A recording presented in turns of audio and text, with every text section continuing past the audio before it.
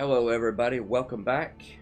Sorry we're getting started a little bit late tonight. I needed to finish some coaching and op.gg review, and I did upgrade some of my channel stuff a little bit here.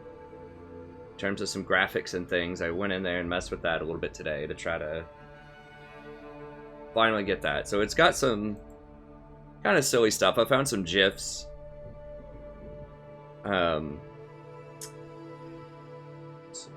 Alert box. If we do like test sub, that's what it'll look like now. Like kind of a cat looking over a military strategy thing, so that was kind of cool. And then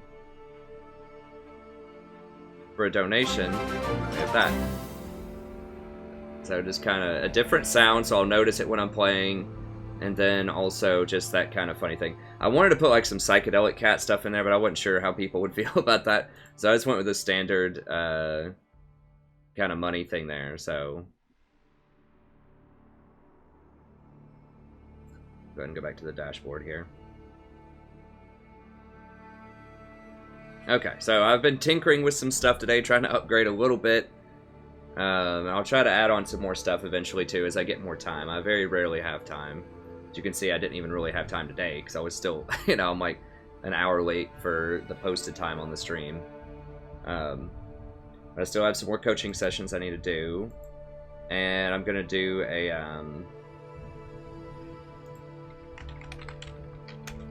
then we'll change this into a team fight video. It has Redemption and Locket in it. I think that'll be good.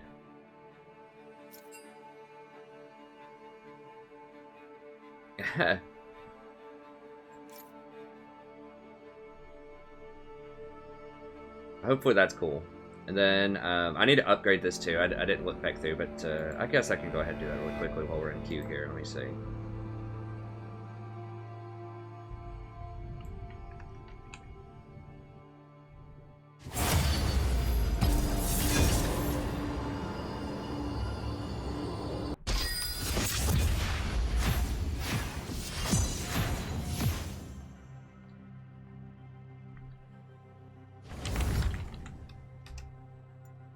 Tilo,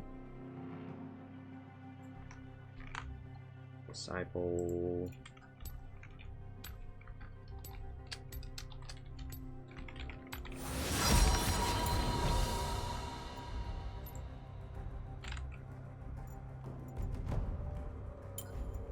get Cassin out of there.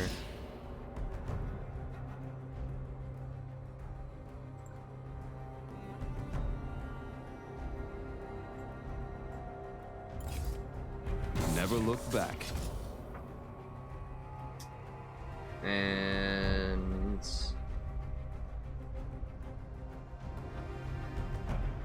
Dylan.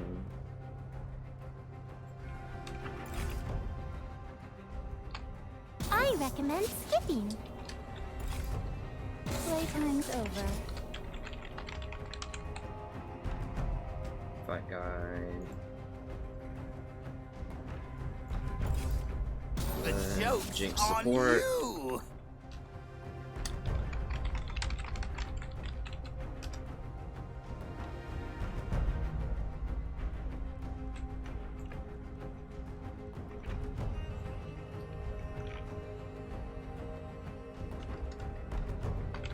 Coaching. Doubt is the greatest enemy. Okay. I think that. Oh, and Larudo's coaching.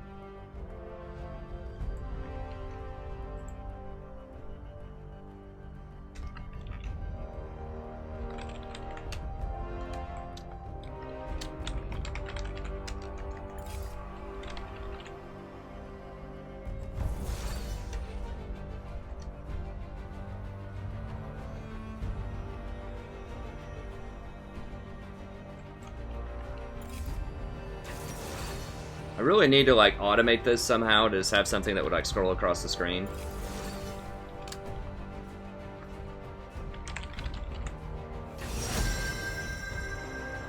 Okay, so I'm trying something a little different today. Lulu is banned.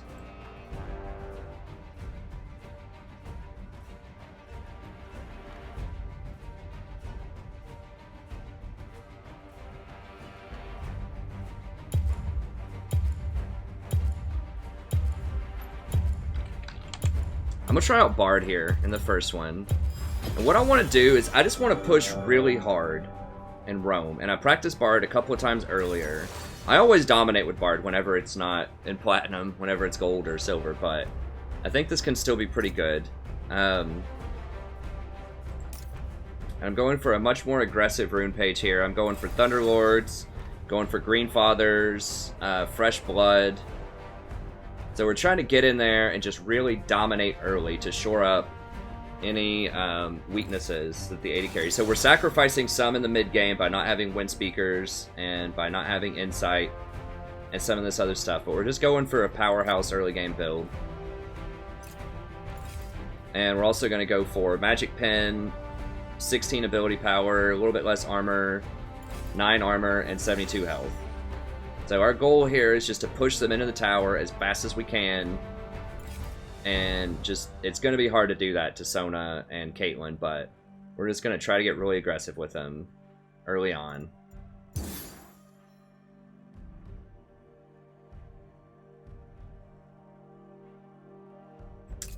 That does almost make me want to run like some CDR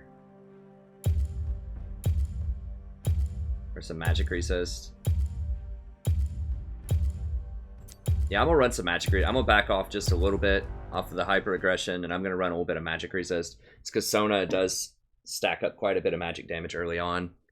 So, a little bit less AP, but overall, I think it'll still be good. And let me tune in here so I can see the comments.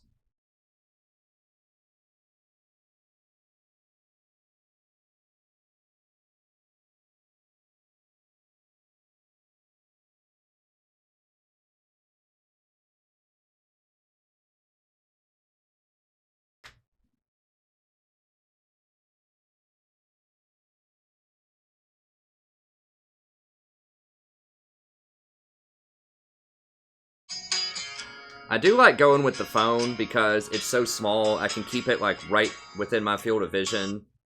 And I think that lets me respond better to comments in the middle of the game. If I have it right next to my minimap, then whenever I check the minimap, I can check the comments too.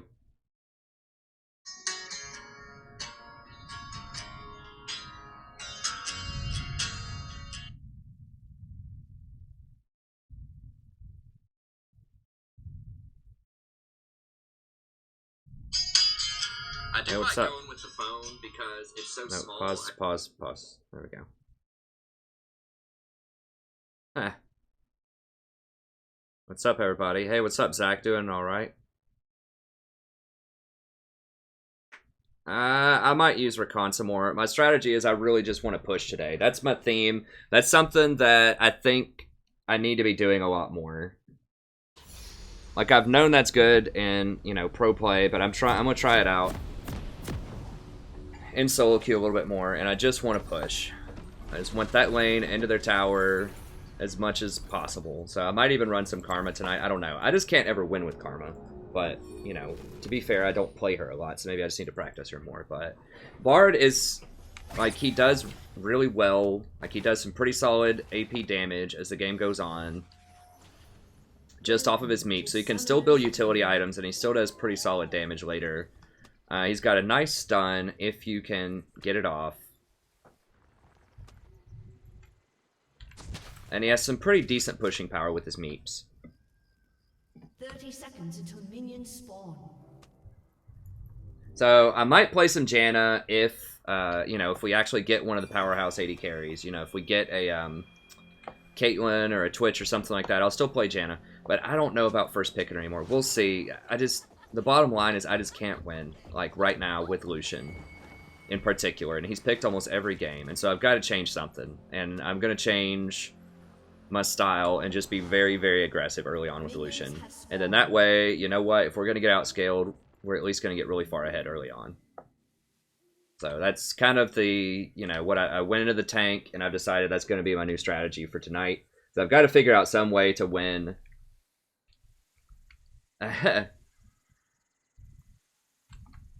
Gotta figure out some way to win with Lucian. That's just it. I mean, I'm just not going up in elo until I figure out how to do that, so.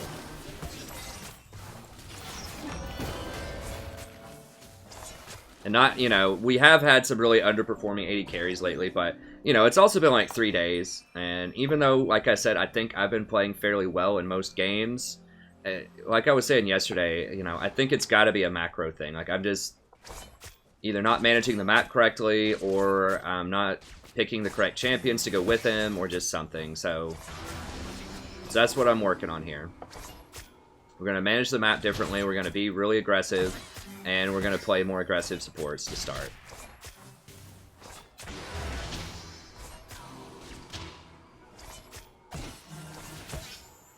So they're just going to give it up and just let us push it in is what it looks like.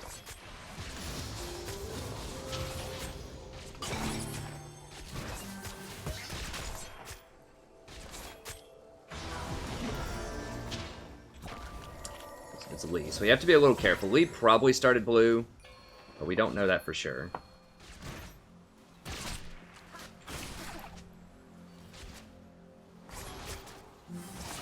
And this is exactly where we don't want to be. We want to be in their tower.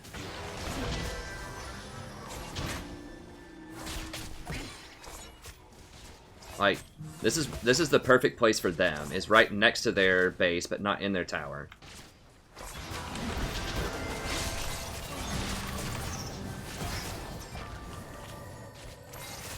Go ahead and put some damage on him.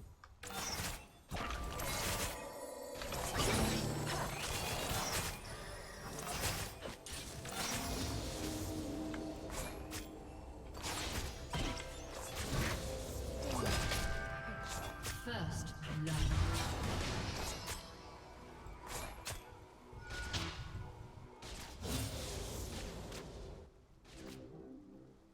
Dude, hit these things.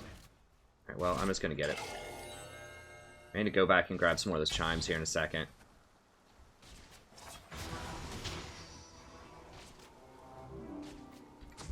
Get that out of there.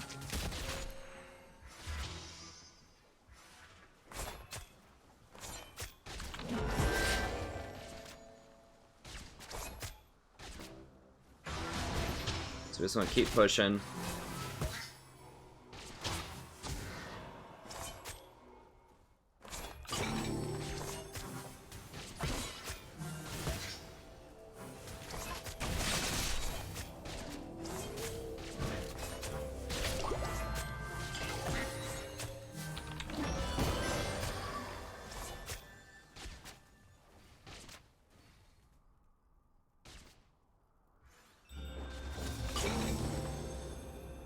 Just gonna go ahead and grab these charms while we're just hanging out.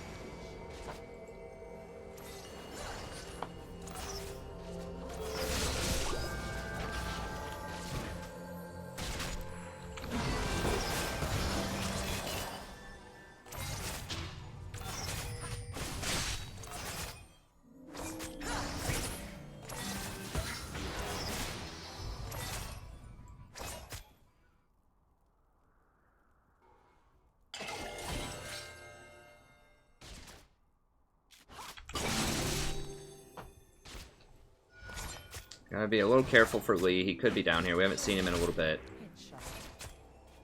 But Graves is kind of close by.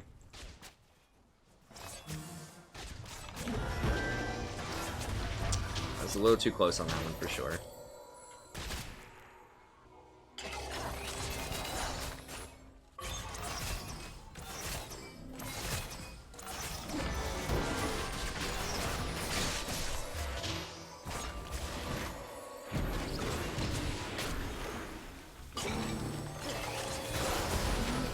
Okay, we got him. We baited him in there. I took a bit more damage than I would like, but we did some damage. We slowed him up.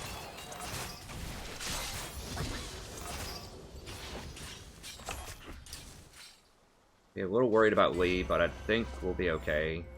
The Bard can escape pretty easily.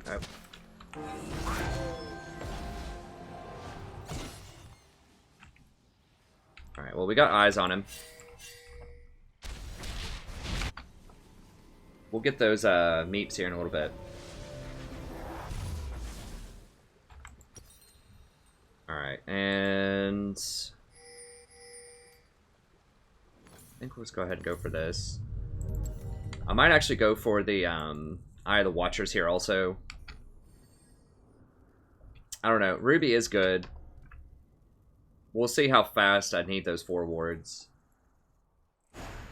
But the extra AP is pretty good on Bard. It empowers his autos quite a lot.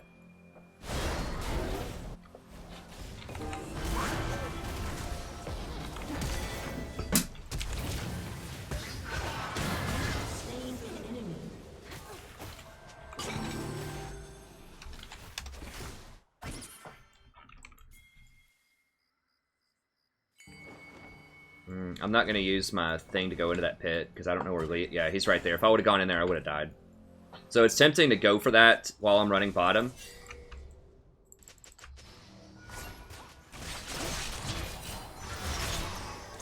Now Lee's probably going to come over here.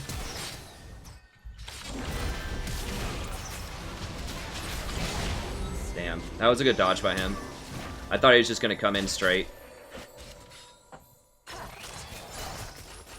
We should have backed up. I knew Lee was close.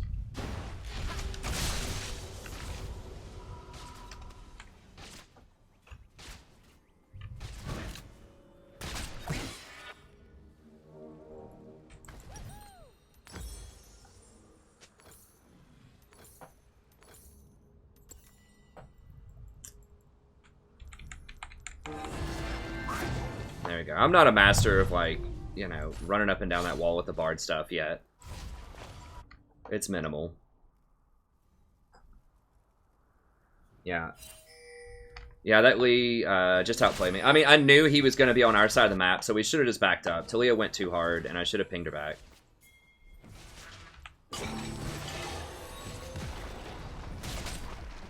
Or not Talia. Zyra.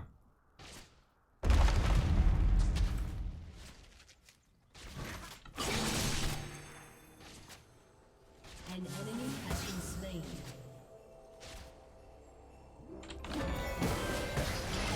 Put a little damage on her, just make Sona use her mana. Every time she has to heal, that's, you know, 1 or 2 less Qs that she gets to harass, so.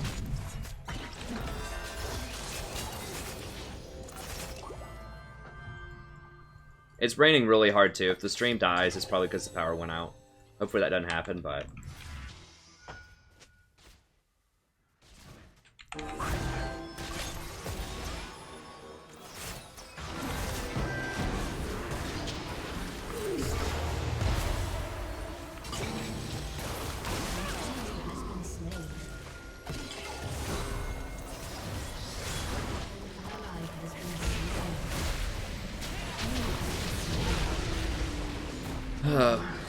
Wow.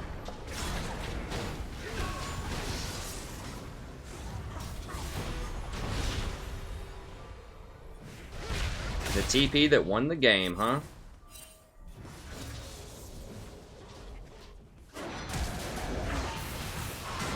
As per usual, a team that TP's better often wins the game. We can still win, but that's astronomically bad.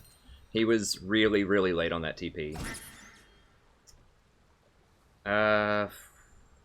Your turret has been destroyed. I don't want a book, but... I guess I'm just gonna get a book. We'll turn it into something here in a little bit. I just want a little bit more damage.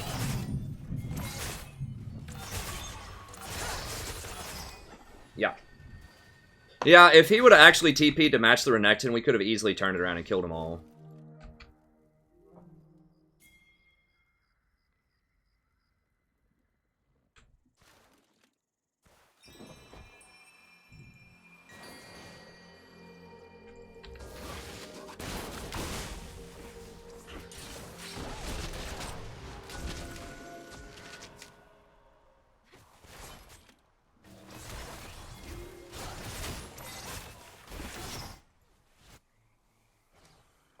Yeah, I need to get all these chimes. I need to get vision. Now, I don't want to give away that we're here, though, so...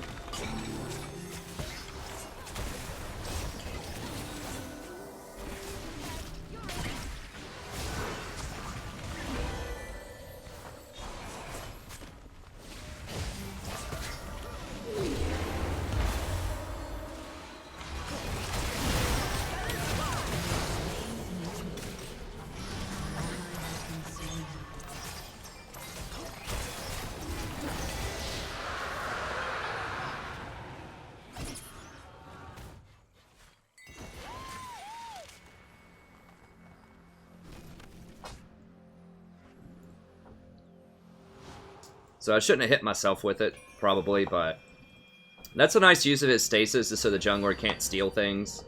Because they can smite through stun, but they can't smite through stasis. So...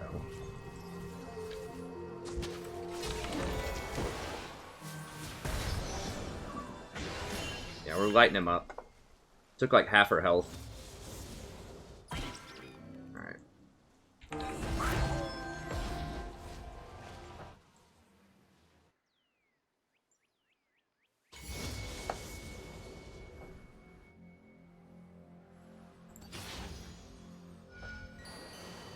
Grab all these chimes really quickly.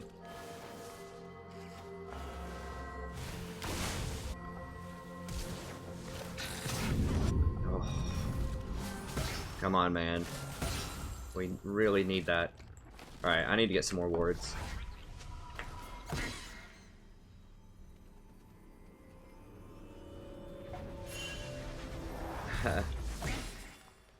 Yeah, you can stop TP with an ult. I am actually kind of hungry, but that is the thunder outside.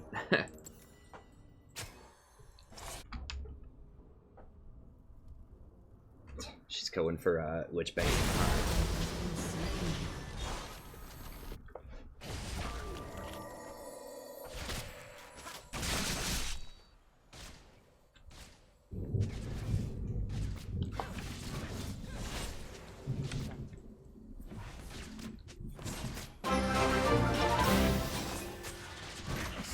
Hey, thanks for the donation, friend. Let's see here. Your turret has been destroyed. I can't see what it is. It'll have to be after the game, but I'll give you a shout out after the game.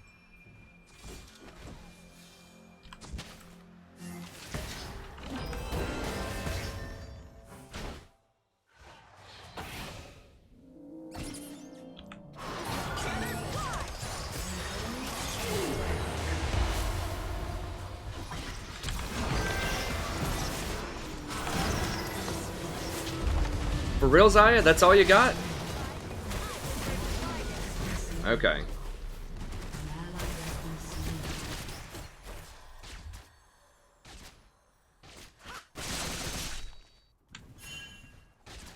Well, I guess I shouldn't have gone for that play. I thought if I stun both of them, she's going to kill them. I mean, we did end up killing them in the long run, but she just... I don't know. Alright. Yeah, I'm gonna get, I'm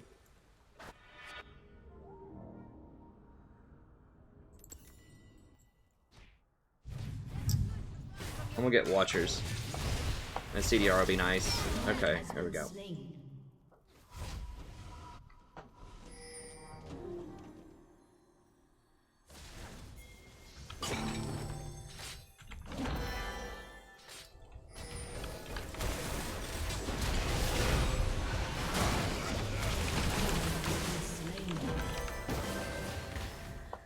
I stunned him off the raptor, but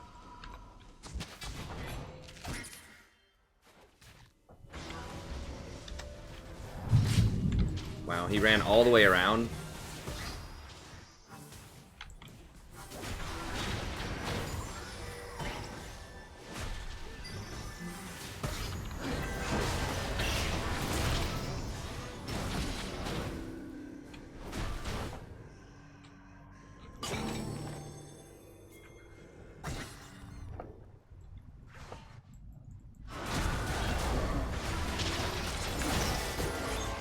Stun! Hello! Like, Jesus Christ. Nobody does anything on these stuns.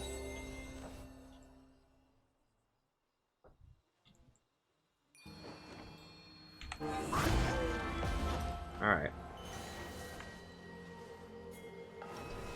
Grab a couple of these.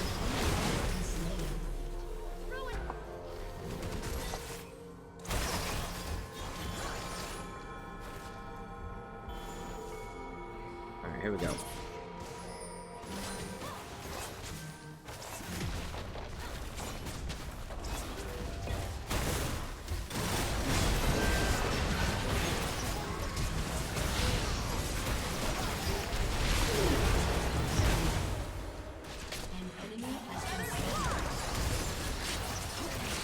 There we go. Get him, boys.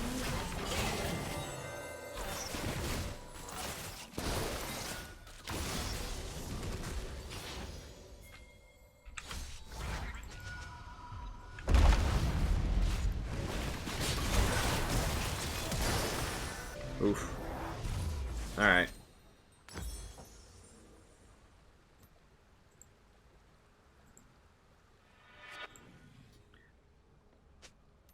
Alright, we'll go ahead and get, we'll start working redemption here.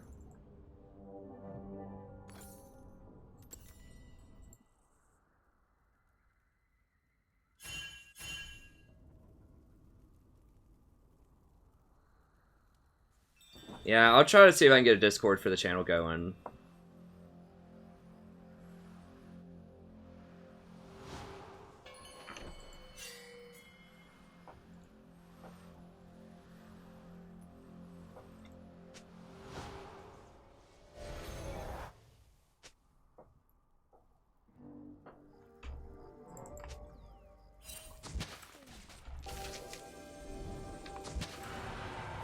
I mean, I pinged it. They just didn't even care. Whatever. It's fine. Oh, God. For real? I should have let it go. Because if they're right there... I mean, I just didn't see them there. They were just sitting there waiting on someone to rotate for the dragon because we didn't have enough stuff going on. See you feel alive.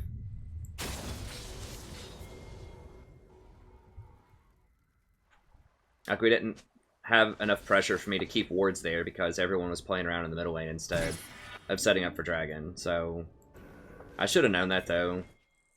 I should have warded, like, over this wall, at least. I thought they just finished dragon, though, so they're all going to be in that pit, but they weren't. They're waiting on me to come ward.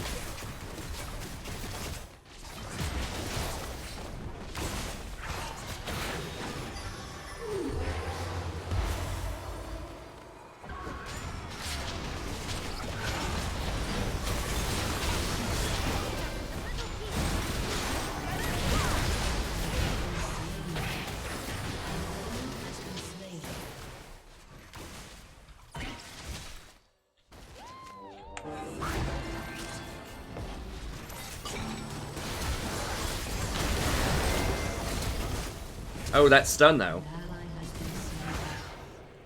You have slain an enemy. Enemy double killed. An enemy has been slain. He's going to be tanky enough for it.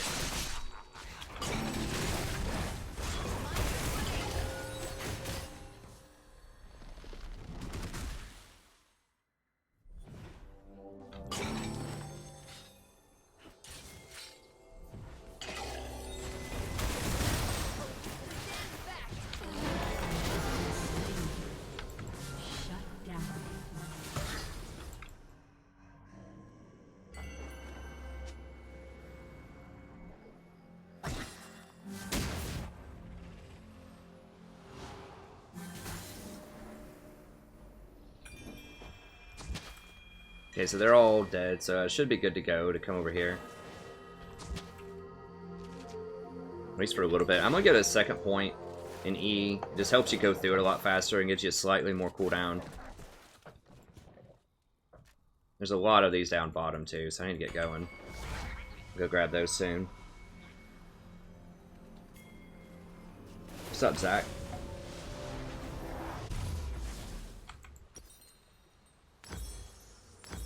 An ally has been slain.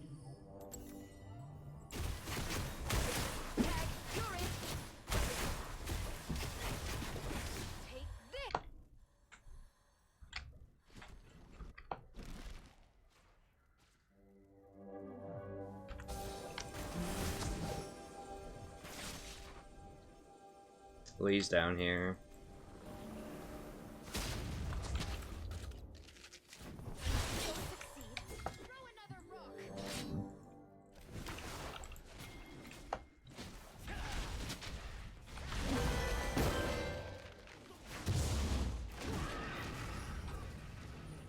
I guess no one wants to defend it. Alright.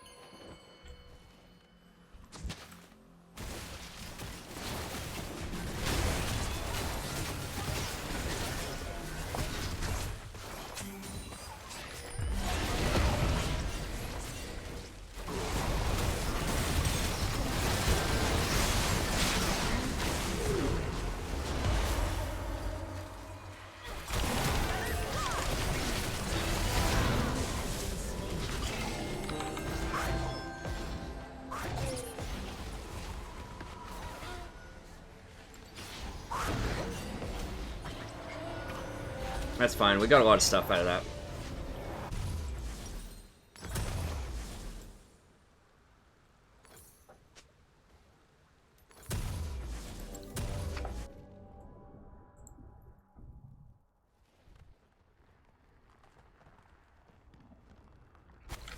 I thought Baron was still really dangerous. I mean, we could have. Mid was the safer play.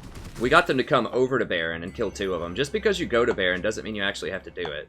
I think it was really dangerous to try to go through and do all of it. Because they still had like 2 or 3 people left, I think. And Renekton's really dangerous in that pit. So I think just getting what was easy, the mid lane.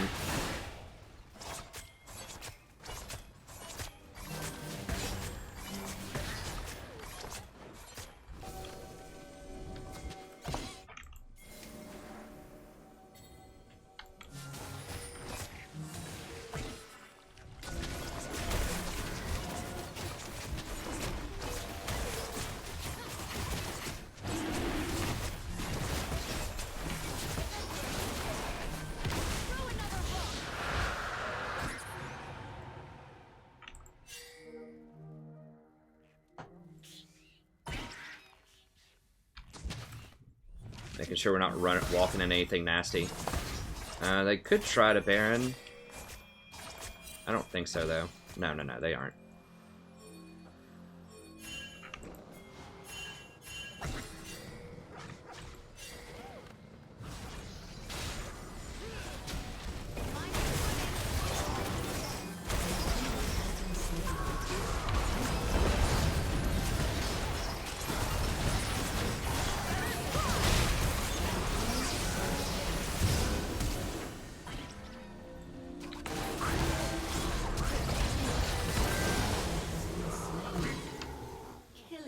Can we get, like, maybe here?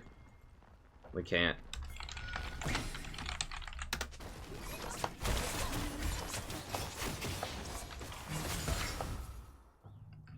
I don't know if we'll be able to get it, but we can...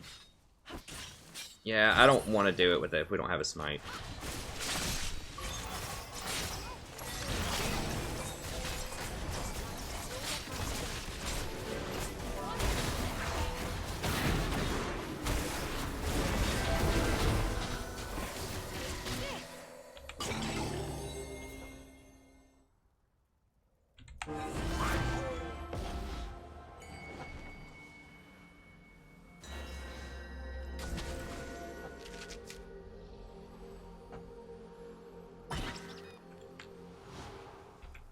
Go ahead and back. Just grab a few of those, put a ward on Baron.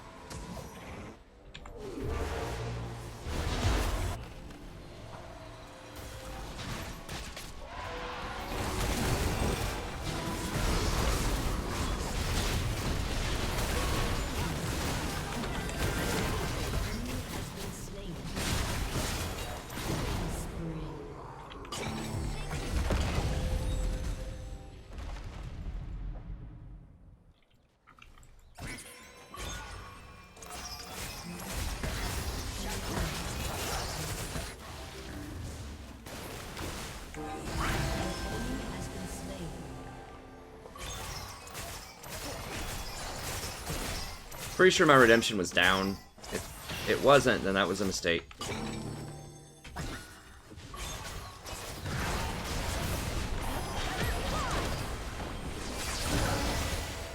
Where?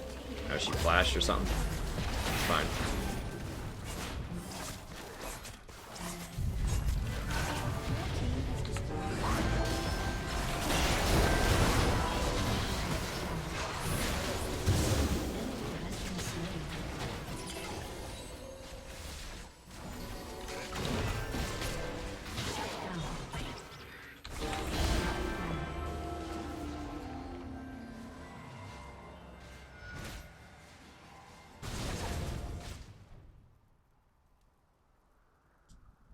Yeah, it would have been nice if we could have done that old cleaner, but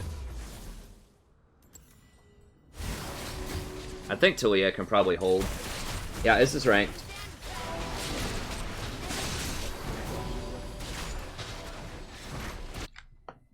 Yeah, I just froze Baron in the pit just to give us more time to get up there and kill them while they were still debuffed.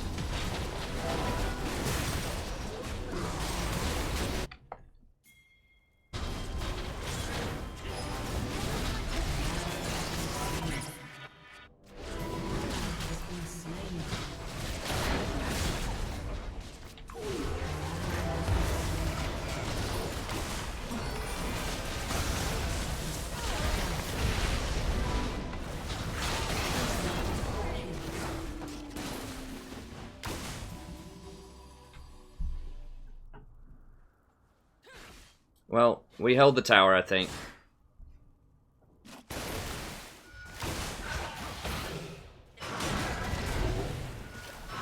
Come on, Graves. Okay. Nice.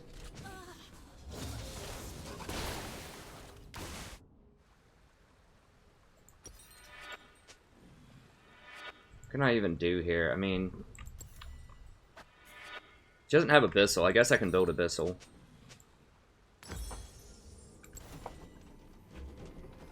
Wouldn't be awful.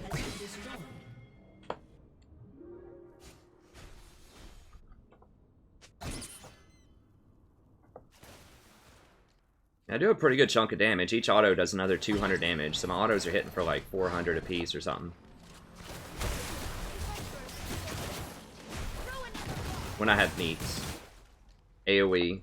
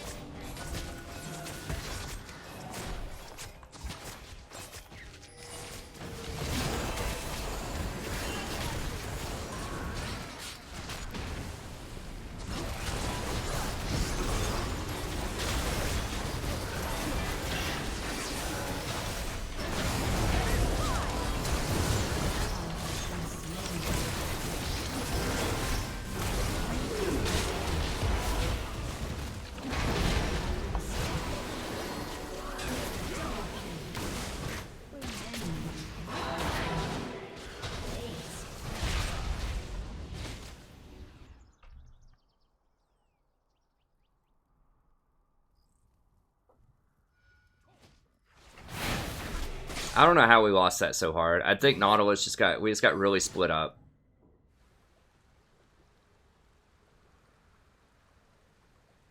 Your turret has been destroyed.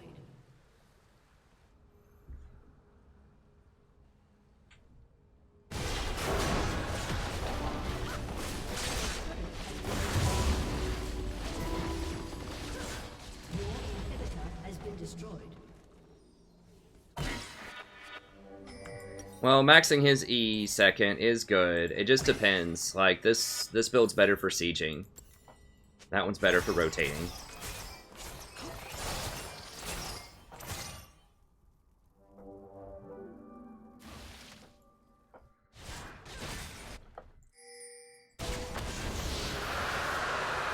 I was late on that one. The enemy's respawns. Your team has destroyed a turret. I need to try to keep Zyra up. I guess... I mean, I need to Redemption the Kate, if I can. Or not Redemption, Ultimate, Tempered Fate the Kate.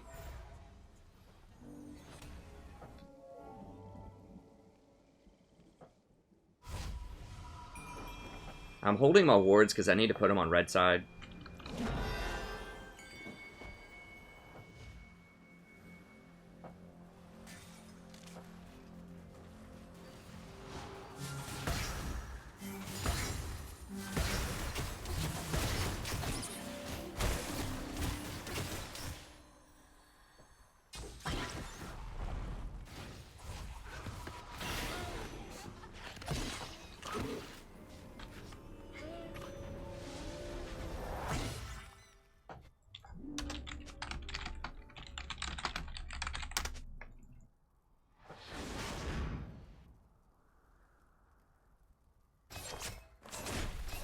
Trying to hold my meeps.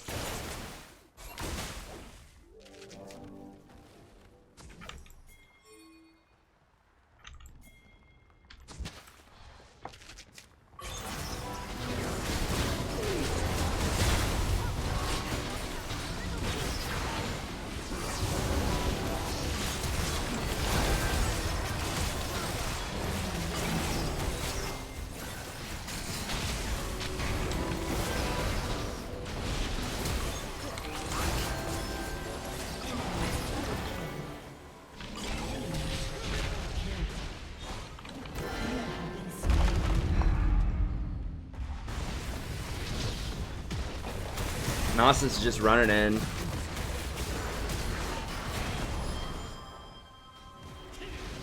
One v 5.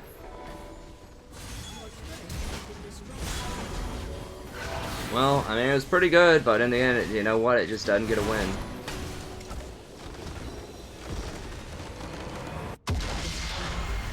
I guess he's excited. So I guess I'm getting placed with golds now, since he's excited about being plat.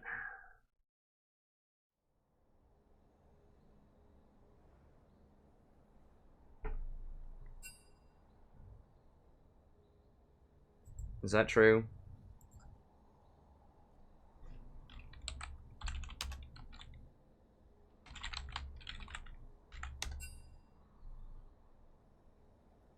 Rito, please. Alright. Well, all we can do is keep going.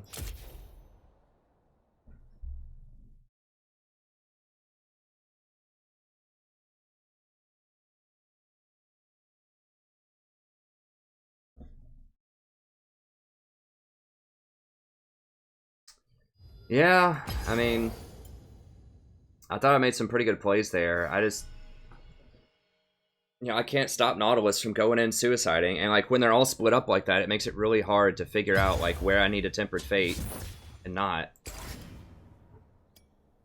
Like ideally, you want to use a Tempered Fate there to split up their backline damage and while you kill their front line, but that's not possible when they're all.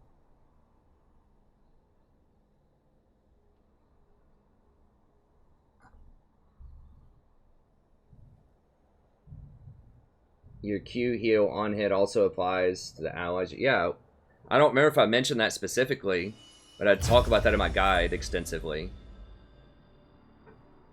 I assume the person I was coaching probably knew that, but...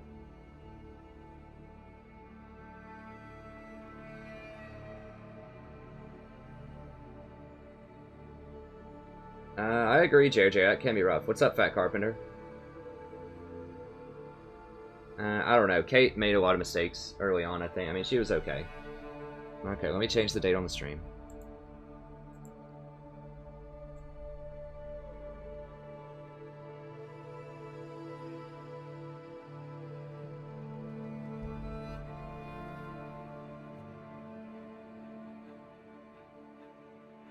I probably just needed a Zyra there.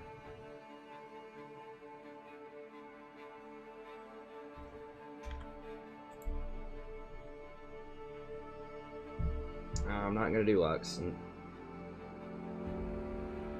Yeah, we were doing well with Barn. We just couldn't do it. I might do Zillion eventually. Oh, hold on. Did someone... Oh, hold on, hold on. I need to play a Morgana game. Someone donated for Morgana. Forgot to look. Thank you for the donation, Jolly. Oh, we got to do Morgana. I'll do a flex Morgana.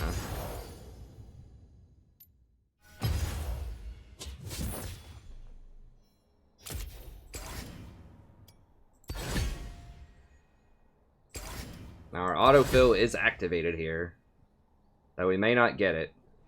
We'll have to see.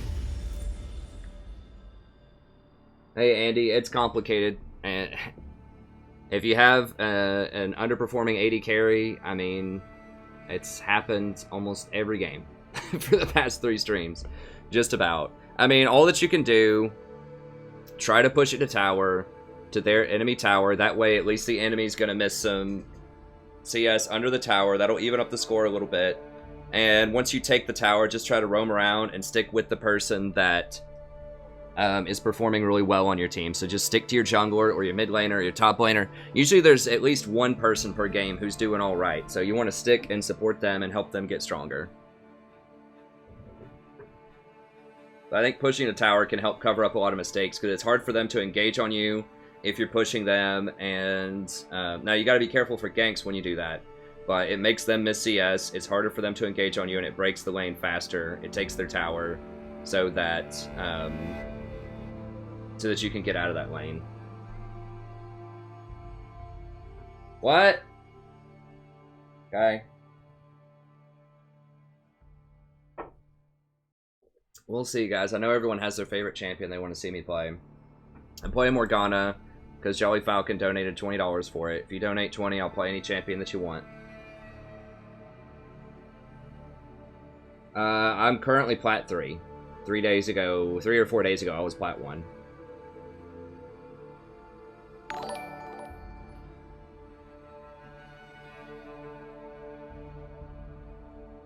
Yeah, I'll see if I can get some Nami in or other things people have asked. You can dodge in a promo. It's a loss, but don't forget that you don't lose LP for it. You only lose the 3 LP instead of the 20, which means you'll get back in your promo. And you don't lose any MMR, so it's not awesome to dodge in your promo, but sometimes you have to if it's bad enough. I think you have to.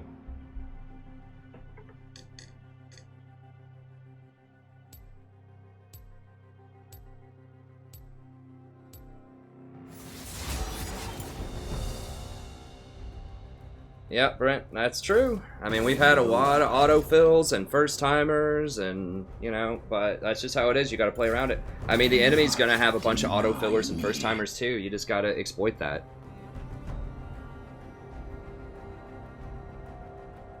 You know, some of it's just been really rough luck. Yeah, I mean, I've had to do that before. So, just as a quick example, let's say that you are winning and losing 20 LP per game, or let's say that you're ahead of the curve. Learn from your mistakes. Or no, we'll say that you're winning and losing 20 LP. Let's say that you win your first game, you lose your second game, so now you're at 80 LP. Actually, no, that doesn't work. If you lose your first game, win your second one, then you're at 100 LP. Ban. I guess I'll just ban Lulu. I recommend Lose your first one, that brings you down to 80. Win your second one, that brings you to 100. Well, I guess if you're winning and losing the same amount, it's not as beneficial. But let's say that you are only gaining 17 and losing 20 or something like that. Like if you're on a loss streak or whatever. I don't know where I'm going. I'm zoning out on it. But it can be useful because you're only going to lose 3 LP instead of 20, and that's going to ensure that you get back to your series faster. Guaranteed 1 game to get back in it instead of potentially 2 games. So if you lose 2 games, then it's going to take you 2 games to get back typically. But if you lose 1 and then dodge 1, then sometimes you can get it back in 1 game depending on how the math works out.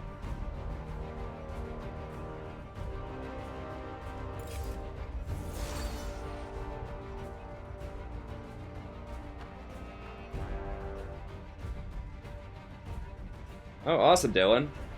Hope your recovery's going well.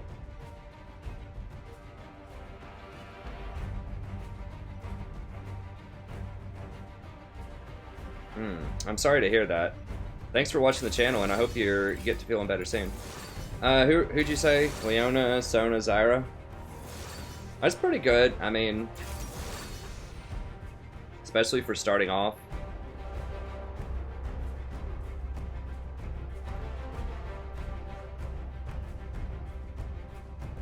If you like Leona, I'd recommend Nautilus. Hold on, let me figure out what I need to do with Morgana.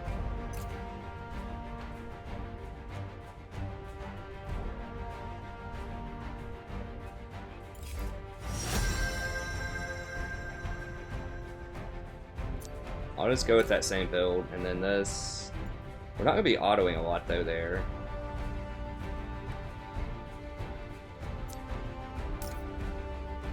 We'll go with Thunderlords. Oh. Dang it! Hey, what the?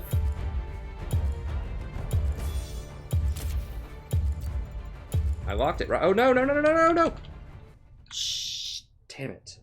God, I hate this new client so freaking much. I was trying to split the points, and I guess you have to press shift or something to do it now. It was moving all 5 points. Why does it do that? Why can't I just press one button and move 1 point over? Okay, well, it's going to be 5 minutes, and then we'll play the more game.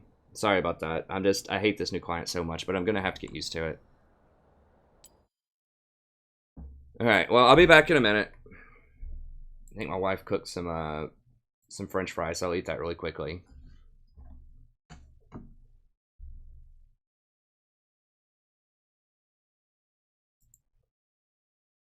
Alright, so let me put up the stream thing.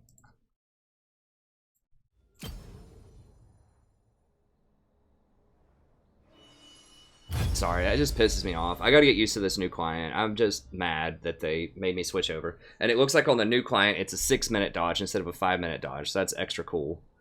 But anyways, we'll be back in a second. We'll get the more game in.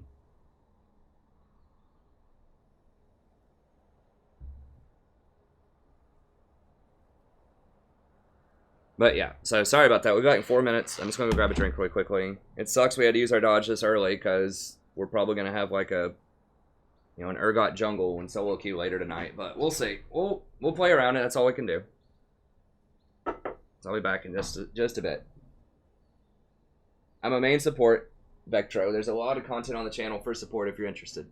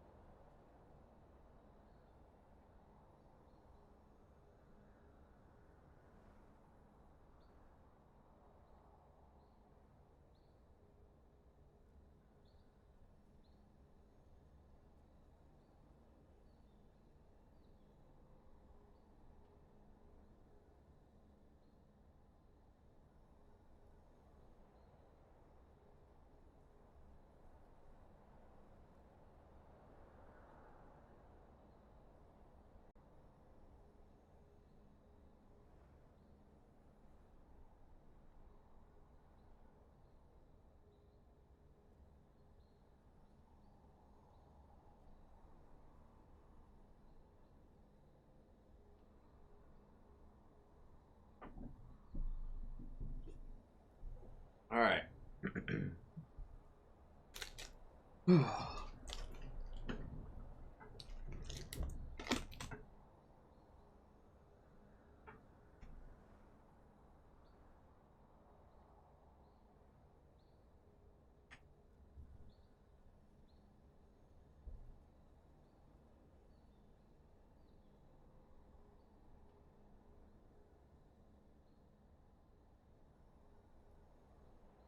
I do have a cat, Tweedle.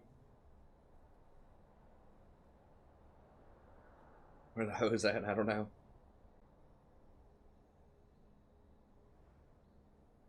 Yeah, I'm sure it's some kind of button. I just don't know. I just don't know why they switched a lot of it. It's an old man. I like my client the way that I like it. What's up, Danny?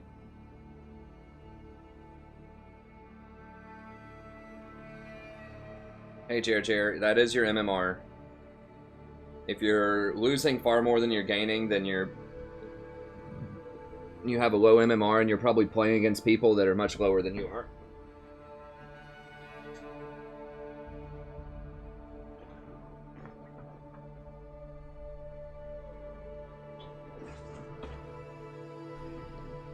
Alright, so we're doing Morgana.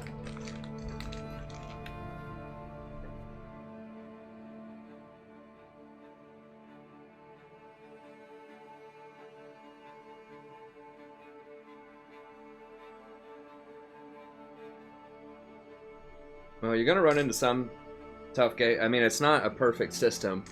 You know, you have to gauge when you should dodge and when you shouldn't dodge. And you still have to win games to go up.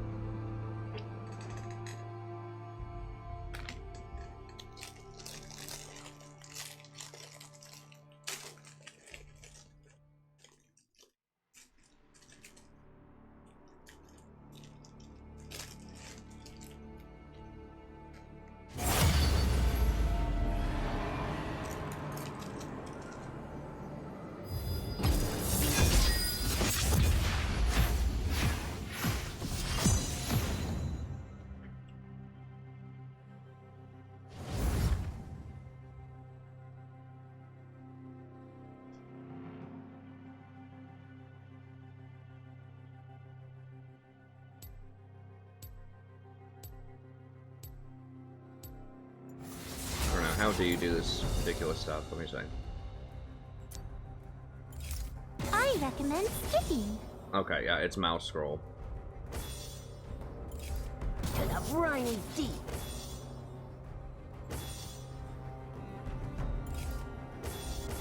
Why can't I just left click and change it? I don't understand. Is it fancy because you have to mouse scroll? I don't know. Whatever, that's fine.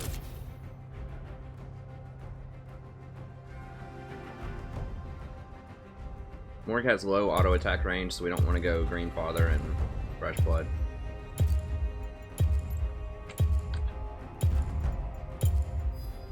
As you wish.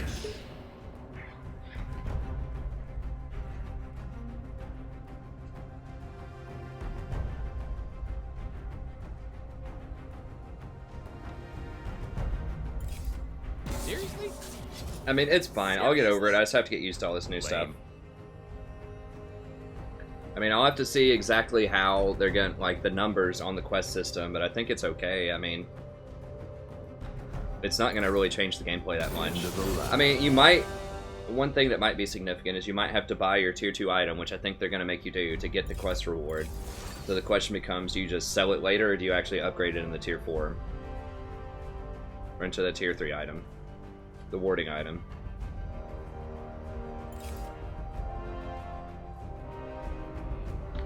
So it says quest, but it's basically you just do the same stuff you would normally be doing. Like stand around creeps for the coin, auto attack people for the other one, and kill so many creeps with your relic shield, so...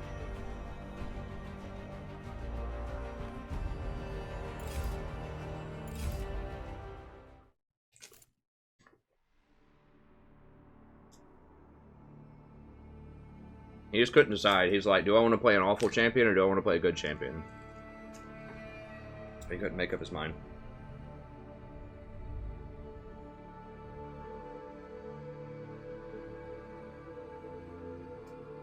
Yeah, there's some pretty good stuff on the new client. I mean, I just have to get used to it. I was just frustrated there because I was already scrambling to figure out what I wanted to do.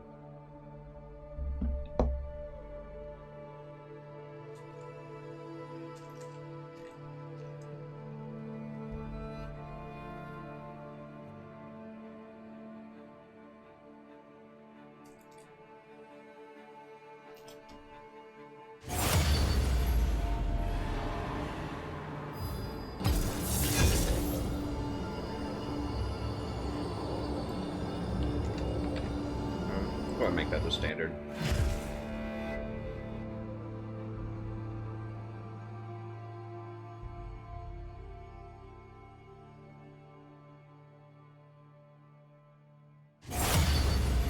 Thanks so much for the sub, Faith and Glory.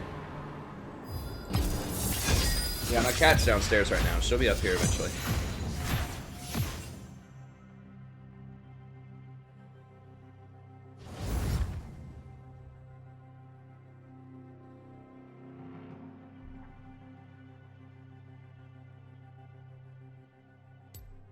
Yeah, the item sets kind of sucks. Hey, what's up, Edwin? Hey, I said I am a real professor of sorts. I don't have tenure, but I do teach students at a major university.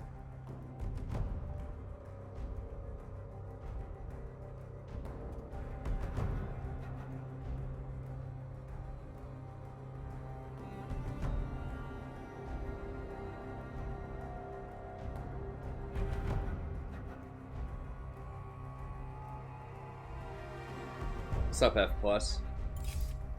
Fine, I'll just be over here, sharpening my feathers.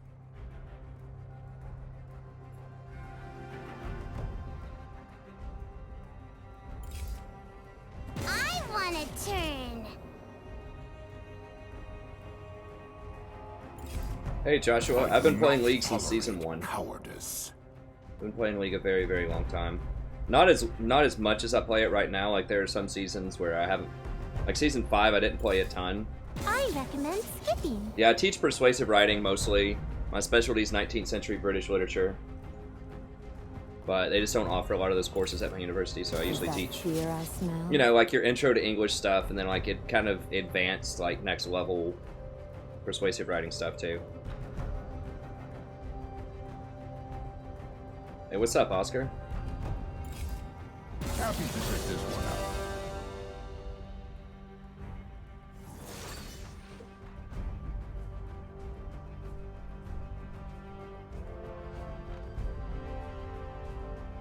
What's up, Lightspeed? But yeah, like Season 5, I didn't play a ton, like some. This season, by far, I've played the most, because I have the channel.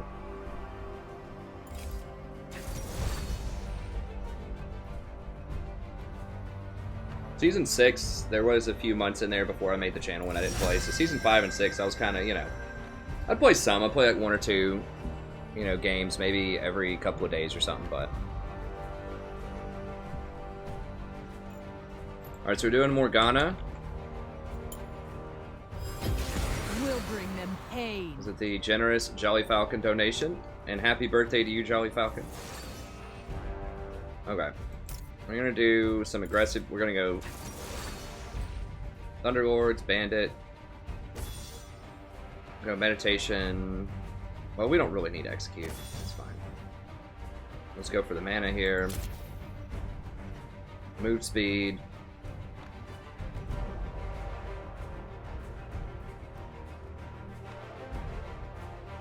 That looks pretty good.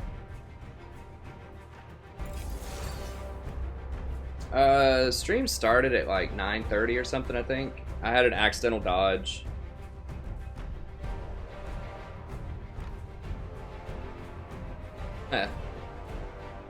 Well, it's hard, Book Birdie. The fact that I have a channel helps. You know, I just have to keep going, basically. But, you know, sometimes you just have to work your way out of it. You just keep going. I mean, eventually you can go on really long win streaks, too. I've had win streaks as high as, like, 19 or something before. But, you know, you just have to think about, like, what do you need to be doing to win the game that maybe you aren't doing? I didn't even realize, what is this skin? Oh, Victorious Morgana. Oh, we'll do Ghost Bride. I like Ghost Bride. So for me, you know, I need to be pushing more, I think is the big deal. Probably similar hours, Joseph. I think I can work out a deal. I'm gonna take exhaust too. I tried ignite last game, I'm not a fan. It's alright. But we don't have a ton of kill pressure in this lane. I mean some, but probably, I mean, I think I can work out a deal. It's my wife, where I'll look after it for like 4 hours and the, you know, our daughter for like 4 hours in the early evening, and then she can look after him late. I mean, we'll see. But yeah, the intent is to keep similar hours. Every now and then I might have to take like a, you know, a small break or something to like change a diaper or whatever.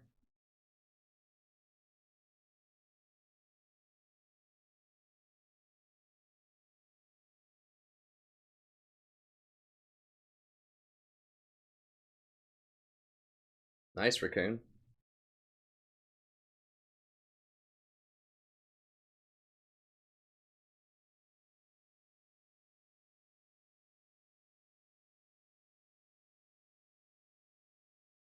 Heh.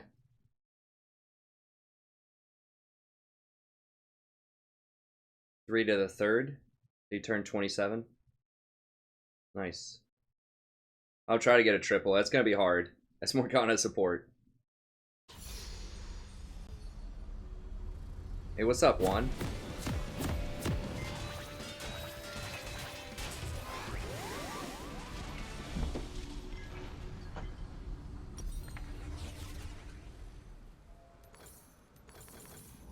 Alright, so we're just gonna push this lane in, basically. Keep on pushing.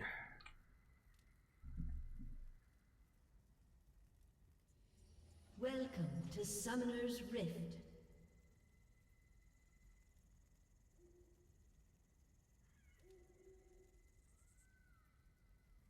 Yeah, we have a pretty good team comp.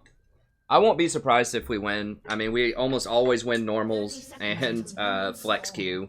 We get much better quality players when we play with gold and silver than we do when we play with platinum.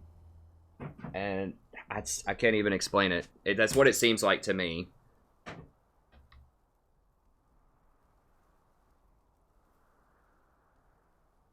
But, I mean, it could, you know, there could be any number of things that contribute to that. Minions have spawned. Actually, let me go ahead and take that off of there. I'll charge it between games. Yeah, this is a donation game. For anyone that is curious, it's for Jelly Falcon. It's his 27th birthday. Either his 33rd or his 23rd, but I think he was saying to the power of 3 with that. What's up, Banana? Okay, they're gonna know Graves didn't start his red, but they might think that he started blue, I don't know.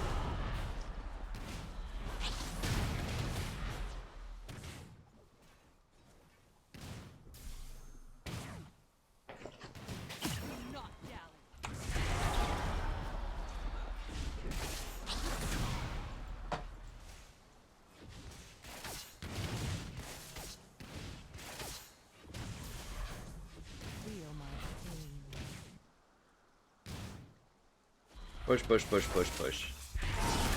That's what we're doing.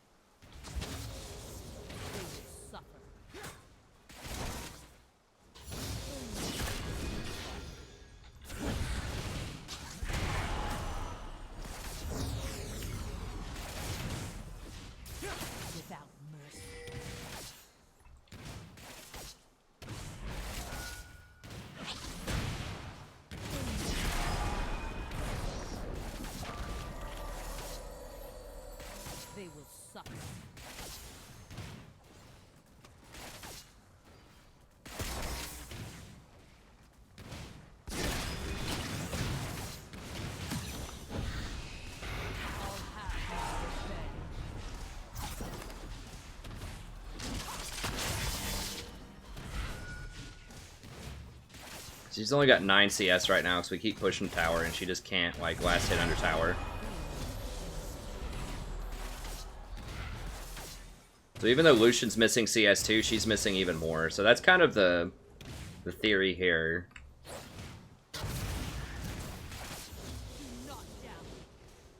I'm gonna go ahead and get one more point in W. I'm gonna try out this, a little different of a build here. I'll get one more point in W just to push it faster.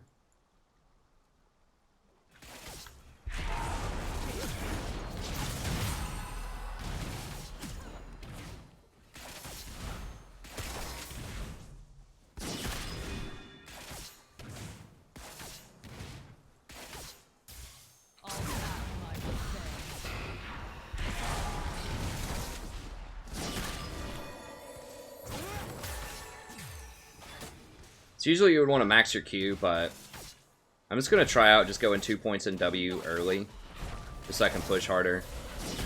And then I'll max out Q. First blood.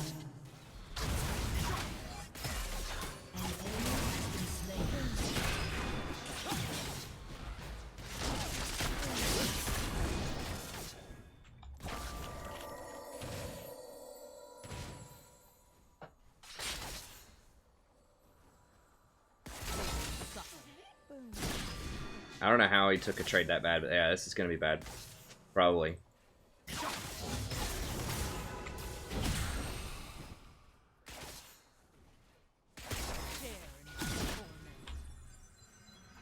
Now she's catching up because he took a terrible trade.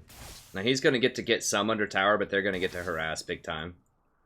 And he's probably going to miss a lot of this.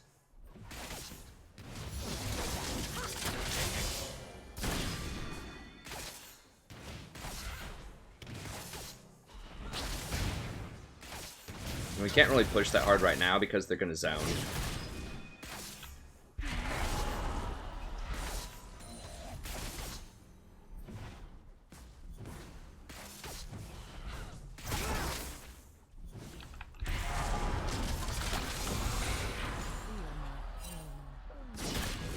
Yeah, you took a bad trade. You don't get the CS.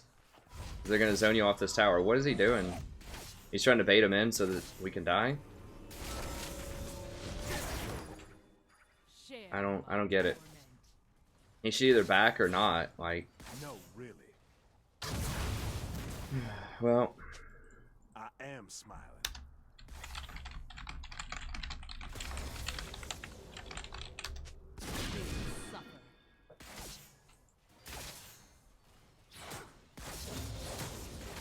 he should have just backed and just given up 6 CS. But now he's just going to keep missing because he's never going to heal because he doesn't have Warlords.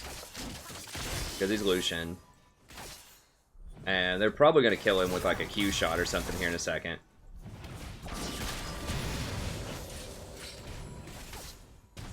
I'll have my revenge. Like, we can't fight him and he's just... How many is he going to miss here? An enemy has He's been missed a lot. So now she's up 6 and he refuses to back. So she's probably going to be up 15 by the time he actually backs. Like, we were up like approaching 10 at one point, and now she's going to be up like 15 because he took a bad trade and refused to back.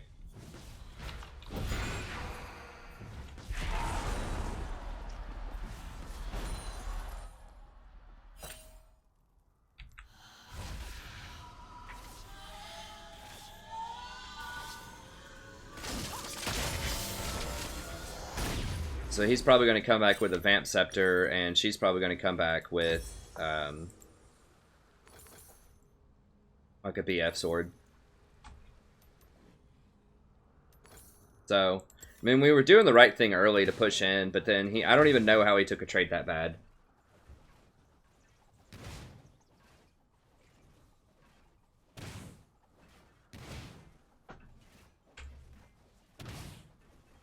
Oh, he get a BF Sword. Okay, I'll give him some credit. I think he might be going Essence Reaver. Well, that is good news. We might actually be able to kill him early.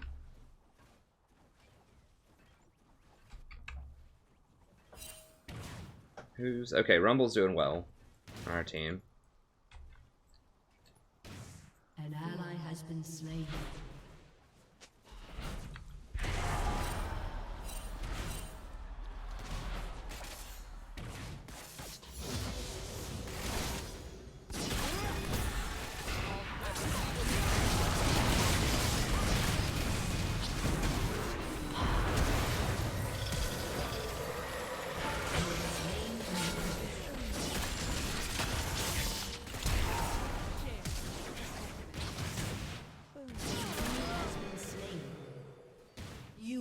For real? How'd she shoot me that far?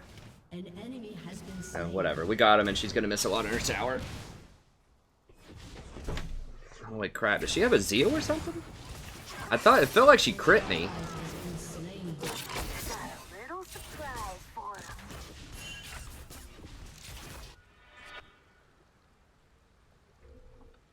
Without mercy.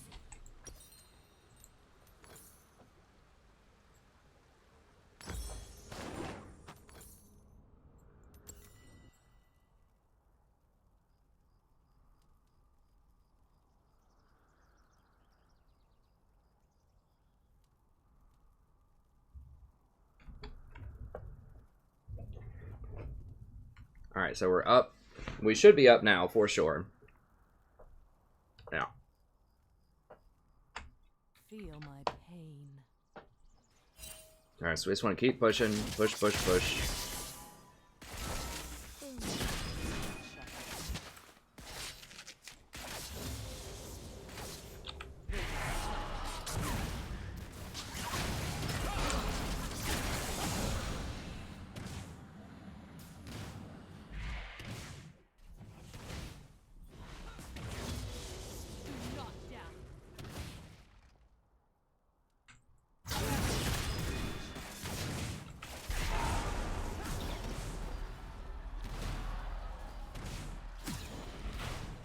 I'll have my revenge.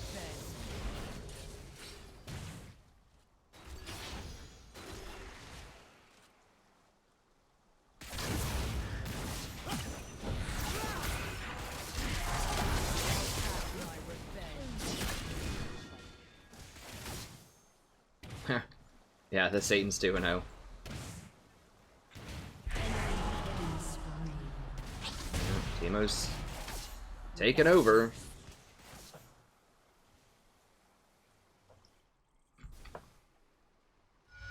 We pushed in, so now we can ward a little bit.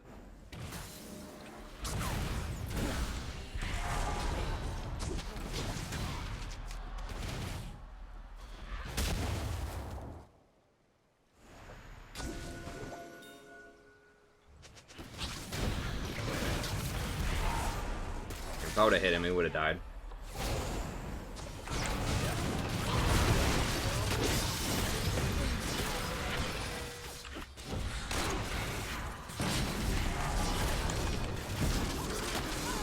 Has been slain.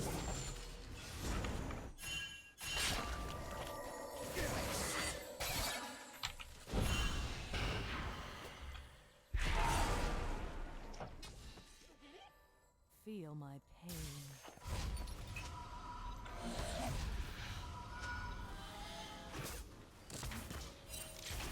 I don't know which glitch he's talking about. Alright. We'll go ahead and get it. Our Eye of the Watchers here. Pretty good on Morg. Give us 4 wards. Help us dominate the vision game a little bit more.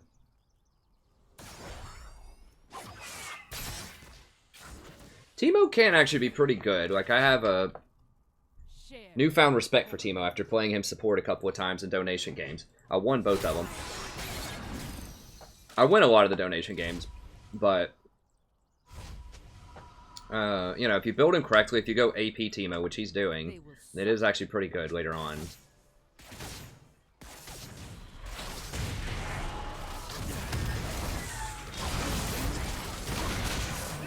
Has been slain. Without mercy. Step up again.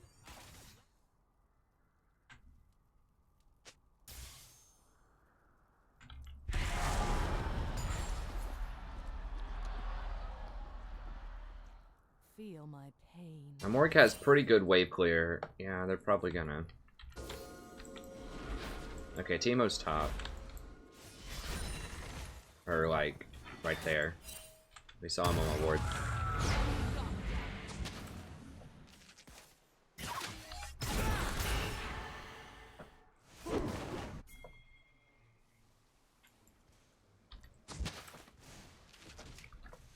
I'll have my revenge. Push this in on the way, just so maybe he'll get the tower.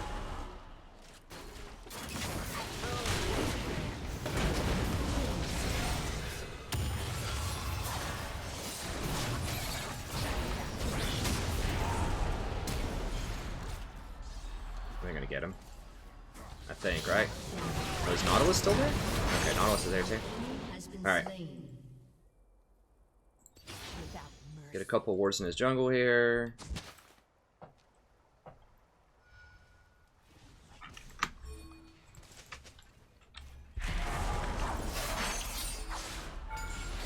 And this should give us this tower, I think. Graves is stealing his red. I mean, that's alright, I guess. Your team has destroyed a turret. They will suffer. Your team has destroyed a turret. Your turret has been destroyed. Feel my pain.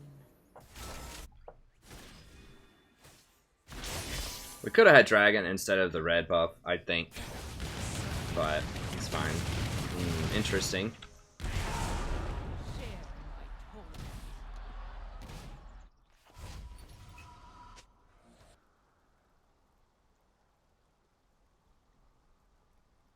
Alright, I'm gonna push one more wave up. So they're probably gonna rotate mid. I want to force them to come back down bottom. They will suffer.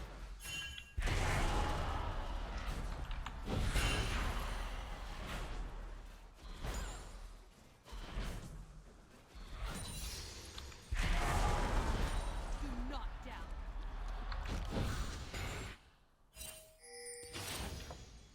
Or they might go Dragon. Or at least make them miss a wave here if they don't want to come bottom. Alright, so we're gonna go...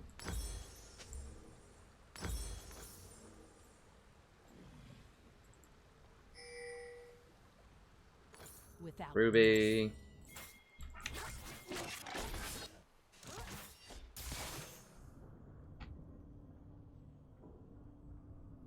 An enemy has been slain. An enemy has been slain.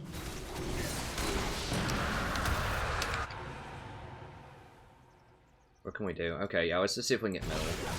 Getting bottom would be a good idea too. Okay, Lucian's going bot. share in my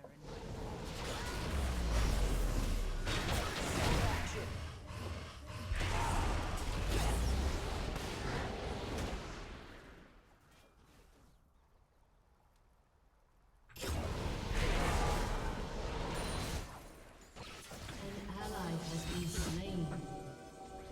We got T-mode. Has been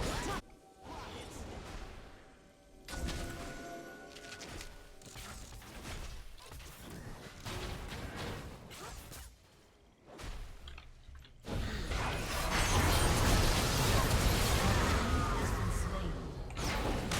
Make sure we get that.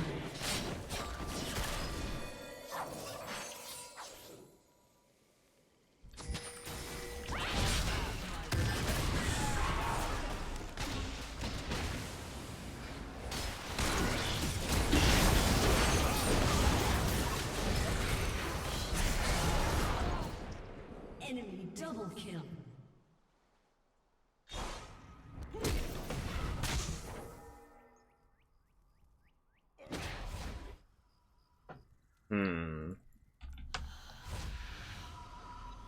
Who got those kills? Caitlyn. It's not good.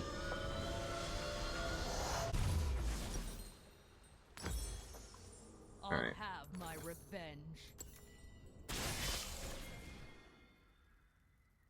Hey, what's up, Al Bundy? An enemy has been slain.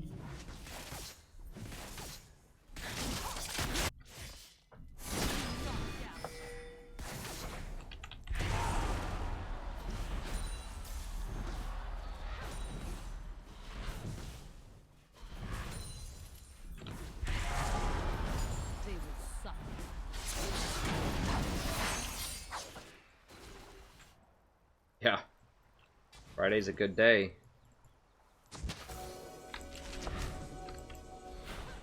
Do not doubt.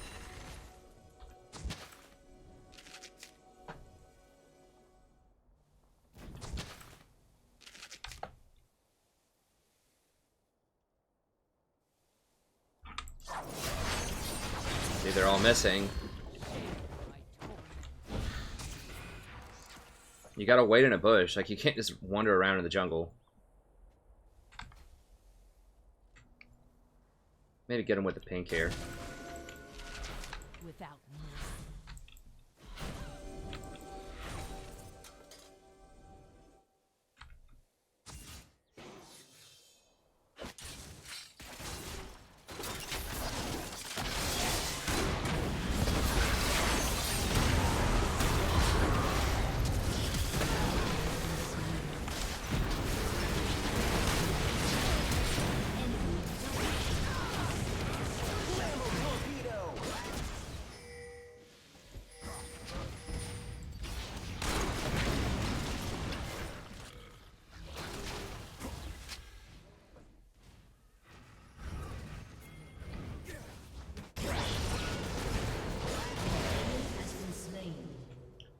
Well, that was alright.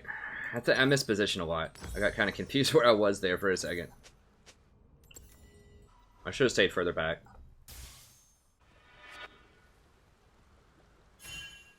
Hey, what's up, Arthur? they will suffer.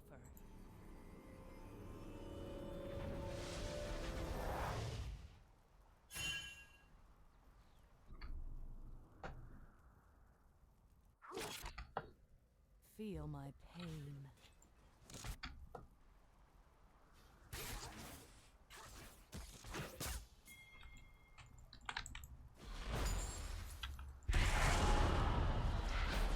I'll have my revenge.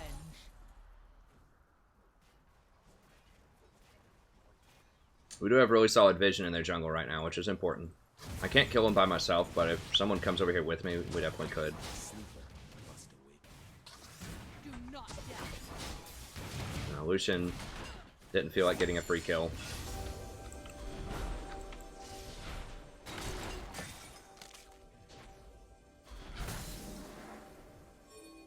I'll have my revenge.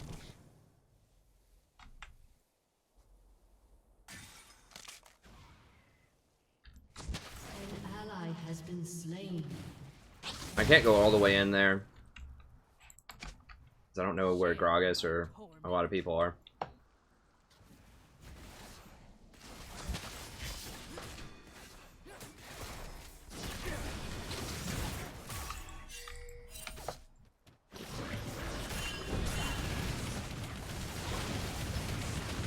An ally has been slain.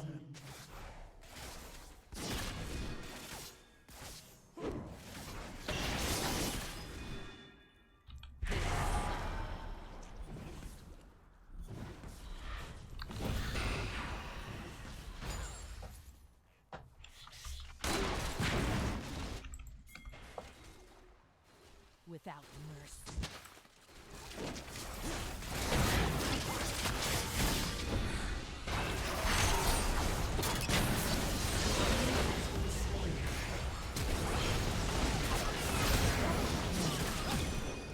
Killing spree.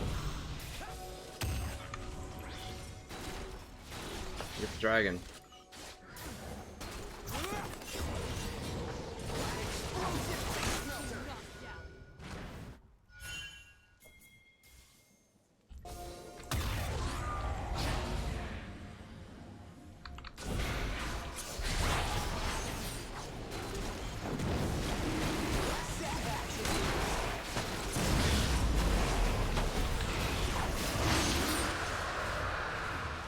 Anytime you kill something, just go get the free thing. I'm gonna hold middle while they all run bot. I'll have my revenge. They don't counter push mid. We've got enough ward coverage. I think it'll be fine.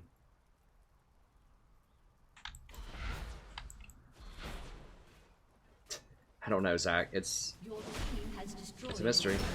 Well, keep in mind, this Lucian, this is a flex game. So this Lucian probably is, like, legit, you know, gold 5 or something like that. I mean, he could even be, like, unranked if he's just playing with his buddies.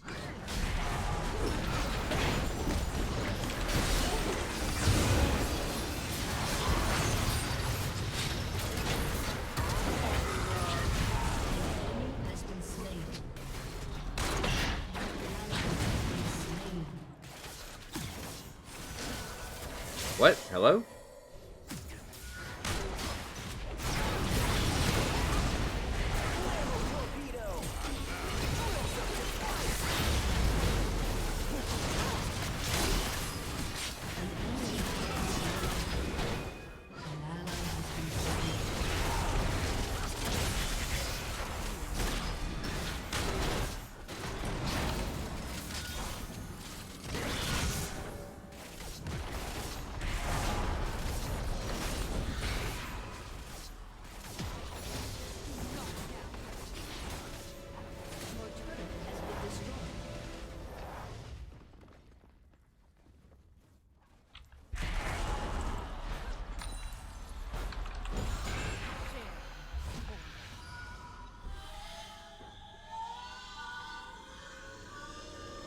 Good job, Lev.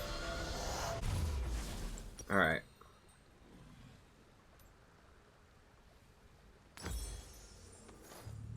I'll have my revenge.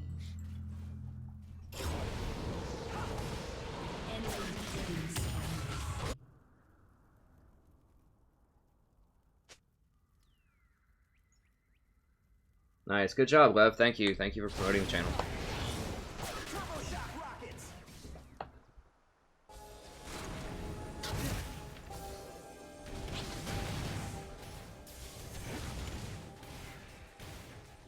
Feel my pain.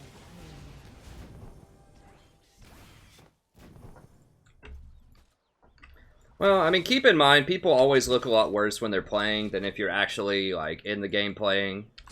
'Cause it's a lot easier in retrospect to Without see, mercy. you know, a lot of mistakes. Whereas, like, when you're in the moment, you know, sometimes it's difficult to see exactly what's going on. You're trying to process a lot of stuff. I know it doesn't protect that, but I was afraid Gragas might try to, like, flash E in and barrel off of that also. It's not going to prevent any damage from the shot, but I thought her putting up that shot meant that Gragas was about to go.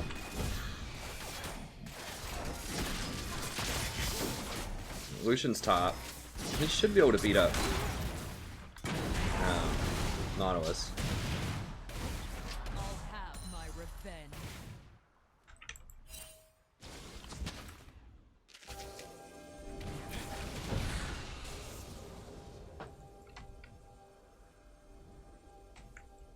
Do not doubt.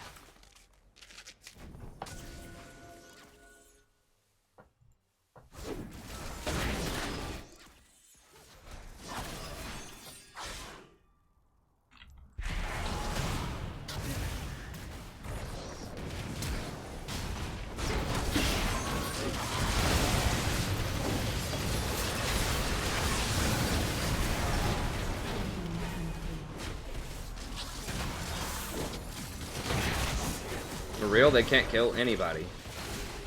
Okay, here's Rumble. Rumble's got some people, right?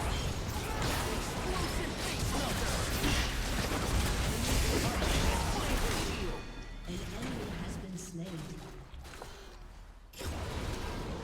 Caitlyn's a big problem.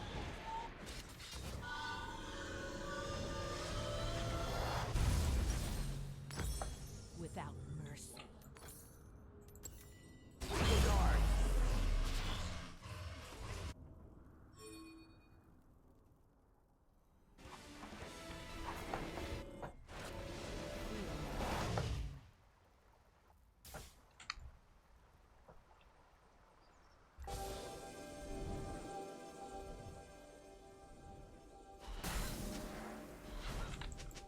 They will suffer.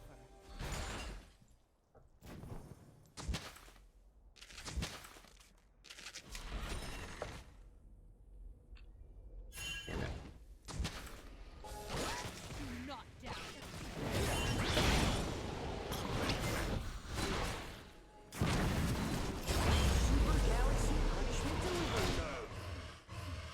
Alright, we got their TP. It's fine. Good enough. I'll have my revenge.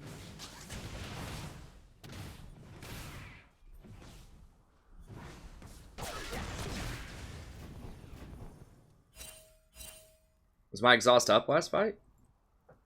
Share in my torment.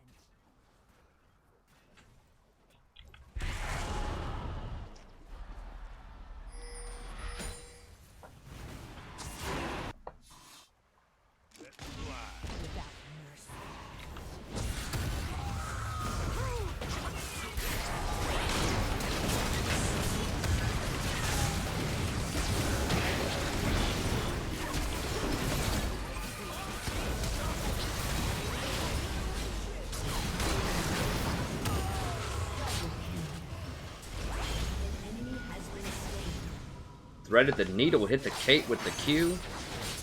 Brutalizing.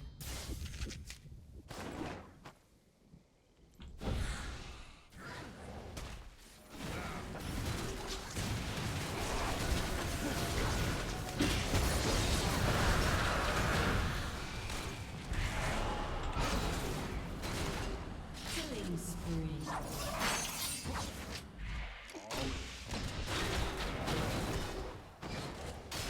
Without mercy.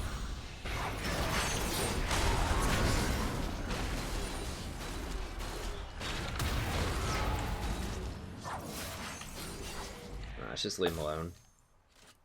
Share in my torment. It's just too hard to kill.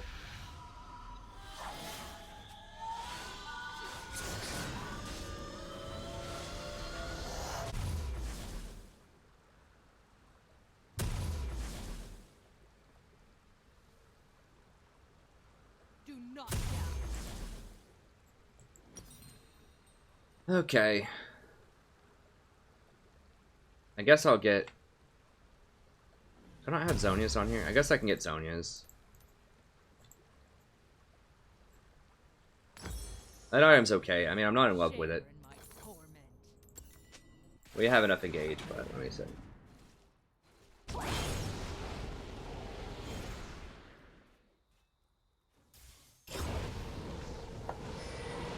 Without mercy.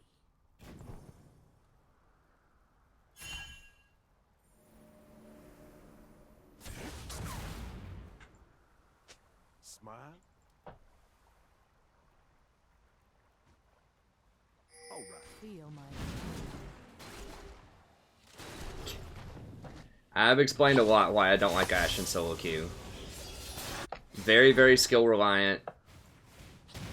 Low damage have my revenge. compared to other options that are available.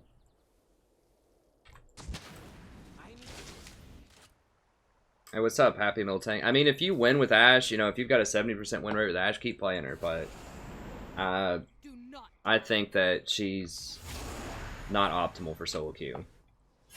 And I mean, it's not like I'm alone on that. If you go look at any, like, solo queue website, I mean, we can look after this and just look at, like, Nerf Please or something else if you want a second opinion. But I'll bet she's, at best, a B-lister and probably a C-lister, honestly.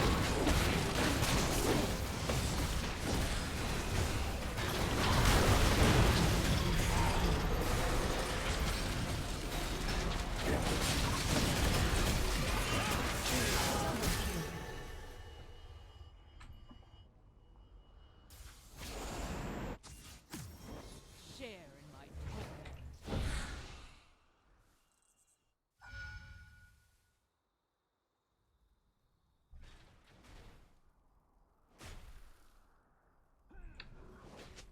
Yeah, John's definitely right about that. If you play champs that are more straightforward and linear in the way that they play, it gives you a better chance to work on your map awareness.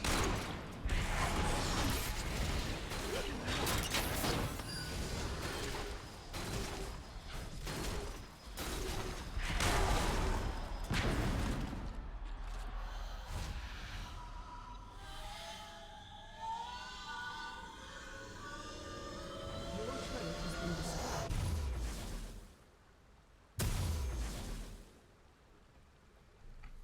Feel my pain. We'll just hold off. We'll save pinks.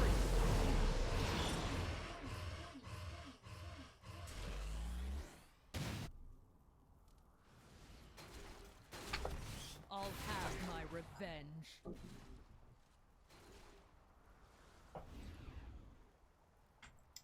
Yeah, we just we didn't get the Caitlyn. Caitlyn's the one that matters. We gotta get Kate. We don't really have a good way to get on her unless she gets flanked by like Talon or something. Rumble, like, I hit a miracle Q on her around the dragon fight. I threw it through like 3 people and hit her. But you know, it's obviously not gonna happen every time. So,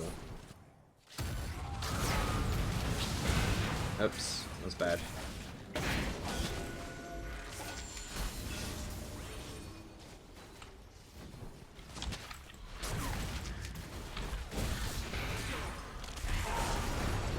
That right there would have been a great spot to get him.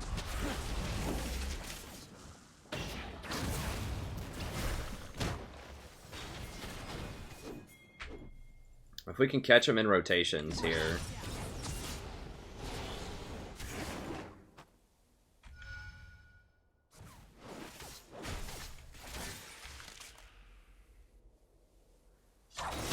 There we go. That's what I'm talking about.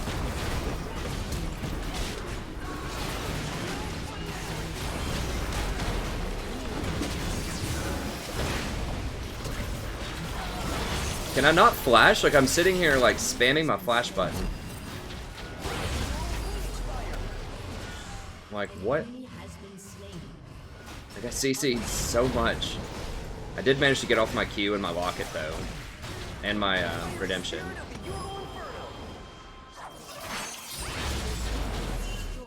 Okay.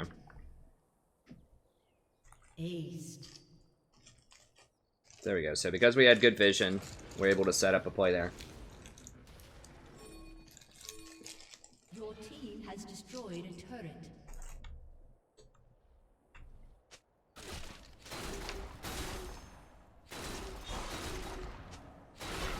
Your team has destroyed an inhibitor.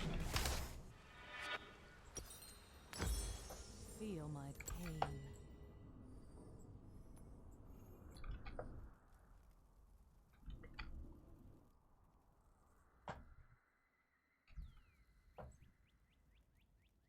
I'll have my revenge. Did I not ult? I thought I ulted. Okay, if I didn't ult, that was bad.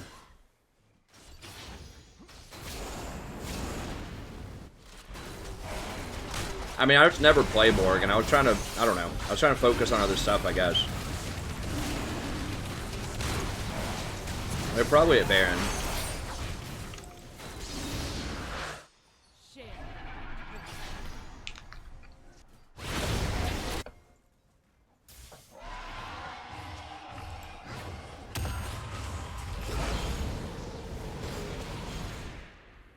Without mercy.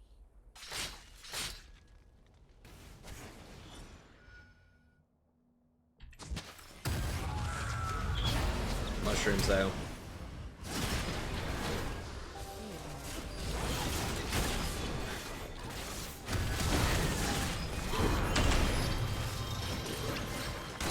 Damn.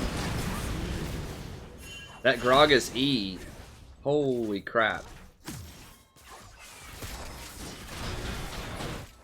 Gragas E'd like right when I flashed and wanted to ult for it.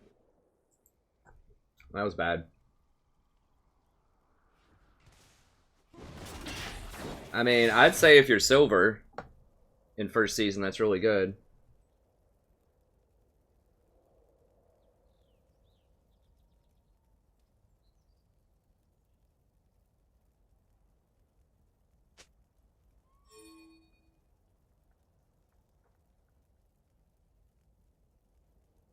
Yeah, so I goofed up some of those things.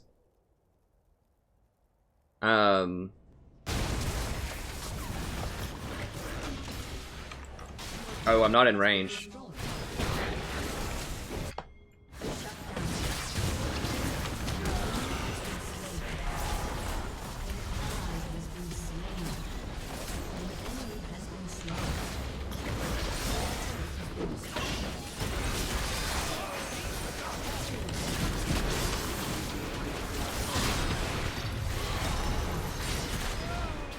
Holy sh... God, it's almost like Caitlyn's a good champion.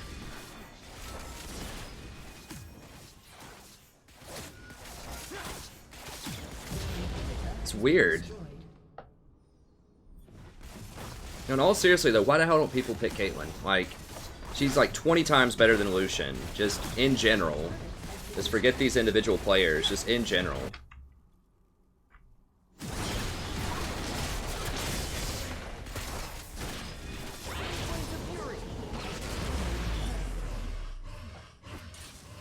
Okay, so we can still win. We gotta get together. Caitlyn has to go.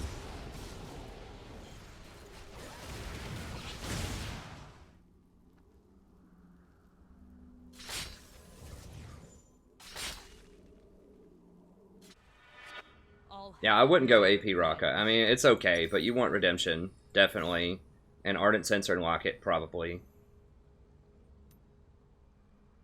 What are we looking looking at on CDR? Let's just get an Abyssal. Feel my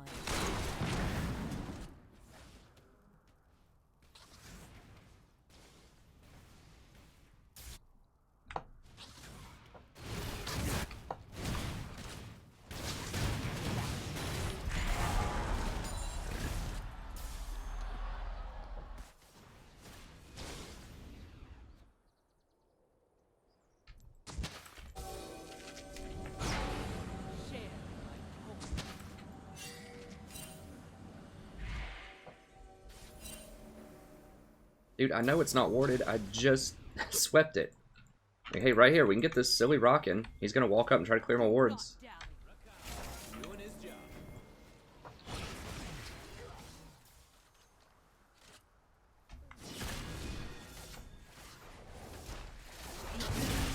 Turrets respawning soon.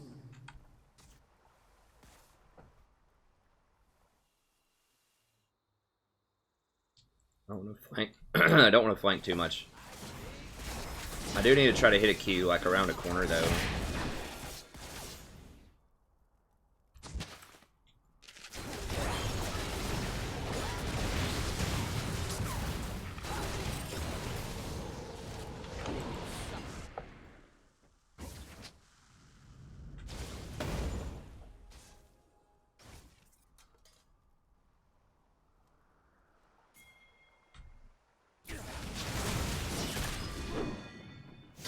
Dude, that was like one hit from Caitlyn, wasn't it?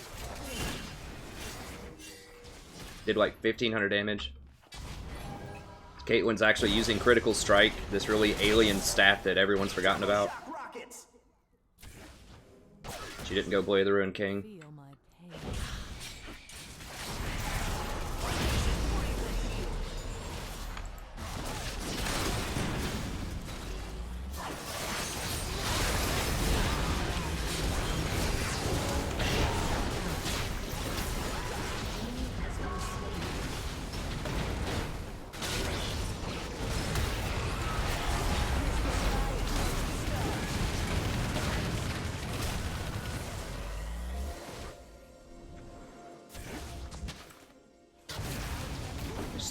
Oh, Caitlyn is dead. Okay.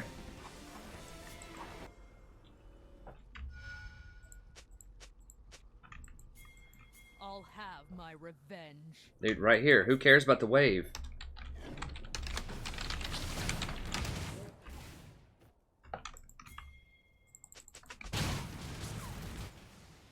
Guys. Are we seriously getting golems?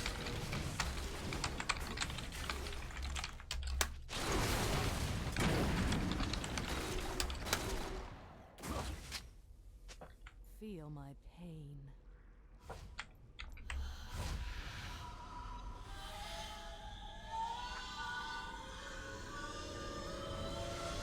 Well, okay, we got the golems. Golem secured.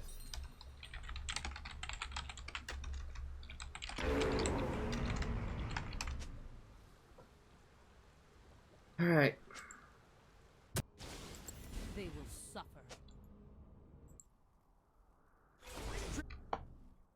Nah, I need the farm, man. I don't need inhibitors. Give me that 100 gold. Your inhibitor is respawning soon.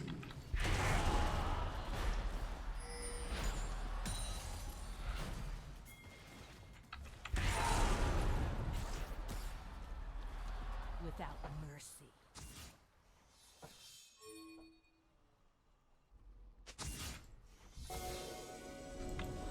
People are so scared, like, when there's no towers and 3 people are dead and you have, like, 4 people up, it's okay to go get open inhibitors that don't have a tower, I promise you. Last night that happened, too.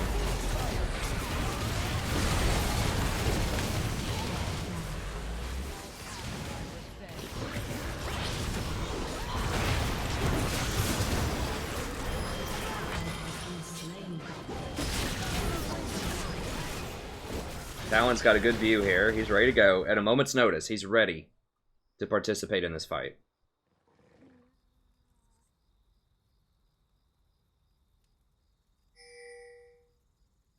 Shut down. has been slain.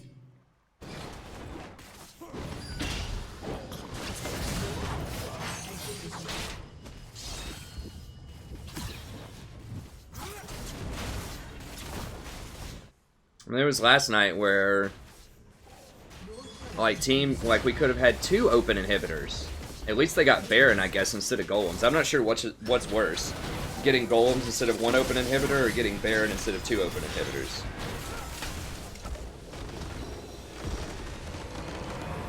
Either way, get inhibitors.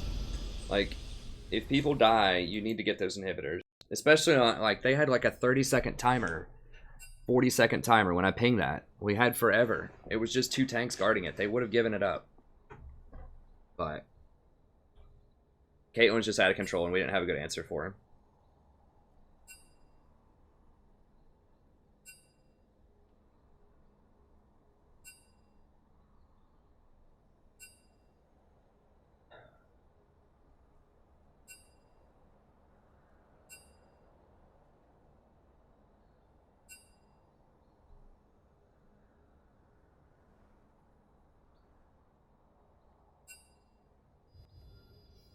Okay, well, sorry we couldn't win it for you there, Jolly, but at least we got a Morgana game in there.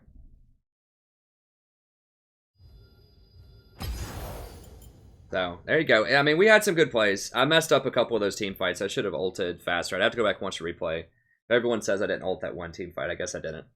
And I could have ulted faster on some of them for sure, so. I definitely, you know, goofed some stuff up that game.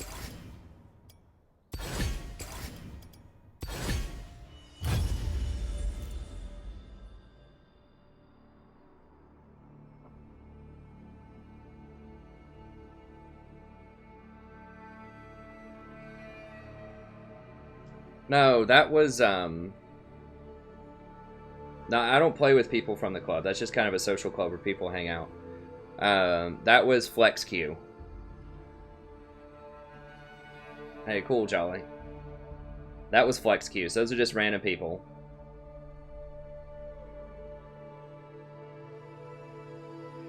Oh, I don't know about passive aggression.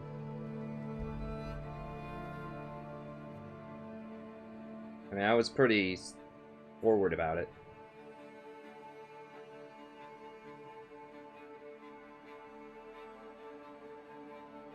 Might as well say something amusing.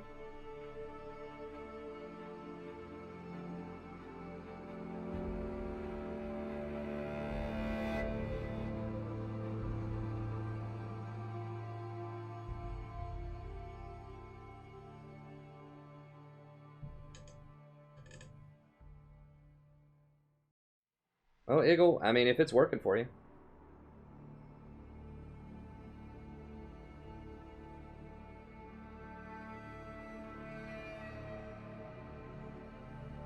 Yeah, I probably could solo Caitlyn with Zyra.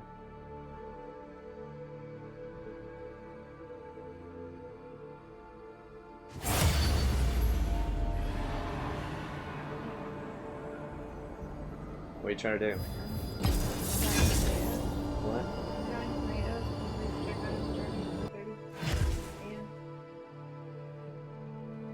No, I don't say after 4:30. Honey, yes you do. Yes, just say yes. You'll check on the phone. Night.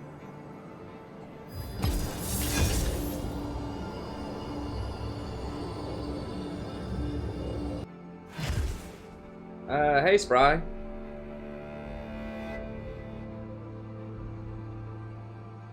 Well, I definitely made mistakes in there. I'm not faultless in that. But yeah, I mean, some of it was just our macro call. Like, if we had that inhibitor down, then we could have pressured them into being out of position. So they would have run through the jungle again, trying to frantically stop if they thought we were doing Baron. We would have had it warded up, and we could have caught him again. Like, we needed a flank on that Caitlyn, just like we got in that one really good team fight.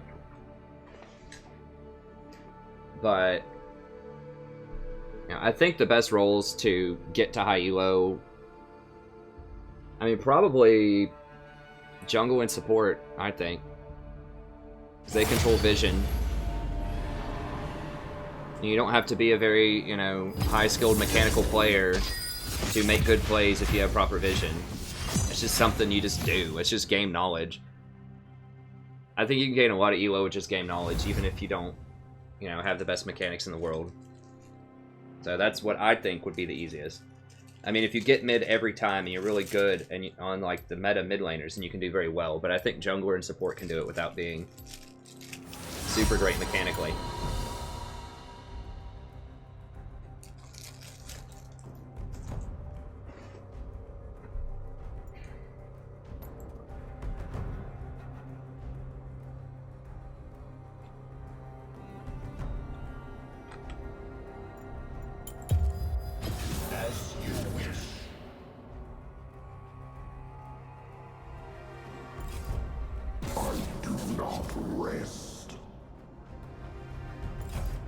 I recommend skipping. I think Nautilus can protect pretty well.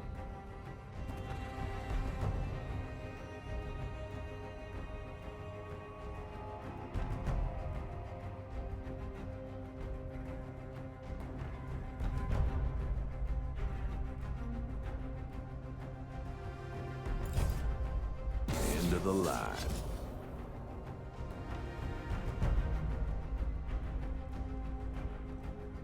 Hey, Dylan.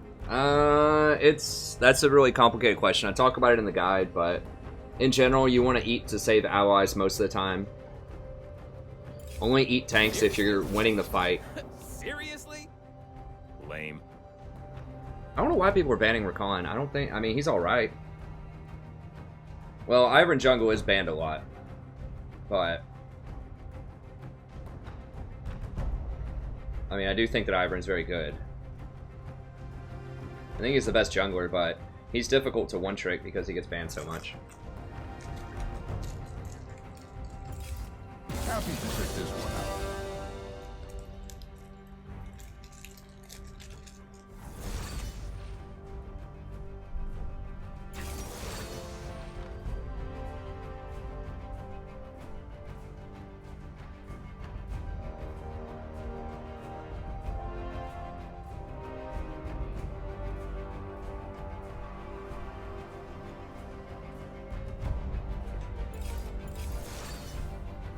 Biz.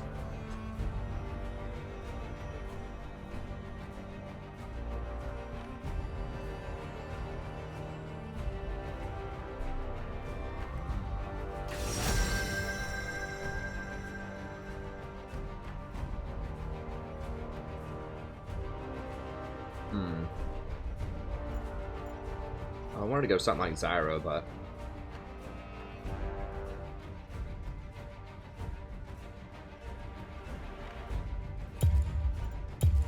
we could try out Karma. Let's try out Karma.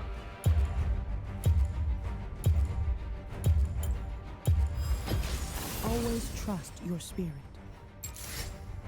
I'll try to play her better with this push philosophy. I mean, I could go Janna, but, you know, if they pick Sona or something, it's going to be really hard on our AD carry. I'll go Janna.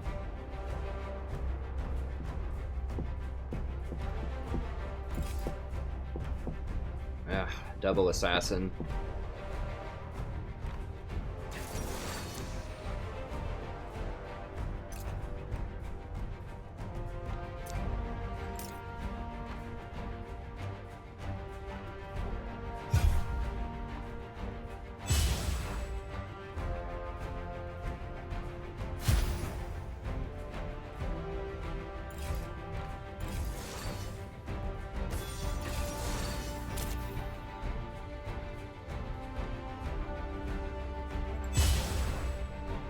I don't know. What are we up against? What is their support? Okay, so it's top Fizz, mid Zed.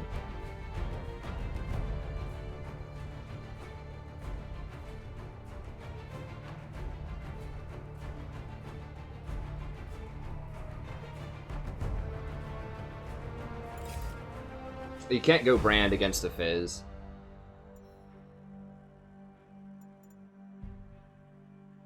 Well, I don't think we're gonna get to auto him that much.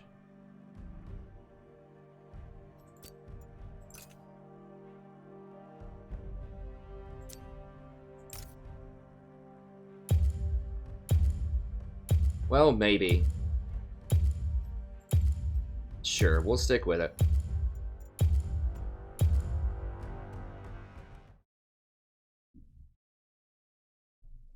Alright, so we're going to try out this push strategy, and I'm just going to try to play better and just position better with Karma.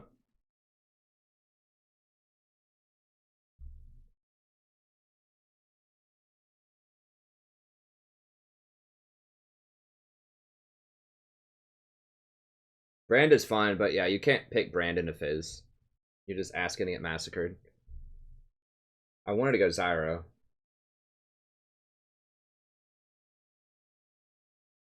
Recon can be really good. You can't have that. Can't have it.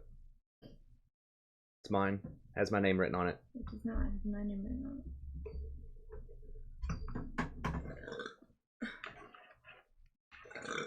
Honey. Stealing candy? Yeah. Buying candy? Eating it? Not telling me? Sorry. Doesn't sound familiar.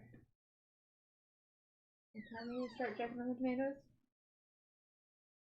7:30.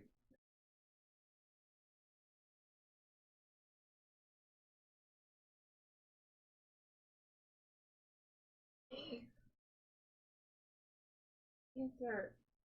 That's 7:30. No, it's not 7:30. You start checking on them. 4:15.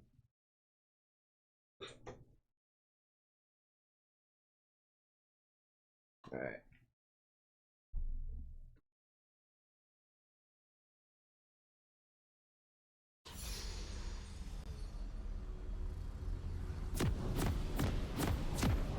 Yeah, I'm just trying to push him in a tower a lot more. It hasn't worked the first couple of games, but I don't think that's...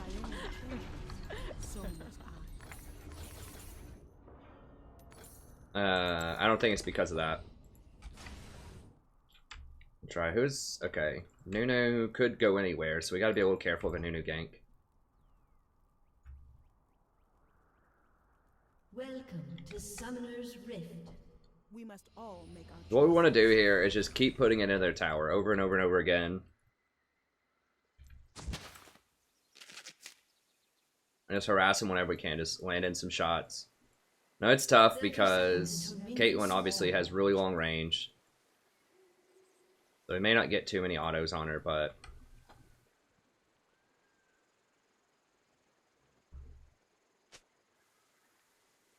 challenge what you know.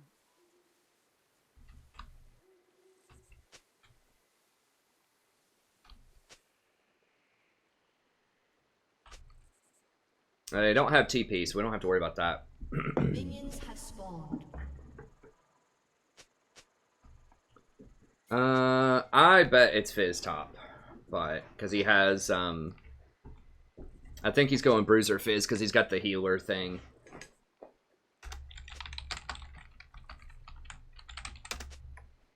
The answer lies within.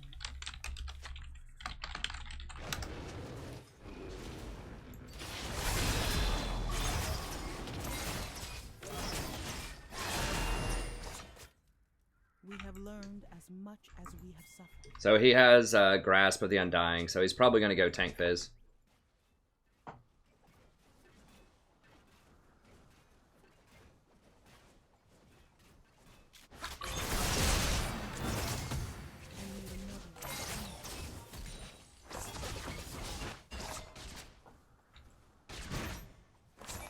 Auto at Zyra.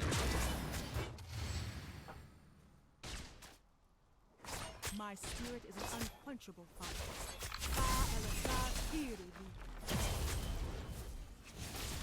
So you want to try to hit them and the wave if you can.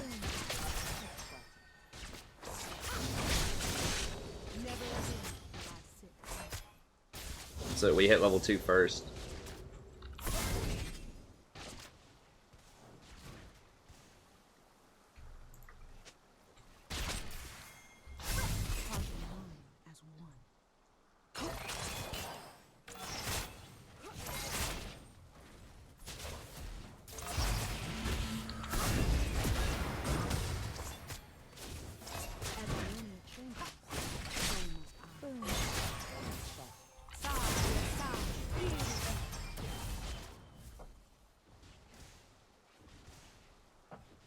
Okay, Nunu's middle.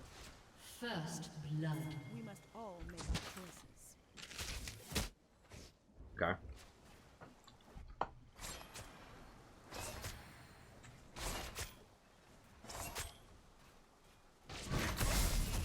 Never again will I sit.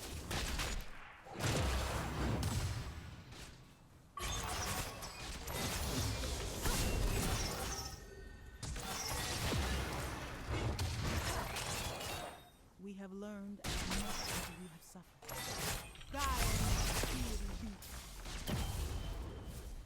Keep pushing. We got to put it in their tower. Caitlyn, it's hard to push through Caitlyn.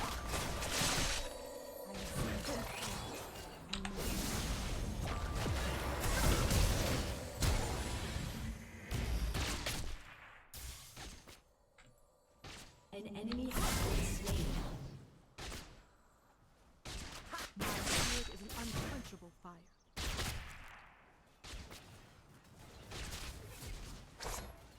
Okay, Nunu's middle.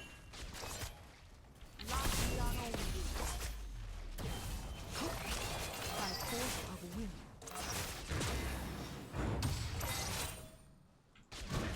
Nunu's backing, so...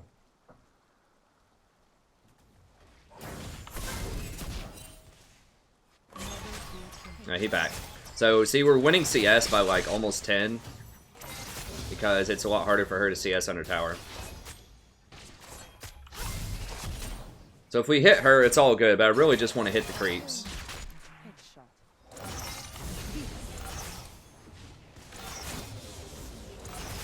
I just want to make her miss stuff. The answer lies within.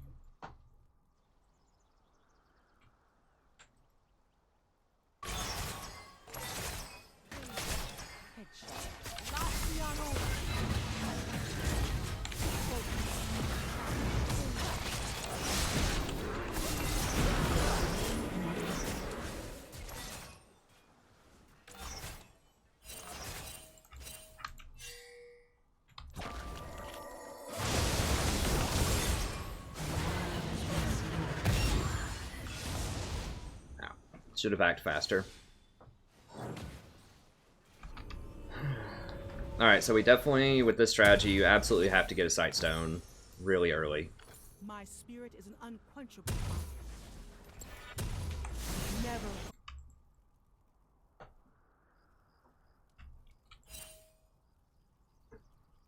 Hey, what's up, QXY?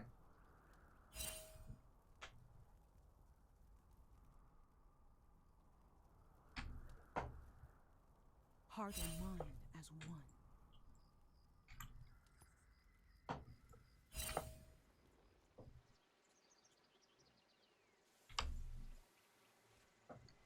Okay, sweet. So we have a BF sword, Challenge. which is nice.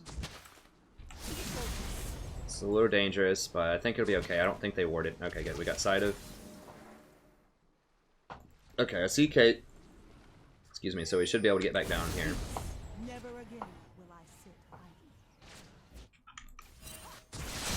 And he cleared it, though. The Vel'Koz is probably in that bush. I don't know for sure, though, but we need to be a little careful.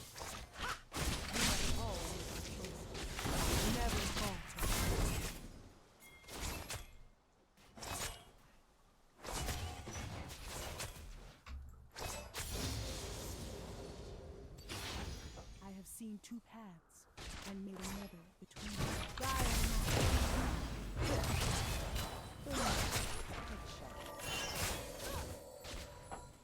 There now.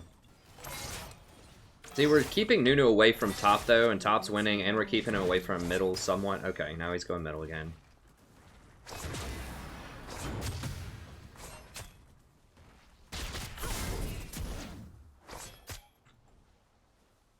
As Ionia changes, so may I.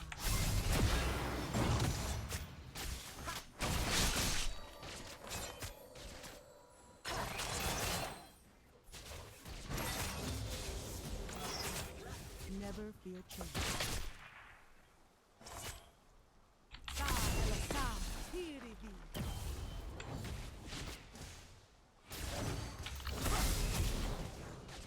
Why is she positioning so aggressively? I'm kind of worried about Nunu. Okay. I mean, I could have maybe made an all-in on her there, but I was afraid Nunu was going to be like running up lane or something.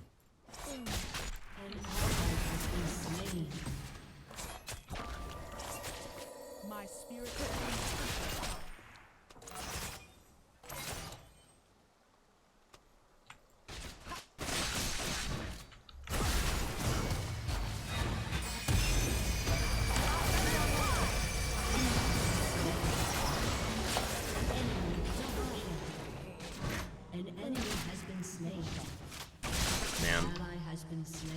Hit by that stun. We're still up a lot of CS. But yeah, that was unfortunate.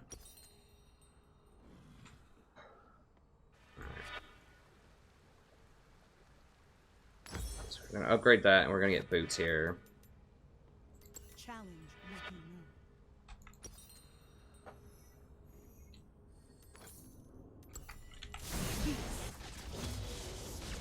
So we're gonna get the Eye of the Watchers here in a second.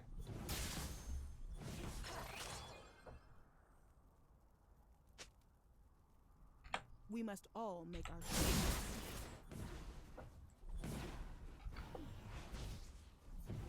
Yeah, this is a normal, or not a normal. It's a standard solo queue ranked.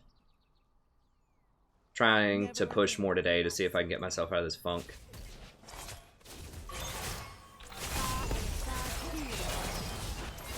An enemy has been slain. So my wards went down and they get dragon off of it. Ugh, they really made me pay for getting hit by that Vel'Koz E.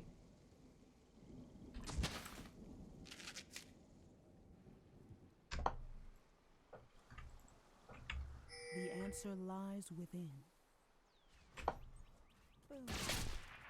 She has a really bizarre build.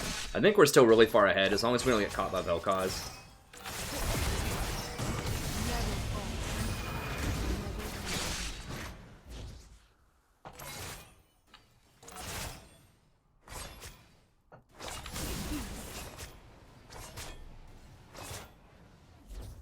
We're about to get mid tower. It changes so much.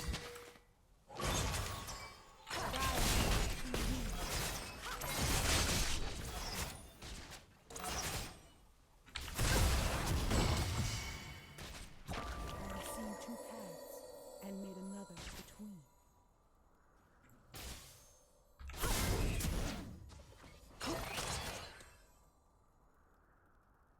An ally has been slain. Oh, she used her stun there.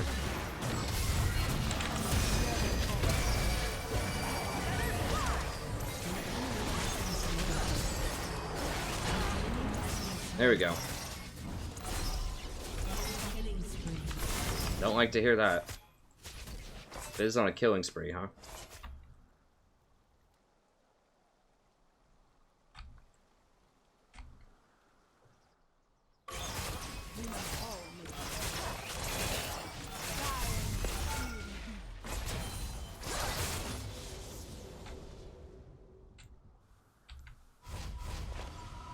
That's fine. Yeah, so we're up about 40 CS, which is good. Kha'Zix. Like, these golems are baiting people hardcore today. Alright, I'm gonna grab Moby Boots. So I can rotate and maybe try to help out middle.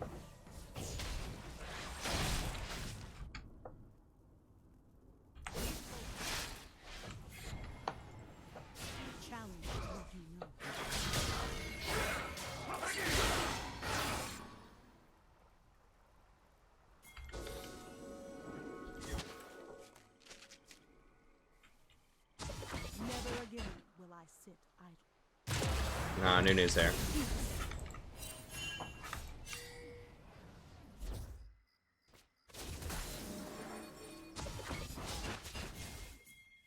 Never fear change.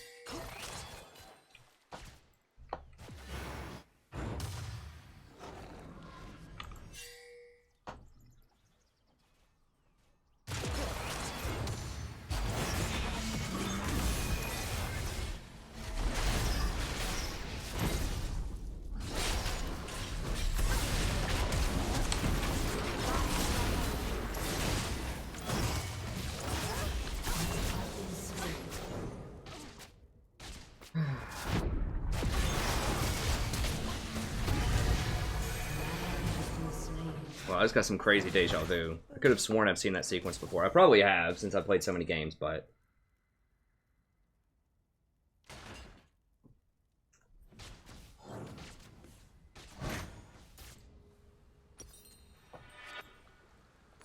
As Ionia changes, so must I. Never. I mean, we shouldn't have been there.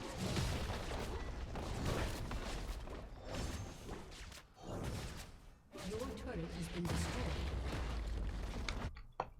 Like, we had clear vision of everybody. Has been slain.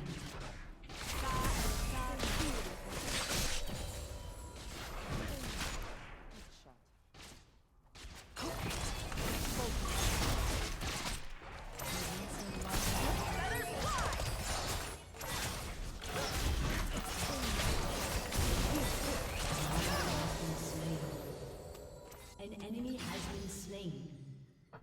Your turret has been destroyed. And made another. Enemy rampage. Dude, Yasuo, just start doing well. Like, it's cool to be nice in the chat, but... I don't know, maybe I'm just an old... Imagine, I would like to actually win a game, though, and that's weird.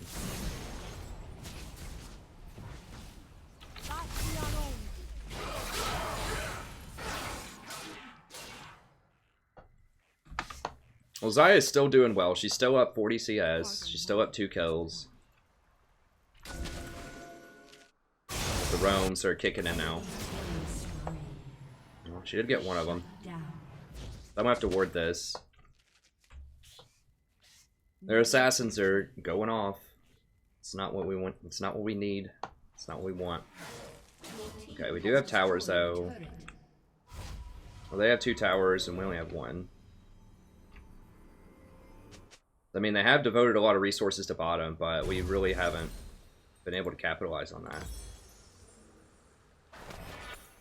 My spirit is an unquenchable fire.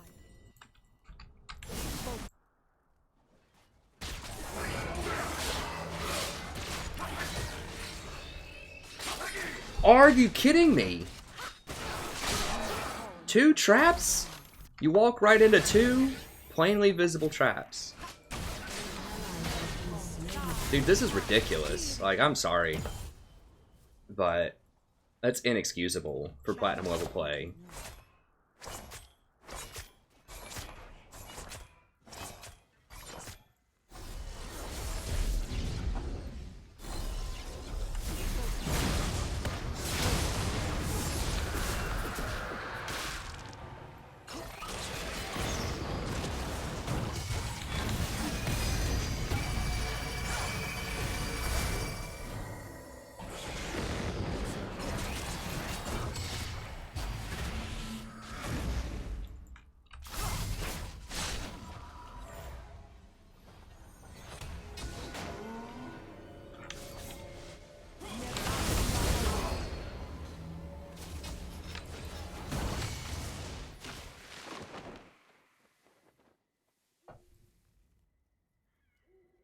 I mean, they were in plain sight. It's not like they're invisible traps and he just accidentally like walked into a bush and got trapped or something.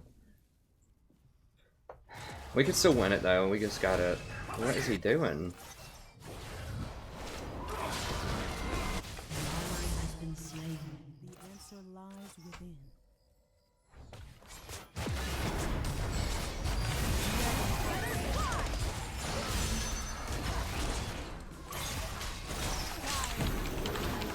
Damn it, my shield wasn't up.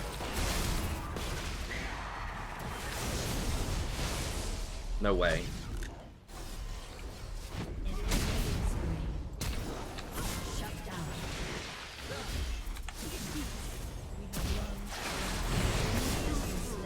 Jesus Christ. I cannot believe Zed got out of that.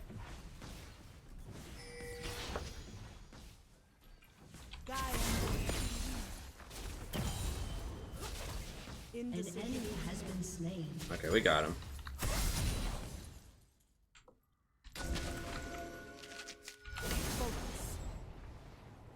Alright, Kha'Zix is getting some kills. I mean, it's looking grim, but I think we can still win in theory.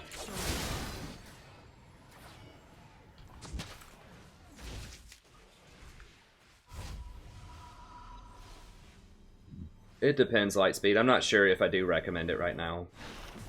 For low or elo. Against AoE comps. Like if they have a Rumble or,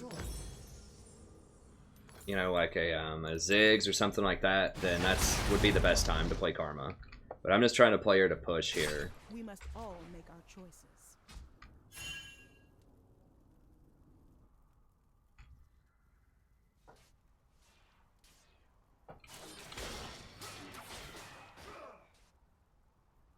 Never fear change.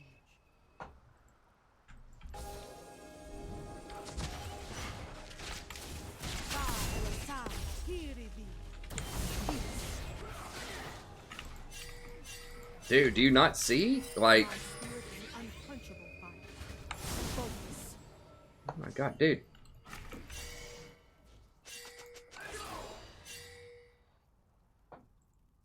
God, we're so lucky Nunu didn't just hook around there.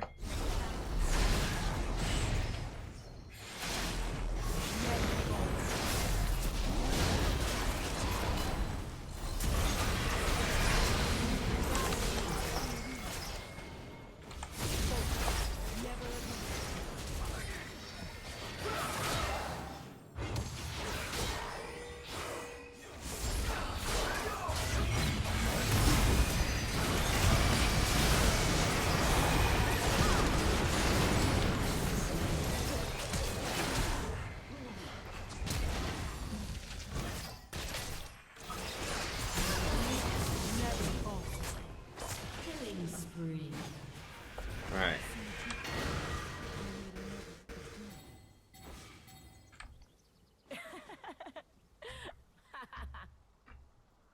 Or their fizz, whatever. Do we not have a wave? Like, push this wave! Holy sh... Are you...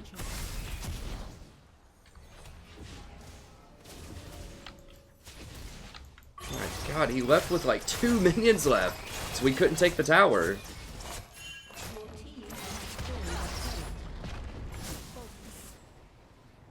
Man, I'll tell you what. Some things are definitely a head scratcher.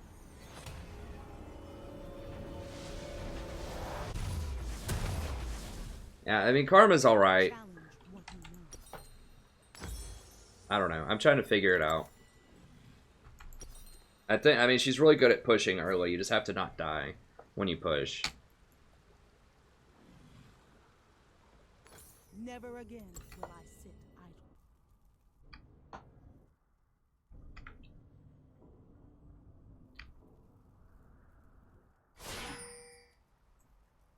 Let's see. We need to stay around Zyra. She's really strong. We must all She actually has the correct items.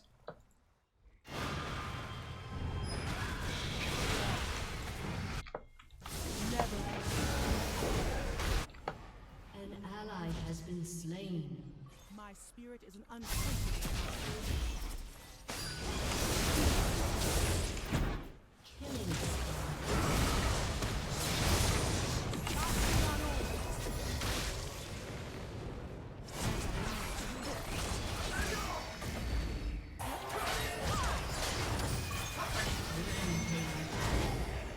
An enemy has been slain.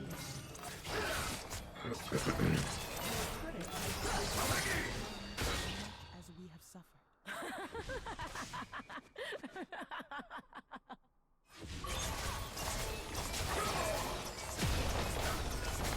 How many are dead? 3 are still dead. Yeah, we should be able to get a second.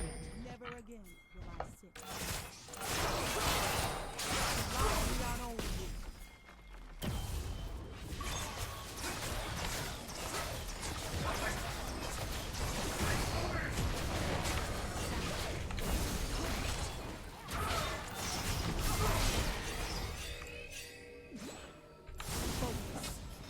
An enemy has been slain. Nice. Okay, I think they're gonna get dragon too. The answer lies within.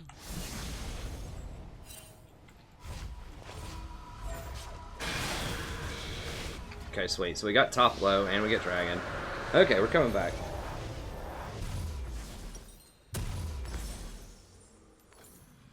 Heart and mind as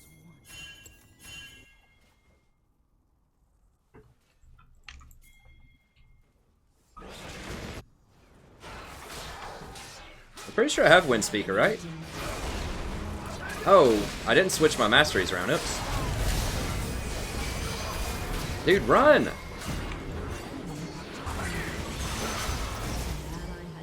I thought I had Wind Speakers. That was a mistake. I thought I switched over to Wind Speakers. Did it not save my masteries? I hate this new client so freaking much. Like, I'll have to go back and watch the replay. I'm almost positive that I switched it over to Wind Speakers.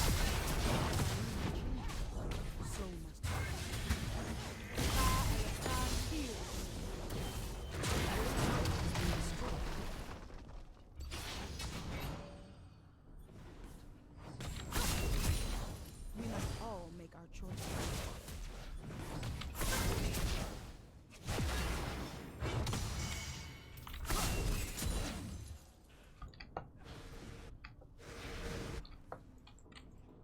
My spirit is an unquenchable fire.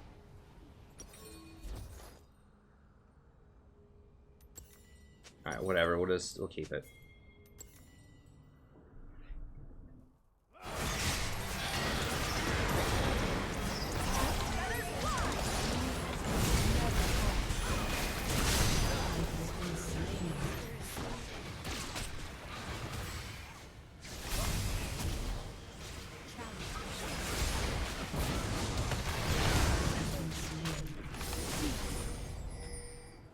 Oh my god, Yasuo's top for real? Never fall. The answer lies within.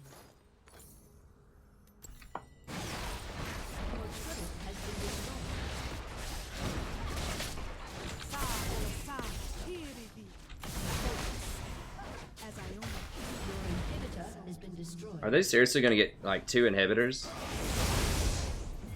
for this crap?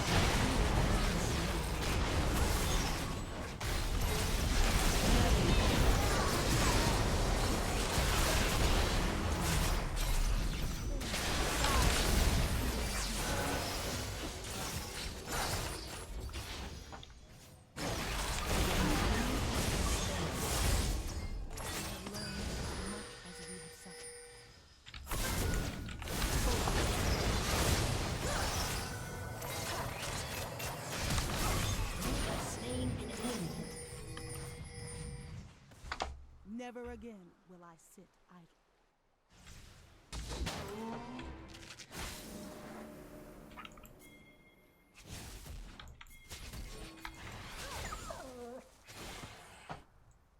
Heart and mind as one.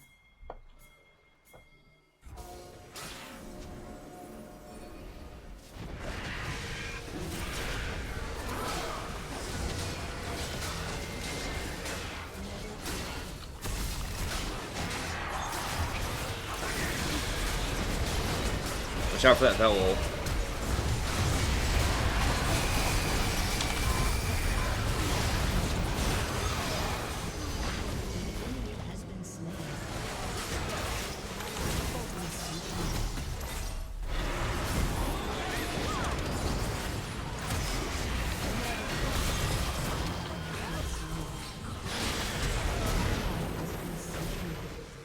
Shut down.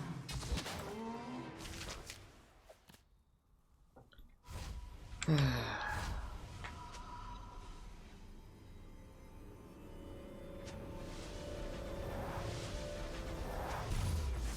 answer lies within.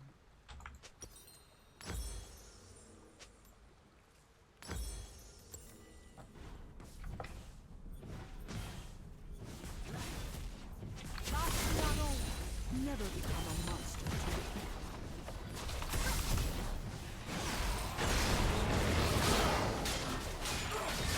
Figured people would peel off the Baron, because they didn't have vision of it, so if people just peeled off the Baron and killed the Nunu when he flashed in, we could have done it, but I probably should have typed that out. That was pretty standard protocol.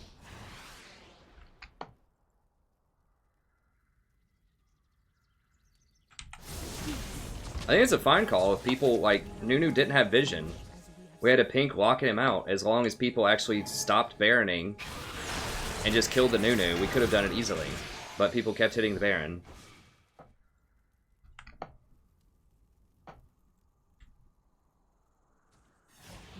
atmosphere change. Yasuo's top again. We got to keep track of that.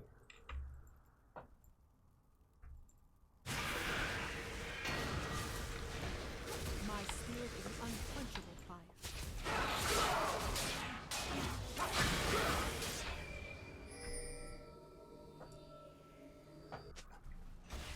Just give that one.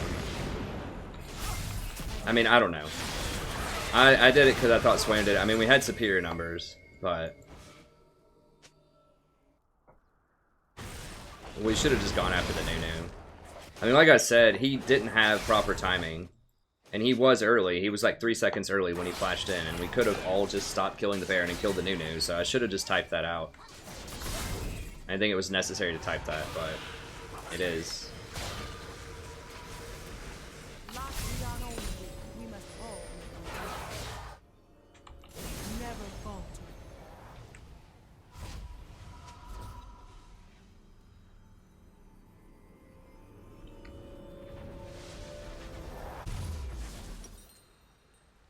Never again will I sit.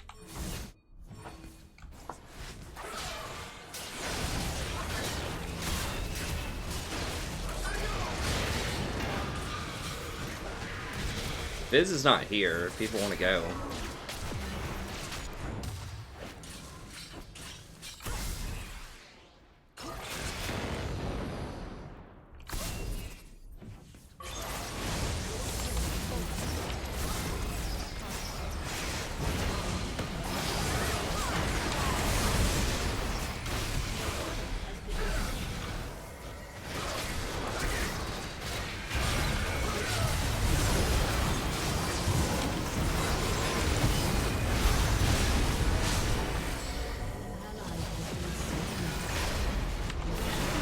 Hello? Like, Never falter. Pardon mine. what the hell? She's like not autoing the Vel'Koz who just used his ult?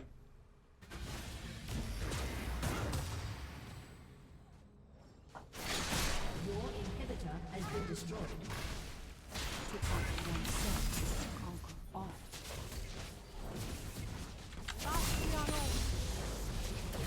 Your inhibitor has been destroyed.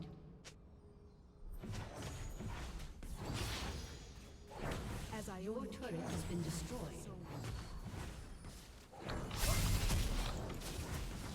I just can't ever win a game with Karma. Like, I feel like I do alright with Karma, but it just does not convert to wins.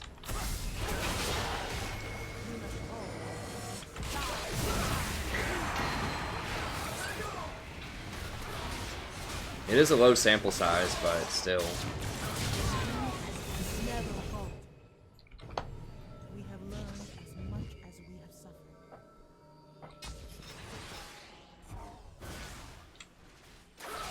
Hey, thanks, Fong. I appreciate it.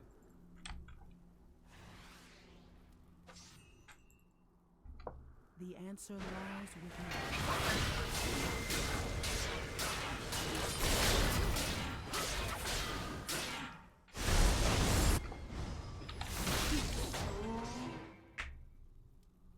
I have seen two paths, and never between.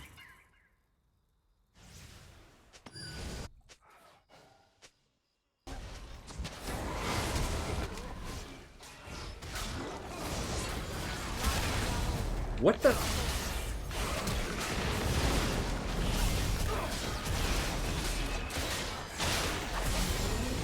Okay, I mean, we might be able to make a comeback if we can just keep catching them out.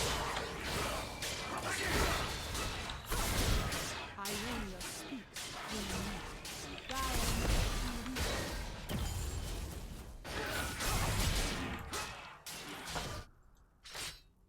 when We are stalling. never again will I sit idle.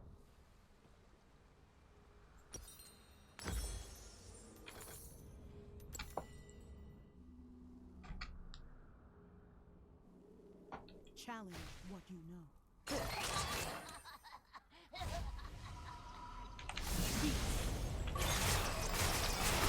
We gotta go before all this gets pushed in. We have learned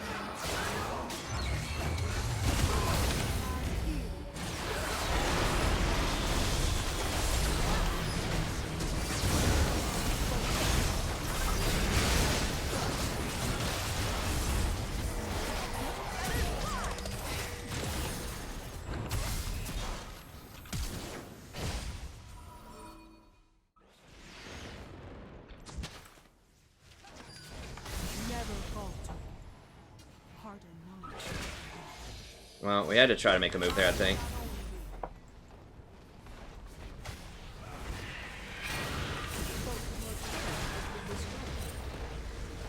Just to try to stall, but they're probably just gonna take it now.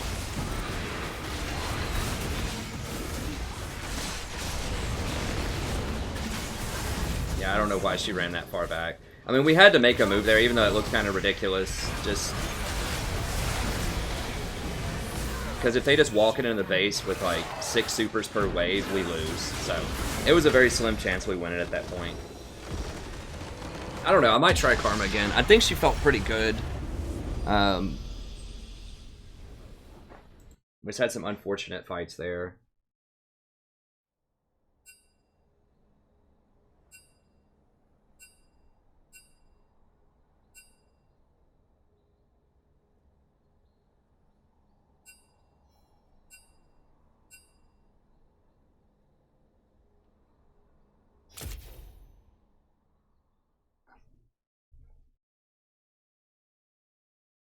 But yeah, I mean, I'm sure we messed up some stuff there.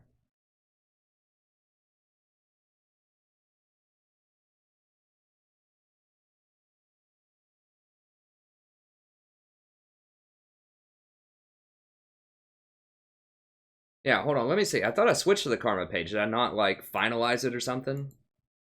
I don't know, let me see.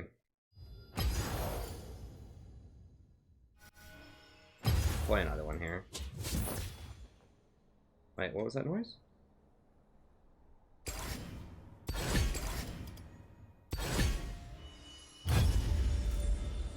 I want to see at the beginning of that.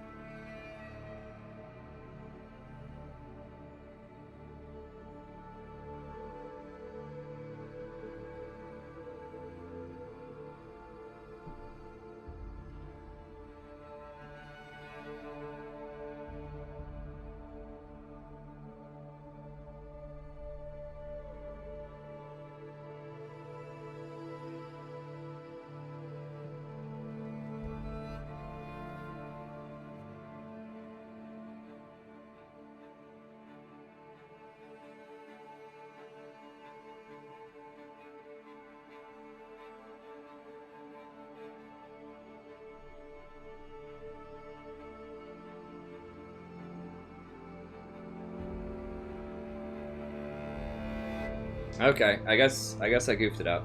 I thought that I had wind speakers on that.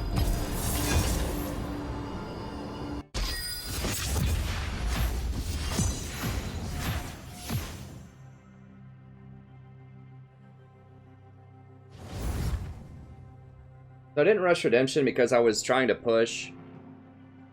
I mean, Redemption is nice, but I really wanted the extra CDR and early AP and mana regeneration. I mean, Redemption gives the mana regeneration too. I was just trying it out. So we could push more.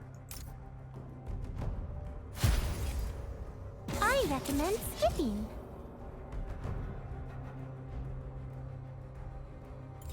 This, I mean, this stuff over here might be unnecessary. Like, I think having more movement speed and maybe the health regen would be better.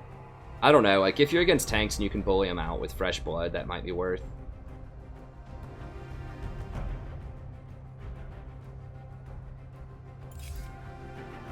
Seriously? I don't know.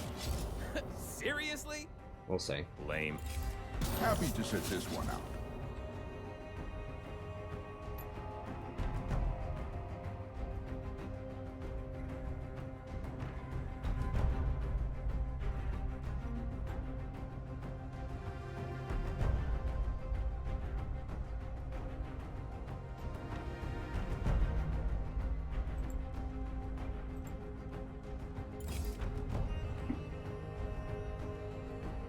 Cool foam. Yeah, I mean, Lulu's polymorph would have been pretty good, but Playtime's over.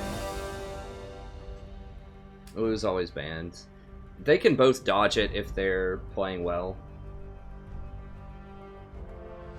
Yeah, I think the 12 is probably better.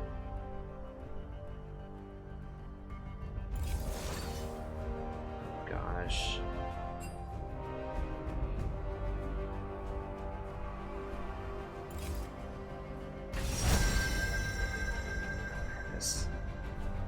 composition's looking really bad right now. Trundle's better than GP.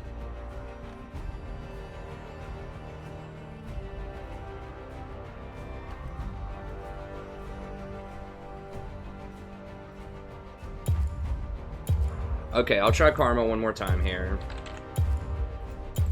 See if we can push early. Always trust your I spirit. kind of want a Zyra here, but I don't know what they're going to have. Karma is pretty good against assassins. I mean, only died twice in a game that had Fizz and Zed, so that's not too bad.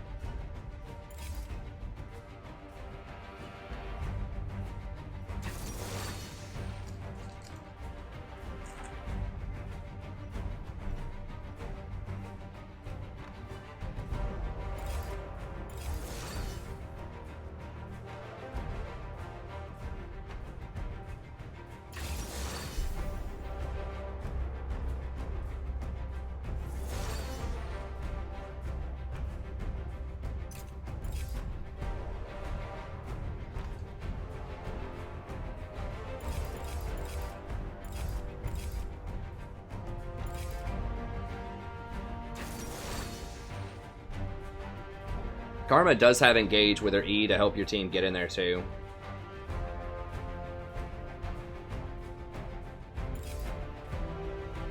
She is very flexible.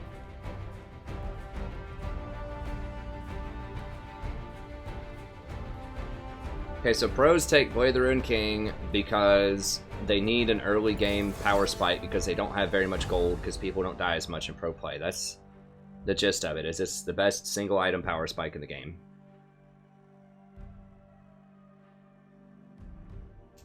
However, in solo queue, when you get a lot more items, crit is often much better. Oh, hold on. We're against a Nami. That's not gonna work.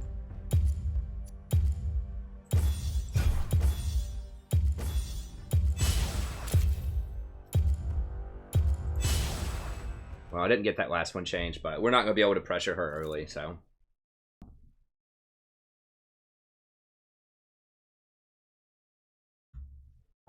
We probably should have gone the gold item instead of Green Father.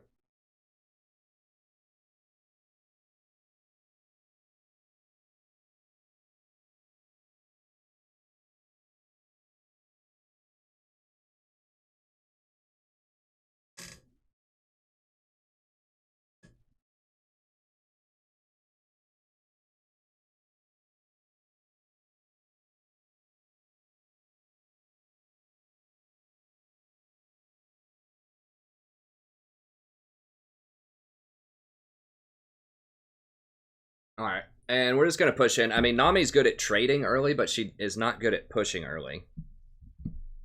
Not as good as Karma is. So we're just going to try to push him in. Jin's really not good in this meta, but... like, if Trundle gets big... I mean, Jin does have pretty good wave clear, though. Like, my Q plus his Dancing Grenade should almost insta-clear a wave. Zaya's wave clears...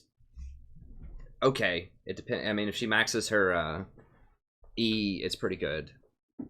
I'm a little afraid top lane for that Trundle, though. I think Pantheon's gonna crush him. Mid lane, yeah, so I don't know. I think their team's pretty favored, but we can go up a lot of CS bottom. As Iona changes, so must I.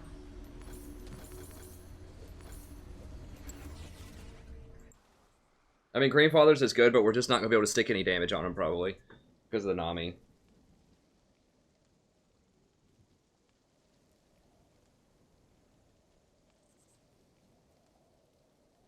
Welcome to Summoner's Rift. Challenge what you know. All right.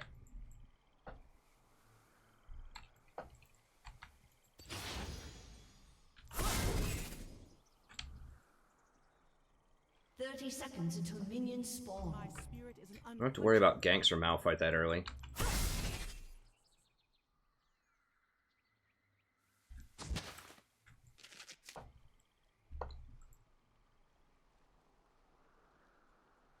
We must all make our choices.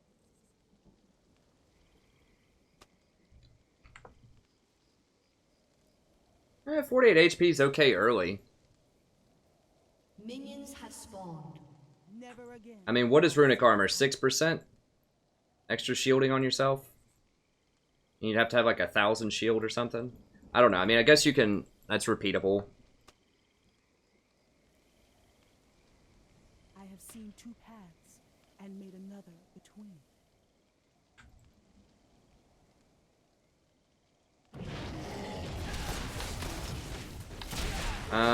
I would not take Ignite on most supports. I don't know. I personally don't like it. Maybe on like a Zyra or something. If you have kill pressure bot, then you can, but...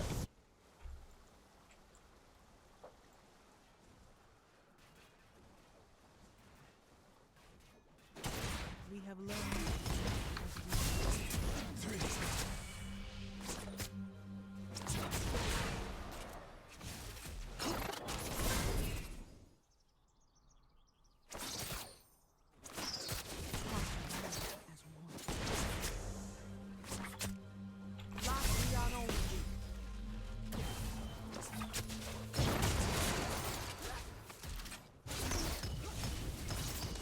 Never feel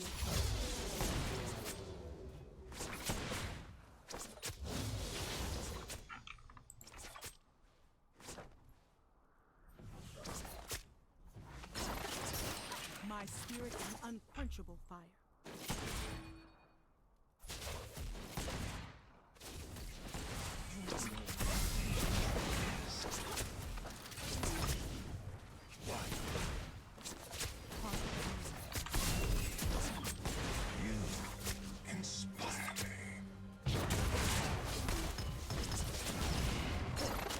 This guy really can't last hit with Jhin. That's another reason I'm not a huge fan of Jhin. He's very hard to last hit with. First blood. An enemy has been slain. An ally has been slain. An enemy has been slain. Okay, got that one. Never again.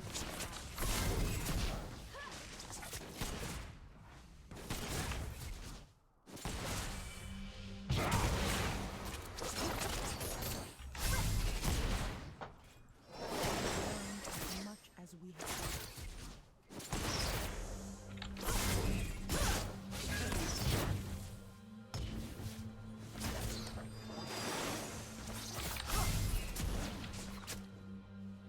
Challenge what you want.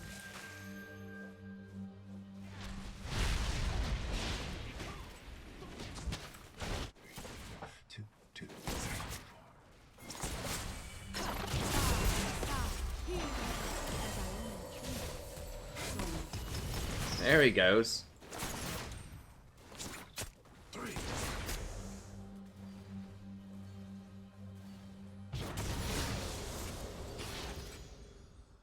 Never fear change.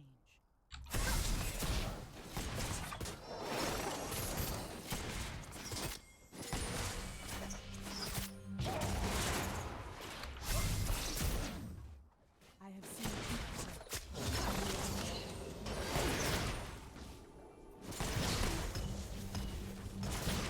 Skipping a little bit.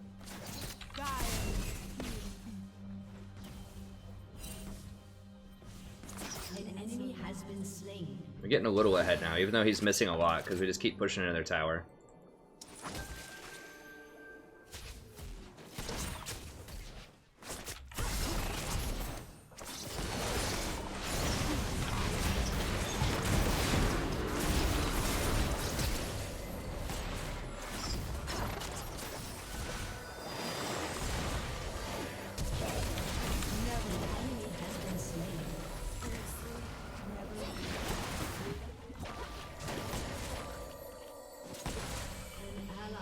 Didn't have enough for my Q, or I could have maybe hit her under tower.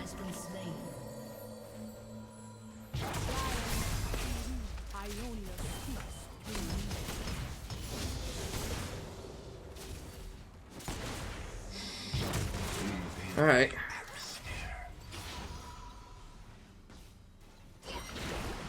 As I am changing, so much.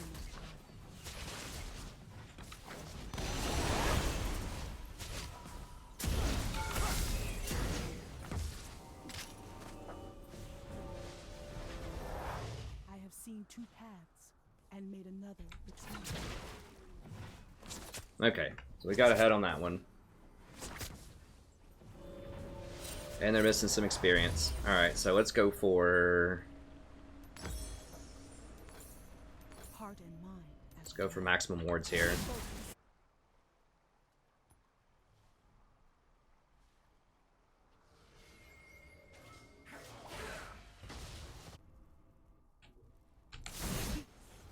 Never again will I sit idle.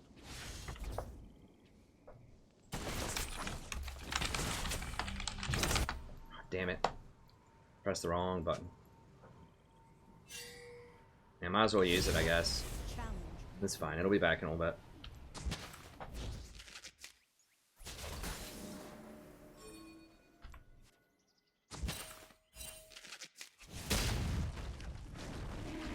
Never falter.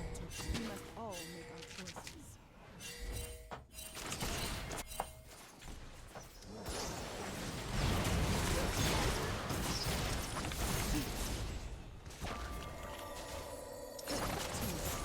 No matter the cost.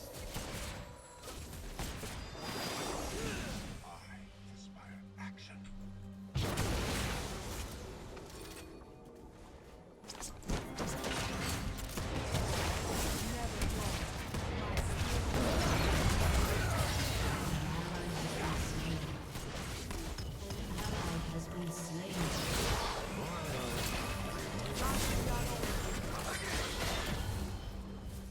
Challenge what you know.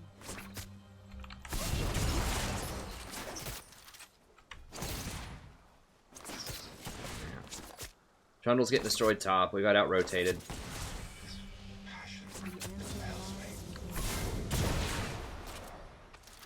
What is going on? Like, it seems like there's some lag or something every now and then when I cast a spell. I just see it hit somebody and that's it.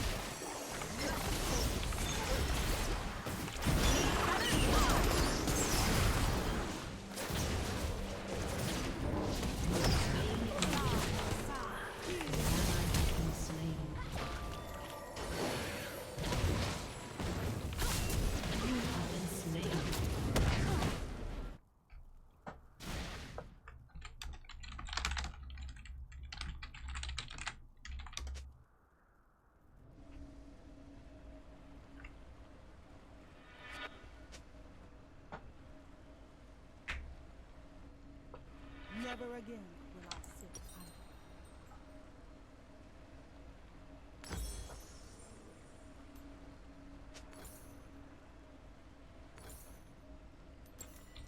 Never. Heart and mind as one.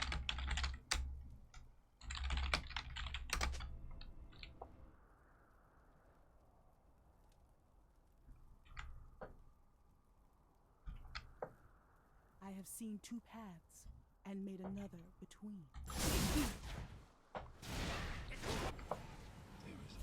That dragon will be pretty nice.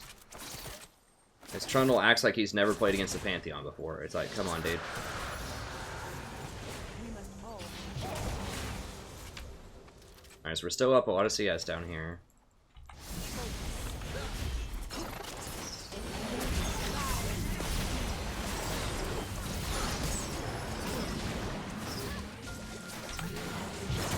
I seriously couldn't hit my...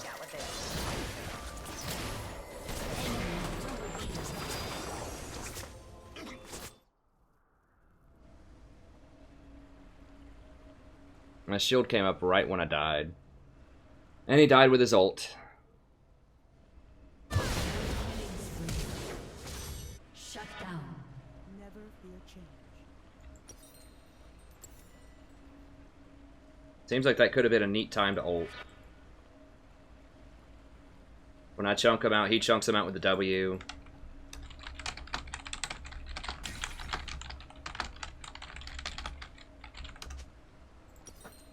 My spirit is an unquenchable.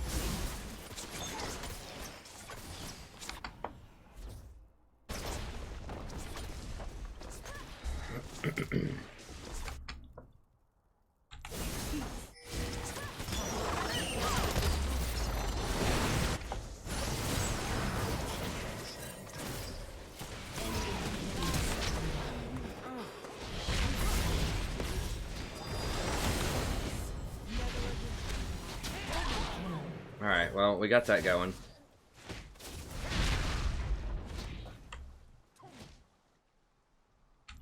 Never falter.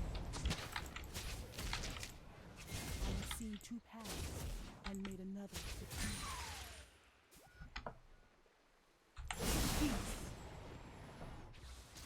Alright. We might be able to work mid lane here.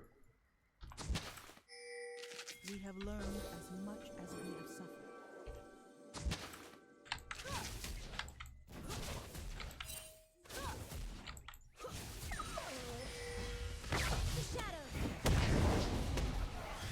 As Ionia changes, so must I.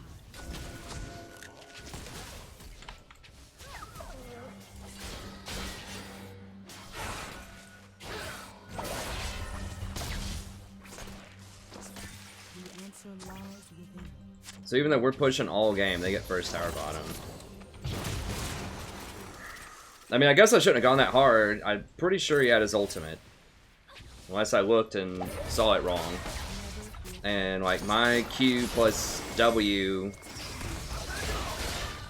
plus his W did like 50% of his health. My spirit is unquenchable fire.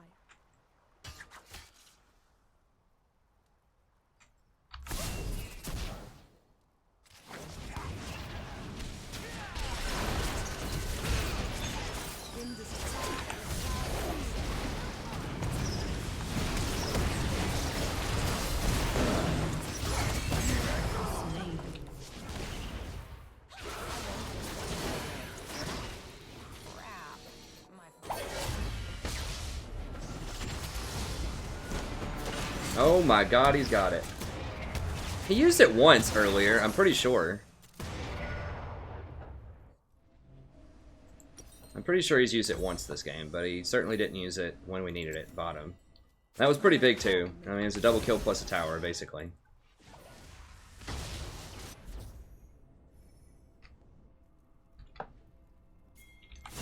I shouldn't go that hard with a random AD carry though. Challenge what I should have just chilled. You just can't count on them to use their abilities.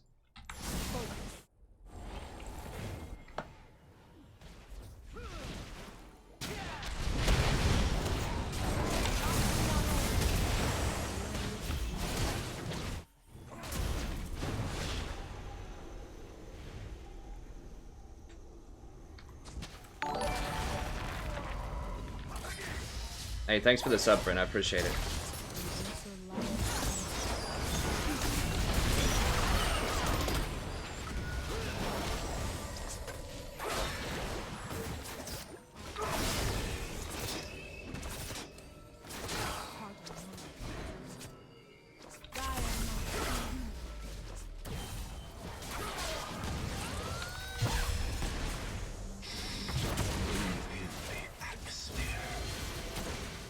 challenge what you know.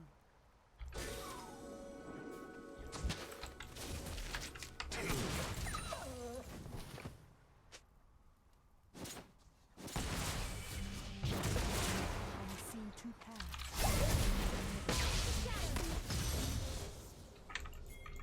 What is Jin doing? Get up here, dude. If he had 2 more autos, we would have had it. I don't think we're gonna get it. He's just like wandering around aimlessly.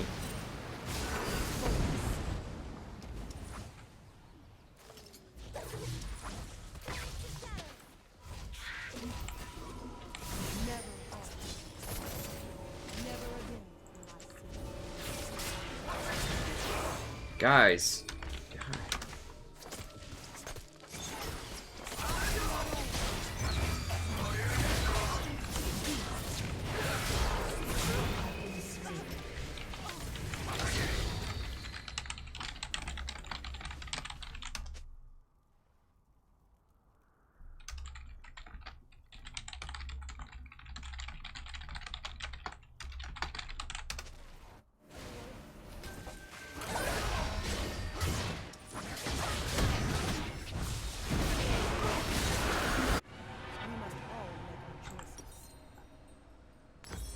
Yeah, if you're gonna back 15 seconds before an Infernal, don't do it right in front of them.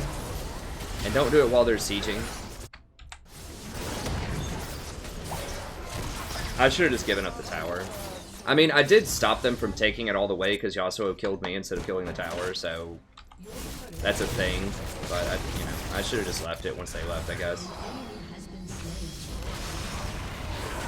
Okay, well, they managed to kind of turn it around here, even though that was a massacre.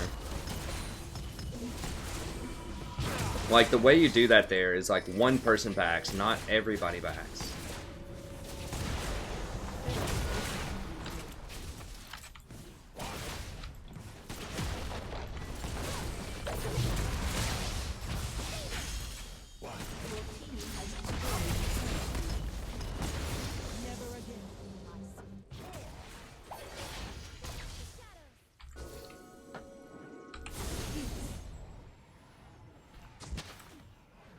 An enemy has been slain. Alright, we're turning around. Turning around.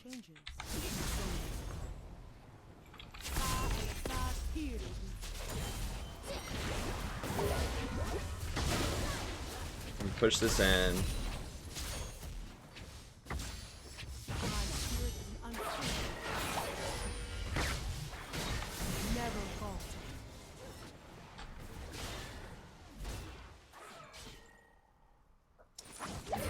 Because that's 2 buttons. Like, I don't want to press 2 buttons. I don't understand what's cringeworthy about casting a spell on yourself with Smart Cast. To me, that's faster. That's 1 button and a mouse over your character rather than having to change your entire hand formation to press 2 buttons. Like, I don't know what's cringeworthy about that. If it was 1 button, sure. But I'm not going to have, like, 4 separate buttons for self-cast. The answer lies within.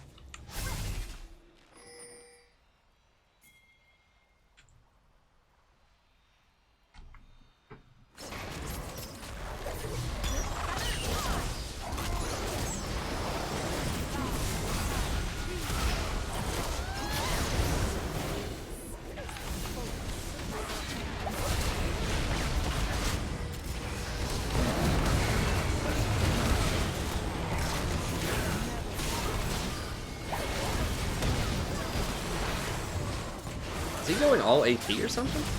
Feels like he does a lot of damage, or else we just don't do any damage. Hit him, Jin! God bless.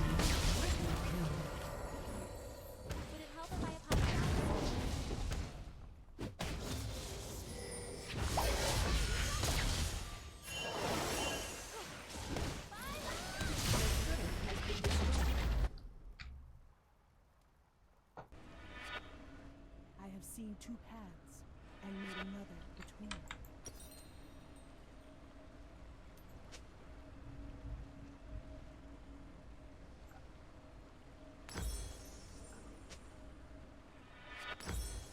My spirit is an unquenchable fire.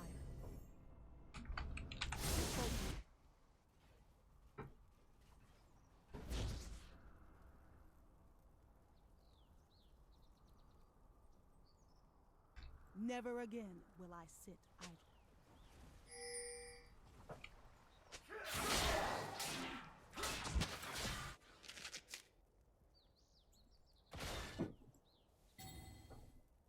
Never fear change. Well, for me, I'd rather not press 2 buttons. Guile.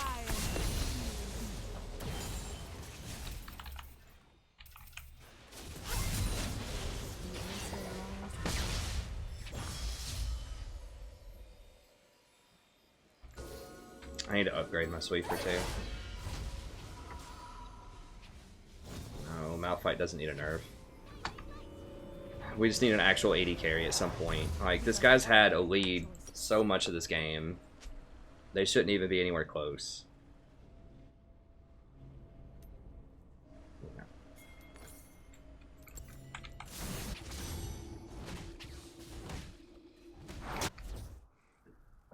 I have seen 2 paths and made another between.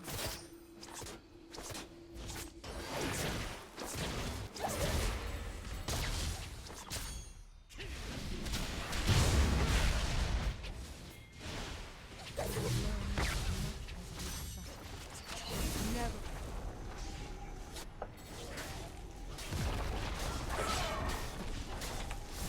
Go, Trundle.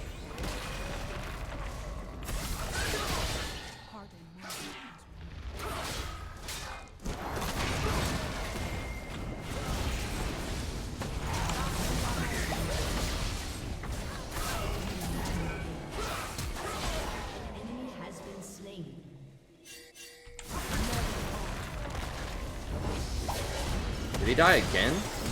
What is going on?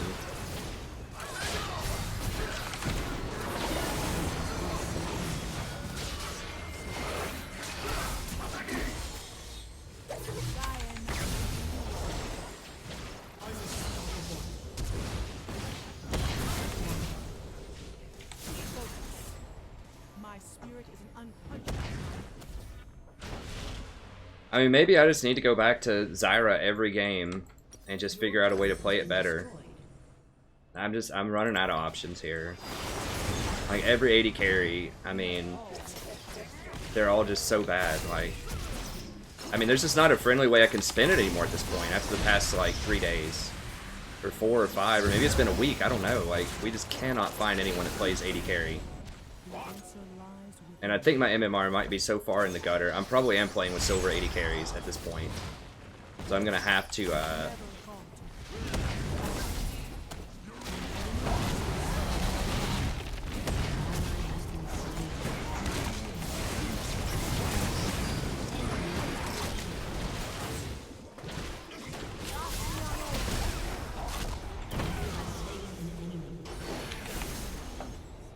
get the, what the hell? I'm just gonna have to do it with Zyra. I'm just gonna have to go like 12-0 with Zyra every game. Or something, I don't know.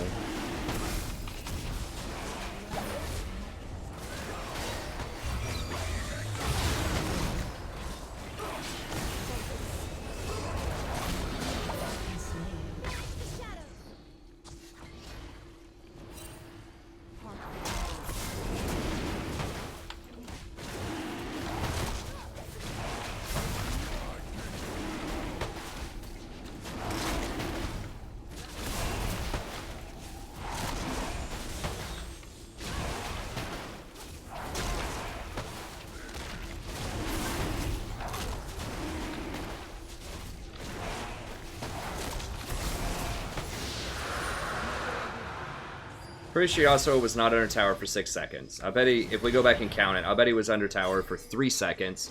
And I bet he was jumping all around, including almost killing me. So yeah, maybe I could have tried it, or I don't even remember if my tether was off cooldown. Maybe it was.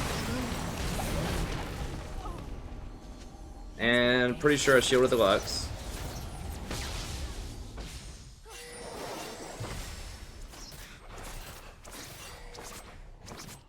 Well, there needs to be something I have to keep doing. An ally has been slain.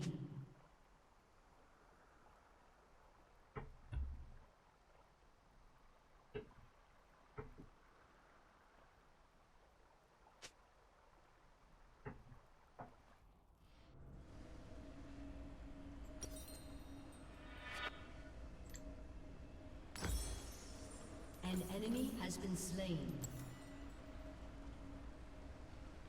My spirit is an unquenchable fire. I mean, we can go back and look at that dive after this. But I was basically in full retreat mode, so I was about to die.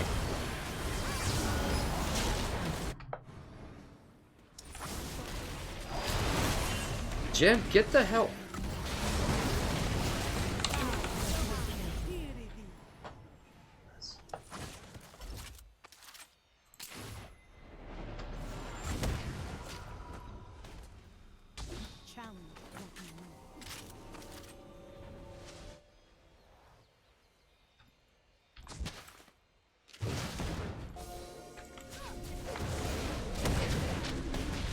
Wait, what?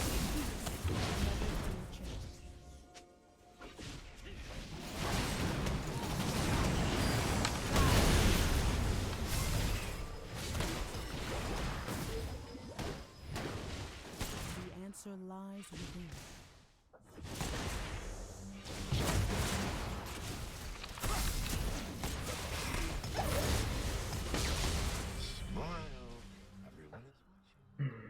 Never again will I sit idle.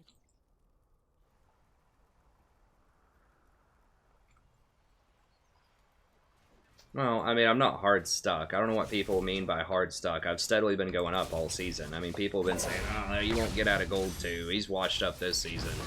There's no way he's getting out of platinum 5. He's hard stuck. you know, it's not a straight line. Especially when you play solo queue support and run a channel where you explain a lot of stuff. You don't just sit there and devote full concentration and play your best champions every single game.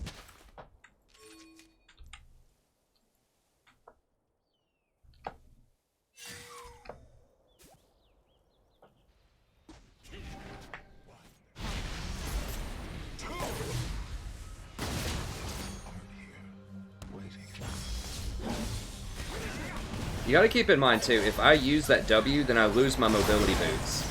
So I'm gonna have to go back and look, like...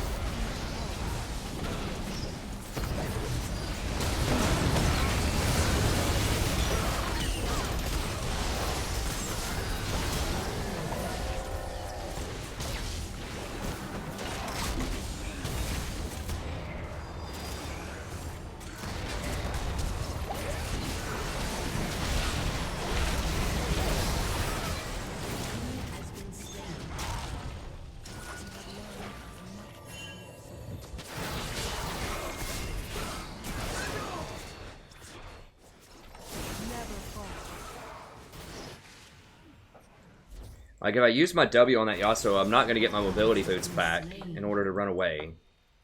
So I'll go back and replay it all. People are really that interested in that sequence, but...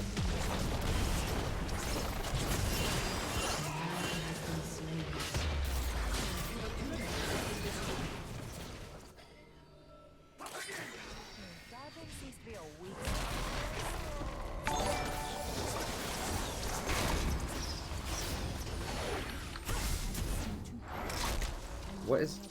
Wait, why are my milliseconds so high? Let me exit out of this.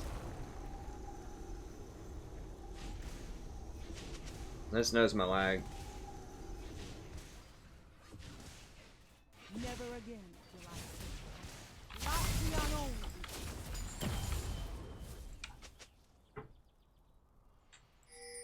Thank you, Will. I mean, it's a lot harder than people think it is.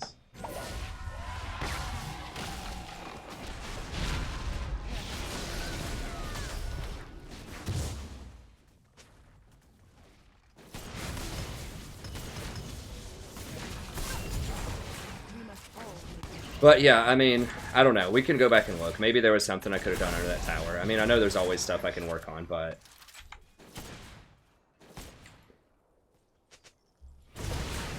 Shall transcend. My spirit is an unquenchable fire.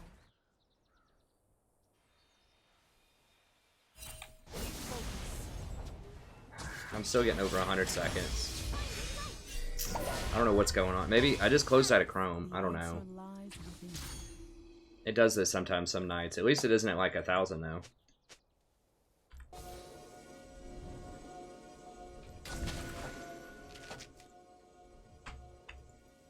My spirit is an unquenchable fire. I need to go buy. I don't know. I'm not convinced about Karma. I just feel like I just don't win. Just straight up, I die more. I just feel like I don't have as much impact in a team fight. I do push early. My win rate with Karma is like 10%. I mean, I haven't played that much with her, but... An ally has been slain. I just feel like if there's someone like this Jen on my team, I just cannot keep them safe with Karma. Like, I can put up a shield, but that's not the same kind of protection as someone like Janna or Lulu. Like, Karma is more aggressive, but... I still think you can play her until you get to Diamond. Like, if people are just constantly dying and doing ridiculous stuff, you just can't. Like, the push is really nice if your AD carry actually hits open CS. And if they can position later in team fights, and that's two really big ifs. So I think if I want to push, I'm just going to have to play Zyra and just... I might need to actually start looking up to see like how good an AD carry is, and if they're bad, I might just have to play Janna anyways.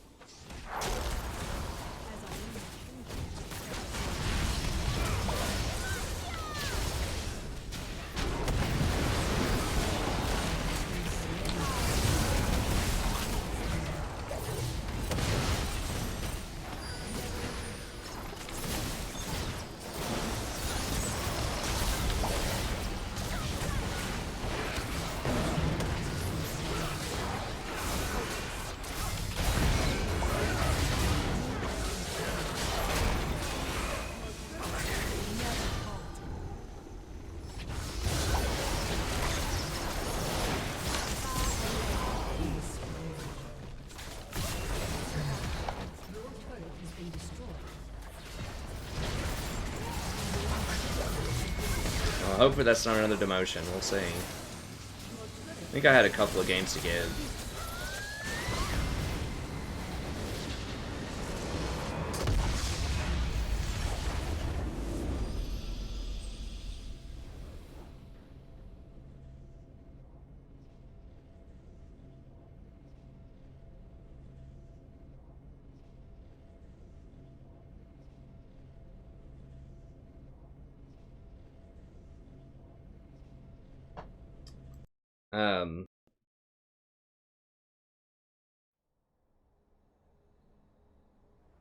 Okay, well, we still have a little bit of go here. Okay.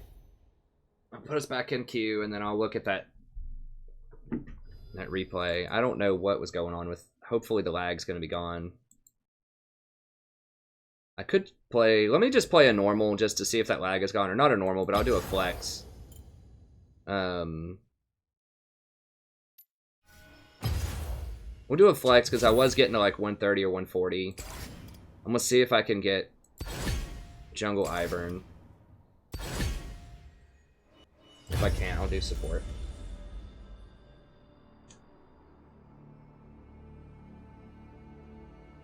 Yeah, it is shocking, Brent.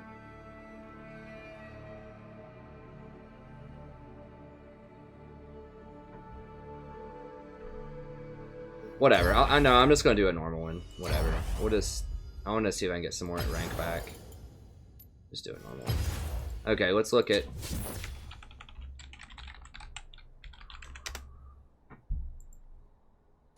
Well, so far this new strategy is not working out today. Well, at least not with Karma.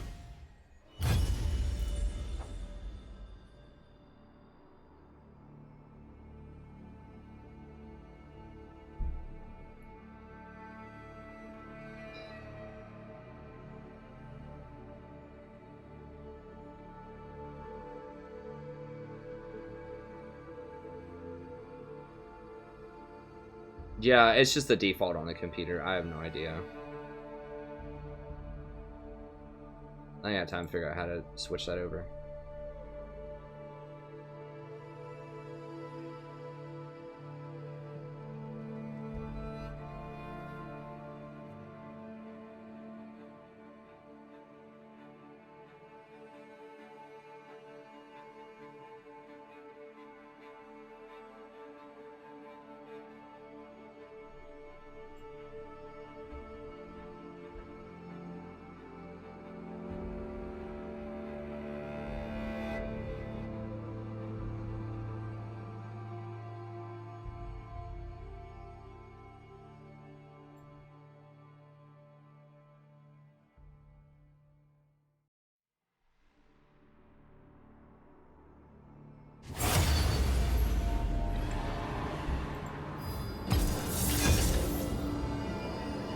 Before that. Okay.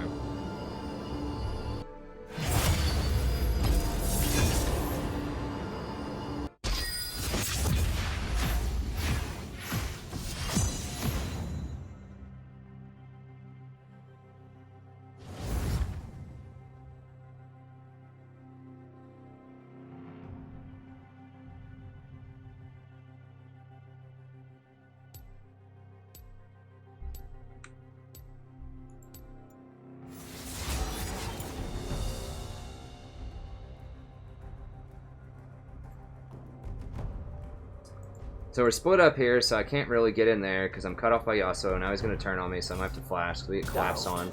Is the greatest enemy. Flash over. Okay, my shield's on cooldown for 3 seconds. Nice. I'll just be over here, sharpening my feathers.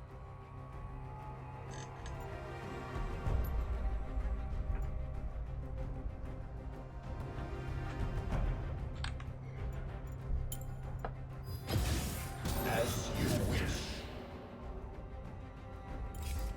Do not deny. Okay, shield's on cooldown. Happy to sit this one out. He's out of range, so if I tethered him right there with those 2 jumps, he would have broken the tether. Alright. Now he's back on me. He's got another jump. So if I tether him here, he's gonna jump out of it. I exhaust him. shield on the Lux.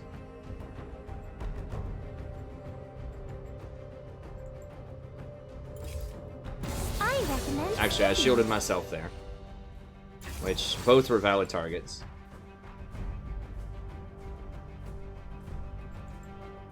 I mean, yeah, I could try to W him and run there. But I'm going to have to burst out of there. I'm not sticking around with Nami and Malphite flanking like that. So, yeah, I mean, I could have cast W on him and did, like, you know, 40 damage to him or something. But I was running, and I was going to have to shield out of there anyways with my ult. So, yeah, I mean, maybe I could have done it. But I don't think it was going to influence the outcome of that exchange.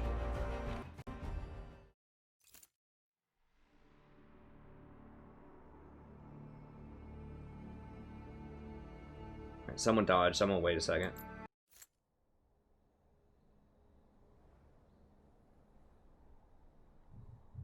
Hey, Tan Man. I don't stream on Twitch because I'm a smaller streamer, and YouTube's just better for smaller streamers. There's a huge amount of reasons why that is. And I do a lot of guides also, and it's just better to have it all in one ecosystem.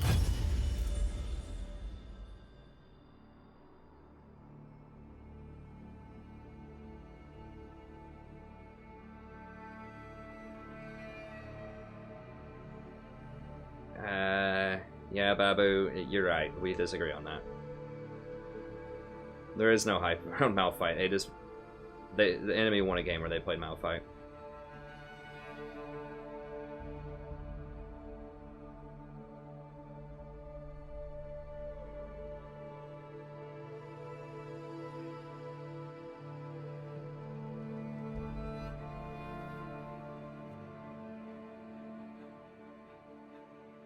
I mean, I think that's what it's going to come down to, Han. That might be what... And I just need to position better and just not die to assassins.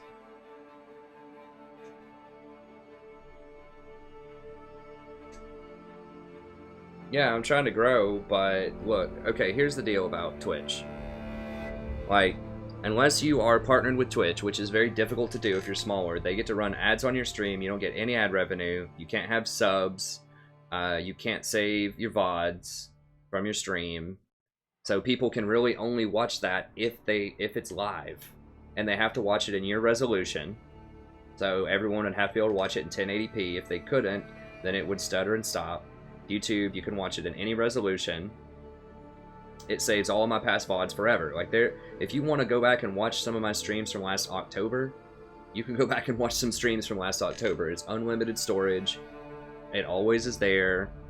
And whenever people search for stuff on the channel, then it gets a higher prioritization because people watch the stream here. The stream accounts for a lot of the views every day. It's probably at least 50% of the total channel views are the stream. Somewhere close to that. So that puts it higher on YouTube's, I think it's like SEO rankings. I don't remember exactly what that stands for. But that basically means that my guides and other stuff show up higher on the rankings because the stream is on YouTube. Because it's all in one ecosystem. YouTube likes that. YouTube doesn't care if I get views on Twitch, but they do care if I get views on YouTube. So to keep it all in one ecosystem makes the masters above happy, right? So I think you need to pick a side. I mean, like, yeah, Twitch is great if you get partnered and if you have subs. Twitch can be, you know, a lot more money than YouTube, but I'm just not big enough for that. And I like a lot of the things that YouTube has going on. So, I mean, that's kind of my explanation for it. I researched both of them. And from what I understand, YouTube is generally less money, but it's better to grow from zero. Which is, of course, what I started with, so. And we're growing at a pretty good clip. I mean, some days, if people advertise on Reddit or some other places, you know, the other day we got like 200 in a day or something. But, you know, lately we've been getting about 45, 50 per day. I recommend skipping. Well, it's not just that you're going to run out of seeds, Babu. It's you're going to run out of mana. Sharpening my feathers. If you max your Q. And you're going to be out of position late game if you keep trying to throw Qs at people.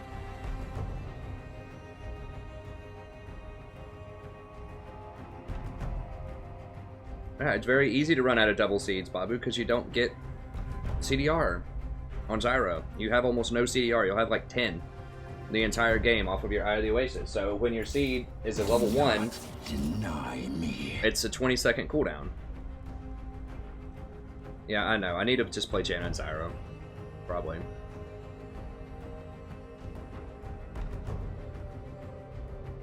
I mean, you can run your Zyra that way if you want, but I really am telling you, the seeds are a good investment in solo queue, because it saves you wards. And it will save your life when you're trying to clear pinks, too.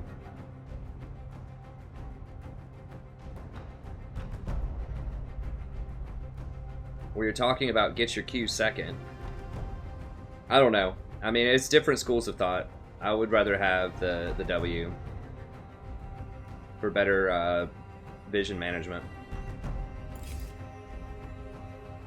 Playtime's over.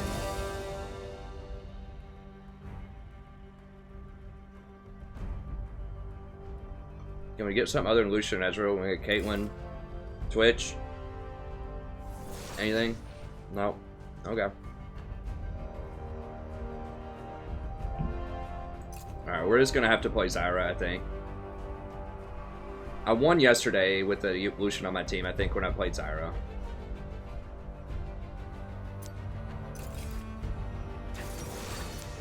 Yeah, Karma's still on the shelf for me. I just don't think I can win with her.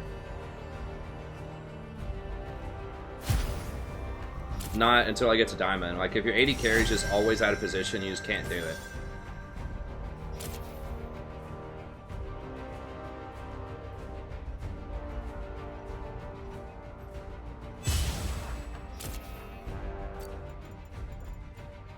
What the hell? They picked Zyra?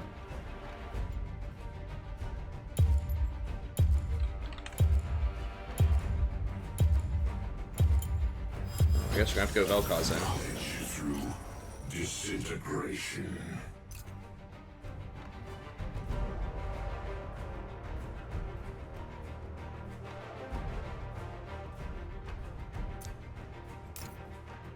Alright, so we're going Deathfire Touch.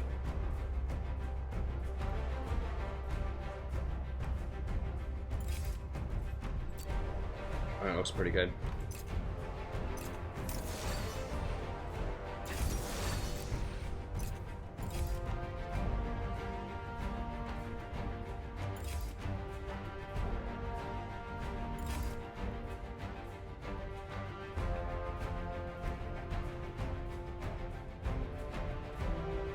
God bless. Okay, thank you.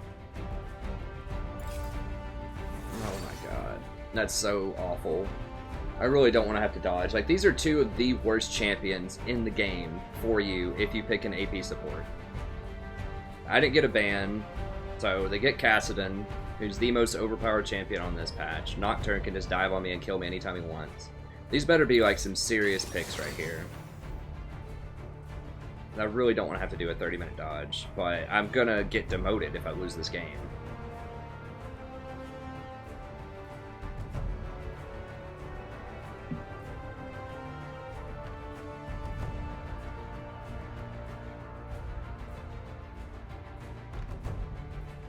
I picked Vel'Koz because Vel'Koz is good in Zyra. Please just dodge jungle.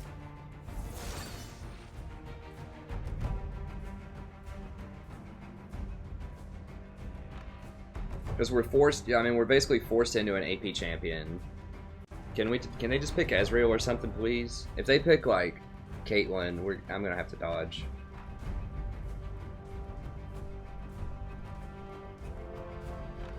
Because we have to play an AP champion. Cause I just don't know how to win with Lucian on your team if that's not the case.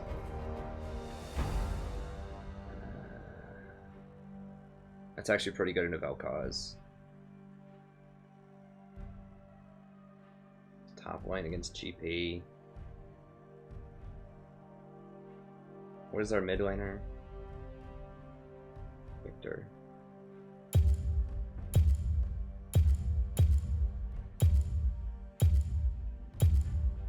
I guess we'll play it. I don't want to do a 30-minute dodge.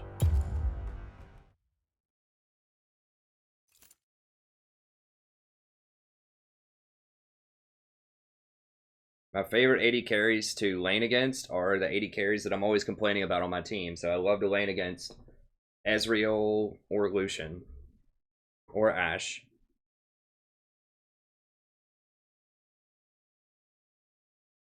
But it's like, I think we can win this lane, bottom lane, but it's not that I'm worried about. It's this guy who's against a Victor and this guy.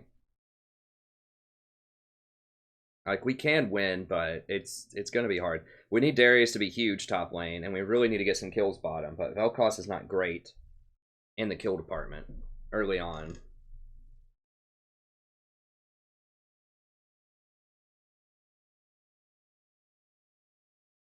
Caitlyn's not the best AD carry, but she's the one that I want to, like... She's the best one that's popular, moderately popular, yeah. I mean, she's good. I have her number 3 overall. I still think that Draven and Twitch are better than Caitlyn. But I'm trying to be positive, guys. It's tough, though. It is tough. We cannot buy a good champion select. Like, I think almost literally that I feel like the enemy team is favored like 80% of the time based on champion select. But we'll do what we can. I have a feeling I'm going down to plat 4 after this, but we'll see. To Summoner's Rift. We'll do the best we can.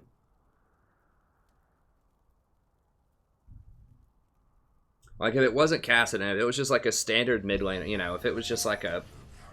I guess there is no standard mid laner. There's a ton of different viable mid laners, but I'm not using my ward here. Oh god, please, Daryl. You know, if it was just, I don't know, not Kassadin, then we would have had a chance. If they had Victor or something, I would feel a lot better about it. But Kassadin is just so oppressively powerful right now. He's almost impossible to stop. Darius has to be huge, and we really need to find some way to get ahead early bottom. Yeah, we will. I mean, we just gotta stick with it. High concentration of subjects. Only AP supports the diamond. Well, I can't play Janna with Lucian. That's just a fact. I've just got to accept that. Like, yes, Janna is my like 57 or 58 win % champion, but I just can't play her with Lucian. Because whenever I play with Lucian on my team, I have like a 33% win rate, 30% win rate, something like that. When I have Ezreal, it's like 25, and a lot of those games are with Janna, so I've got to do something, unless I just want to dodge every single game that I have Lucian on my team, but that would be almost every game. Because I feel like he's in my games like 70% of the time.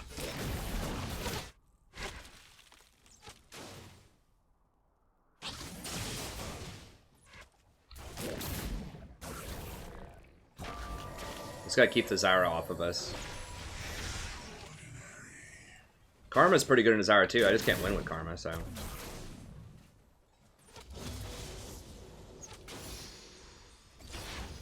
Okay. Should be able to auto the wave, although that's kind of expensive. Well, actually it's not really that bad early on.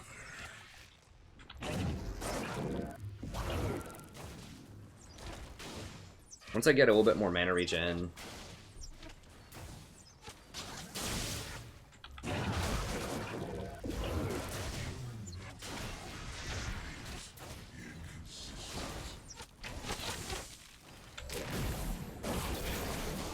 Yeah, we can't fight early Lucian because you let the wave push in because you're not autoing the wave.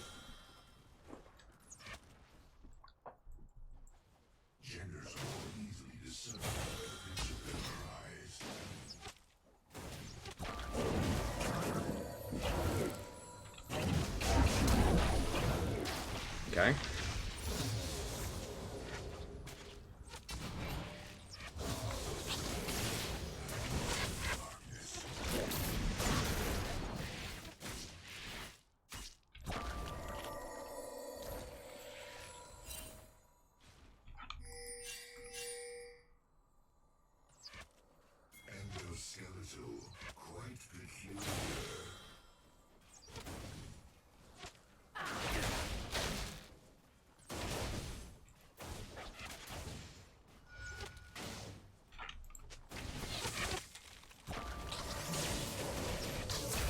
Yo, is he coming or what?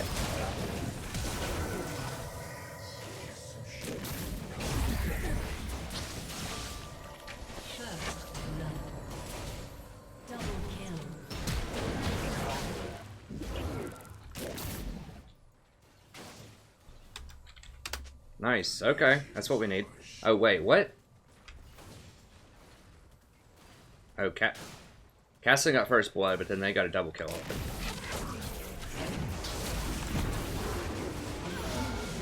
Okay, here we go.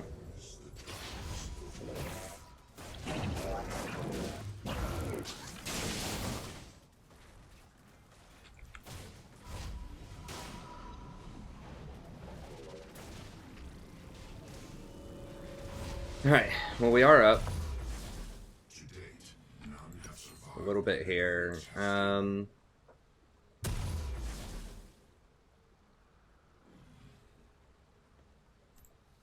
go ahead and get a book, just to pressure him a little harder.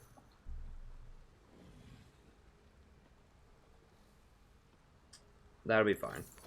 My presence causes them distress.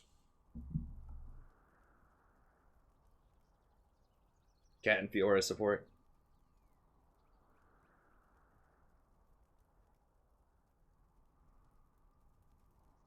Yeah, everyone says that Plasma. Everyone says Lucian's the best. It's not just one guy. It's like any ADC tier list is going to say he's the best. Like, he can be good. Like, he's one of the best do-it-yourself, like, if you have a bad support on your team, but I think he's a waste of champions that I'm good with. I can't figure out how to win with him. So I think it has to be like AP supports or something.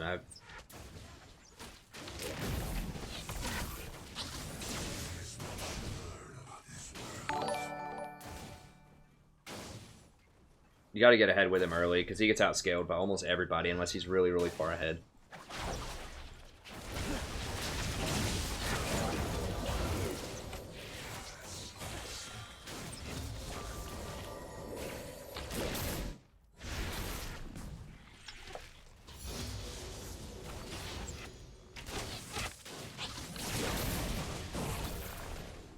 Creatures mewing increases during dissection.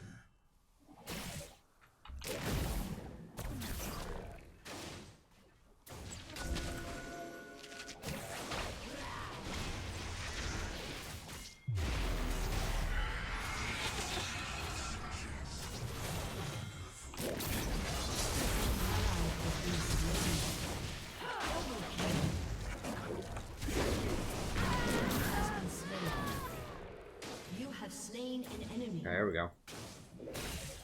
Intriguing reaction to pain.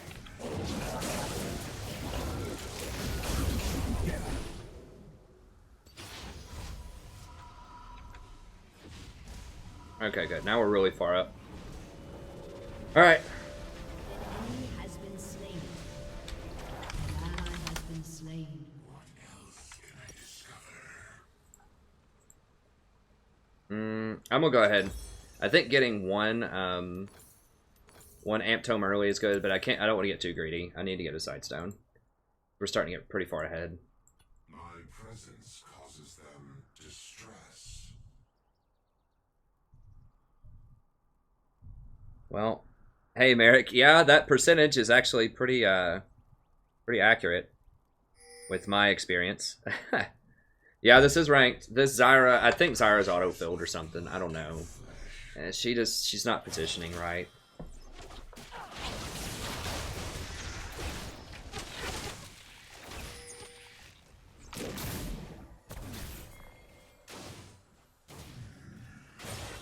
No, you gotta wait on the wave at least, Lucian. Come on, buddy.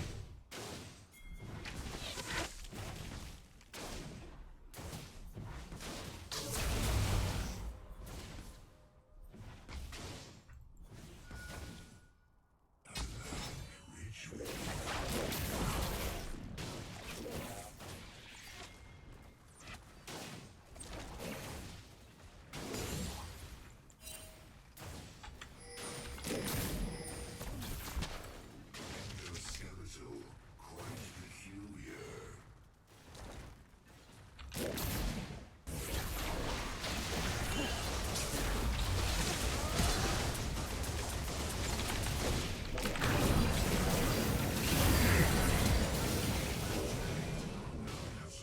he pinged like he wanted to go. I went.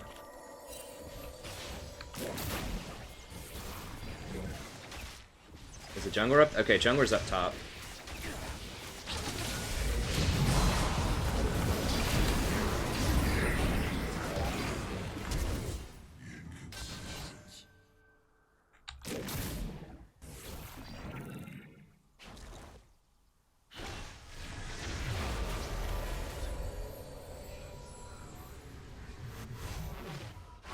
What? What the hell's going? What? Has been slain.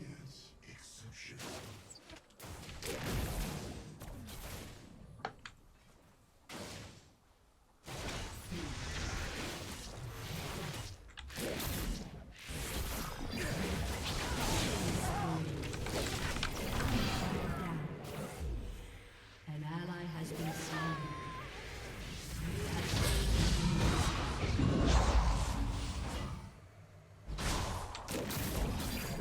You have been slain. 4-2 Kassadin. God bless. Kassadin's supposed to lose his lane really hard, like, every time. Like, that's the only thing that balances him.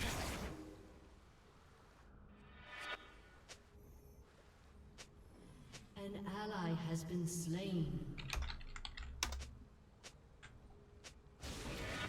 Such fascinating evolution.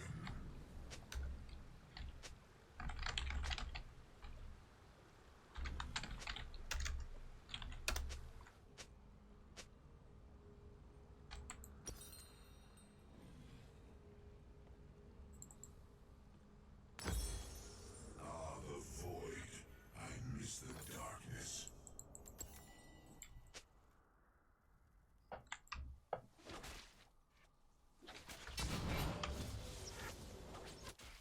Alright. We gotta get some more kills on them. Kassadin's getting out of control. This is why I ban him every game. I miss the darkness of the void.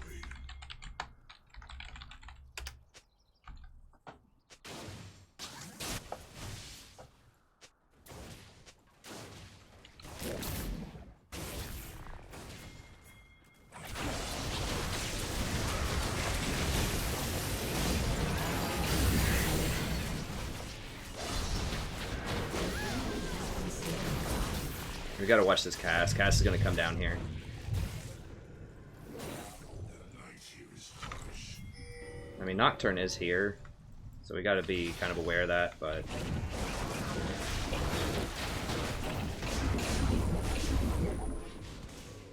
Victor's about to die in middle again.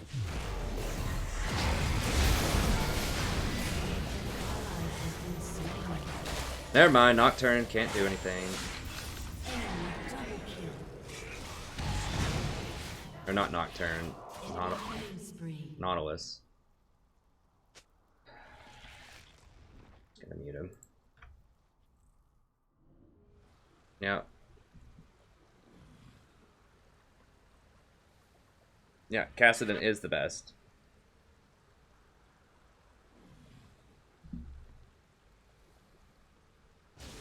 By far, and that's why I always mute him.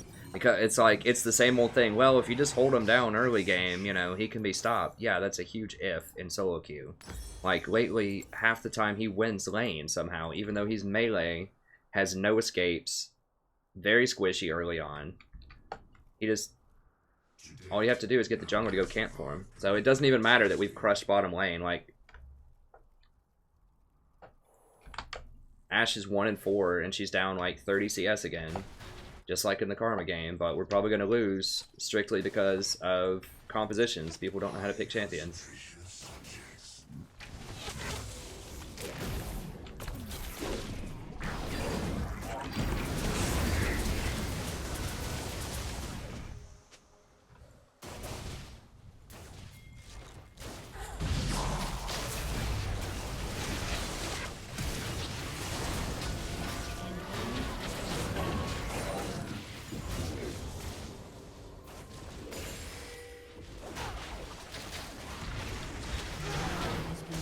For real.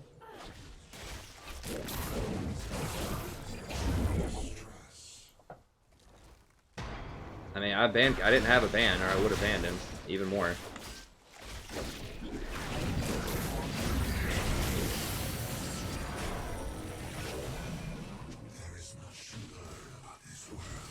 Cassid's coming down.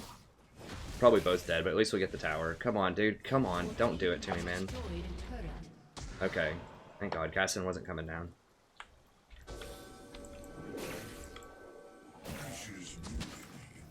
Probably about to get Nocturne ulted. I gotta get out of here.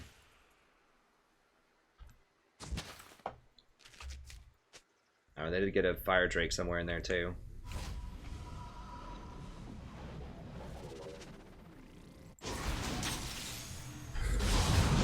Look at that. Like 90% of his HP off of 2 items.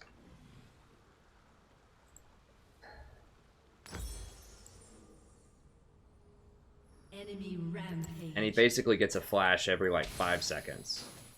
I mean, the champion's ridiculous. If you've never played in a meta where Cass is really good, you don't want to. Unless you play him a lot. I mean, we're winning every now and then, but yeah, we're losing way more than we're winning. Here comes Cassid again, probably. An enemy is unstoppable.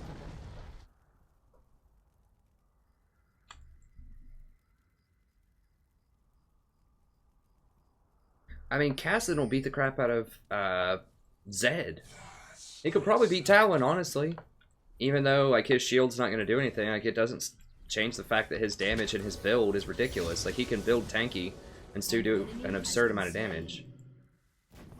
I can't be bottom right now because Cassid can just dive and kill me.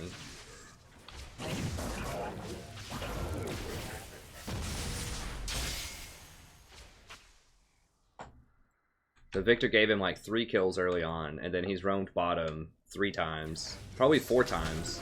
So he came bottom that last time and then ran away when the situation didn't look favorable. He's teleported down twice, and I think he poked his head down one other time and ran away. And there he is still. Such fascinating evolution.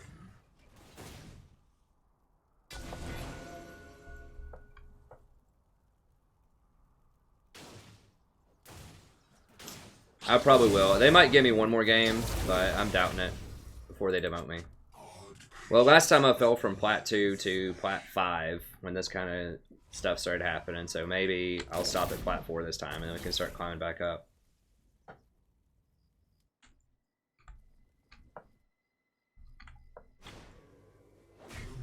I mean, Lucian's doing, like, even fine. Like, yeah, he's making a ton of mistakes, but it's good enough. Like, you know, the problem is the Cassidon is the big problem. Because Ashe is, like, Ashe and Zyra are playing awful also. So, you know, that's fine.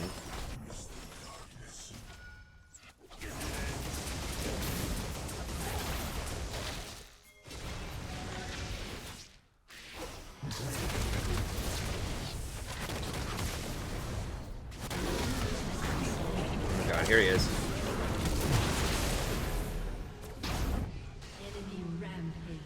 Cassidon's probably coming up here too. Is he already here? Oh, Nautilus is here too. No, there's Cassidon. An ally has been slain. What else can I discover? I mean, we just can't contest anything.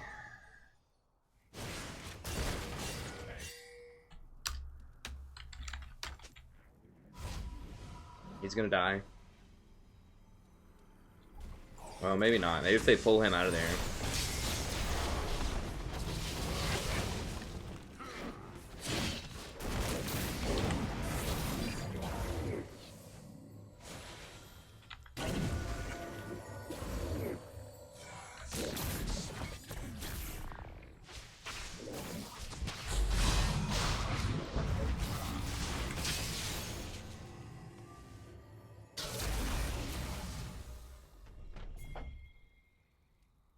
Presence causes them distress.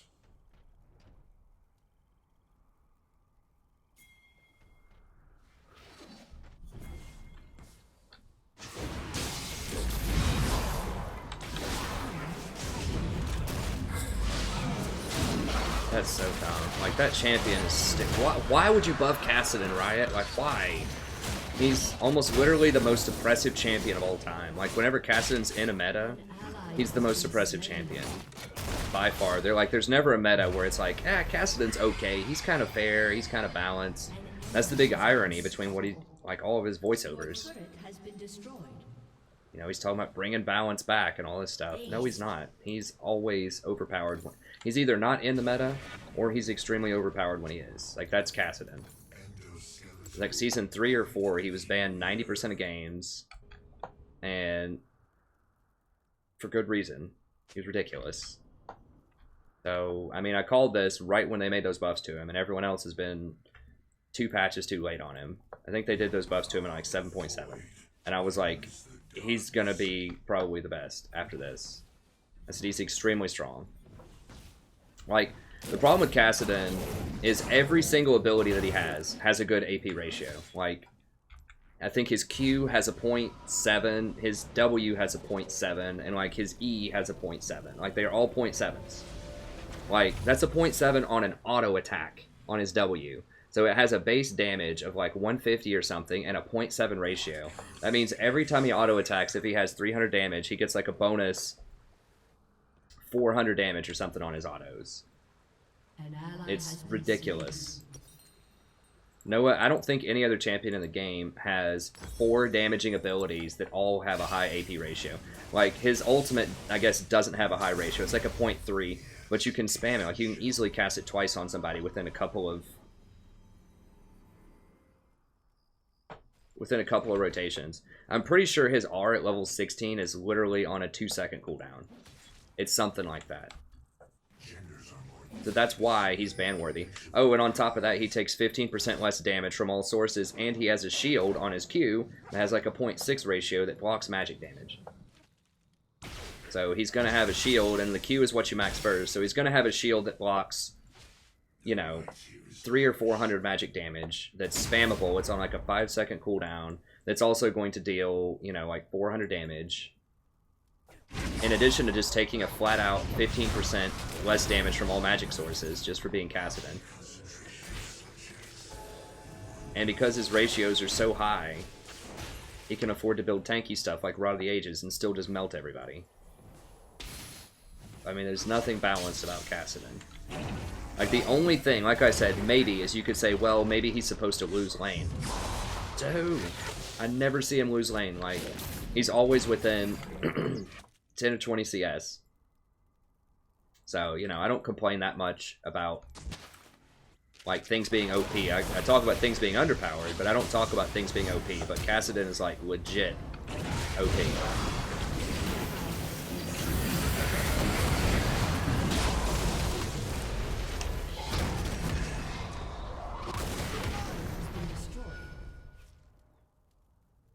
Enemy double kill. Hey, thanks, David. I appreciate it. An enemy has been slain.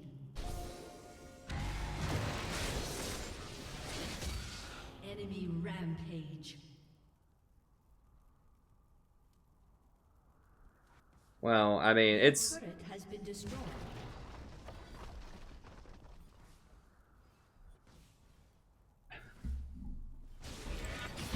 You know, it's expected that Kassadin's going to outroam him. I mean, Victor goofed up by giving him 3 kills in lane. That's on Victor. Like, once he gets that fed, though, you know, there's not a lot Victor can do about it. Victor's not a great champion right now. He's okay, sort of, kind of.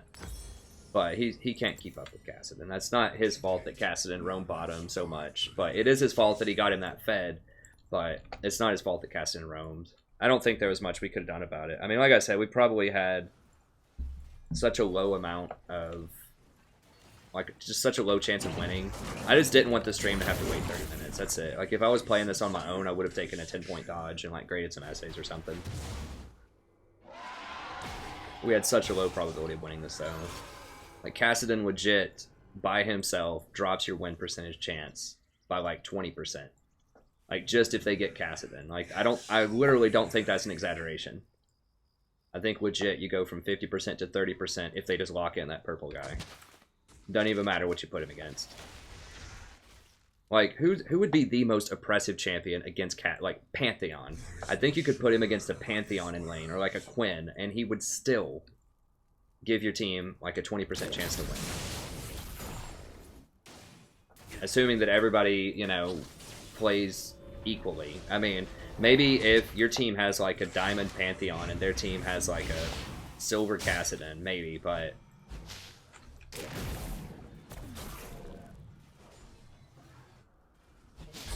I mean, Ivern's really good. Ivern's the best jungler, but Cassidon is legit the most overpowered thing all season. Like, he's worse than Varus was. He's worse than anything so far this season.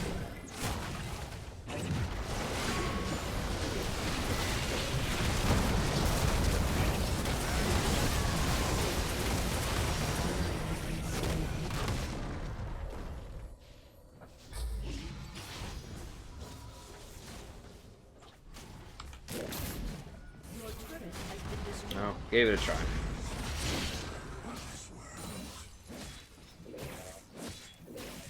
He's more overpowered than Graves was. Like, they're just... I mean, you haven't seen... I don't think... I mean, I'm trying to think of something that was as powerful as Cassidon is right now.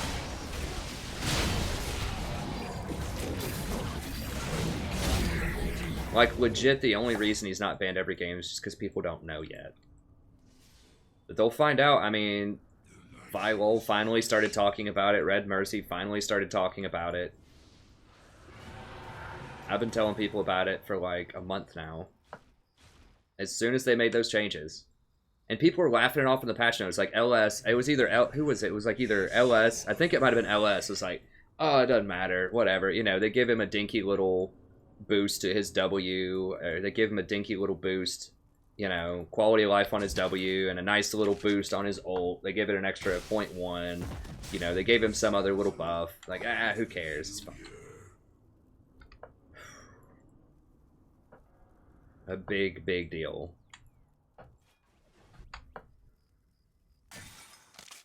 There are no little boosts with Cassidon. Like, if you buff him at all, you're running extreme danger. You don't want this guy in the meta. Like, I don't know why they buffed him. I mean, it's cool if he's on your team. It's a free win, but just everything about his kit just makes him one of those feast or famine type of champions. Like, anything that's high mobility with massive damage that can build tanky stuff and still deal massive damage, it's just going to be a problem.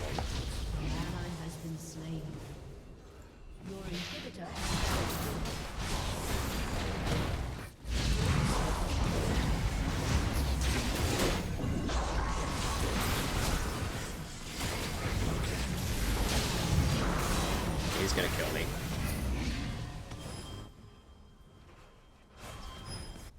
Your inhibitor has been destroyed. So, I mean, we'll just move on to the next game. I thought we had an okay laning phase. I know everyone said Lucian was bad, but he's better than what we've seen so far, I think. I mean, we've won the lane a couple of times, but we're just losing the late game. But there's nothing you can do about Cassidon.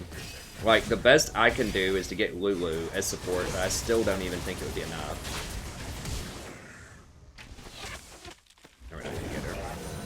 Maybe. Okay, he's got QSS. One more dash. Or not.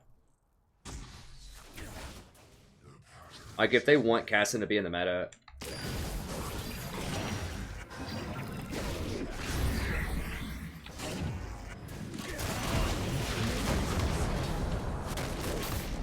They need to, like, raise the time on his ultimate. Like, his ultimate, they just need to rework it. And just make his ultimate, like, 20 seconds or something and take the damage off of it. Just make it like a movement spell or something. Or lower the ratios on everything. Like, just hit his ratios. Make everything, like, 0.3. He'd still be relevant. Just turn him into, like, a, like a magic tank, like sustained damage person. I think that's what he should be. Not like, you can't have a tanky assassin, like I said, that crushes people. It needs to be one or the other. So if they want him to be like this anti-magic user, you know, just lower his AP ratios. There's no, like, he shouldn't be one-shotting people and have that much defense in his kit.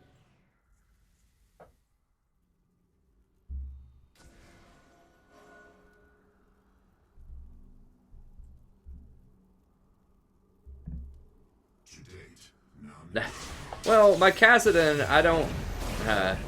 you know, my problem with... Like I said, I've had stuff where I think champions are underpowered, and I don't like seeing them on my team, and I've said that a lot, but overpowered I almost never say. Enemy is legendary. I think almost all champions have counterplay to them, but Kassadin does not. Has been slain.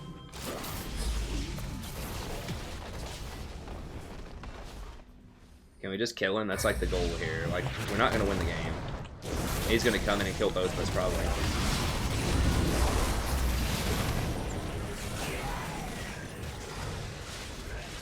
Kassadin, ladies and gentlemen. Your inhibitor Pick or ban him every game. Well, no, Kassadin is a special case. Because you can't kill him. Like, he's worse than Talon, when Talon was really strong in like 7.1. Worse than... Yeah, here we go. Well. Good stuff, good stuff. But Kassadin's a very, very special case. Like, Zed was never this strong.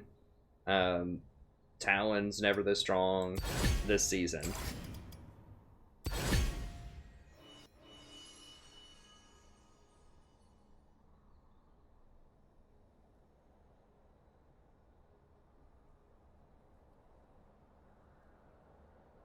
I don't think he was fine last patch either. I think people just haven't played him. I'm pretty sure it was 7.7 when they changed him.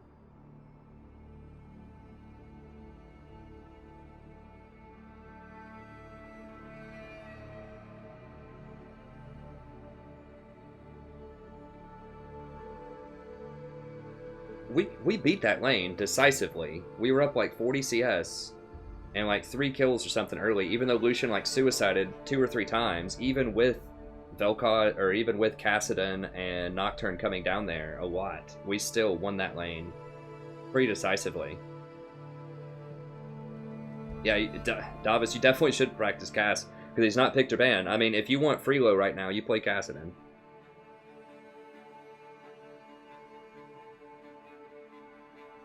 Nah, I'm gonna keep playing. Hey, thanks, Brent. I need some wins. I mean, let me show you what I'm talking about here. Let's just run some numbers here. And I talked about this in the Kassadin patch when he got buffed. I think it was 7.7. And people just, no one was talking about him, so no one played him except for me. I think I was literally almost the only person, you know, in the league, like, greater community that has any sort of presence. I don't have much of a presence, you know. We've got, what are we even at? Are we at 6? I think we're at 7,000. Whatever we're at. We have a small viewership, but we're growing a lot. But I was talking about him. Let me see.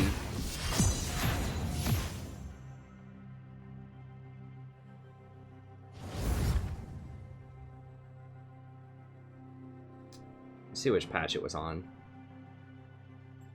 Background.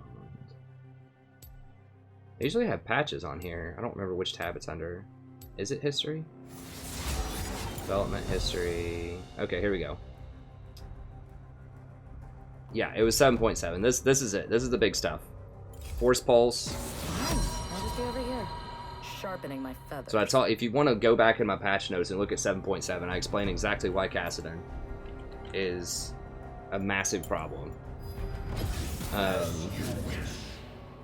So they gave him 50% more AP scaling on his ult. It's like, oh, it's 10%. That's 50% more. They lowered the cooldown from 6 to 5. That's 17% lower cooldown. End of the line. And you can't calculate this, but that means that if he's in the middle of his attack animation and someone like flashes or someone dashes away, it's still gonna hit him, which is huge. I recommend skipping. So if you're wondering what's up with this dude, like, here's the thing. He has high damage ratios on everything. No other champion has this. All 3 abilities are big-time burst abilities with massive scaling. And he has a shield. As you So, wish. here, let me just... Where's my 7 point? I'll pull it up on the Google Doc. I think I did some math with him.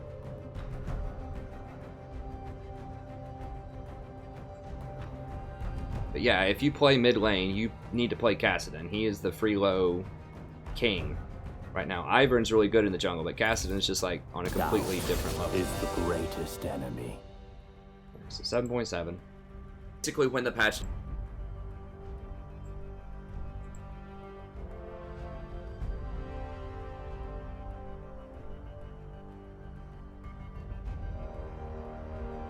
Okay, there's the Recon.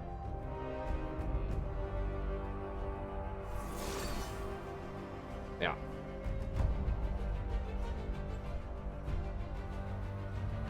I don't know if I did math on it. I may have done it in 7.8. When I talked about how ridiculous. Was it 7.8? So I was talking about how dangerous he was in 7.7. Basically when the patch notes came out. I don't think they touched him in 7.8, so I don't think I talked about it. Let me see what we're working with here. Oh, sweet. We got Lucian. Well, we're just going to go Zyra and just try to crush him. I mean, that's all we can do.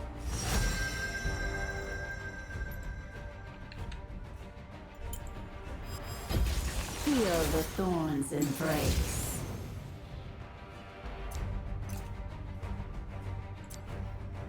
Let's make sure I got what I want here.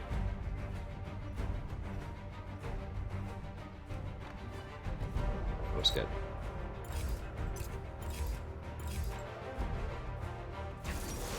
Okay, so let's say that you've got 200 AP as Kassadin. Alright, so you go in, you're going to do a full rotation on somebody. Alright, so it's 140 plus... I remember doing this math before, so I've done it in one of my patch notes videos, or maybe I was doing something else with it.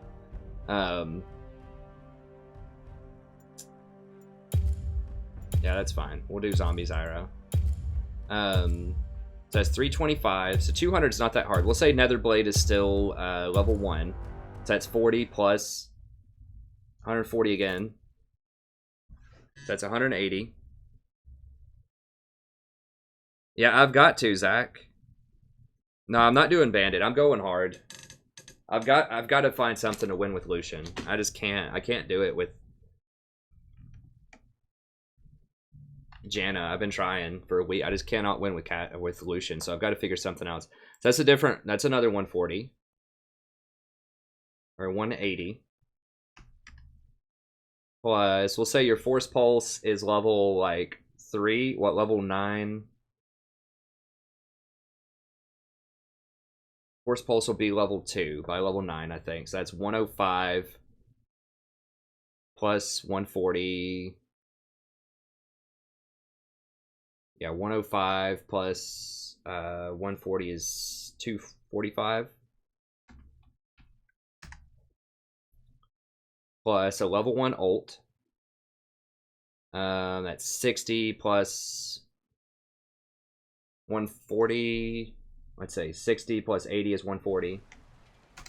So one rotation of Kassadin, if you have 200 AP, about level 9, is 900 damage. This is on a 6-second cooldown. This is on a 5-second cooldown. This is on a 7-second cooldown. This is on a 9-second cooldown. Before CDR. 900 damage. On a rotation where everything is less than 10 seconds. Which is 200 AP. At level 9 or so. And you have a free flash every 6 seconds before CDR.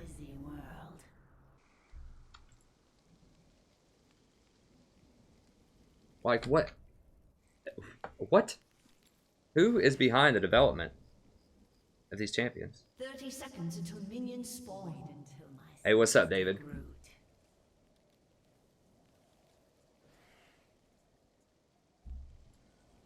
Okay, but he's not in this game. But yeah, just play Kassadin. If you ever have a chance, play Kassadin. I could maybe try Blitz. Blitz is probably good. Just a harmless flower. Wait, no Renekton and Witch List. Renekton's been my #1 pick for 7.5 onward or something. Venture off the beaten path. If I eat you, will I learn how to die?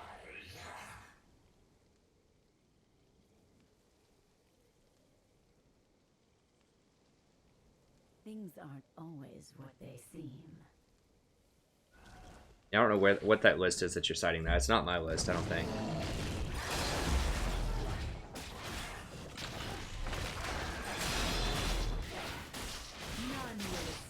Alright, so let's get down here. Let's get down to business. I'm gonna VOD this one. Hey everybody, welcome back to every point of the game of League of Legends. I'm the Strategy Professor, doing a little Zyra action here. Still looking for some way to win with Lucian. Had a bit of a rough stretch. Lost a lot of elo lately. But, you know, we can go back. We're going back to old trusty here.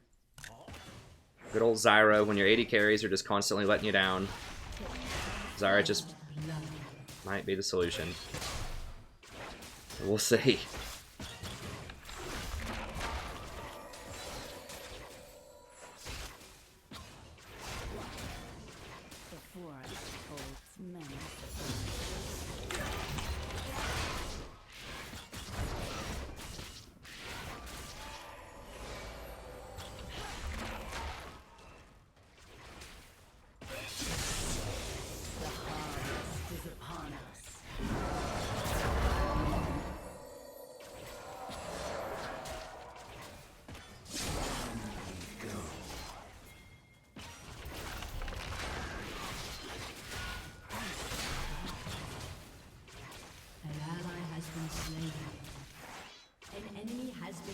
Thank you. I needed some good news. Like, Riven basically died, immediately teleported back, and died again.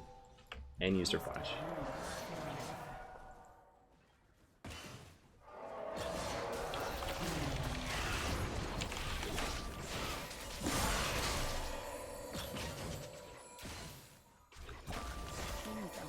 I probably should have had some more mana regen. I went like all Executioner.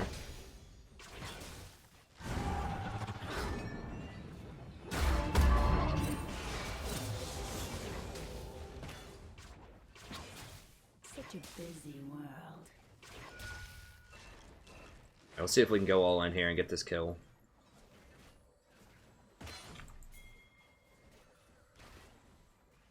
The jungler close or something? Wait until my seeds. You know, if they're talking to somebody.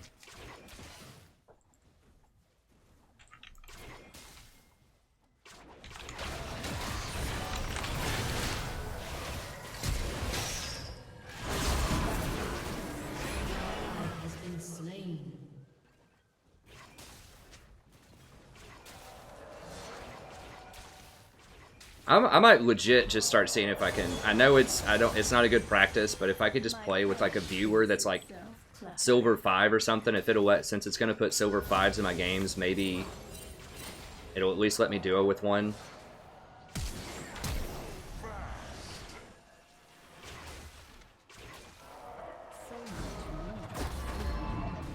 Well, there goes that VOD. I'm trying not to tilt, guys. I just like how can this just like consistently have this many bad people over and over and over and over? I mean, I've tried to spin it, I've tried to like PC it every way I can. I just don't know. I mean, all I know what to do is just keep playing, and just eventually we'll get somebody that's higher than bronze. I mean, plenty of bronze people I know could play better than that.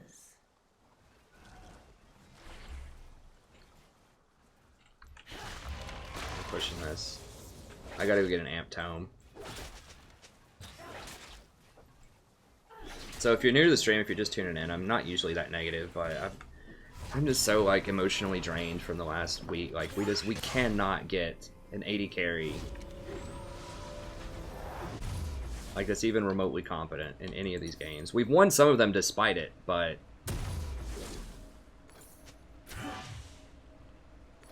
come closer. I need to go get me some chalky milk after this for sure.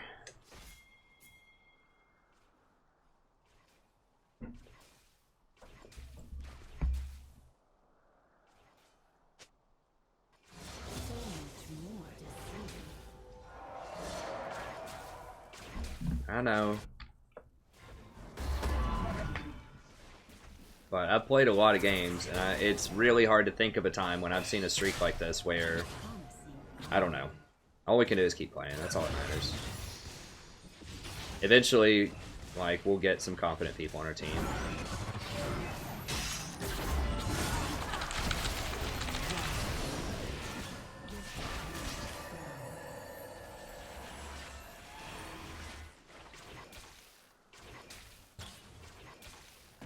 I haven't watched MSI yet, now. Take careful steps. Alright, so game's still winnable. What I have. He's going Vamp Scepter. Okay, so we've got some people coming down here. This is good.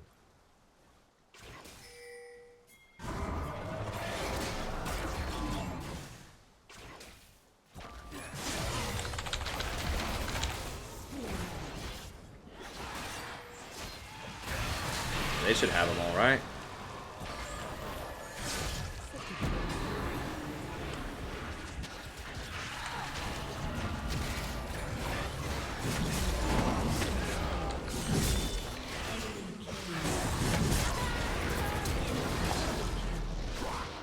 An enemy has been slain. How did he even see me? I guess the minion saw me. I've tried that. I guess I can keep asking.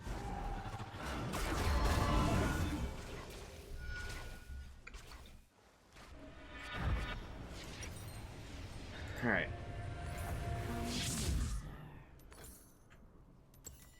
Wait, how did we lose that? I thought... Okay, Rengar got 2 kills. Didn't we get 2 kills? No, Varus got away. The forest holds many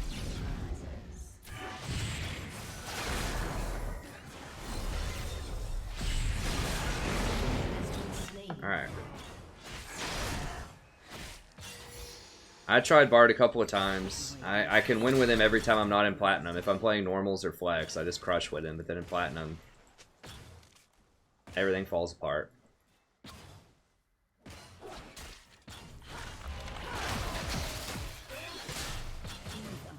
Push this in.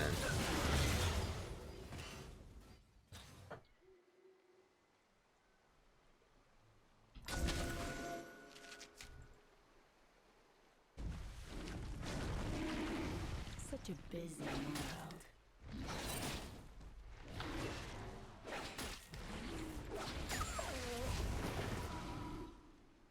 Are you guys serious?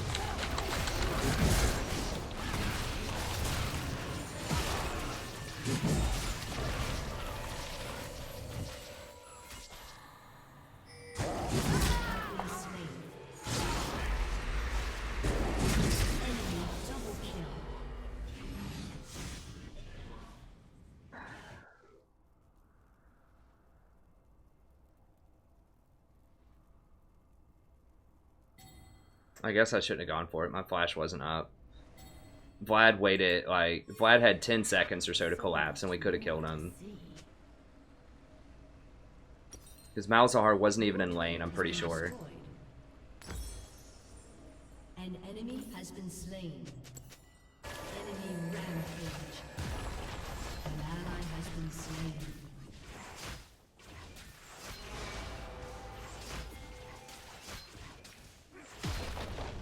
Shut down. Come closer.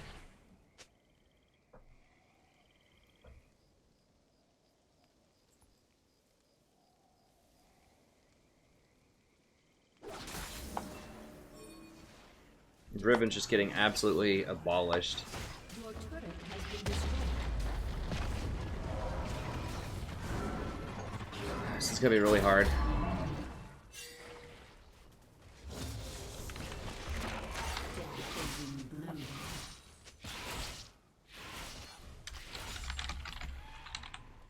Your turret has been destroyed.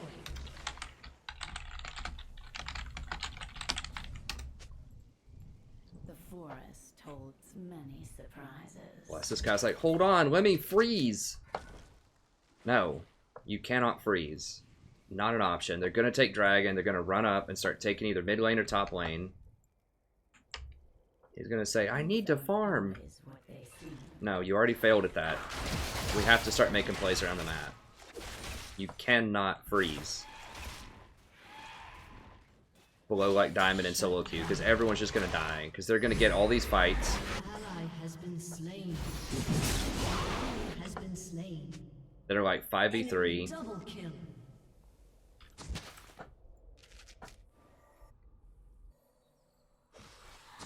Take careful steps.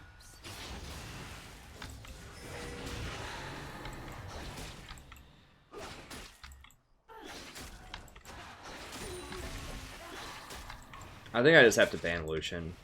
Venture off the beaten. Just straight up, even if someone's hovering it, just say, "Oh my bad, I just got back from the bathroom" or something. Like, I just gotta ban him and just pray they don't pick Ezreal. And just if they pick Kassadin, whatever. So much Because more. Lucian's in like every game, and I lose almost literally every game. Lucian's on my team. I've tried the Zyra, I've tried everything. I just cannot win with that champion. This is my worst win record, like, of all time, with an 80 carry, I think. It has to be.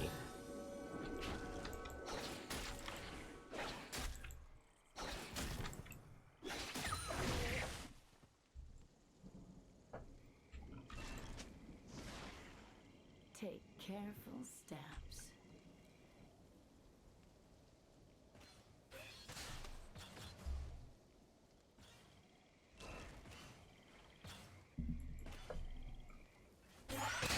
I shouldn't have tried to get that pink, though. I mean... But this is warded, because he threw a hook out. They've got everything warded. They had 2 pinks up top. They just, like... Why does their team always get pinks?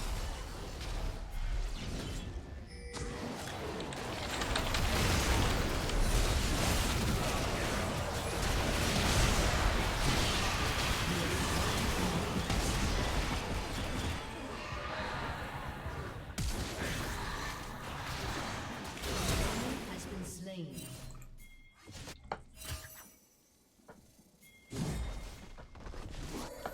Things aren't always what they seem.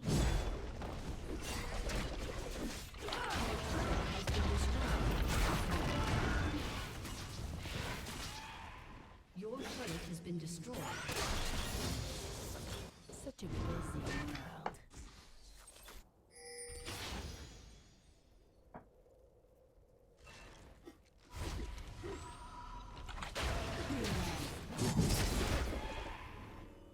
Well,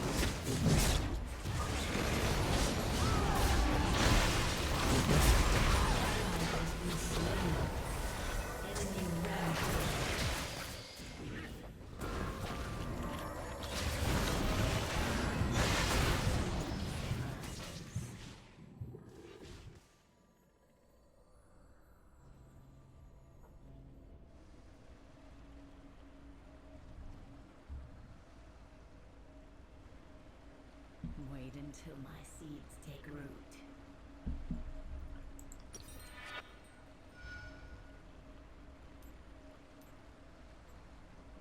I mean, maybe I'm, like, suspected of being boosted or something, and, like, Riot has a special queue for people that boost or something. I don't know. It's getting, like, too conspiratorial. Like, there just has to be some way I can win. It could just be really bad luck for a while, too. And as I've said before, even if you go, like, in theory, even some of the people that have, like, 55 or 60% win rates, Venture off the beaten path. you know, nothing says they can't lose, like, 45 in a row.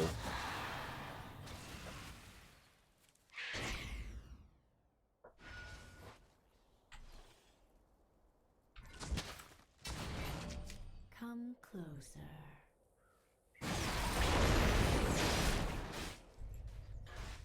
Yeah, I did, but... I mean, I don't want to...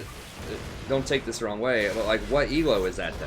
Like, this is Platinum, you know? Like, this has been going on since Platinum 1. Like, those people are right on the door of Diamond. Like, and to underperform so poorly, so many of them, for, like... I mean, we're talking, like, probably 30 different 80 carries from Platinum 1 all the way down to Platinum 4 here. You know, the top 2 to 5% of people on the way down. And they don't know basic stuff like don't flash under tower versus Lucian.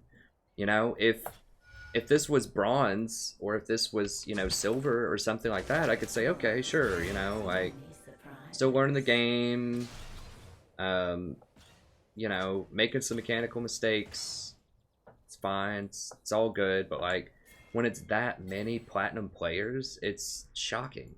Because statistically, this is, you know, right now it's probably like 5 or 6%. The top 5 or 6%. That's the difference to me. It's like when I go with my friends and, you know, we're playing some normals and my friends are like silver and bronze, you know, I'm expecting there to be some, you know, some little goofy, you know, mishaps and some mischief, you know, some oopses. But like,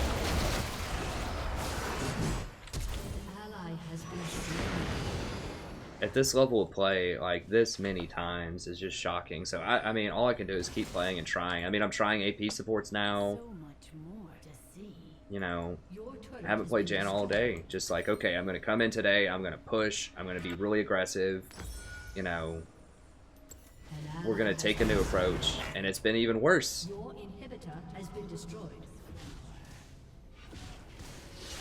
So I was like, maybe my problem is I'm just not pushing hard enough. Maybe if I push hard enough, then my AD carry will gain a CS advantage, and I can, you know, take down first tower and work my way around the map.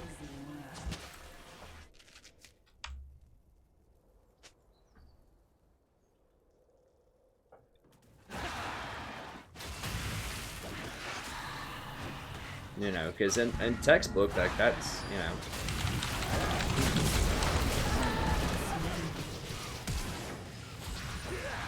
Please, Vlad. Okay, Vlad got it. And this is why it's dangerous to play Zyra also right now, is because if they have...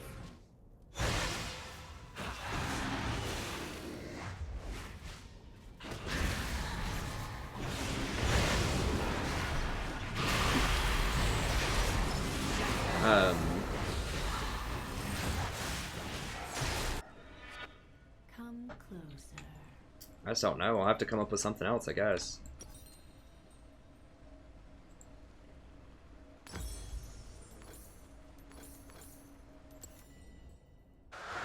Go back to the drawing board. Now I've tried the push, poke, I've tried the all-in, AP.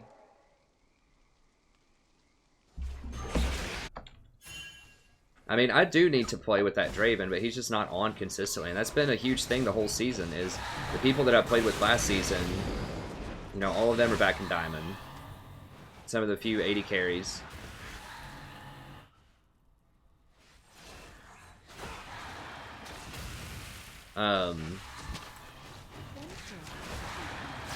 And this season, we just can't find consistent people that just want to play. I don't know. And maybe if there's a duo, I need to, like, play Zyra and try to show off for him. Because, I don't, like, people just don't want to do it with a Janna. Like, it doesn't matter how much you win. We had, I think we were, like, 4-1 with that Draven.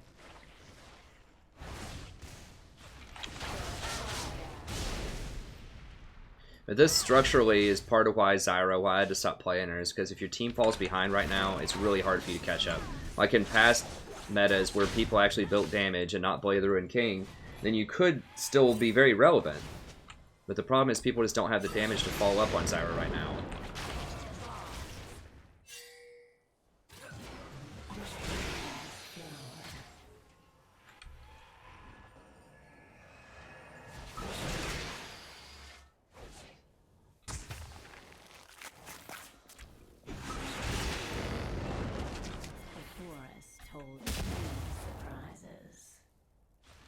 And they can just go get Baron whenever they want. This is probably all warded.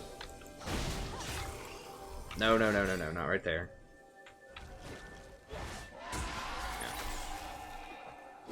Such a busy world.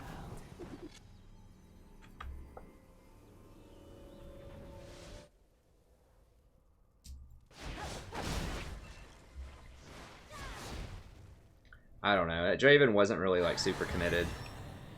He's probably out hanging out with people or something tonight. Who knows? I mean, I might as well try Cat and Fiora. We might as well play some fun stuff if we're just going to lose all the time. I've tried Soraka too. Soraka has similar problems.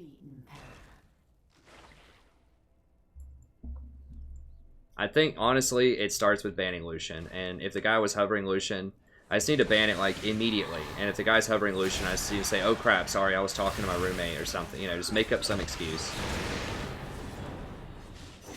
I mean, I don't like banning people's champions if they're hovering, but I just have to at this point. Like, I just can't take it anymore. Like, that's one of the only things I haven't tried yet, is consistently banning Lucian. Even if someone hovers him. Just saying no. Just say no.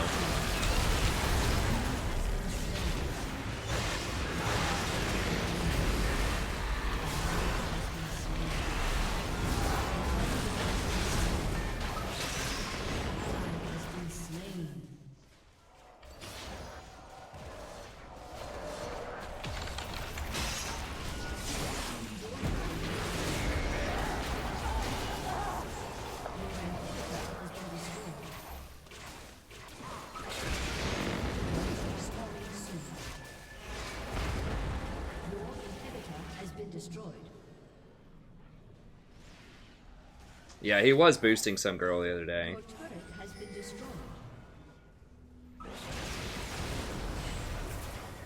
I mean, it's sketchy at all times of night. I mean, it's been sketchy at 8 p.m., 8 a.m.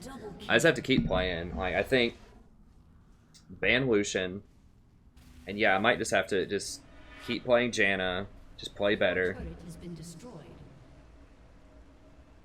Well, Ally Cole, has I been mean, slain. I think that support, you definitely can win a lot. Like, this is not common for me to lose this many games. Like, I go on these streaks sometimes, but I think this can happen at any role, you know? Actually, let me undo that. I need Sork boots. Not that it's going to matter at this point, but... you know, because I used to play top in Season 2, and, you know, like, it can happen at any role. I think the support is one of the most important roles. You're controlling 2 people bottom, and you're also controlling the towers, and the dragons, and the vision.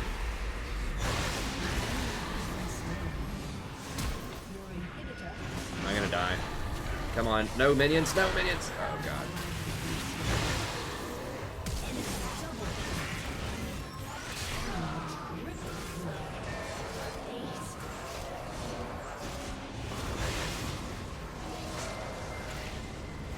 I mean, maybe I just have to play some, like, off-stream, like, in between streams, and just go, like, full concentration, like, dodge everything that's stupid no matter what, and just grade essays.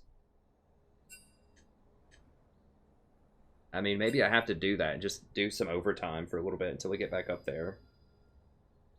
Because there have been some that I don't dodge. There's been at least a couple. This one was playable, but there's been a couple that have been so bad, like that Kassadin game, where if it wasn't on stream, I definitely would dodge, and it would save me elo. Well, let me wait a second so I don't get them on my team. Let me go get some chalky really quick. Let me grab a drink, and we'll lace up. Well, I mean, Riven's part of it, but the greater story...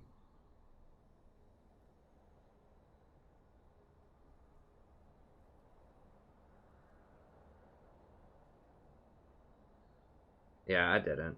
It didn't matter, though.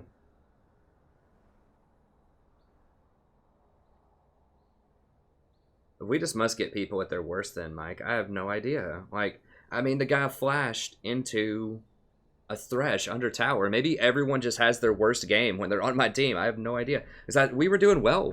Like, we got the first kill. I'm pretty sure bottom lane. We were up CS. I think we got multiple kills bottom lane.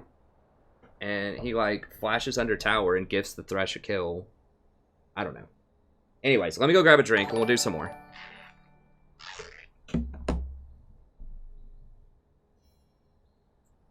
So thank you all for sticking with me. We'll get back up there. Let me get a drink really quick and then we'll get back in there. We'll get back on the wagon.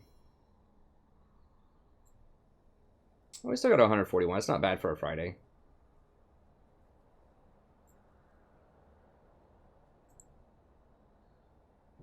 Let me see. Currian's on, but I'm too low to duo with him at this point.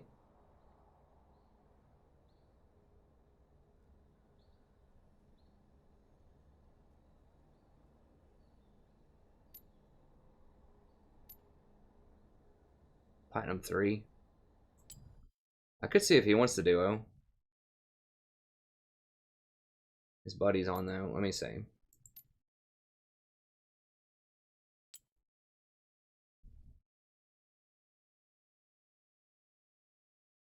God, he plays Lucian though. Plays a lot of flex. He's played some solo today, but I think he's ranked solo duo.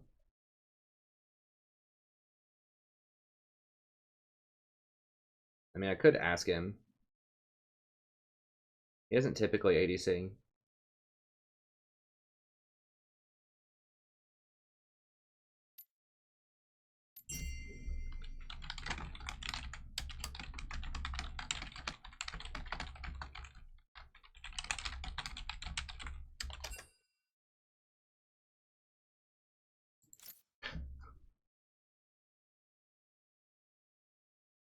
Okay, that dude's actually here, but he might be dueling with a girl or something, who knows?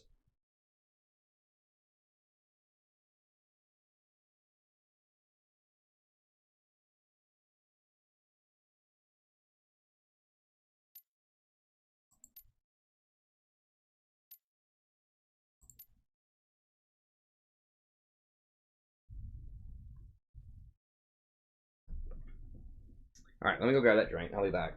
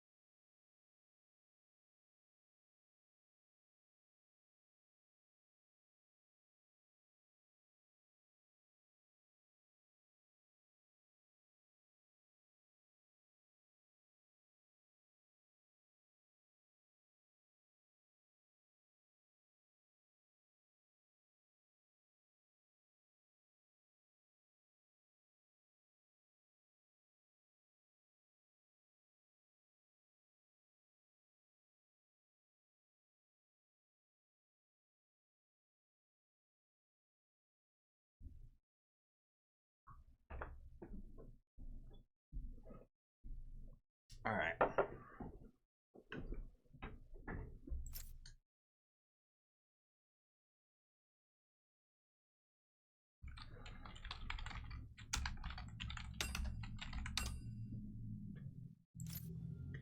Yeah. That's fine. I mean, yeah, a lot of those guys are just kind of... they're just out of it. I mean, they know that I stream too, and... I don't know, they're a little more... I think maybe they feel like they can't be themselves or something when I'm streaming.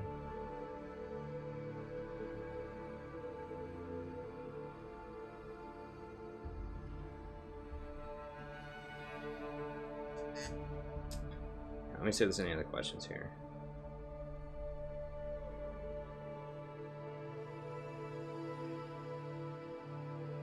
NA Princess. I don't... she's a viewer. I can't remember what she goes by on here, but... she plays support also.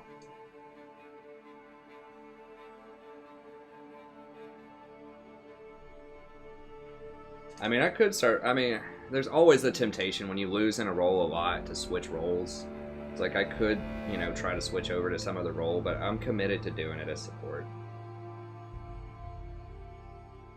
I think if I switched over to jungle, you know, I could get some pretty good results, but I want to do it as a...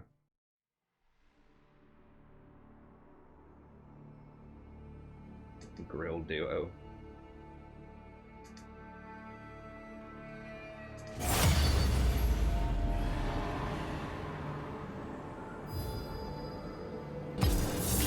Hey, if you're bronze, we can probably carry each other up to diamond. I'm just straight banning it.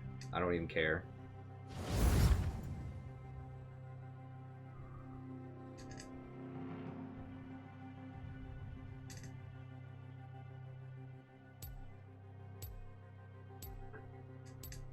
I'm not doing Warwick support. I'm not that desperate yet. Okay, he's out of here.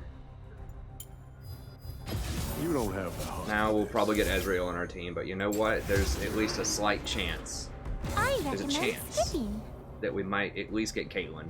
You know, if we can't get Draven or we can't get Twitch or we can't get Callista, at least we can get Caitlyn. Do not deny me.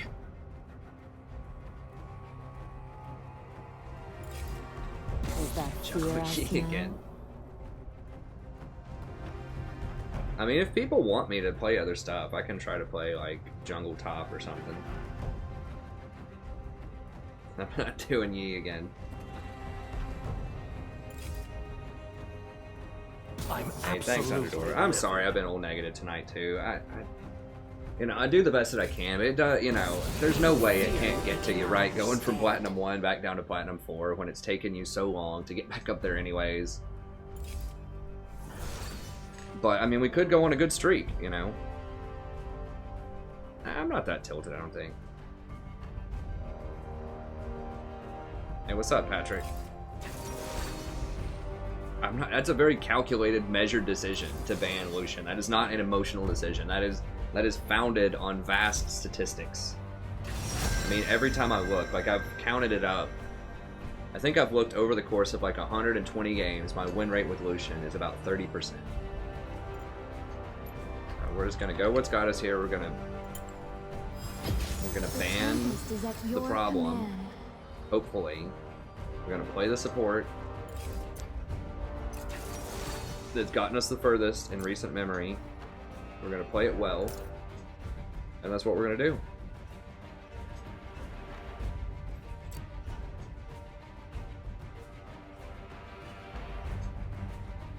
Jungling Yi will not get my head straight. That will tilt me, probably.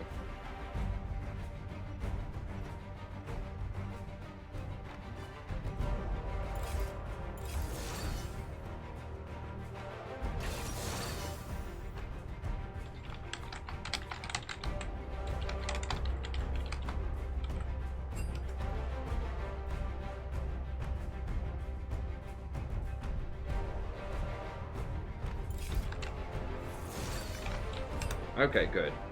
Okay.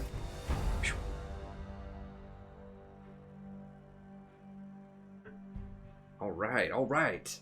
Okay, I can feel it. I'm feeling it this game, guys. I'm feeling it. We have a good team comp. We've got it. Okay, so Caitlyn, Janna, classic composition, should absolutely crush Vayne. Top lane Nautilus should be able to beat whatever they have top. I don't even know what they have top lane. Yasuo. Annie should be able to beat Aurelion Sol. Like, I think almost every lane should be able to win. I agree, hello. I just can't find a good person. I don't know. People just came up with the take my energy, but it's cool.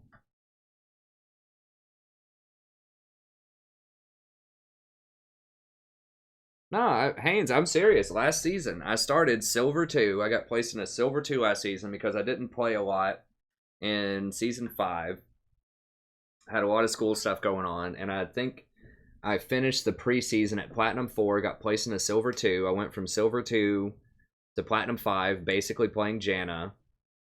And then I went from Platinum 5 up to Platinum 1, playing Tom Kench, and then I fell from Platinum 1 to Platinum 5 again.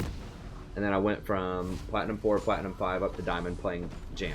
It's like every game. Not Janna every game, but support every game. Okay, I'm going with the horse that rode me here. I've tried other stuff. I've tried to deviate from my teachings. It has not gone well tonight, so I'm going back to basics here, going back to what I know, what I've calculated, what I preach. I'm going back, and we're gonna do this. Let's do it right now. We're going on a 10-game win streak.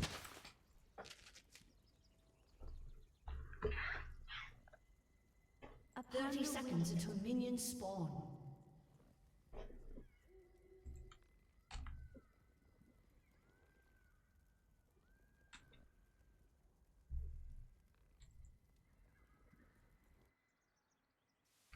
As you wish. Well, I think it's broken this season, honestly. I think there were so many people that got boosted from last season. I mean, it would have equaled out by now if they haven't played that much. But Minions have spawned.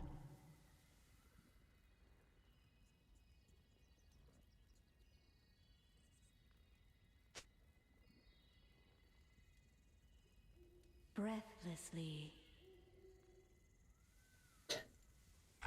it's really hard this season. But, I mean, it can be done. I have plenty of coaching videos where I show people how to, you know, how to carry a support.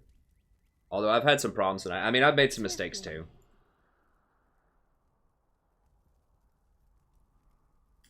This Caitlyn seems pretty smart, though. We wanted to wait there, if you're wondering, just so they didn't know if they were doing, so they didn't know that Gragas started blue. It's pretty bad, because Yasuo is going to hit level 2 first, probably. Yeah, definitely. That could be really bad for our top lane. This Caitlyn seems okay, though. I mean, she picked Caitlyn. First blood. Guys, how does that even happen at level 2?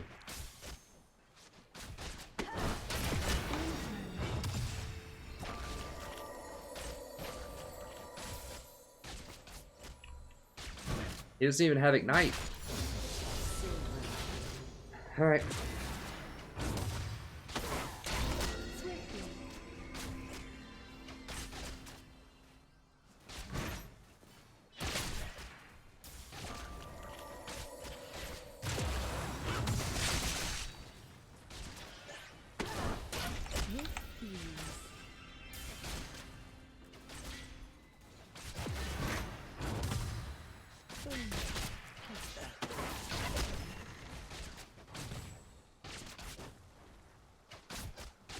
She is hitting a lot of CS, which is nice.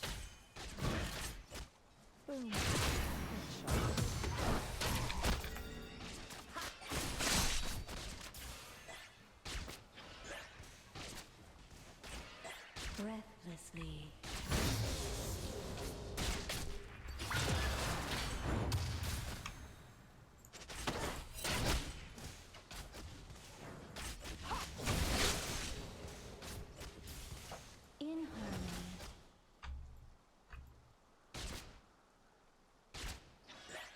He's trying to push him in a tower. Caitlyn, or Janna doesn't have a ton of push, but As you wish. I don't want to mess with his CS, though. I was just saying he's hitting a lot. Now he's missing. Okay, he got all of those out.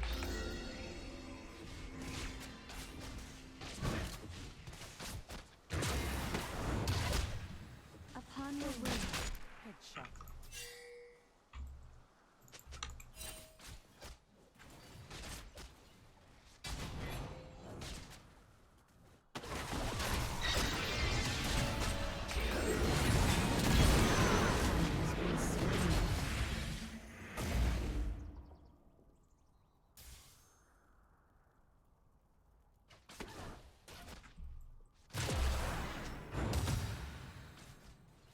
Swiftly.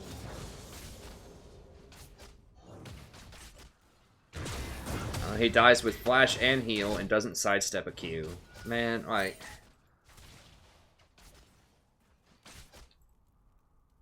Breathlessly. He's gonna miss like 10 CS at the tower.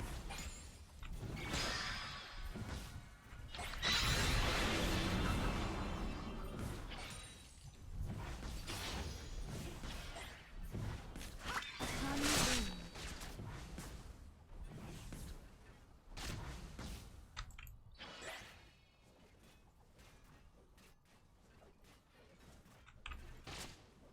It's not unlucky, though. She didn't use any... Like, even if you get hit by the Q... Like... You still have heal. You still have flash. I mean, Vel'Koz is not even running Ignite. I don't know. We're gonna move on. We're gonna move on. We're gonna try to stay positive. It's just mind-boggling, honestly. We can still win. We do have a nice scaling support. I can completely shut out Yi later in the game.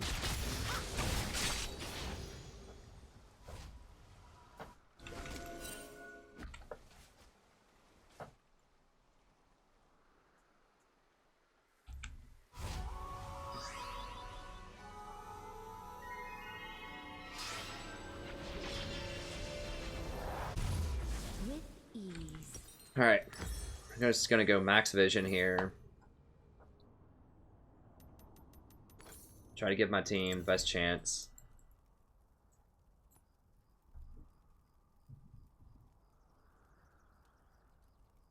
Well, I mean, we don't even need the jungler to do anything. Like, we're winning this lane. We were winning it. All we had to do was dodge Lee. All she had to do was either... She had three things. Either she could heal, she could flash, or she could dodge the Lee Q. Now, if I would have hit that tornado, that would have been nice. But he wasn't mid-air or anything. I was just trying to delay him.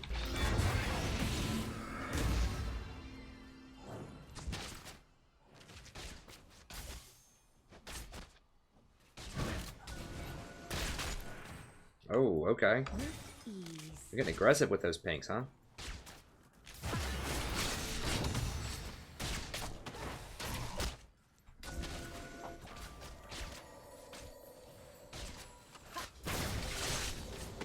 Upon the wind.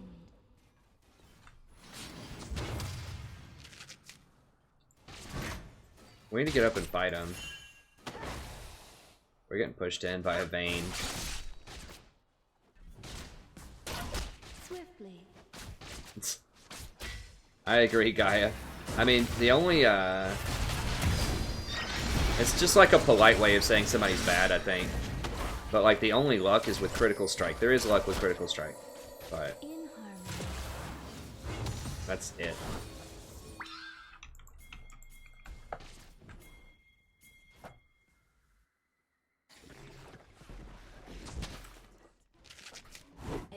They got him.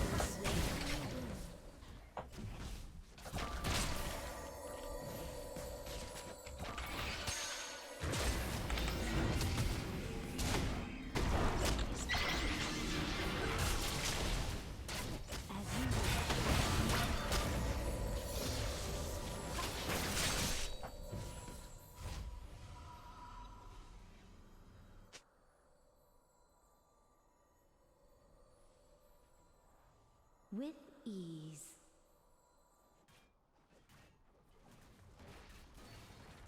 Okay, the waves are even. I'm actually just going to back here.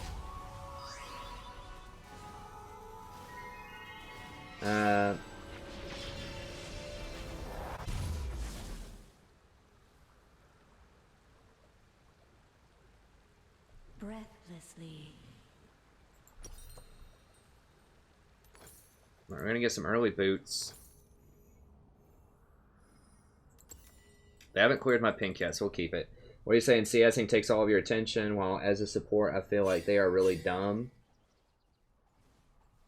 Oh, you're saying that, like, when you play AD carry, you understand how it's hard to CS, and then when you support, you feel like it's really hard. I mean, I'm the same way. It's hard for me to CS because I never practice. I mean, each role has its own challenges. But yeah, I mean, I think that bot games, like, legit, or they have a practice tool now. I used to say go into bot games just 10 minutes every day and just warm up.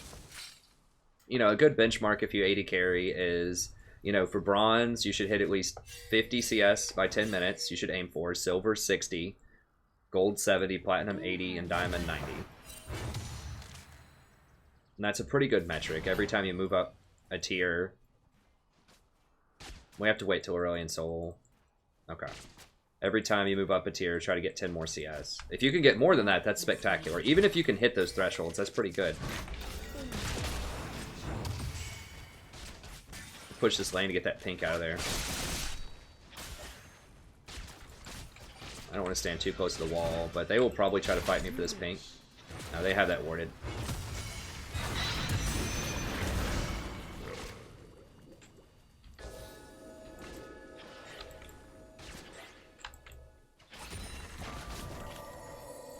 Upon the wind.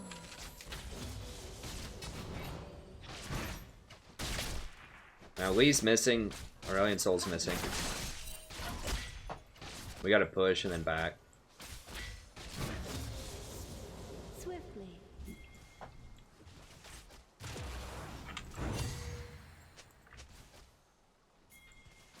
Okay, there's Aurelion Soul.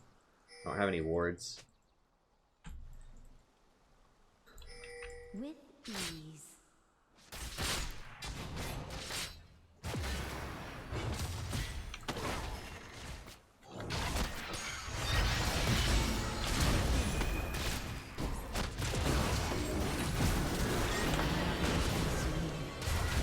Seriously?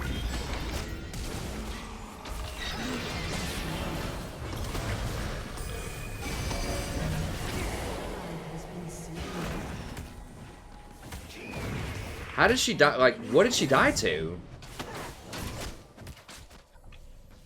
I want to go back and look. Like, how did she possibly die? I had the Vayne exhausted. I blew them both back. She got hit by another Lee Q, I think, and comboed out.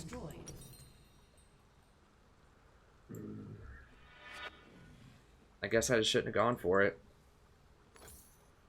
Well, let me undo that. I need Moby boots.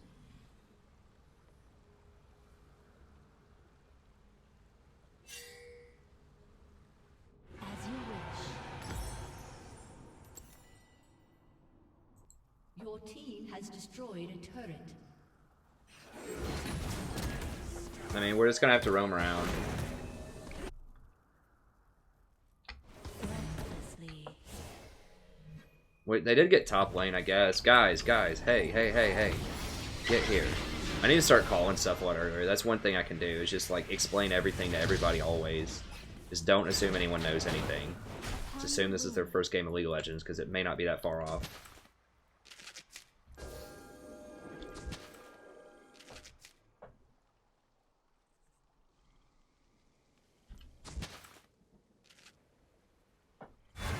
Ease.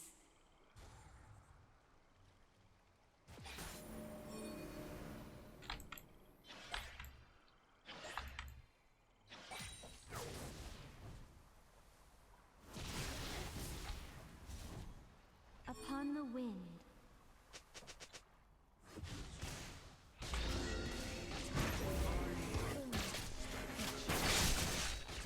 An enemy has been slain. Alright. In harmony.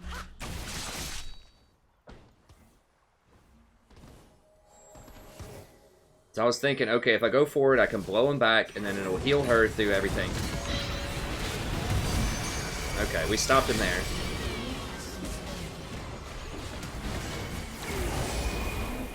Alright, I was able to crush him that time. I stopped his little kickback combo. Saved Annie.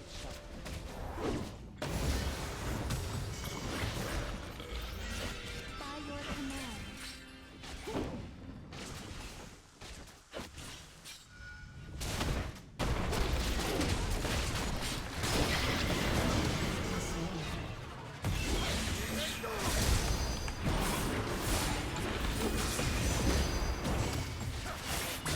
Has been slain.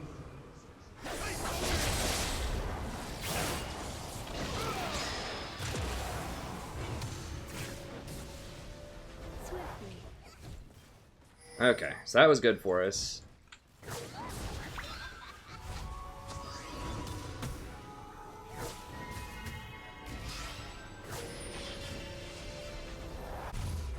With ease.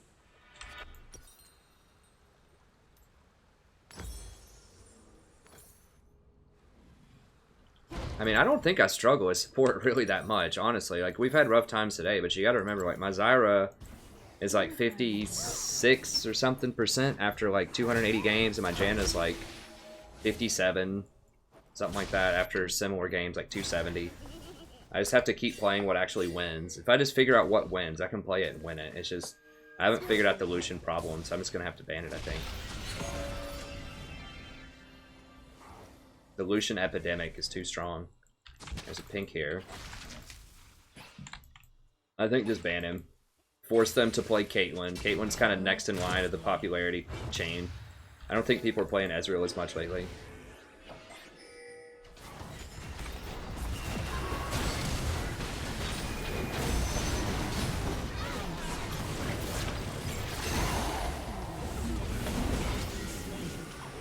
Okay, there we go.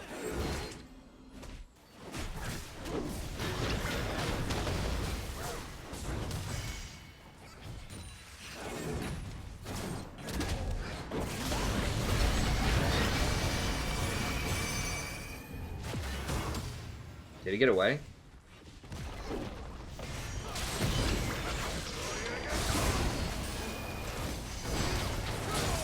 Upon the wind. has destroyed. Okay.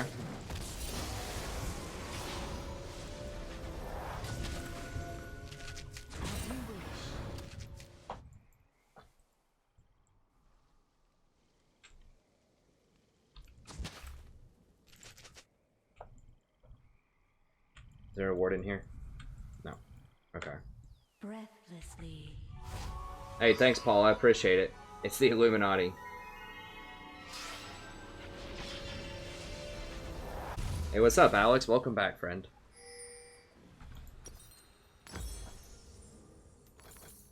In harmony.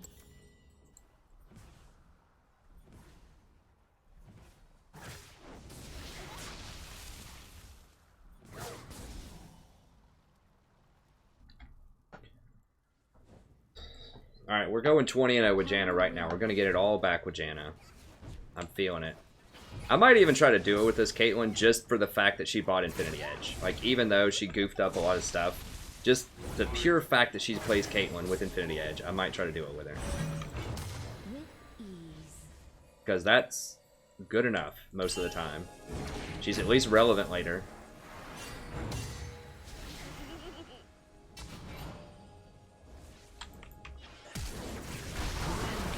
Oh, I didn't get the stun.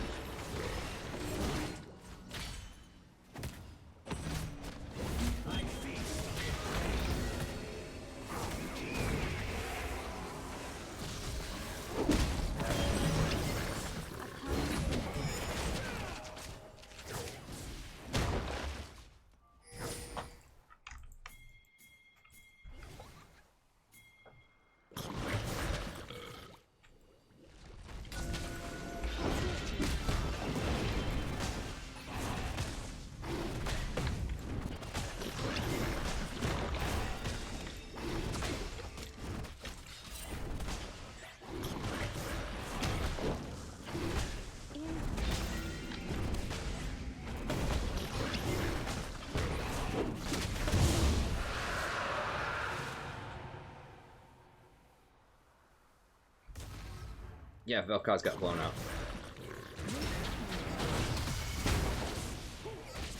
Boom. Headshot.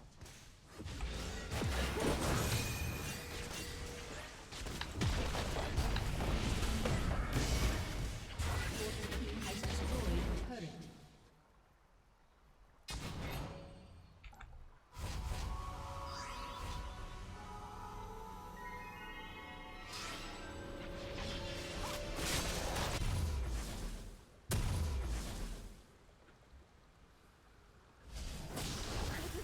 Breathlessly. Yeah, I mean, most of the people that I don't duo with viewers typically, so pretty much anyone that I duo with doesn't know that I stream. Most people, but yeah, we just can't find people. Hey, Dilligos, that's what you'll hear people call orb walking. All you do is you press attack, and then you click somewhere, and it'll attack your nearest target. So you can attack, move, attack, move. And then as soon as you see the animation going, then you can move. So it looks like you're attacking while you're moving.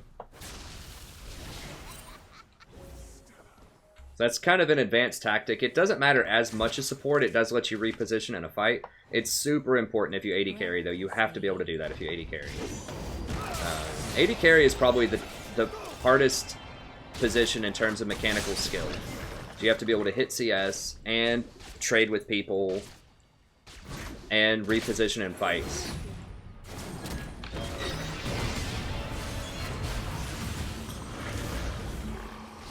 But yeah, it's good to know at any role. Yeah, I mean, that's an old staple of mine from back playing like StarCraft 1 way back in the day, like microing Hydralisks and stuff like that.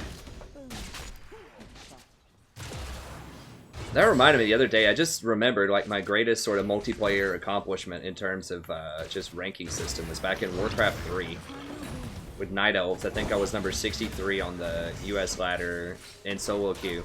And it's impossible to like, I can't even imagine this, but I duoed with this guy in Warcraft 3 on the 2v2 ladder, and we went 55-0. Like, no joke, 55-0. And then we lost a game and we never talked again. We weren't mad, I don't think. We were just like, oh, okay, well, I guess that's it. I don't know. We just kind of playing to keep the streak going.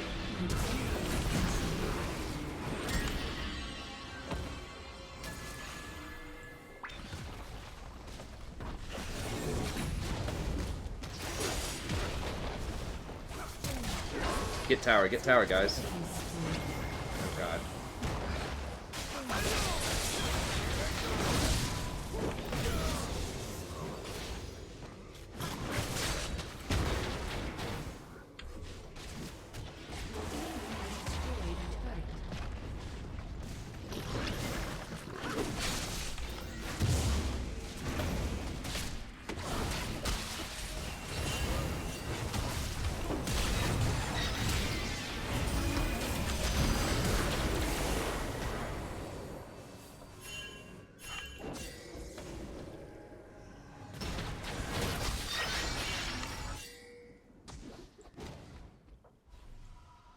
Hey, thanks. I mean, Janna's just so good. Like, I've tried everything else. She's so good at the Fiesta. When everyone's running around, like, mispositioning all the time. You know, she's the queen. She's the queen of the Fiesta. Alright, I'm gonna go ahead and start Locket here. Breathlessly. So I've tried the Karma push, I've tried going more aggressive builds, I played Bard earlier. This stream we played a lot of stuff. We played Bard, we played Karma, played Zyra, we played Vel'Koz. Pretty sure I lost with everything. Haven't played Janna yet. Huh, it turns out my tier list actually does mean something. It turns out all my logic does mean something. I'm not crazy. You know, I was just starting to doubt myself, honestly. But I'm right. I just have been a little unlucky. I figured, well, hell, I mean, I gotta try something. Something's obviously not working, so maybe I just don't know what I'm talking about. Like, no, I do. Just been unlucky. To an extent. I mean, I need to make my own luck more by dueling more and, like, banning Lucian and trying to trade down more to get people OP picks like Kassadin and that kind of stuff. You know, take some more randomness out of the equation.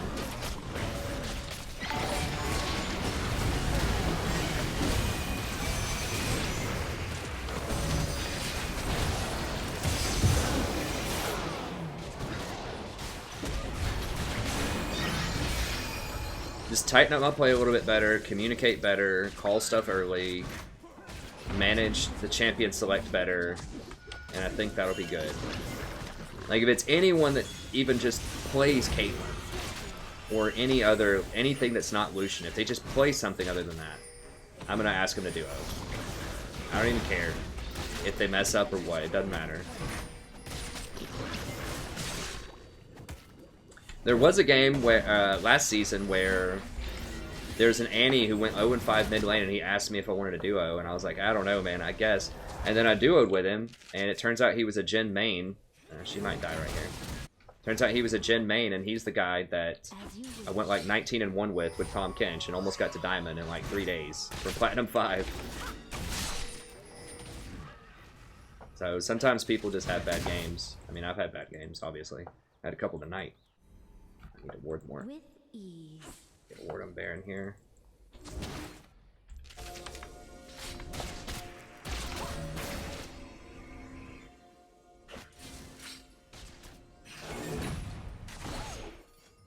Upon the wind. So I'll see if this Caitlyn wants to duo.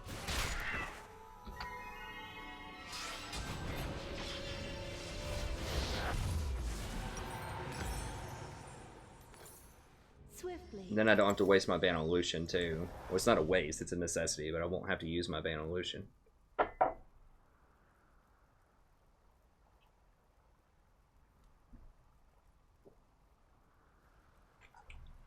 I need to make a folder too. Breathlessly. We can't go Baron there. We didn't have cooldowns. We didn't have proper vision set up. We got to push them into top, and then maybe we can think about Baron.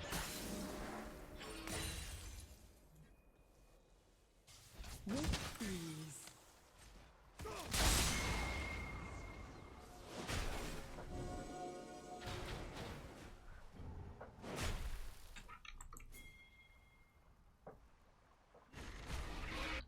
Breathlessly.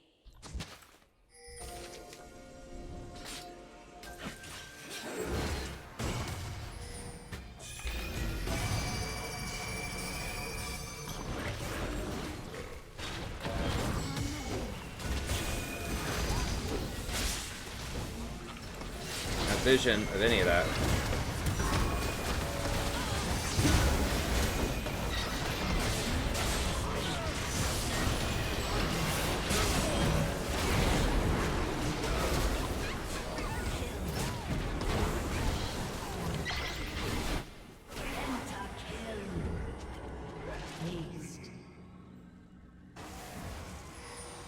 As you All right. wish. I thought she died a while ago.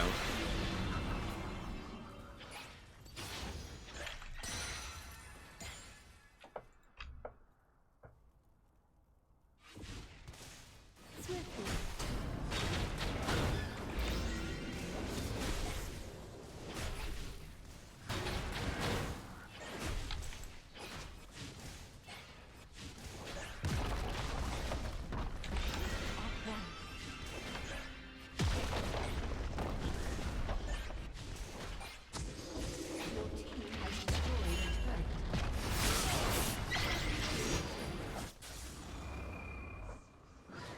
With ease.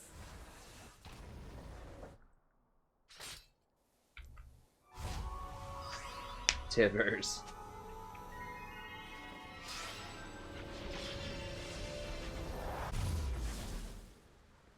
Curse is broken. Swiftly. Hey, don't celebrate yet. This game is not over. We've had games like this. We gotta be measured. Game is not over yet.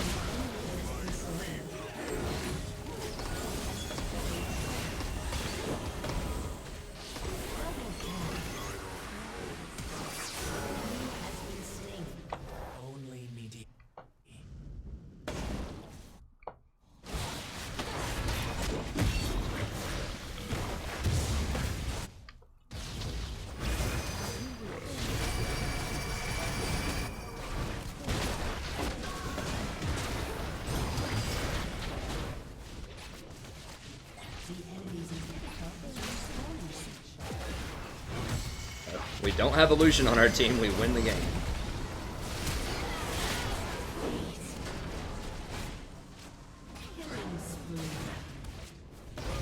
It's funny how that works. Yeah, Kate is an actual 80 carry who hurts.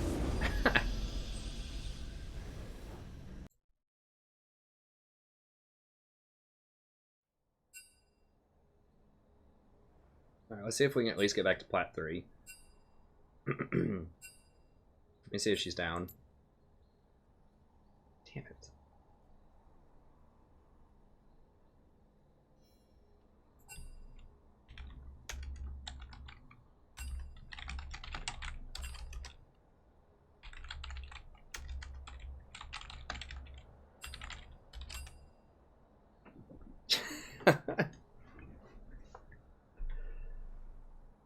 I have to get rid of some people here.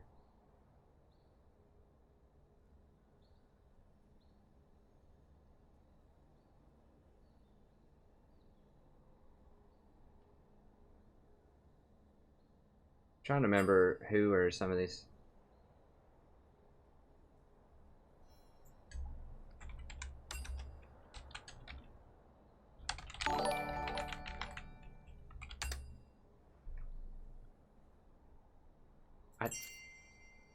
I think this guy.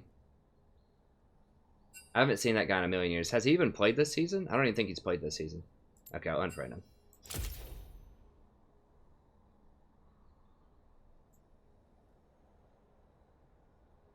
Okay. I guess not. No love for the Jannas. Okay, we'll just keep going. While we're in queue, we can...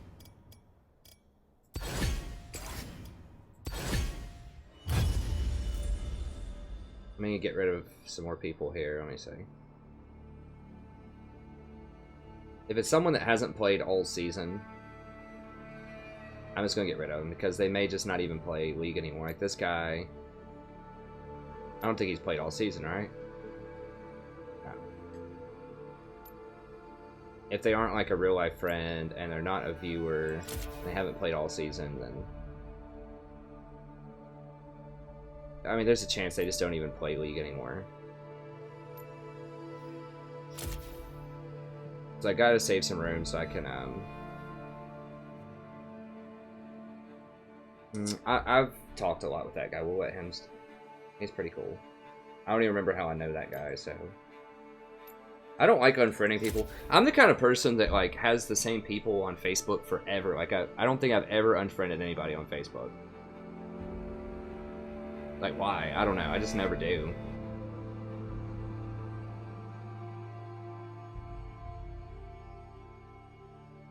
How do you do these folders?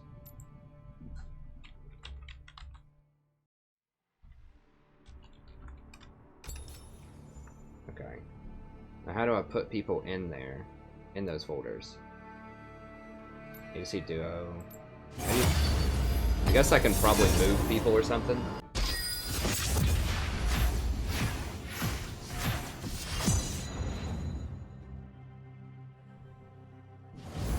Hey, what's up, Water Nerd?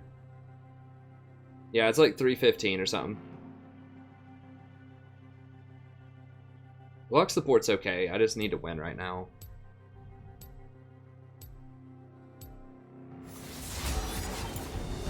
Ha.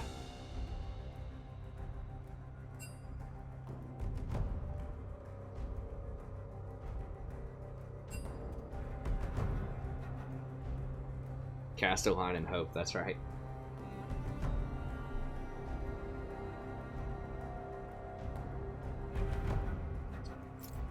Okay, I can't tinker with my friends list while I'm in here. Oh, Dragon Drop, okay. I might play some Nami, but honestly, guys, I need to win. I really, really need to win, and that probably means Janna right now. I've played a pretty good diversity of stuff tonight, but... End of the line.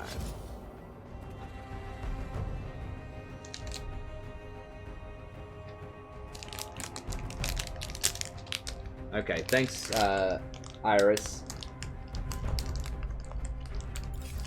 I will wait for you to be better. I'm banning him though. I'm banning Lucian. Like the hope is ban Lucian. They pick Ezreal. They pick Caitlyn. If they pick Ezreal, honestly, I'm open to the idea.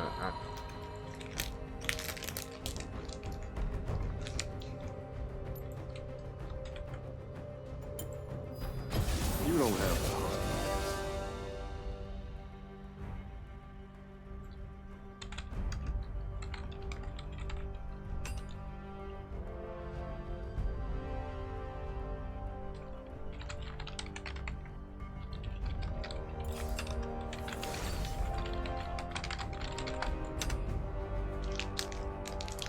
I'm just gonna try to chatter to them. Just put the thought in their head. Oh yeah.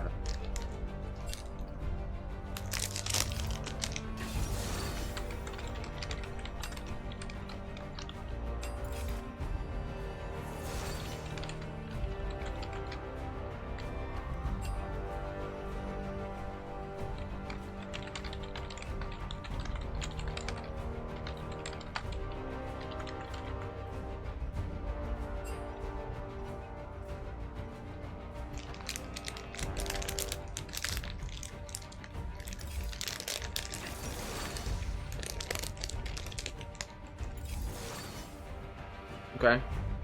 Draven's good enough.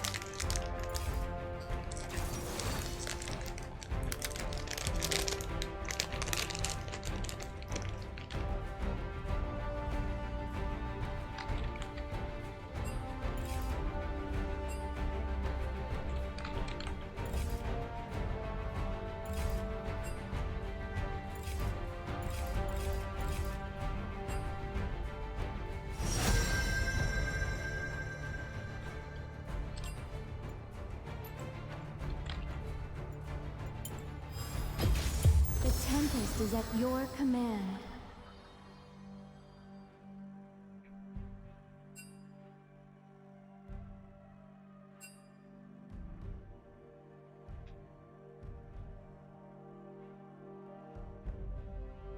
Wait, what was somebody saying? No, it's not there. From here on out tonight is probably Janna. If we're being honest, I need to at least get back to Platinum 3. I need to quit playing around. It's Janna time. I'm just eating a little bar. Cliff Bar. Cool mint chocolate.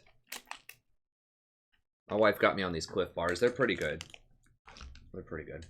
I'm just always eating garbage, man. My health is awful. I need to... Well, it's not awful, but my diet is awful. I need to get back into it. I'm just so busy. Some days I just barely even eat. I mean, honestly. I'm just so busy, I don't even eat, hardly. Like, all I had today was a handful, like my wife's French fries that she cooked in this bar, and that's about it.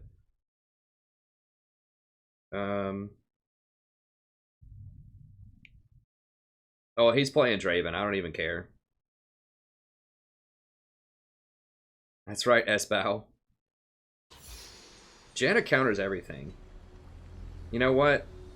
I don't even care because he picked Draven. I would rather have, honestly, I would rather have a bad Draven than a good Lucian, and that's the truth. On the wing.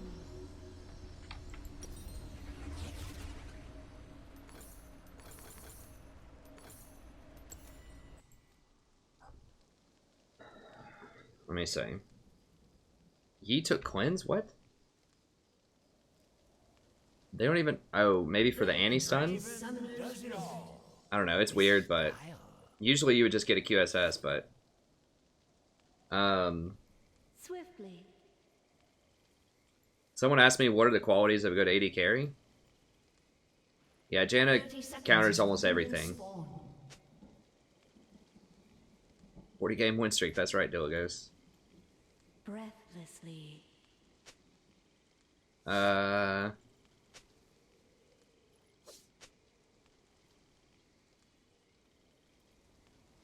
Wait, let me see. A good ADC main, I think you meant? Okay, so, good ADC, if you want to be good at ADC, number one thing is you have to be able to hit the benchmarks for CS by 10 minutes, which means, you know, I spell those out. You start with bronze, 50, and then you work your way up 10 per rank, 10 per elo. So, 50 at bronze, 60 at silver, gold 70, platinum 80, diamond 90. If you can't hit those benchmarks, you need to go into practice mode until you can.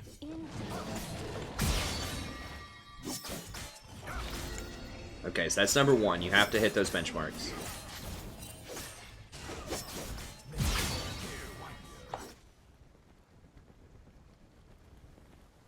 I haven't even been reading the chat. Doesn't sound good, but...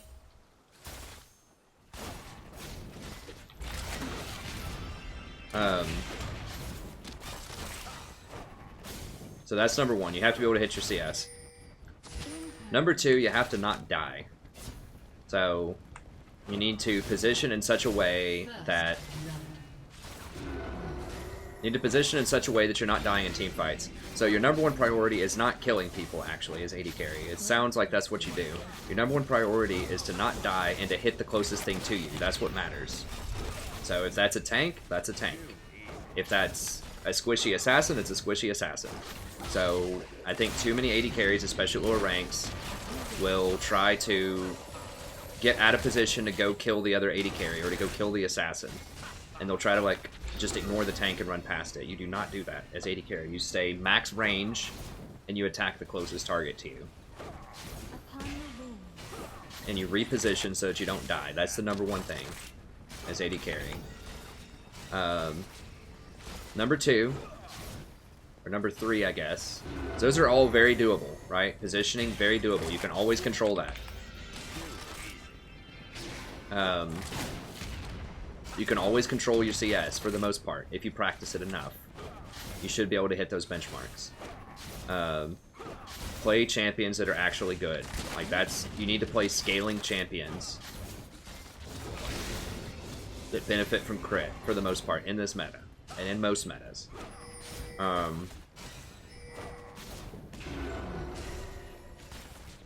So for me, that's Draven, that's Twitch, that is Caitlyn. I wouldn't recommend Callista if you're new. Callista's very, very difficult to play correctly, but I think she can be really good. Caitlyn. Just play Caitlyn every game right now. I think she's the easiest of those three to use. I think she's really strong. I think she's very safe. Good at sieging, good at team fighting, good early, good late. She's good at everything. Caitlyn's like the best safe AD carry you can play. Rarely picked, rarely banned right now. Perfect. If you're trying to learn AD carry. Nice, crisp auto attack animation. It's real easy to last hit with her. That range is so helpful when you're trying to learn positioning. We're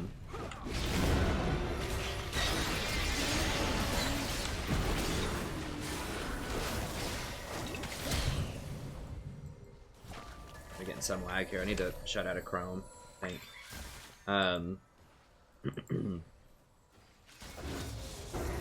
Alright, so you're CSing, that's number one. You're staying alive in team fights. You're positioning well.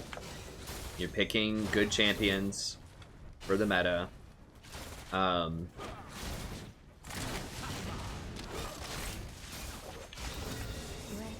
You need to be able... The next one is you need to be able to trade with your abilities.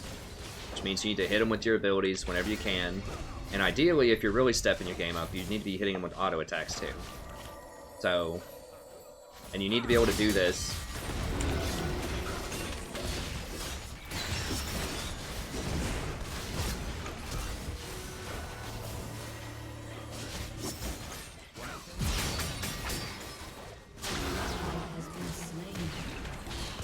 As Draven starts farming.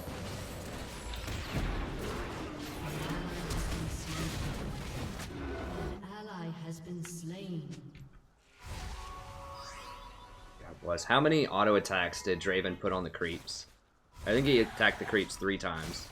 An ally has been slain.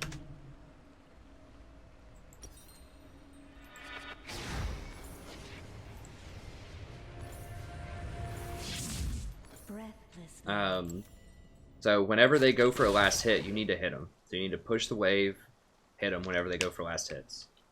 That's a little bit more advanced. That's the quality of an AD carry. They never get a free CS. You hit all the CS. That's how you win. You position well in team fights. So whenever they're going for a CS, even if you just hit them with 1 auto, like that adds up a lot over time.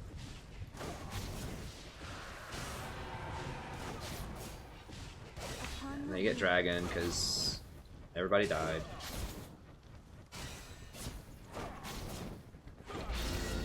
I mean, I'll have to go back and watch, but Yi, like, stood there. Like, I would have shielded him. I was completely out of mana. I was in there auto-attacking the Jinx the entire time. I was there, doing everything I possibly could to help that Yi. I don't think he should have gone that far, but, I mean, Draven was right there. Oh my god. For real?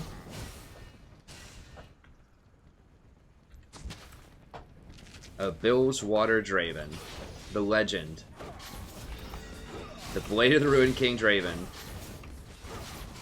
Rumors have it. Rumors have it. There's been a sighting. An Illuminati acolyte is among us.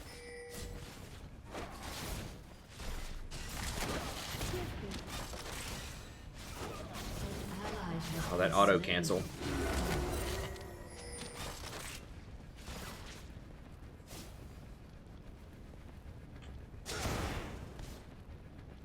Breathlessly.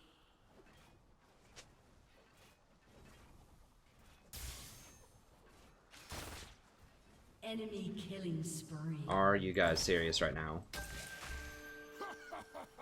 She flashed under tower when Annie had stun up.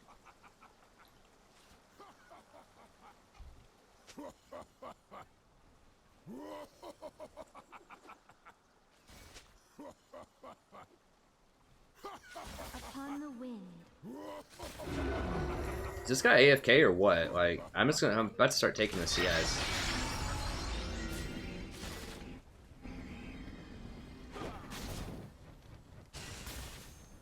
As you wish. I mean, we have Master Yi, so we do have... Master Yi seems to be, like, pretty good. Even though he's made some bad decisions. Like, he's close. Like, if his team actually followed up, or if he had just a little bit more damage, he could do it.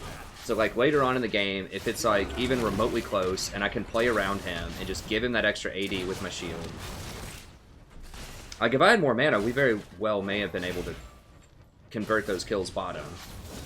Before the jungler showed up. At least killed the Jinx.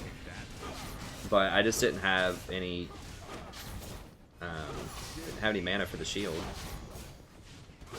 Yeah, I mean, Janna is very, very good with Master Yi, so if I can just keep him alive. Yeah, they have a... Are we going to lose to a Poppy jungle?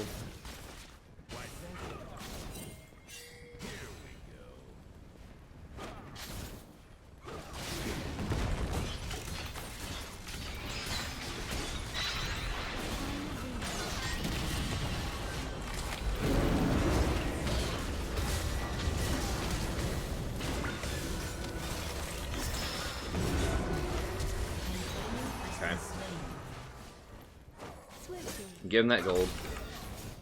She was dead 100%. I kind of wanted Yi to get it. I think Draven flashed for it. That's fine. It's actually probably worth it for him to flash because he got 300 something gold. Let's see if can we get this.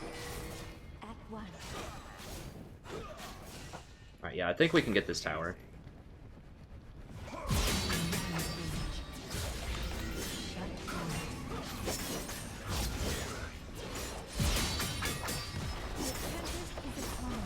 I think this Yi's potentially kind of good. We'll see. Let's get tower. Draven. Draven. Get the tower.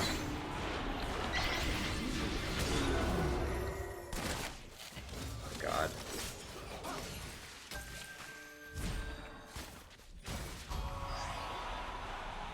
All we needed was 3 more Draven autos. And they get first tower blood. Well, at least we have Yi Draven, though. I mean, at least they're good champions. Actually, let me... Might as well. Are they gonna get this tower now, too? Like, we could have taken that tower and pushed them back, and now they're gonna get our tower. No, they're not gonna get the second one, I guess.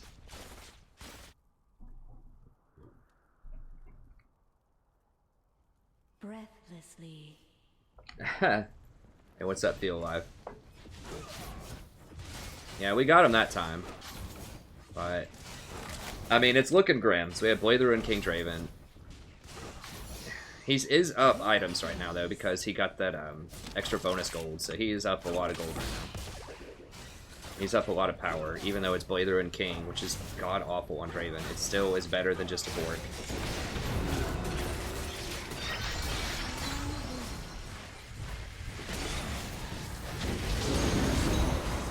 Yeah, we got him.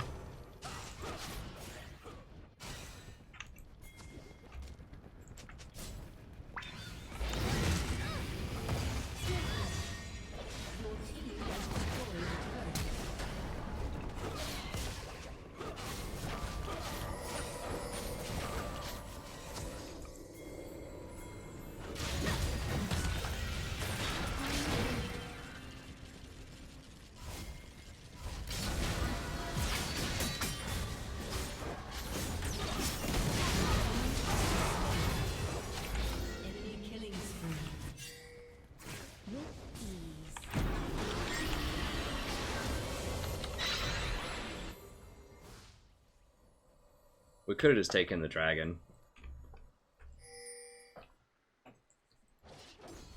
Never mind. I mean, he's making a lot of mistakes.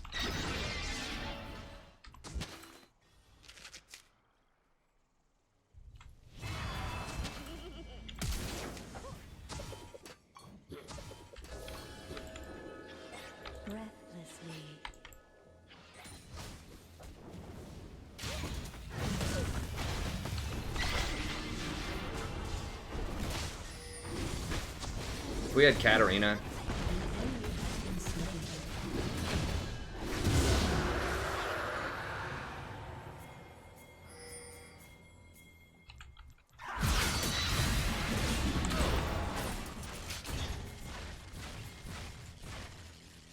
With ease.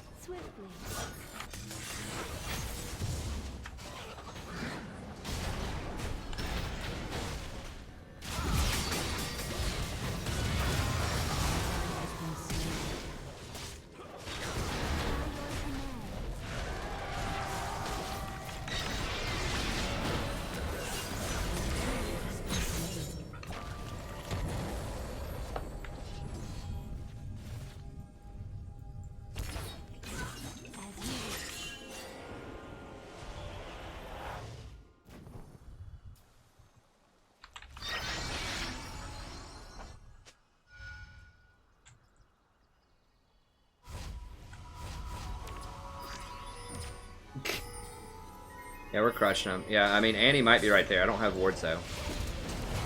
I'm out. They're probably all gonna die. They should have just left sooner. I can't do anything about it.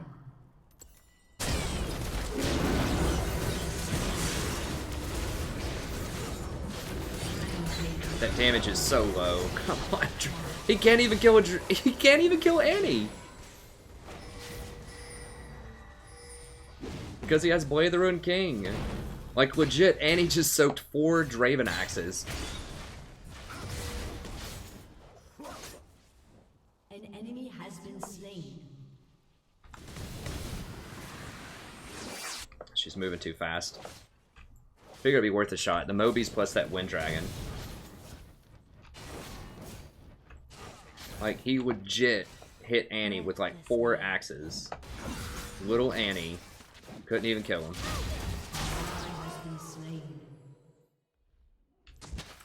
That's why you don't go Blade of the Ruined King. He would have killed her in like 2 axes if he actually had a real item.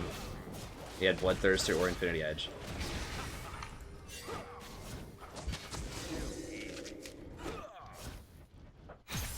God bless. Alright. I mean, we're in the game though. Swiftly. I tried for it. She's just got like 900 movement speed or something out of combat.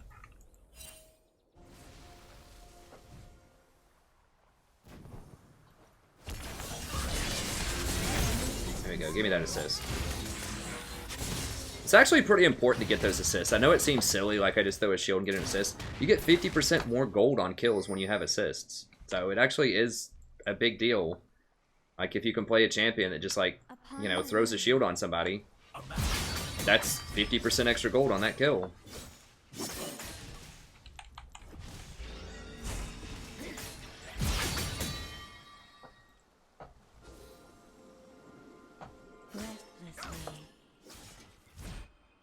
Where does that build? He's doing, like, penetration or something? That Ghost Blade? God, they're moving so fast because they have those double Wind Drakes. Wind Drakes matter. I mean, people think they're stupid. Like, they're not as good as some of the other Drakes, but, like, that extra movement speed is really good. Alright. Swiftly.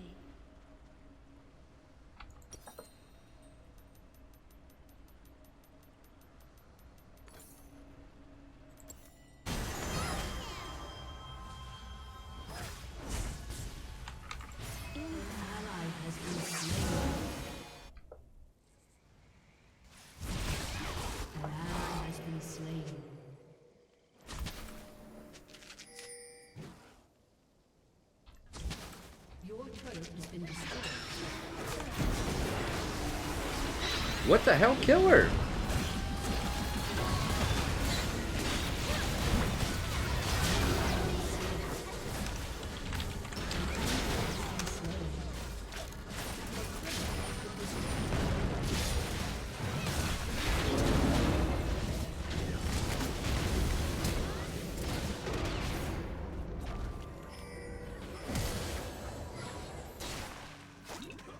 Holy shit. Your turret has been destroyed. I mean, the guy is literally full health with heal, and he sits there and watches me get stunlocked to death You wish. so that I can't even press R to knock him back.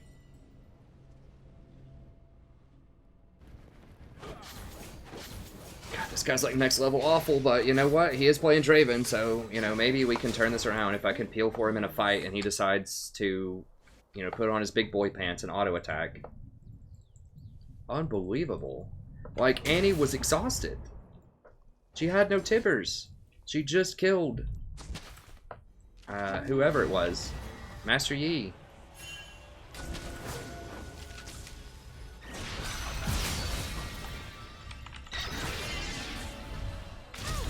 What the Wow, I can't believe I failed that. How do I not flash that wall when I'm standing right next to it?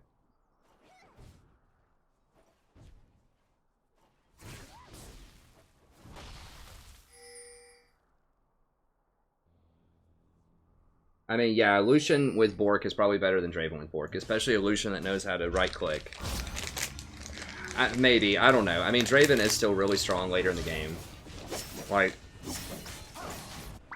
he might get Infinity Edge, 6th item or something.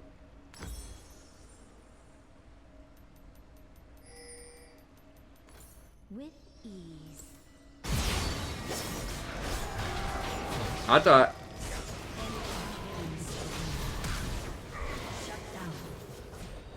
I thought Yi was going to turn and fight.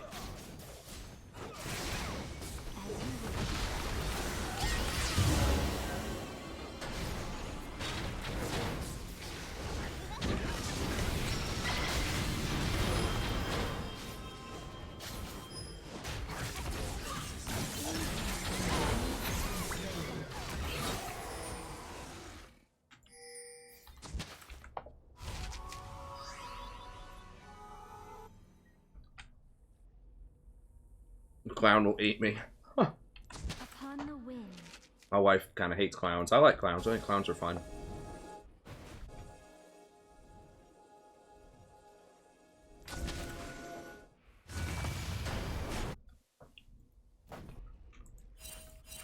Swiftly.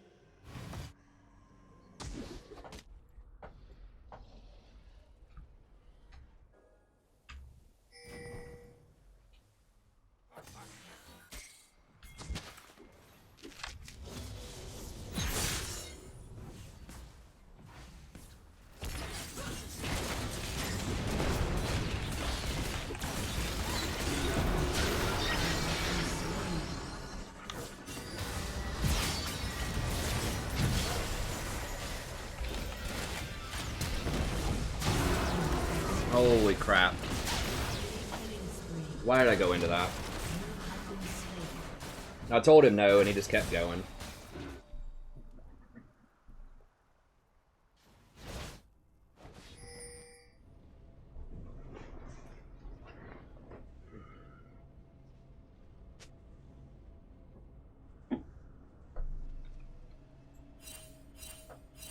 It's probably something like that's probably their thought process.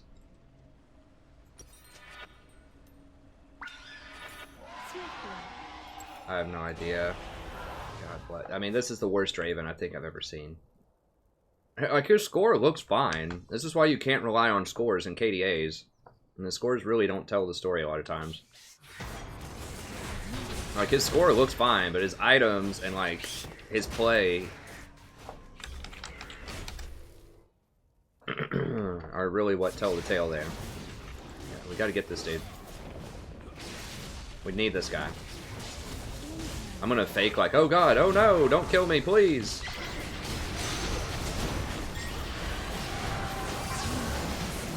Well, he's gonna get me, I guess, because he's mega fed, but at least we got a kill. And that'll slow him down off that Baron. Because that's their split pusher. So he killed me because he actually got an Infinity Edge. Go figure, that item does damage. An ally has been slain. So I baited him, but he got like 2 or 3 crits in there, I think. I don't have any armor yet.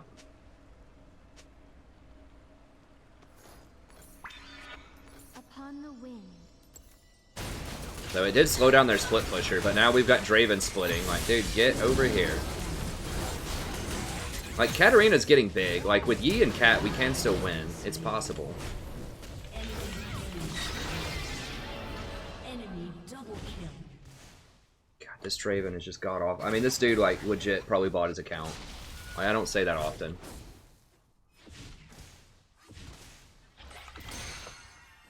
As you wish. If he doesn't 1v1 that Poppy,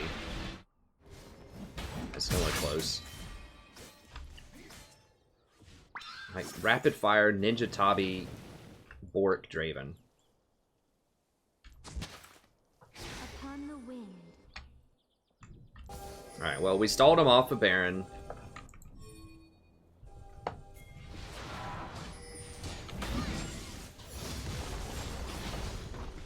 What is Yi building? God, that's such a garbage build. Ghostblade. Yi should be building Bork. It's what is this, the Twilight Zone? The champions that don't build Bork are building Bork, and the champions that need to build Bork are not building Bork. Breathlessly. We could still win, though. I know it looks really bad, but we actually can. Master Yi's good. Katarina, like, he's a good champion. Katarina's getting fed. She actually has the right items. God. Attack him, Draven. Like, don't run into melee with Alistar and then attack. Just go ahead and start your attack sooner. Ally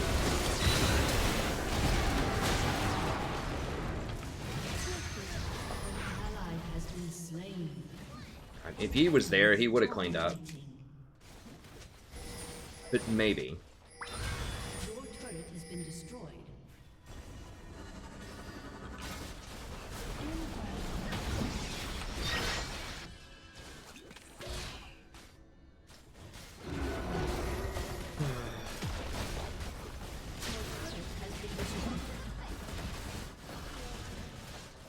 Your inhibitor has been destroyed.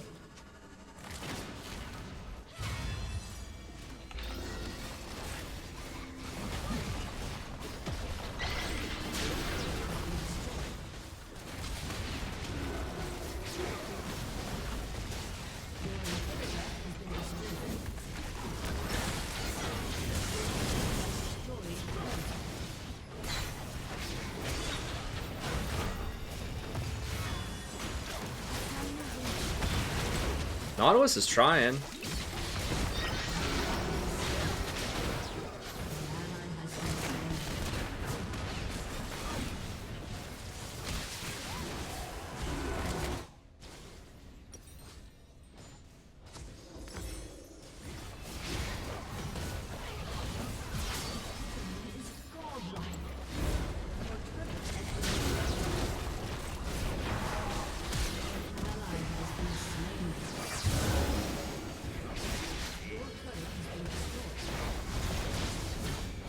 He still can't kill Annie.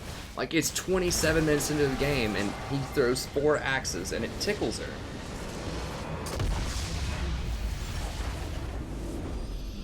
My God.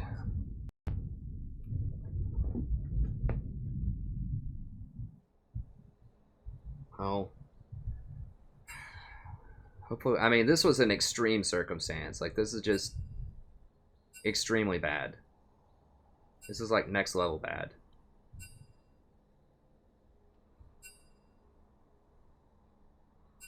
So that's kind of an aberration. Master Yi was just trolling. Like, it was just bad. Like, I feel like it was a good comp. We just didn't have the clientele for it.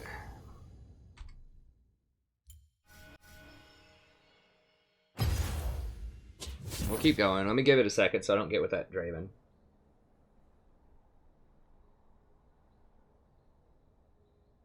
I mean, I'm not tilted. I'm fine. Like, I'm just stating facts. I'm not that mad about it. I'm used to it. Well, I don't have the luxury of doing that, Mike, because I run a stream. I mean, I guess I could play something other than ranked, but...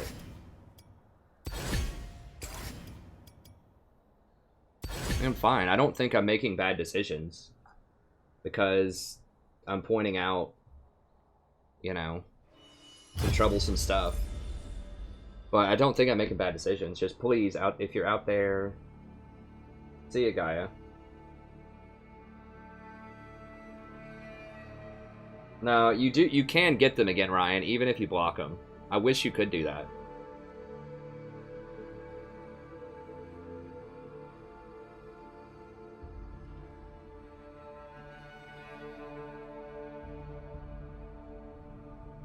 I really legit don't think I'm tilted. I think that critiquing something and, you know, being a little miffed by something is not the same as tilt. Like, I think I'm playing well. Like, I don't think it's affecting my personal gameplay.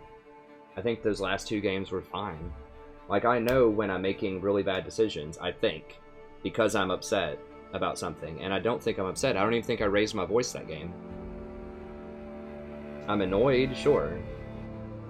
But I think I'm still, you know, very rational and calm and making good decisions about it.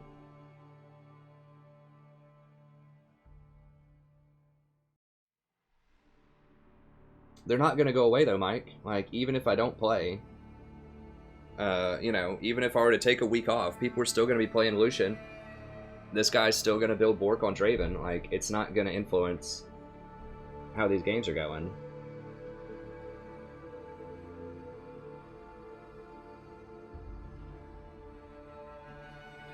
Nah, I just can't win with Zyra. I've tried. I mean, the logic behind Zyra is good. Like, I win the early game, but then we lose later. And I just can't play Zyra into any kind of assassins.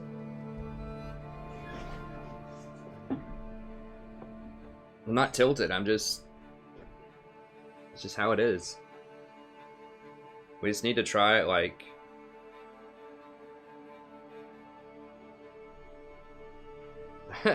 Thanks, Lewis. Rolled it, tanks.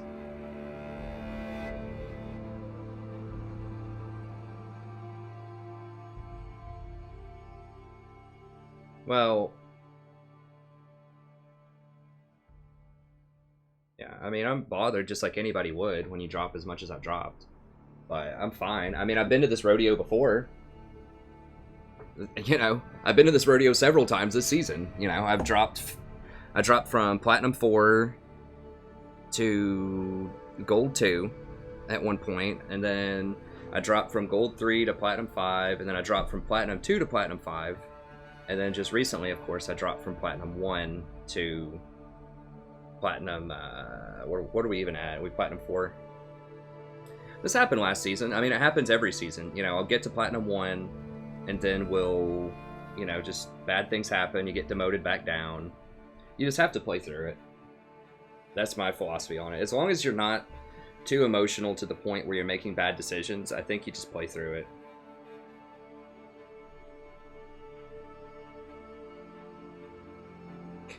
Hey, thanks, Jacob.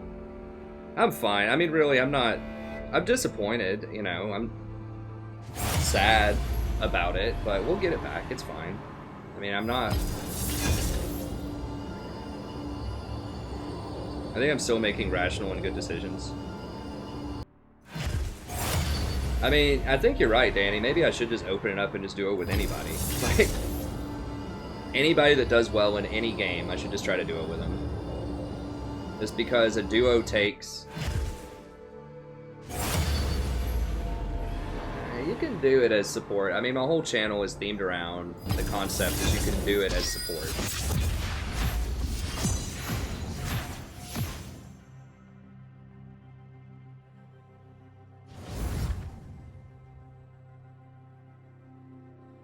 Yeah, we might see some Tom come back, Patrick. Although, well, you get to see a top lane, so at least a little change of pace here. Well,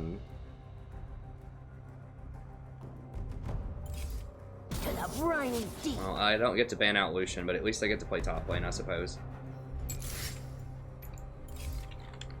No cure for fools.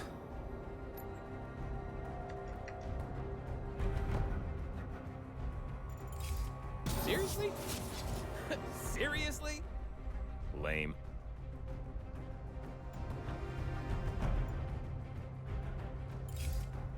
We do what we must.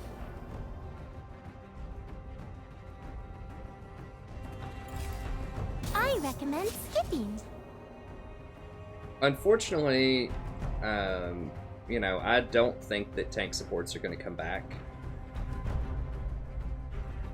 I'm not good enough with Fiora, Hans, honestly. I'm probably going to Rumble. I could Renekton.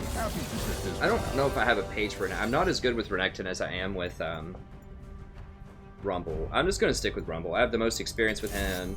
He scales well. Like, I'm probably going to lose in lane CS-wise, but at least he scales well.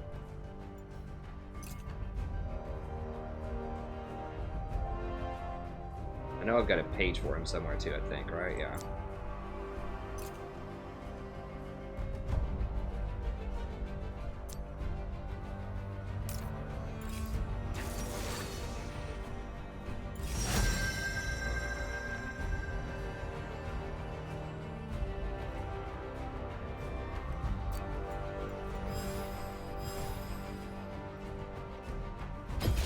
Let's get in the fight.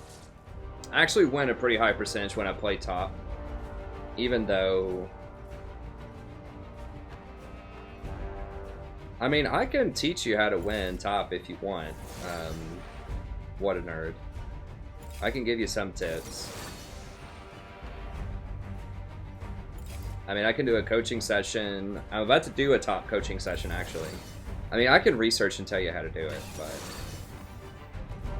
I mean, we do have a lot of AP, but it's fine, I think.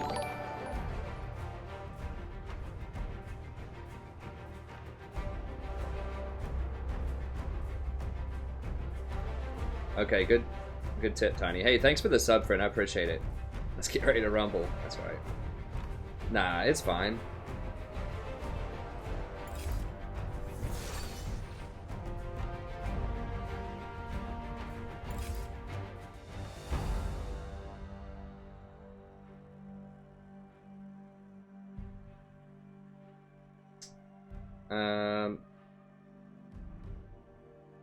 Which champions do I think are really good top? I mean, champion, keep in mind, I don't play top very much. So if I'm playing something, it's just going to be something with nice wave clear that scales well later into the game.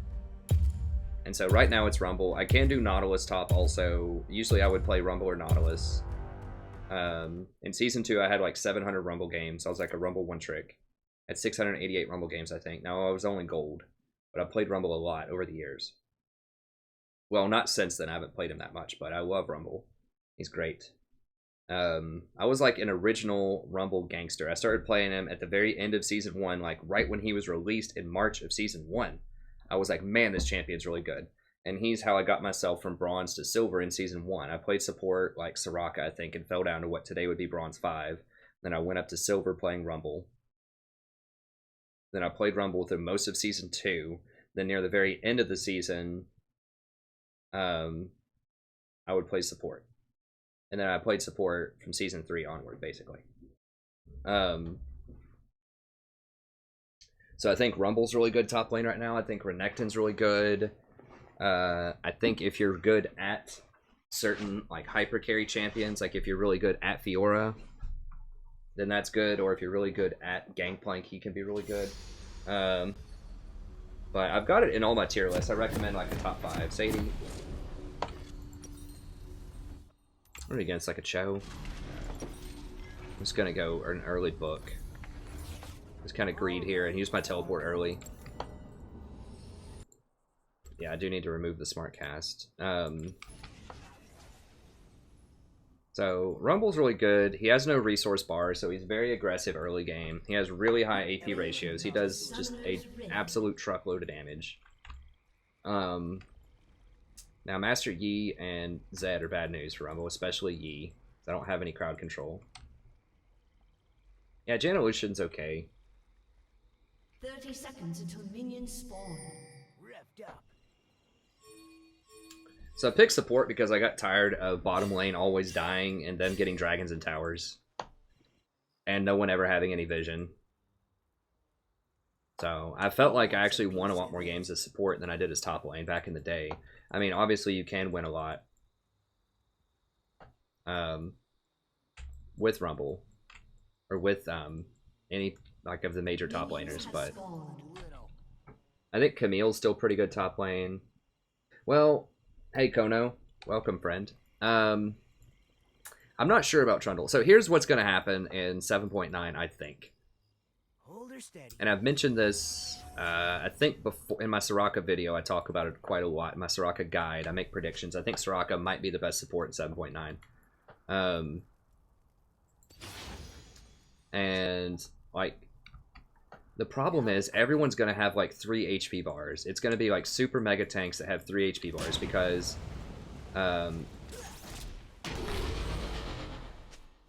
GA is going to have AD on it now, so people aren't even going to be sacrificing damage.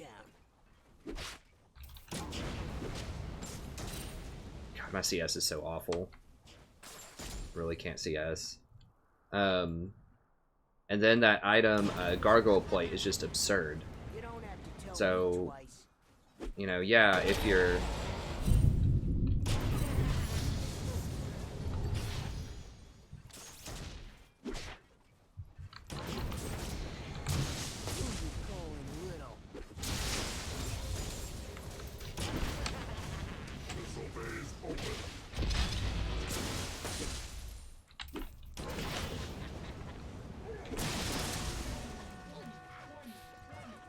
Gotta watch out. He's probably gonna be up here soon.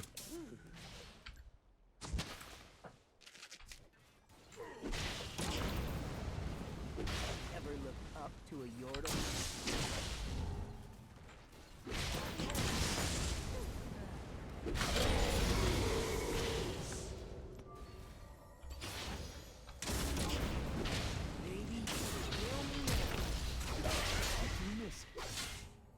Yeah, there he is.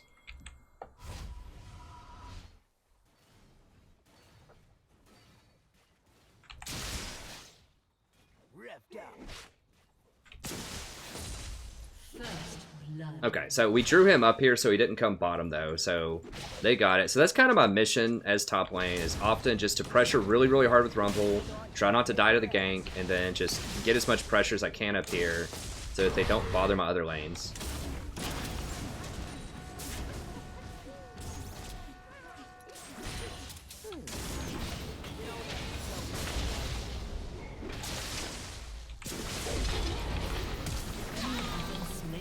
One more? Okay, we got him. How did he even kill me? I don't even know. He didn't have Ignite, but he did use his flash, so that's fine. I am missing some experience at the tower, which is not great, but...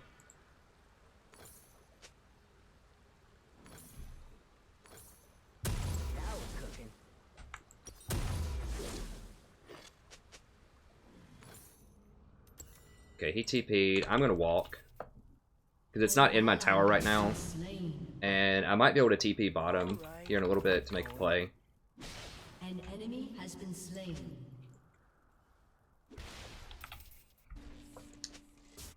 That's one thing that I'm gonna be weak at, is my teleport play.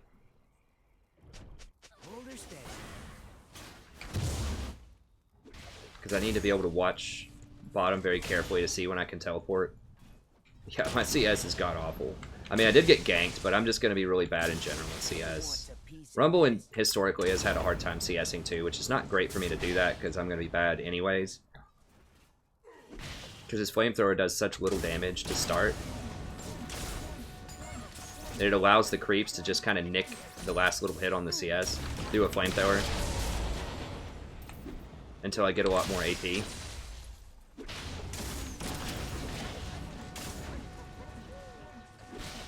Now he's gonna hit 6 before me probably, because I didn't TP.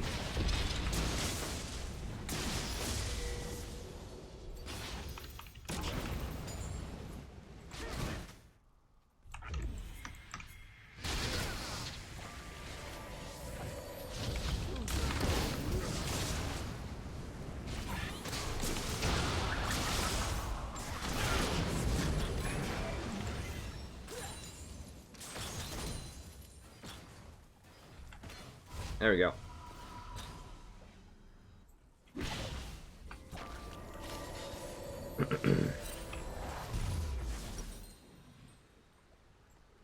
You don't have to tell me twice. I guess let's get a second book.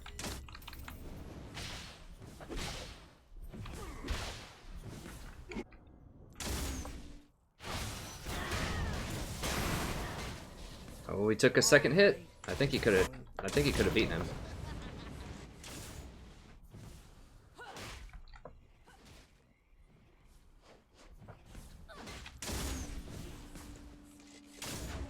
Revved up.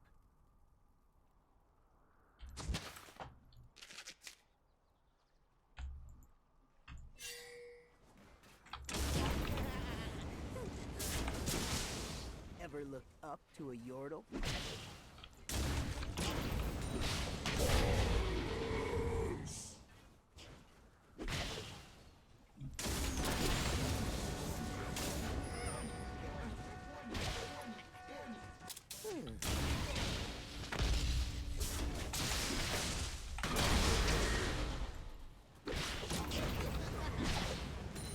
All right, I'm going. An enemy has been slain.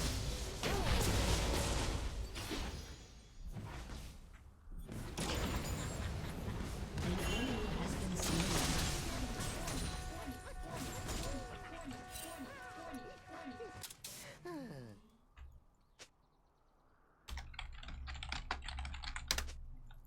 Ever looked up to a yordle? Hey, thanks so much for the donation, friend. I really appreciate it. I can't see it right now, but I will, I'll give you a personal shout out here in a second.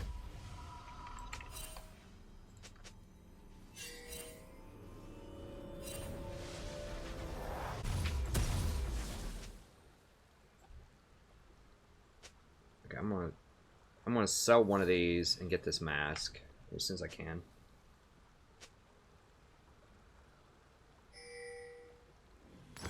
Who you calling? Getting the penetration items is really important on Rumble. Hey, what's up, Vittoria? Well, I could play roles other than support, but for me, I think it's important to try to get to Diamond by only playing support. Because I think it's something that a lot of people just don't think you can do, and I just want to make it happen.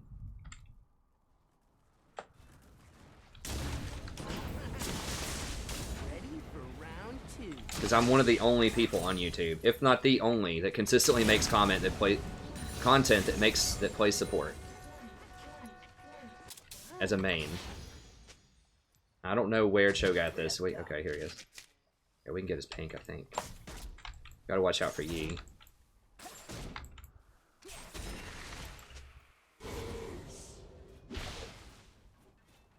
Who wants a piece of this?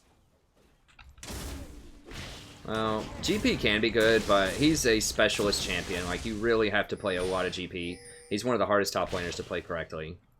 So yeah, I mean, he can be really good, but I'm not going to be good with him. Tell me twice. Like I said, I play Rumble because I have a lot of experience with Rumble in the past. I know I'm going to lose CS, and I just want to scale later into the game and just try to make intelligent team fighting. Like, I just want to play team fight champs and just teleport like I did earlier to get my team ahead. So you have, yeah, he's got that item. Means I'm probably not going to kill him. That's fine. We'll just have to outsmart him.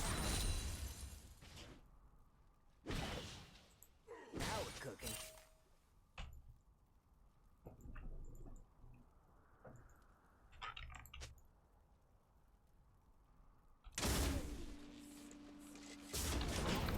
I want to go bottom. Oh god.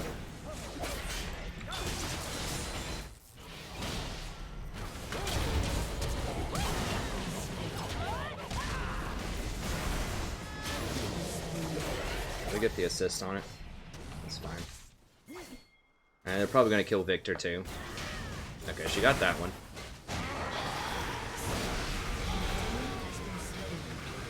Alrighty. This 8 or not? I can't remember. It's 800. Rampage. Double kill.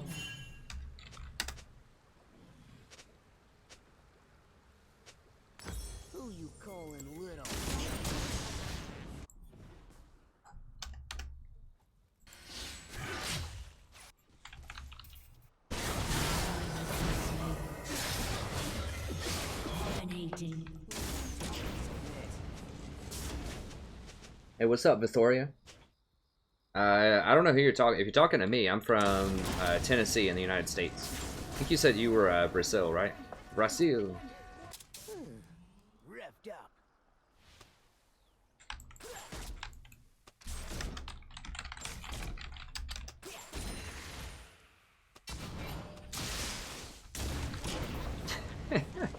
Hold her steady.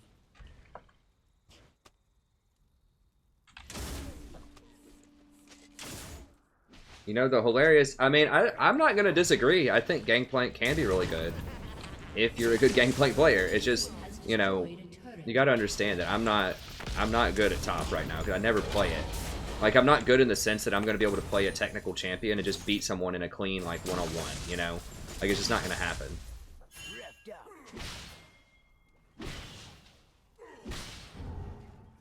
You know, think of it if it's kind of like mixed martial arts or something, right?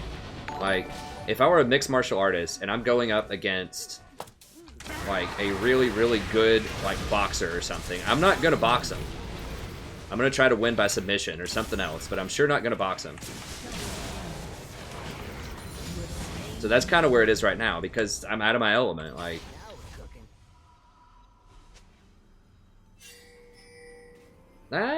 Sort of, Maris. Sort of. But there's also just the issue of time and practice. And because I play support, I get support like 90% of the time. So I don't have time to practice a lot of top lane. Or at least I choose not to devote a lot of time.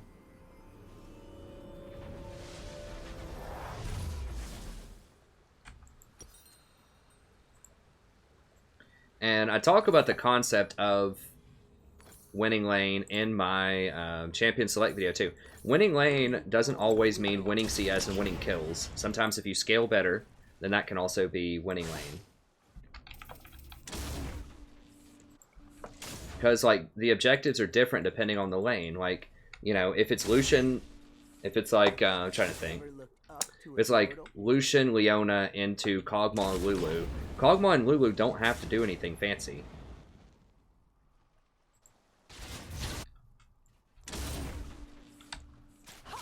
How? Okay, I can TP down as soon as they go up to that tower.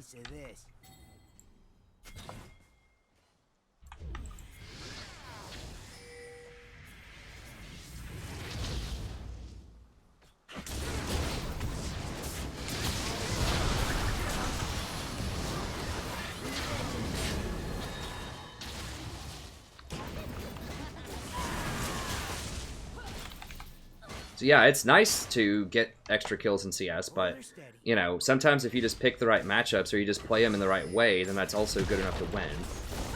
So, I mean, you know, your step one in logic is, yes, get kills in CS, but, you know, I think that you can also win a lot of games. I win a lot of games.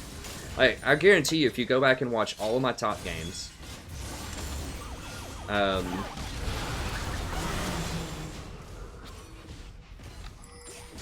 if you watch almost all my top games, then I lose CS virtually every time. Often I even lose kills these days, but I win almost every top game. Because I make more intelligent plays with my teleports, and I play champions that scale well, and I just play defensively. And just try not to die a lot in lane.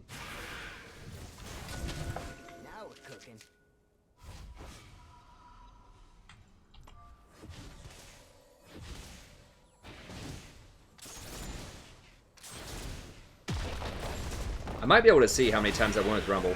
My Nautilus is a bit skewed. I do play Nautilus some, but like some of that support also. So my percentage with Nautilus is not going to be that great because most of it's support. He's just like he's okay in support role right now, but he's got some problems.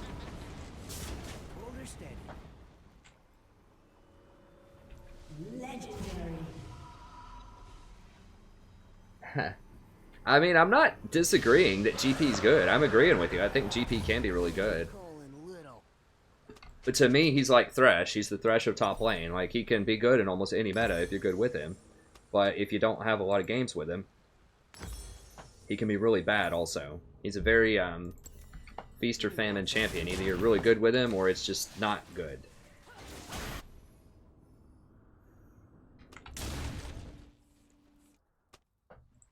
So, you know, I play stuff that's safer because I'm probably going to lose, like I said. You know, just like someone who doesn't play support and they ask me what should I play if I don't play support, you know, I'm going to tell them you should probably play, like, Soraka, Sona, or Janna, something like that, because those are all, like, Janna's the hardest of those three to play correctly, I think, but you can still be a good Janna and, like, not, you know, not perfectly time her tornadoes or her ults. You can still be very effective as Janna. And Soraka and Sona are both very straightforward. So, you know, just play something that's pretty straightforward. Now, Rumble's not the easiest champion in the world to play, because his heat mechanic can be kind of weird for a lot of people.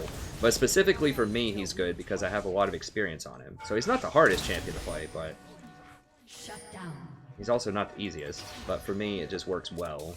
And it just happens that he's very good in this meta, too.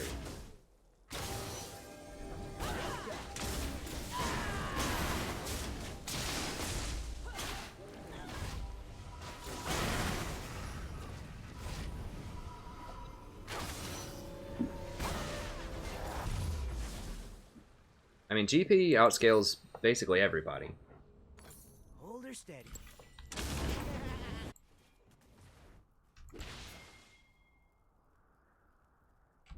Okay. Well, there you go. I don't play Rumble in any other roles. That's top lane. And I think he's the one that I've played the most top lane this season. I have played some Nautilus, like I said. I think a lot of that was last season. I'm not going to kill him by myself. Just not happening. He has too much defense. He just heals too much. But that's not my goal. Like, I don't need to be able to 1v1 him. My team's already winning. I just need to try to defend this tower until someone else shows up, and then we kill him.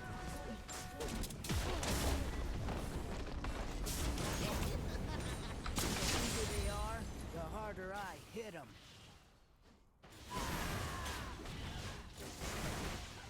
Yeah, Nice is pretty good.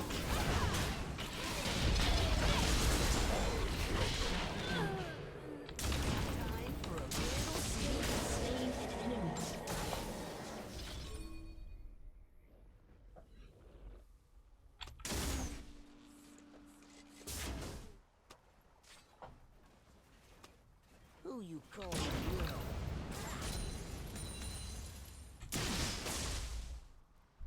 An enemy has been slain.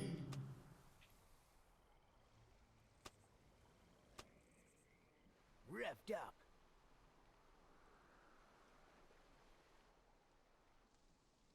I'm not sure, Black Adam. Maybe someone in chat will know. Who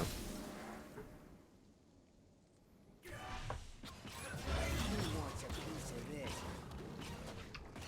I think Ye's just like legit AFK, but they're not surrendering. Oh, it's not 20 minutes yet.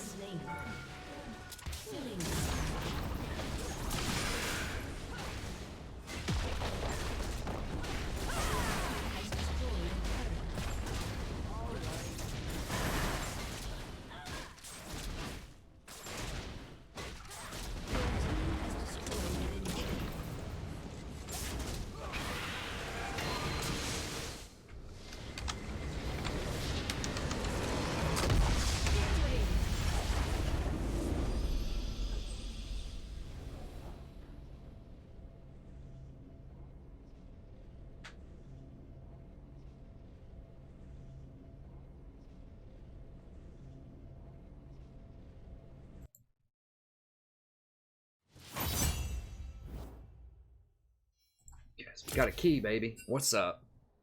Bring on the key. I assume these people would probably do it. Why does that Lucian, why does that happen with Lucian? I mean, is this guy like a Janna mastermind? I mean, he rushed Mikhail's. I guess that's okay into, sort of kind of okay into Brand. I don't know. But yeah, I mean, I always win. just about whenever I top lane, even though like I technically lose the lane as top lane. It's just like I always win.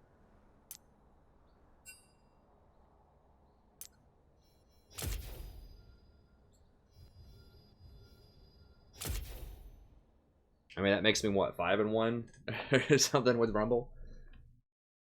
I don't think, I mean, Rumble's medium, I would say. He's medium. Like, he's got a really weird heat system where you don't want to overheat and silence yourself. So you can spam your abilities, but you have to kind of get it in your mind, like, when you need to chill and not spam them, and when you do need to spam them and go all in. Like, if you practice him a lot, you can be way more aggressive than I am early on. But I also got, you know, camped by Yi. And that's another thing top lane, is if you get camped, you have to not die. So I did die twice, but I traded kills both times. And both of my teleports bottom got kills, and the second one got a tower and a kill, and the first one got 2 kills. Had to check the damage on the new client. I can check it, yeah. It's just over there in the charts. I don't usually look, because I don't care. But I can look for, I know that viewers are interested in that. I mean, my damage is not going to be that high, probably. Lucian's, I'm sure, was the highest.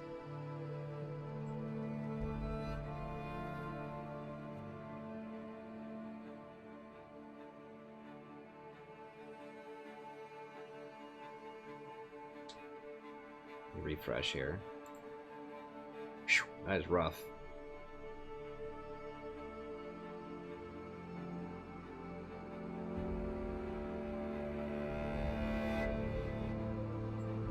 Let's see, damage.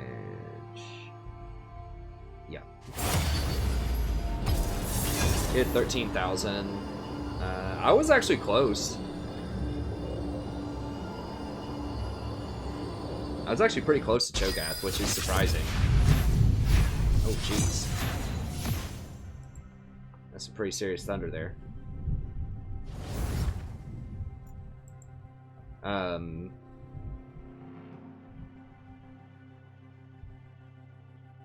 Hopefully my power doesn't go out. Yeah, old Rumble, baby. 83%. Top lane. Now, I can't see when I've played top and when I haven't. Wish I could see it if I roll, but I can't.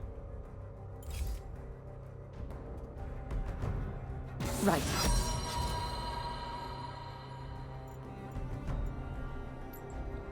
Oh, they banned Caitlyn, huh? Well, I'm banning Lucian. You don't have the heart for this.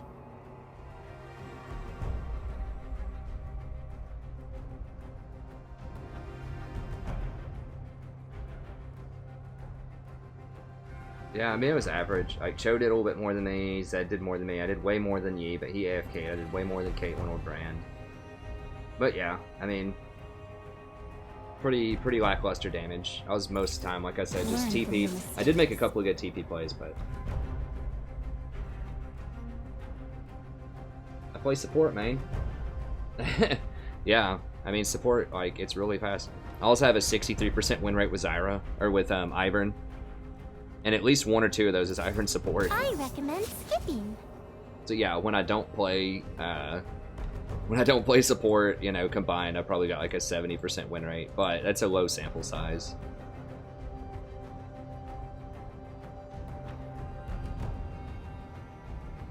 Yeah, I just cannot win games with Karma. I mean, it's a low sample size, it's only 10, but Phone is a poor alternative. and you know, I have played tanks and stuff in the past, like I said. You know, all of these are over 50.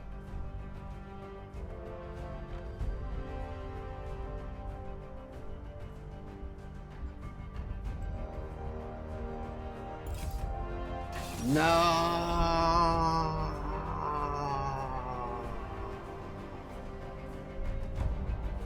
This might be a dodge.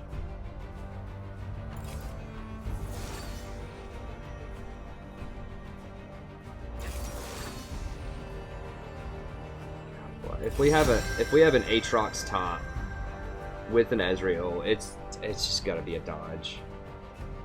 Do I just go for the dodge? I mean, the guy's gonna pick Aatrox. He's hovering it.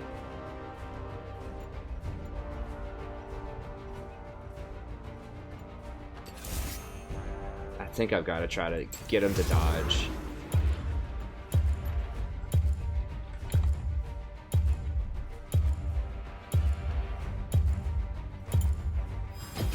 All the world on one arrow.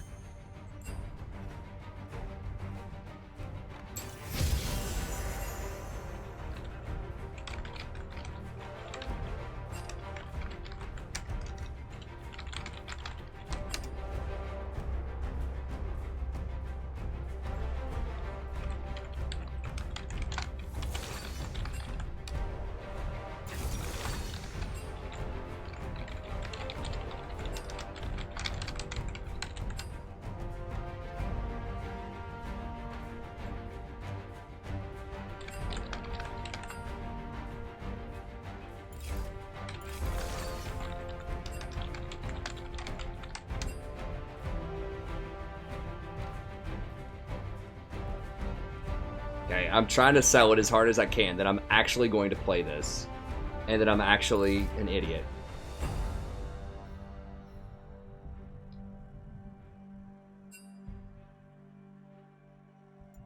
Let's see if someone will dodge.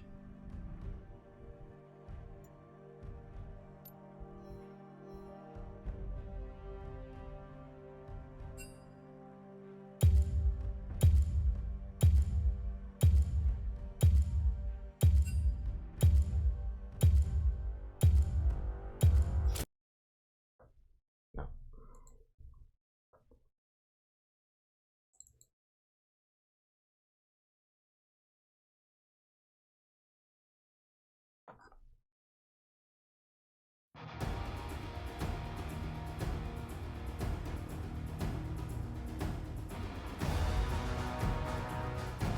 Hey man, that's fine. If y'all want to dislike for that, that's fine. Cause I'm not losing games anymore because of that crap. I'm not losing because we have an Ezreal bot and an Aatrox top.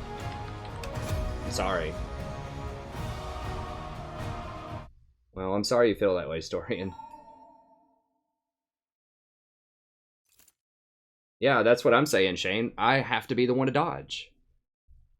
Like, well, I'm sorry, MG.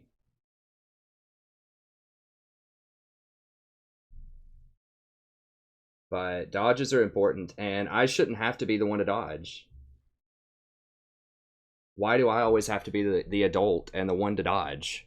Like, why can't someone else dodge in those situations? Like, I don't understand the logic.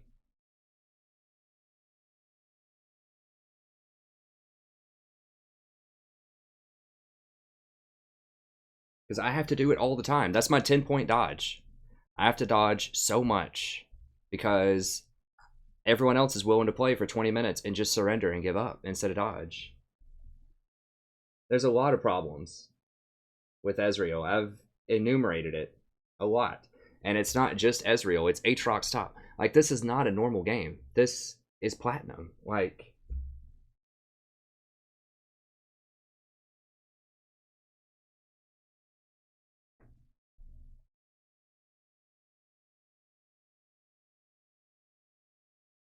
well, I mean, if enough people want to stick around, I can play like one more and answer some questions or something, but how was that unfair, Storian? Explain to me how it's fair for me, who wants to play a legit game of League of Legends in a Platinum solo ranked game, and we have someone who's first picking Ezreal and another person who's first picking, or not first picking, but is picking Aatrox for top lane. That's not fair to me when I'm trying to play a good game. I've lost a lot of games because of that.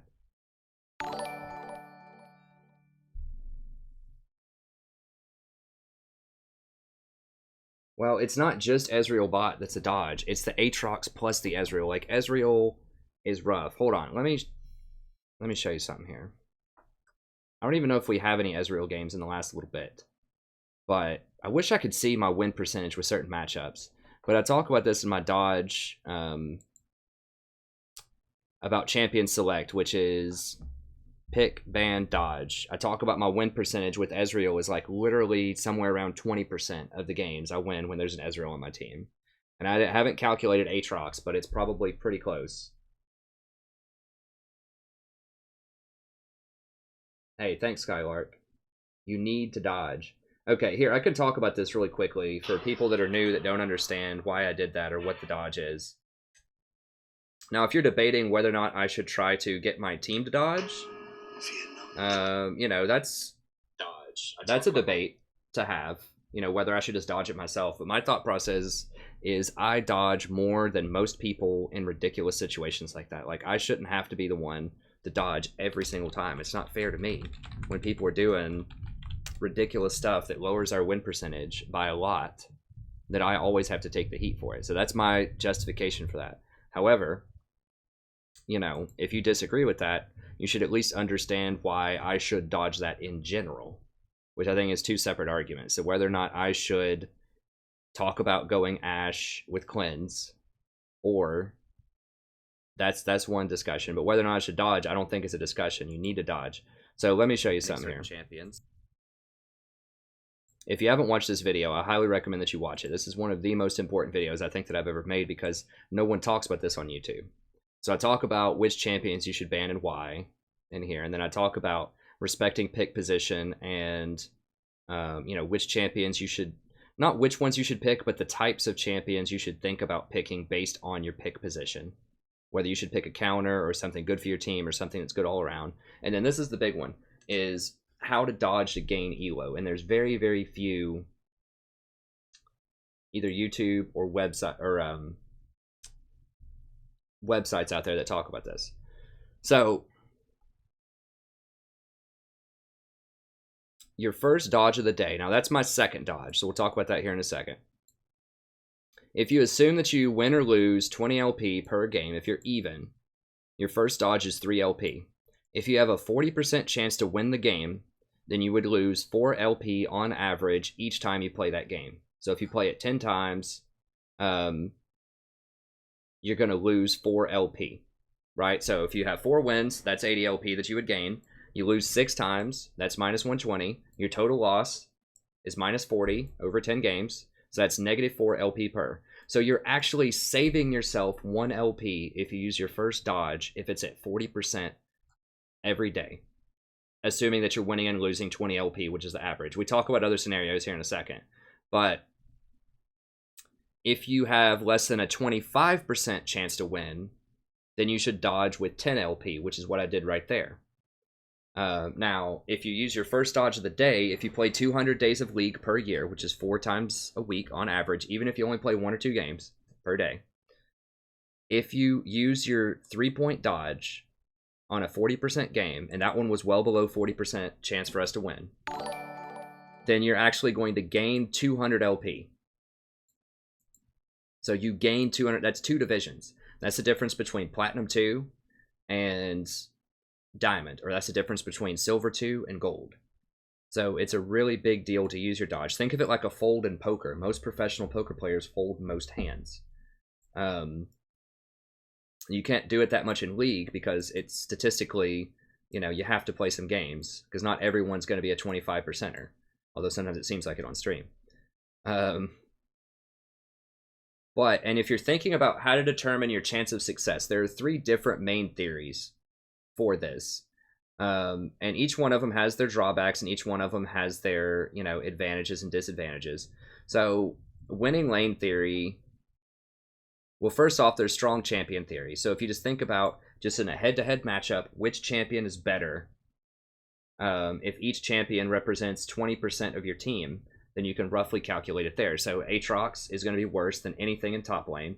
Ezreal is going to be worse than almost anything in the bottom lane. So right there, you know, that's a 40% chance of us winning. And then if just one other champion kind of falls behind, then very quickly we're going to be down to, you know, a 20% chance to win.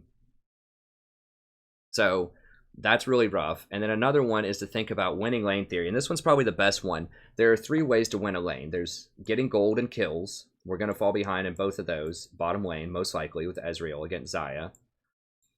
Pressure. So we're going to get pushed into tower, so we're going to lose that. And scaling. Zyra's going to outscale Ezreal tremendously. So we're 100% going to lose that lane. Aatrox is going to lose all 3 of these also. To whoever he's playing against top lane. What were our other lanes? It was Evelyn. This doesn't really account for the junglers. That's already 2 losing lanes. Top and bottom are going to be losing lanes on all 3 metrics. Mid lane was TF against... I don't remember. TF should probably win that. He doesn't have a lot of kill pressure, but he can potentially go up in gold. And he scales pretty well. But even if TF wins middle lane, we still lost top and bottom. So if you look at kind of winning lane theory, then we're losing 2 of our 3 lanes decisively. So that's going to give us, you know, roughly a 33% chance to win the game. And I'll talk about why that is. Obviously, that doesn't account for the jungler, but I think their jungler was stronger than ours too. I'd have to go back and watch again to remember that, but basically, in my estimation, we had a 25% or less chance to win that game. And that means you dodge it. Now, I hate going for a 30-minute dodge on stream. You know, and I know we'll lose some numbers here. We'll see how many we have left. You know, I would like to play another one. But I can field more questions that people might have here really quickly. Let me see. How do I...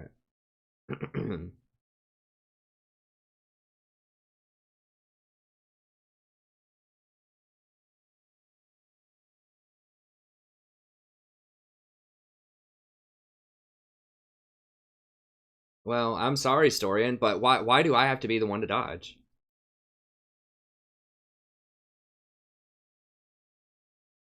Hey, what's up, Dev?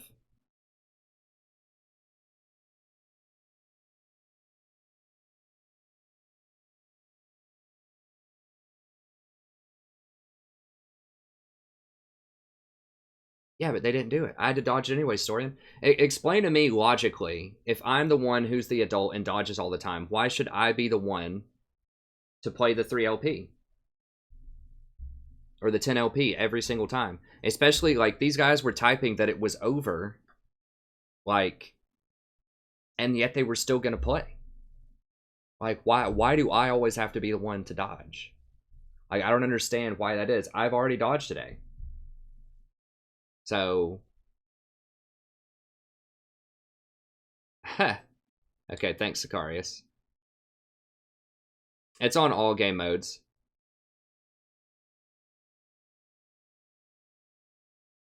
I mean, it's fine to question me if you want, but I'm just telling you, as someone, if you ever watch my stream, I'm always the one to dodge. Almost always the one to dodge. I think that comps matter a lot, actually, in silver and bronze.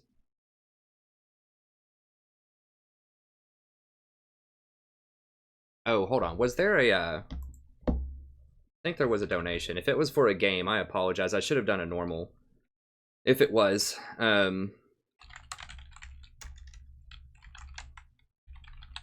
need to open up Streamlabs again and see.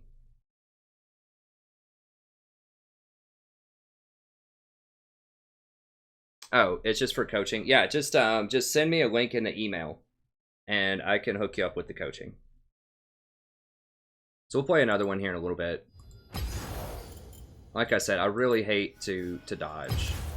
I know people don't like to see me dodge. I don't like to lose 10 LP, but that was, I'm telling you right now, that was like a 10% chance to win that game.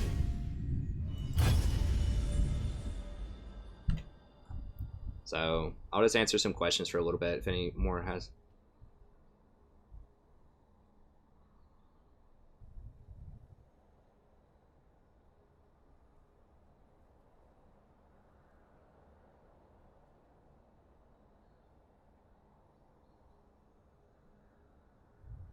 Okay, I mean, Aiden, yeah, like, I can't read the Chinese, but Aiden says they were, you know, they were already giving up on the game because of the Aatrox and the Ezreal, and I don't blame them. But I had to be the one to pull the trigger. They were just going to play it and surrender at 20. That sucks, Robert.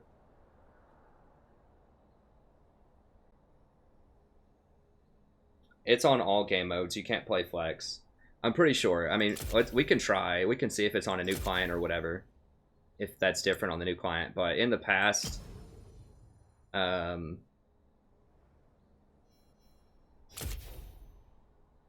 Let me see if it'll let me like blind pick. I think it's...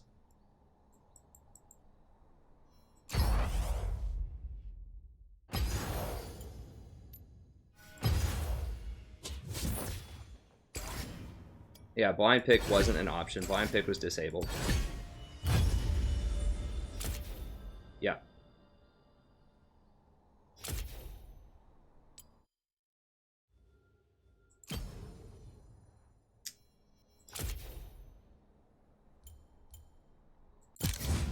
I mean, I could see if it allows like ARAM or something. No, it won't let me queue for any of these.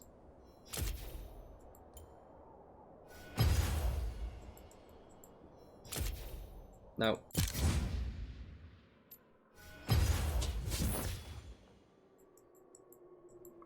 No. So I either need to get a Smurf or I need to get on the PBR.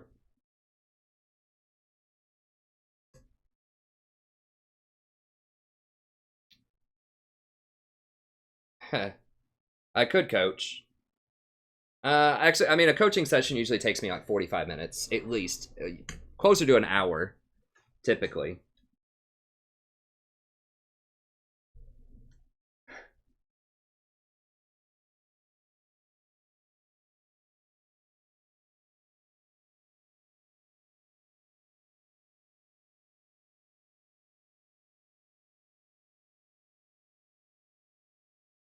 Hey ZSK, Ezreal top, or Ezreal plus Aatrox. Aatrox top. I mean, I could look at it. Well, I have to go through like my email and stuff. I can't do that on stream. I mean, I could look over a replay of something and comment on it. Like I could look over like a pro replay or something like that, or a champion select. I probably should get a second account. It takes a long time to level one of those up though, but you know, I could see.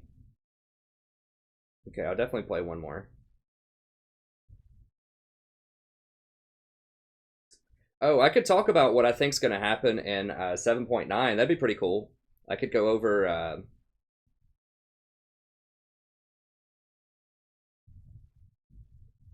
huh.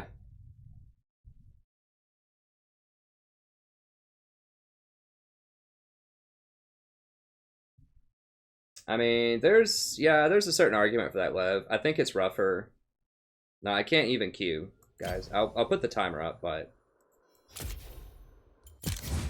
you're locked out for everything until that timer comes up. I can talk about like what's going on, the public beta or whatever, 7.9. Okay, so we got like 13 minutes. Let me pull it up here. I'll make my predictions for 7.9. And of course, when that comes out, I'll do a full patch notes or whatever, but I'll tell you sort of what the deal is here. Go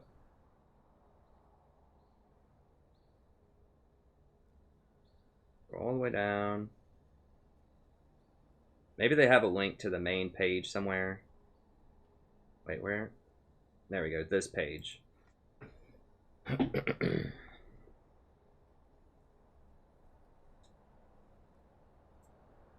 Okay, so there's a few big things going on. I think it's going to be very meta-changing.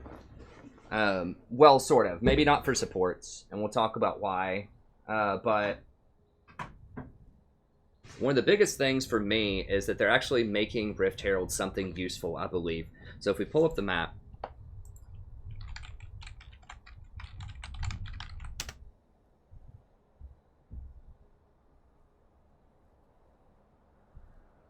percentage with Ezreal. Okay, so if we pull up a map here, one of the big changes is Rift Herald, and the reason that it's a big change is it's going to take pressure off of the bottom lane. Because right now, one of the big problems, or it has been a problem in Season 7, is no one cares about top lane.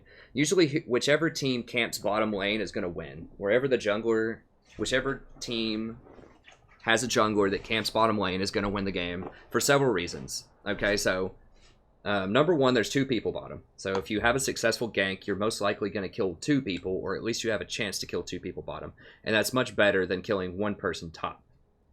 Number 2, the armor on bottom towers is lower. Riot did this so that lane swapping would stop, because whoever goes bottom lane in a lane swap is always going to get the tower first, virtually. So that's why lane swapping stopped. If you don't know what lane swapping is, that was something that was really popular in Season 5. I think Season 3, 4, and 5, it was really popular, and then Riot finally stopped it because it's not the most fun thing to watch from an esports perspective, because the first 10 minutes is just basically empty lanes where people are just pushing towers. They wanted people to actually lane and fight. They wanted it to look like the game that people play in solo queue. It used to look very, very different, the pro games from the solo queue games.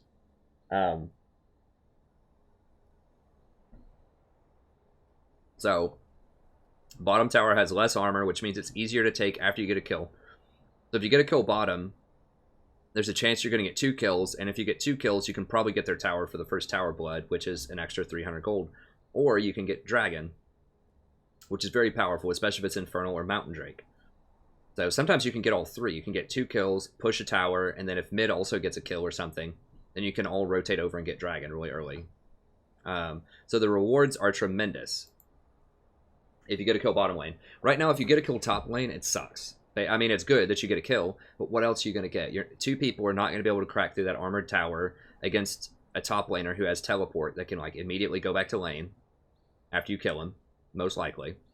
And Rift Scuttle, or Rift Herald, first of all, the buff is very lackluster. The thing takes forever to kill, even with 2 people. You can't really solo it out, and it takes forever to kill.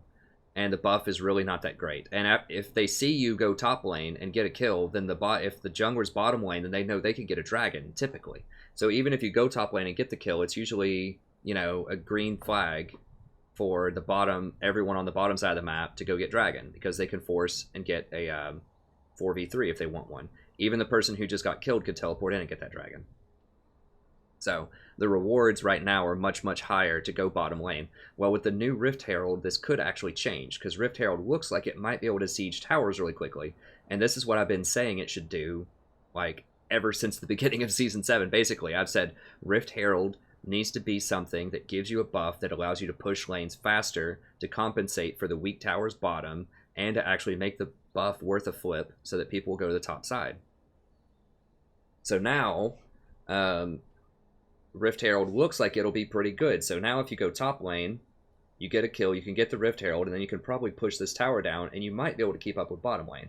So what this means for bottom lane is it's likely you're not going to get camped as much as you typically do now. That's why it's always Clown Fiesta bottom lane, where you got the mid lane, the jungler, everybody goes bottom, because of all those reasons I just described. Well, now they might actually go top instead, which means that lane dominant champions bottom will be a lot stronger, and that's going to, you know, help you out, especially lower elos. If you die to ganks a lot, or you have a hard time managing getting ganked, then it's more going to be up to you a lot of times, because there's going to be less jungler presence. Now, I think people will still come bottom, depending. I mean, if the Rift Herald's OP, then everyone's going to be top lane, but it's going to help you out bottom a lot. So that's a really big deal, especially for some of these lane dominant bottom laners that are susceptible to ganks, like Leona, Soraka, Sona, stuff like that, Zyra. They're going to get to be even more dominant now. Karma. Okay, so that's number one. Another thing that's going to be kind of... Well, let me just pull up my Soraka video here really quickly. My Soraka guy, because I talk about a lot of this, and this is going to apply to a lot of different positions as well. Tanks are going to be out of control. Not tank supports, but tanks top lane and jungle. I don't think, unfortunately, tank supports are going to come back. I really wish they would, but they really need a good sort of team fighting item. The thing that needs to happen for tanks to come back, as I've described before, is they need to make Locket and Redemption mutually exclusive. That way someone can't buy both of them, then tanks can buy Locket, and they won't have to buy Redemption, so they can actually buy tank items, and utility supports can just buy Redemption, and they don't have to buy Locket. And so this would help out tanks tremendously, because the big problem with tanks right now is they can't build tanky items. Okay, so Rift Herald, lots of pressure. I think that the new coin item, now I don't know if they talk about it here on the PvE, they might. Yeah, Ancient Coin, it drops coins kind of like Thresh Souls, and you pick them up and you get either gold or missing mana. It still is going to give you the health, I think. And then if you upgrade to Nomad's Medallion, so if you get level 2, then you get an Elixir of Skill once you get so much gold, and that gives you an extra skill point. So you can still only have up to 18 skill points. Okay,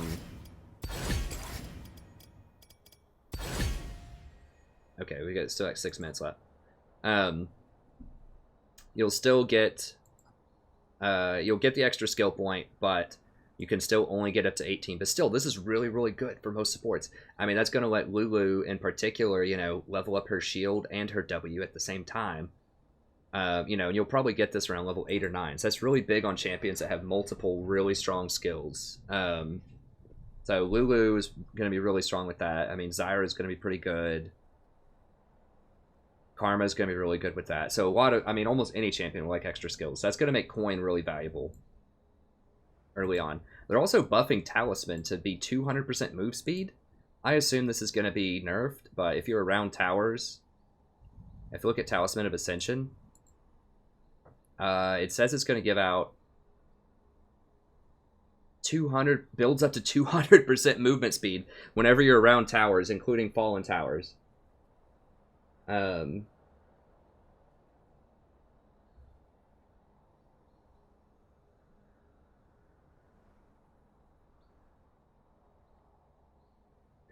So I think that, I mean, Talisman could be really good. We'll see.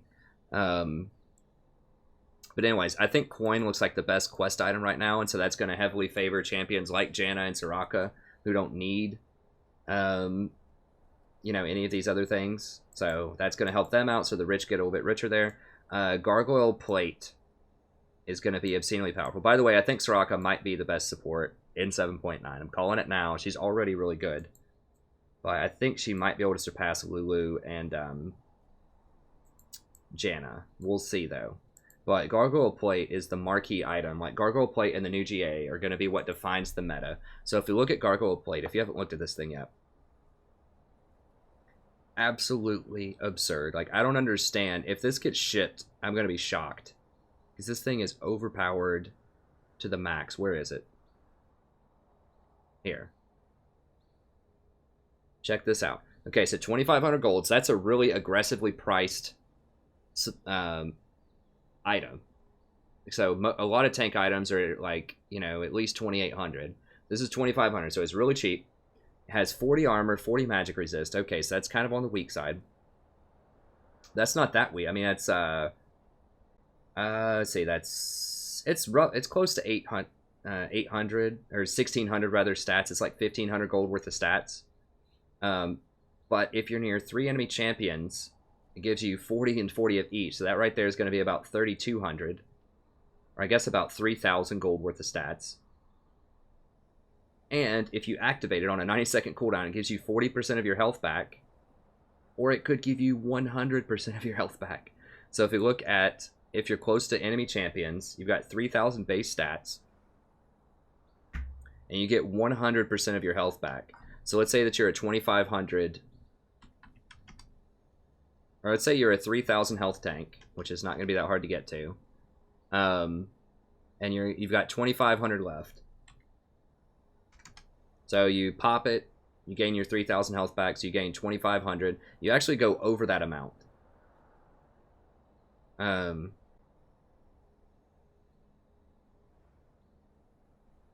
Okay, so you can actually overheal.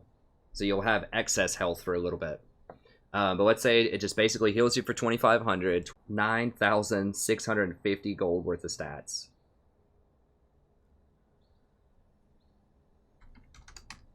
That's a 3.86 payout ratio. That's higher than Locket.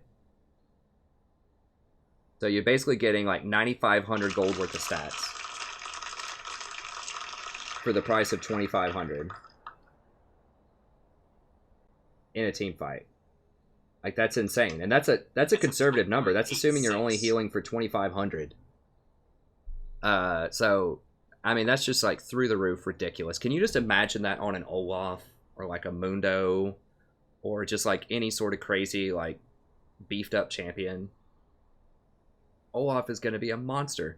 I mean, even on a Hecarim or something, like, that item is absolutely ridiculous. And you just stick that thing on Soraka and you're never going to kill her. Like, she's going to have 80/80 armor and magic resist. And she's going to be able to heal herself to full. So it's like, just when you thought you killed that, you know, Soraka that has 3,000 health, boom, she's got, you know, full health again. And by the way, this bypasses Grievous Wounds and Ignite because it's just an infusion of health. It's not an actual heal. So it doesn't benefit from plus healing, but it bypasses Grievous Wounds and Ignite. So, yeah, you can't even really Ignite Mundo anymore because he's just going to heal through it with this. And the other joy of this patch is Guardian Angel. So if you look at the new Guardian Angel here, it gives you 40 AD. Why? This is going to make it like everybody's going to have this item. So the 40 attack damage by itself, how much longer do we have here? 26 seconds, we'll get in a queue. The 40 attack damage by itself, 40 times 35. So it has 1,400 gold worth of AD on it, which is already really good for a defensive item. So it has 1,400 gold worth of AD, and then 600 armor. So it's got 2,000 gold worth of armor and AD on it. It restores 50% of your health. Now it says base health. I don't know if that includes plus health or not. So we'll have to see. Well, let's just assume that it doesn't. So let me see. We'll just look up Lucian. God, I hope I hope this patch is going to blow him out, where people don't play him anymore and everyone plays crit champions again, but we'll see. Anyways, so let's say that Lucian gets this like third item. Let's just say he's level 12. Okay, so he only has 1342 base health. So he's going to get 50% of that back. So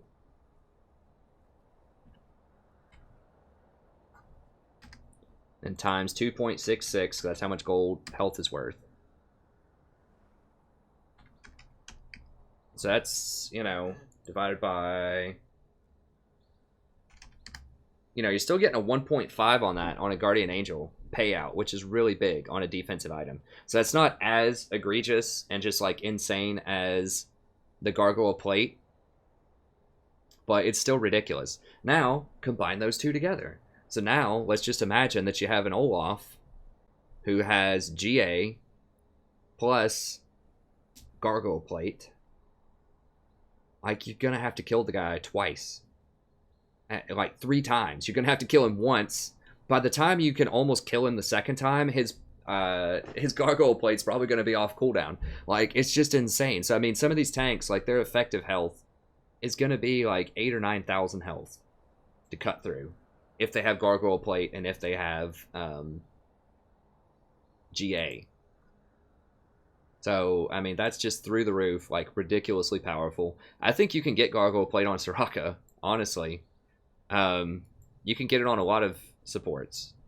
But, so what does this mean? So this is going to change the entire dynamic of the game, because burst damage is just probably not going to matter that much in a lot of situations. Like, who cares if Annie can, you know, one-shot you for 2,500 health when you have Gargoyle Plate, and she's not going to be able to do that when you have an extra 80 magic resist off of Gargoyle Plate.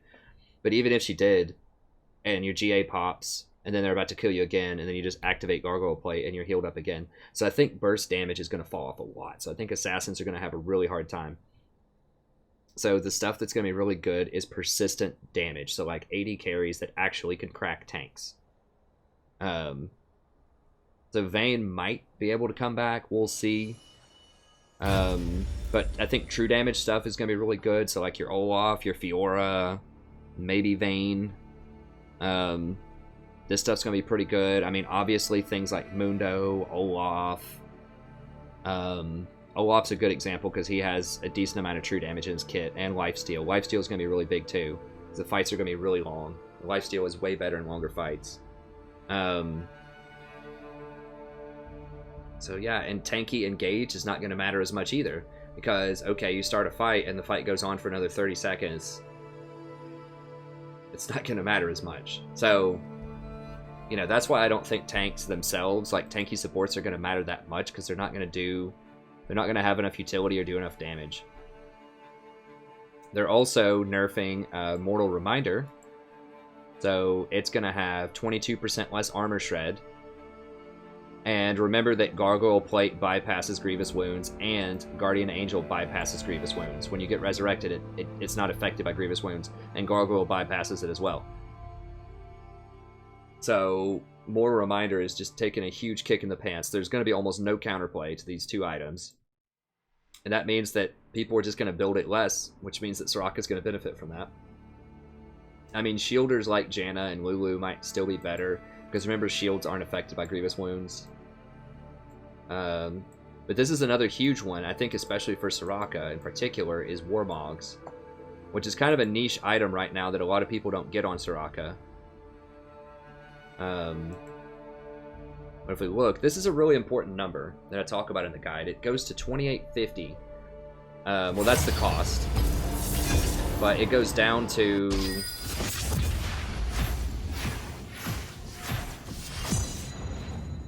It goes down to activating at 2750, which is significant. And it has 800 health.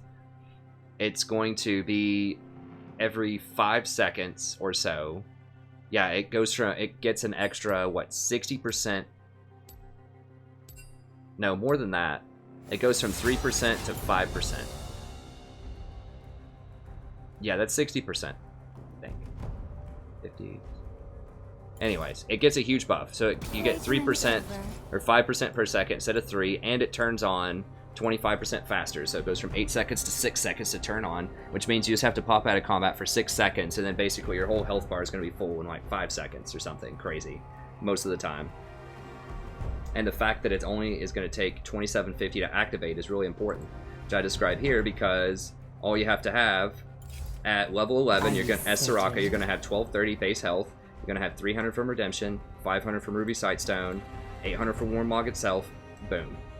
2813. So it's already active. Because one of the problems right now to get Redemption is it's a really awkward buy. Like you're always very close if you try to go, not Redemption, Warmogs. If you try to go Warmogs, then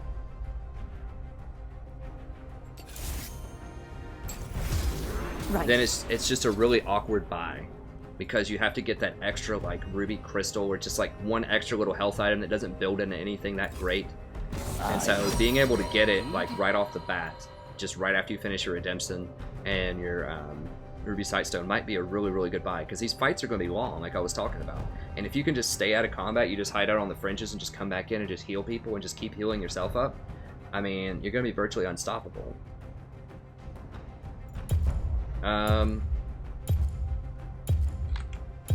Ban Cassin. They don't want Lucian, so... Anyways, so I think that utility supports are still going to be the best. I think that Mega Tanks are definitely coming back.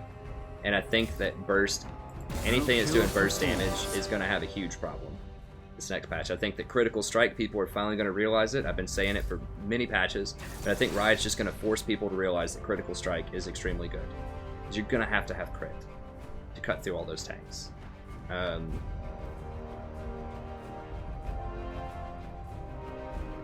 So yeah, we'll see. And Last Whisper's down a lot. This Adaptive Helm is a terrible, terrible idea too. So one of the problems is, you know, GA has 40 AD on it. So that's going to make people want to play a lot of AD champions.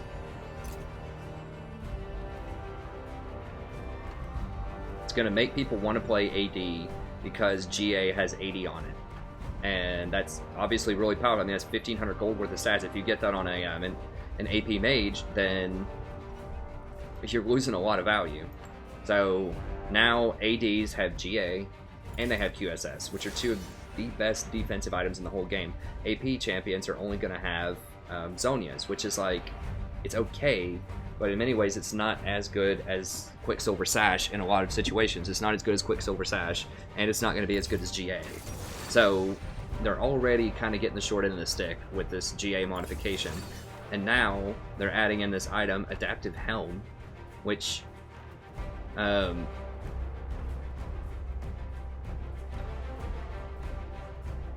if you hit someone with the same spell, it gets reduced by another 15%. In addition to magic resist. The magic resist itself on that item. and that 15% is not going to be affected by penetration. So this means that, let me see here.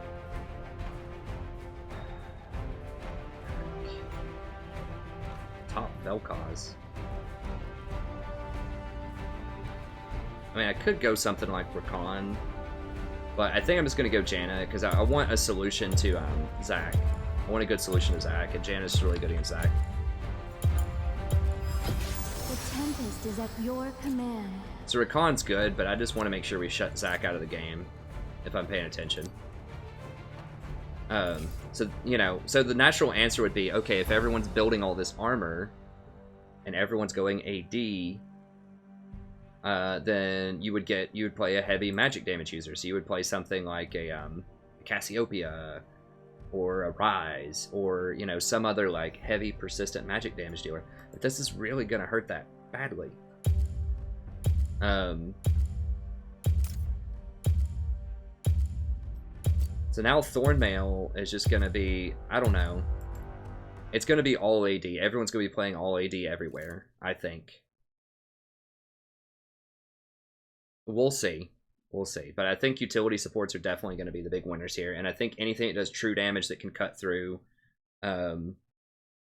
adaptive health, or that can cut through Gargoyle Plate and GA is going to be really valuable. So, I mean, it might be Fiora. I mean, Fiora just might be the ticket. Like Fiora, Olaf, maybe even Irelia. What's going on? Sorry, my comments are kind of wigging out here. Oh, I'm at 1%. Damn, I'm about to die. Sorry, I didn't notice that the comments weren't posting there. I have to go get my, let me go grab the phone charger really quick for my wife.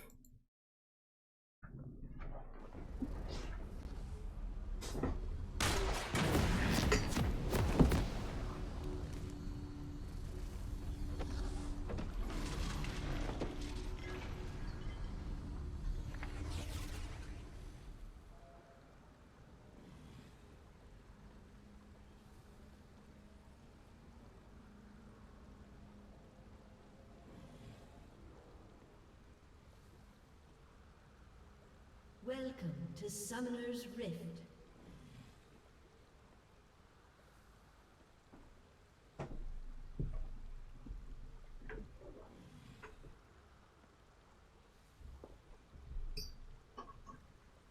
"30 seconds until minions spawn." Yeah, but I don't think you're going to be able to one-shot A1. I mean, maybe if you get people isolated. Damn it.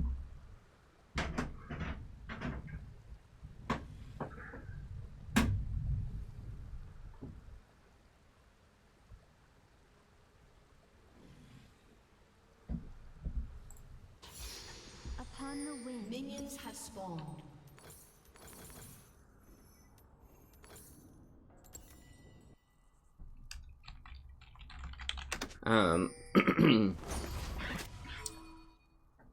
So I didn't see who it was, but someone asked, why do I only play Janna? In fact, tonight I've played a lot of things that are not Janna. And the results have been, I've lost almost every game.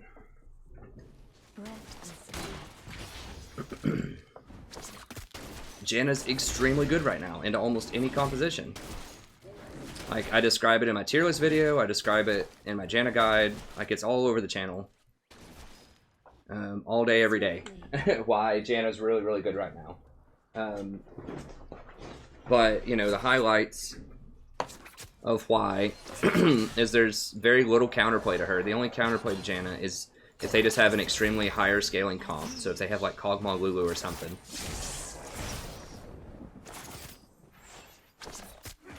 In solo queue. And the main reason that you play her is she's extremely safe. Which means that you can go to the Clown Fiesta and try to save people who are doing ridiculous stuff, and you can actually live to tell about it.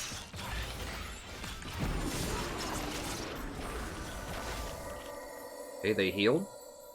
Or did she heal? They healed. In harmony. So, I mean, that's really kind of the gist of it, is that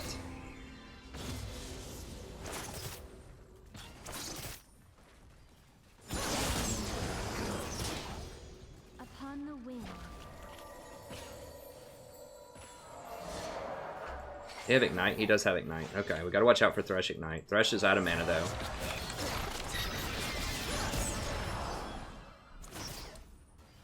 So, because she's so safe, you can ward deeper. You can try to actually make plays in really dangerous situations. You scale extremely hard with your E. So, a lot of people don't understand Janna. Like, Janna's I'm convinced she's the most misunderstood champion in League of Legends. Like, her E is so powerful. So, like, I talk about this in my Janna guide. Just imagine if her E in the mid-game red, point-click ability, 100 mana, deals 350 damage, and shields for 350. Because that's what it reads. Because once you give AD to your AD carry like that, or anybody, a Master Yi, a Graves, anybody that has a significant amount of damage they can do with AD, and good AD scaling, then that's basically what it becomes. And once you get Redemption and you have Wind Speakers, that's what it becomes. Would that sound overpowered? If it was like point click, you know, 8-second cooldown, deal 350 damage, and shield for 350, and that can also damage towers.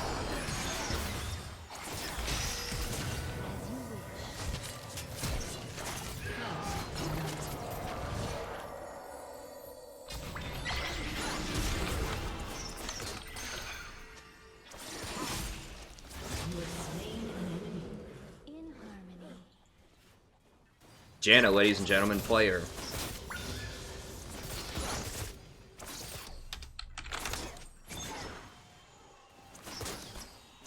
But yeah, I mean, that's why. I mean, she's so strong.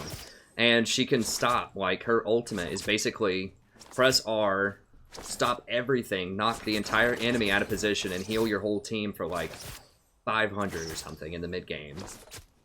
Your Tornado can stop almost any movement ability. Knock Zac out of the sky, knock Lee Sin out of the sky. That's a really bad... It's going to push into them, but we don't have time. We just need to go by.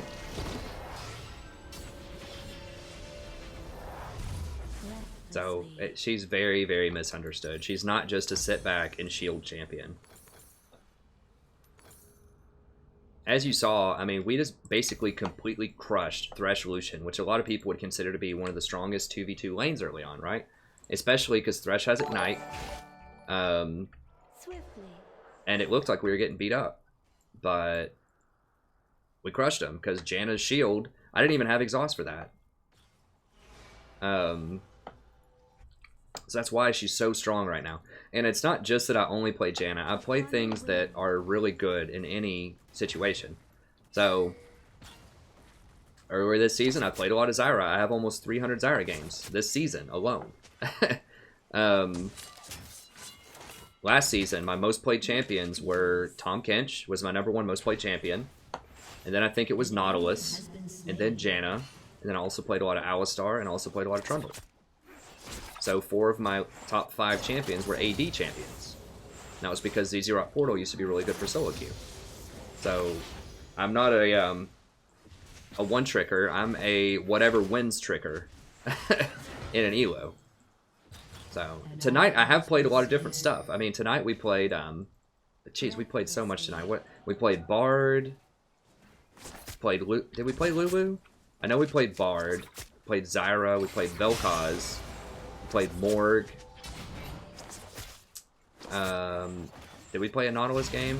I can't remember. We played like 5 or 6 different champions tonight.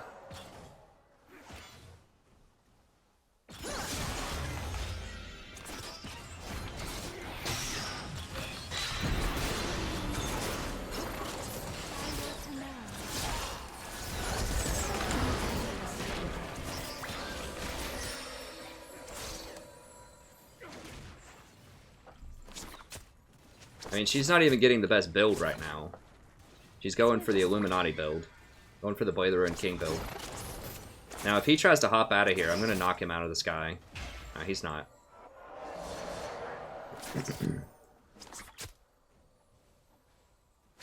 So Janna can get rowdy. I mean, she can beat a lot of lanes in 2v2. She just can't start the fight typically. But if they go into you, like, she could be extremely strong. I gotta stay close to her just in case Zach jumps out of this bush. Actually, I'm gonna On the wind. get a ward down here. I need, well, no, I'm just gonna go ahead and back. So I need to get back when she gets back because I don't want her to die. A lot of times your AD carry will just die if you're not in lane. So you need to try to synchronize your backs with them. Swiftly. Let me go ahead and grab.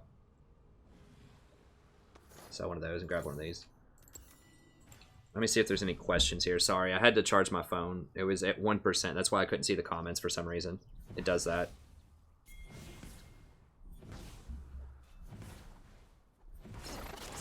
It's kind of glitched out now.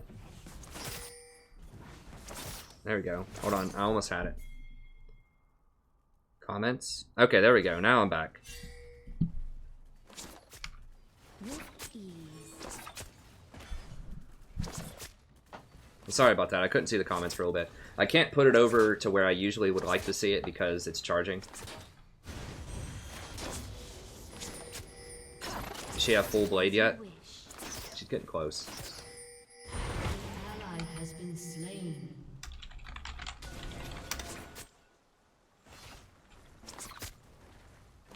You're too far, buddy. I mean...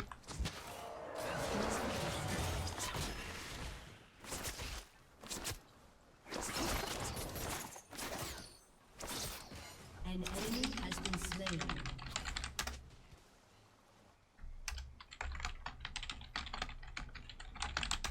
With ease.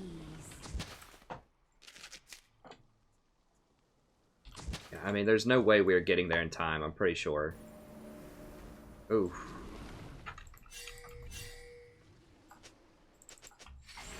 On the wind. Knock him out of the sky. Oh, almost got him.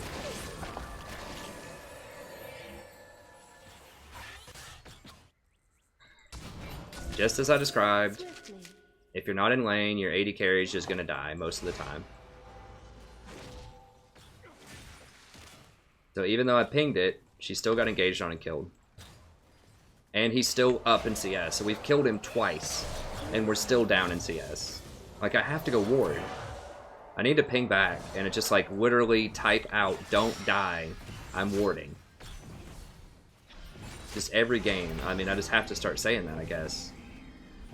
Please don't die, I'm warding.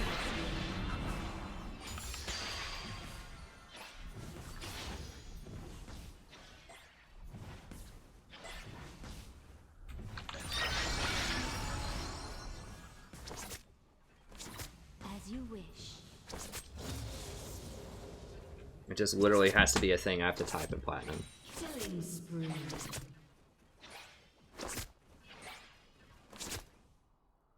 And let's try to see if I can position here. So this isn't the best spot for it, On but the wind. now I'm low on wards right now.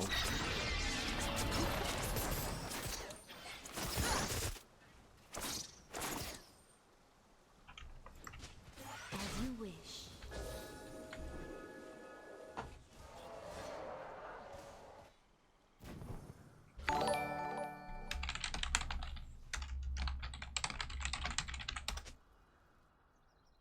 With ease. Shut down. I should turn my auto attack off?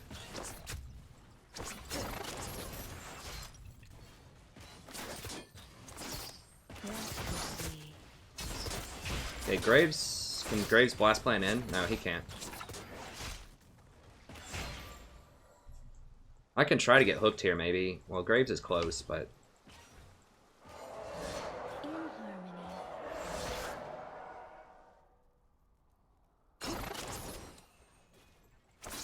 we're even on items now. Even though we're up 2 kills. Swiftly.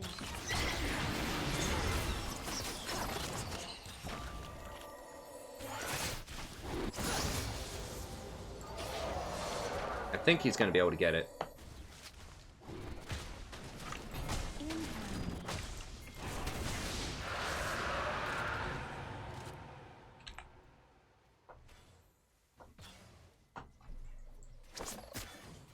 It was close. I could have walked up and... But, you know, they might have that warded.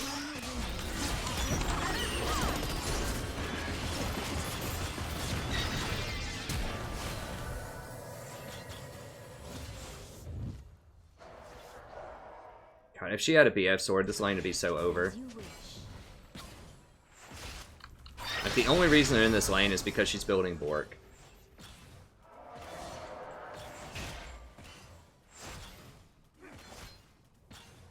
Hey, thanks, JC. Swiftly. I gotta be careful.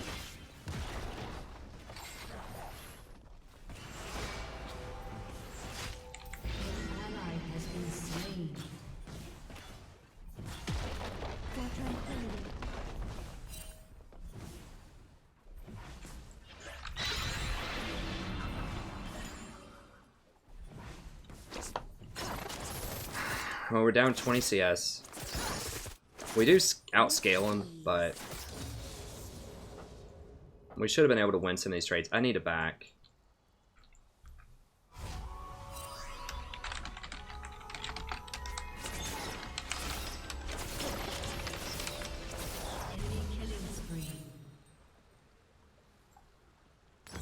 Breathlessly.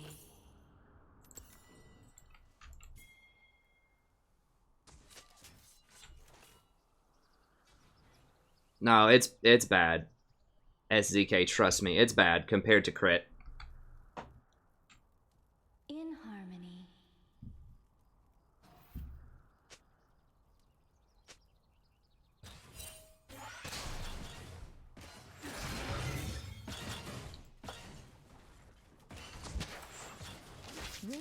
Okay, so they're warding. Like, the reason that it's bad is her E scales so heavily with critical strike that you really, really want critical strike. And all of her abilities have really high AD ratios on them.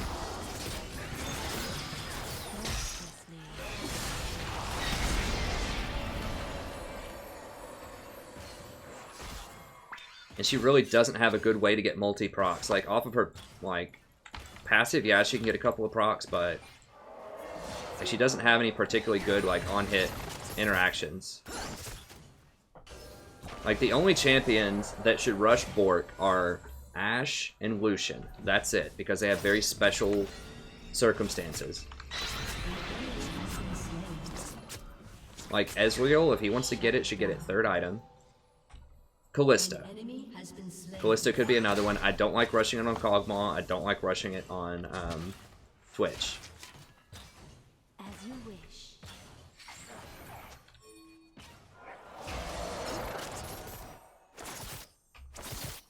Like, if she had a BF Sword Zeal right now, we would absolutely murder these people. The tempest is upon them.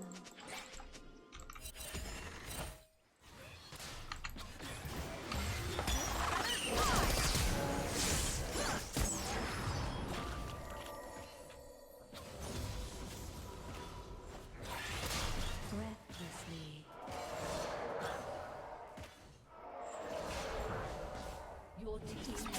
Okay. I'm starting to put Zyra on the poop list too. I feel like I lose a lot of games with Zyra, but I feel like she's better than Lucian, but yeah, they're coming bottom.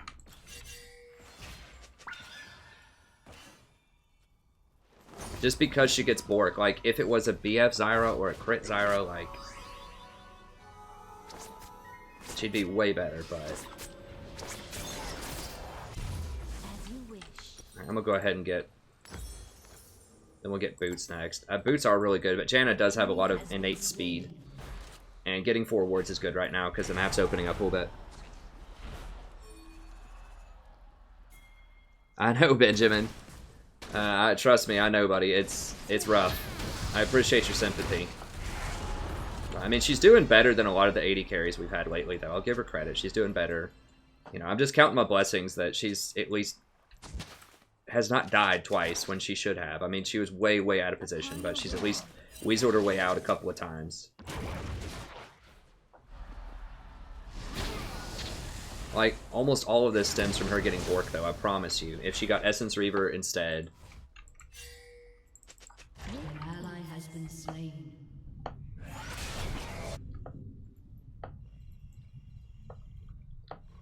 Then she could be so much more powerful. Like, we would just be winning all of these fights.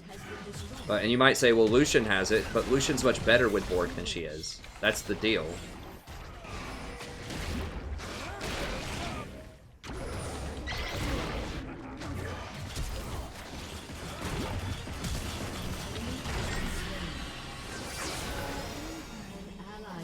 Really? No one's coming? Like, they pinged... Turret has been destroyed.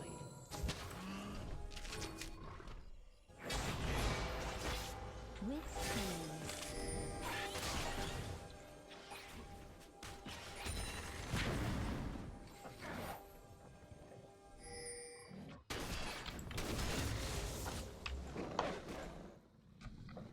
Breathless. Like, we started off with such a huge advantage, because Xayah's better with, like, 0 items than Lucian is, I think. But the fact that she got Blade has really put us far behind. We could still win, though. Oh, yeah. My bad. Yeah, sometimes I say Zyra when I meant Xayah.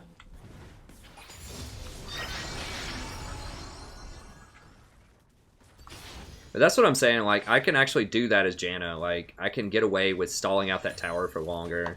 They didn't kill me, or they didn't come and help me, but they did kill the mid laner. So we did get something out of it. And a nice thing with Janna, like, your AD carry doesn't have to be good. I hear that a lot, where it's obviously really good if your AD carry is good. But if anyone that uses AD on your team is ahead, like this Graves, we can do that. You know, we can play around that.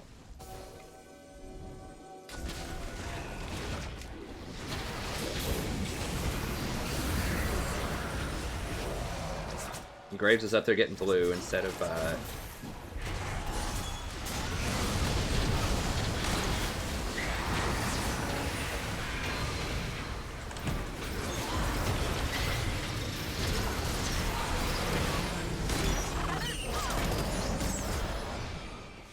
Upon the wing.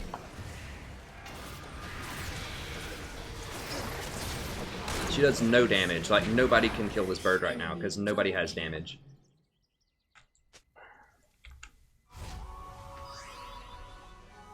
Brand's going Rylai's, that's why he doesn't have any damage. Like, people just don't know how to build. Like, if this Brand instead had Leandri's plus Sork boots right now, we probably would have murdered him.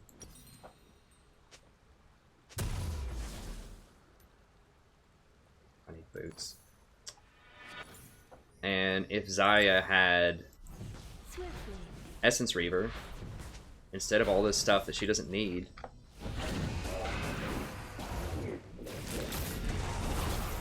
like, the lifesteal off of Bork is useful in a losing lane. We were winning. We were up like 2 or 3 kills bottom lane. You go for the throat. You don't go for this little pansy build where you get your little lifesteal. You go for heavy damage and you freaking destroy them.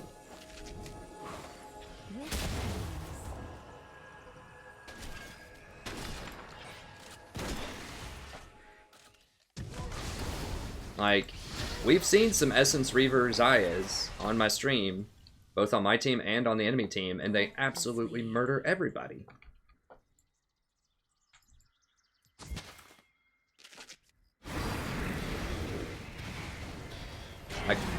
I could redemption there, but they're gonna die anyways. Nope. Why would you even flash? You're 100% dead.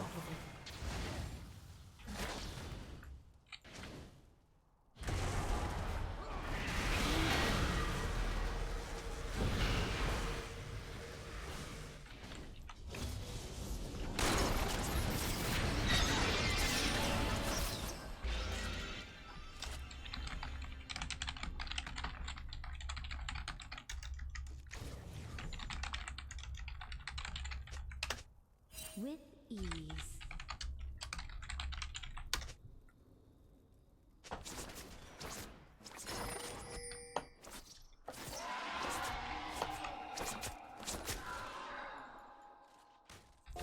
Upon the wing. I mean, I can't keep vision on that. All 4 of them could be anywhere in here. We had 2 or 3 people dead. Xayah's out of position. Jungler's out of position. You know, there's nothing I can do about that Baron. Swiftly.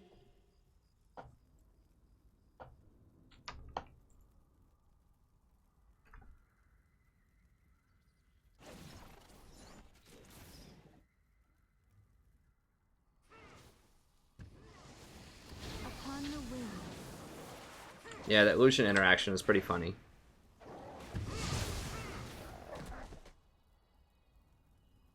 And thanks for sticking around too through the dodge. Appreciate it. Those of y'all who Breathlessly. Huh. I agree, Fizzy. That's a rough one. Oh, she's probably dead bottom again. I can't do anything about it. As you wish. And she's pushed up, no wards. I have to flash.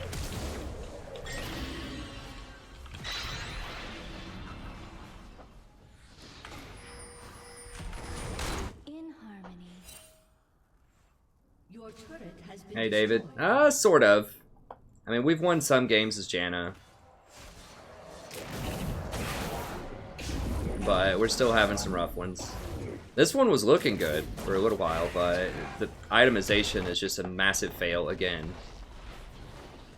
I honestly just wish they would, like... Blade the Ruined King is probably the biggest noob trap item of all time for solo queue.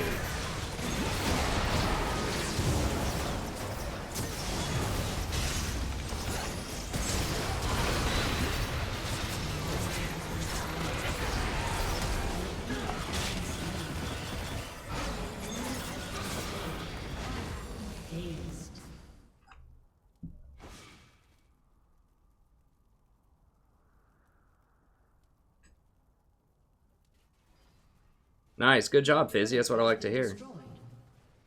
Hey, thanks, Christian. Your inhibitor has been destroyed. I don't agree with that, Lev. Maybe, I mean, if you play a lot, like, the thing is the averages catch up. I think. If you have a very low amount of games, then... You know, it's easy to just go on a good streak and just sit on it. But if you play a lot, yeah, it's going to average out. It's going to, you know, you're going to have a lower percentage if you play more games, probably. So I think there is some merit to that, but I think it's just the law of averages. I don't think that you play worse if you just play a lot of games, necessarily. It depends on how frustrated you get if you go on loss streaks.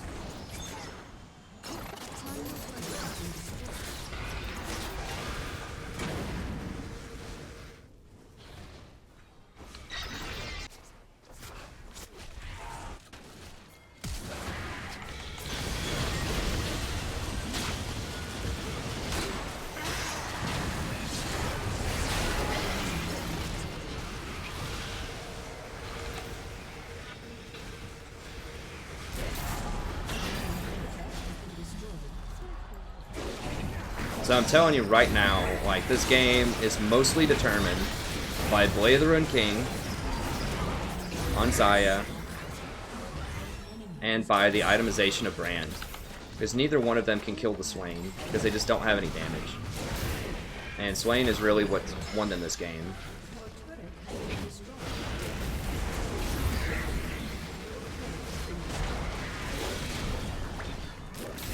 And we had a Vel'Koz top, so that doesn't help.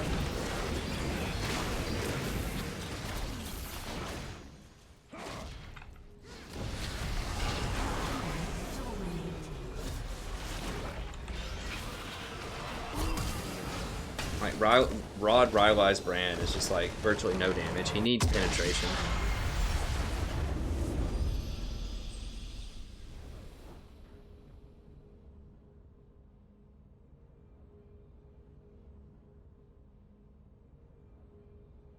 Oro King games? Any chance?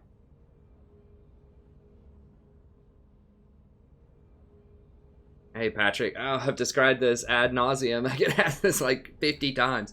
Watch my itemization video. So, the reason that pros build Blade of the Ruined King and solo queue people should not build Blade of the Ruined King. Okay, first of all, pros play champions. Typically, when they build Blade of the Ruined King, is champions that Blade of the Ruined King is good on. So, they'll build it on Ashe, primarily. I think they build it on Lucian as like a second or a third item, typically.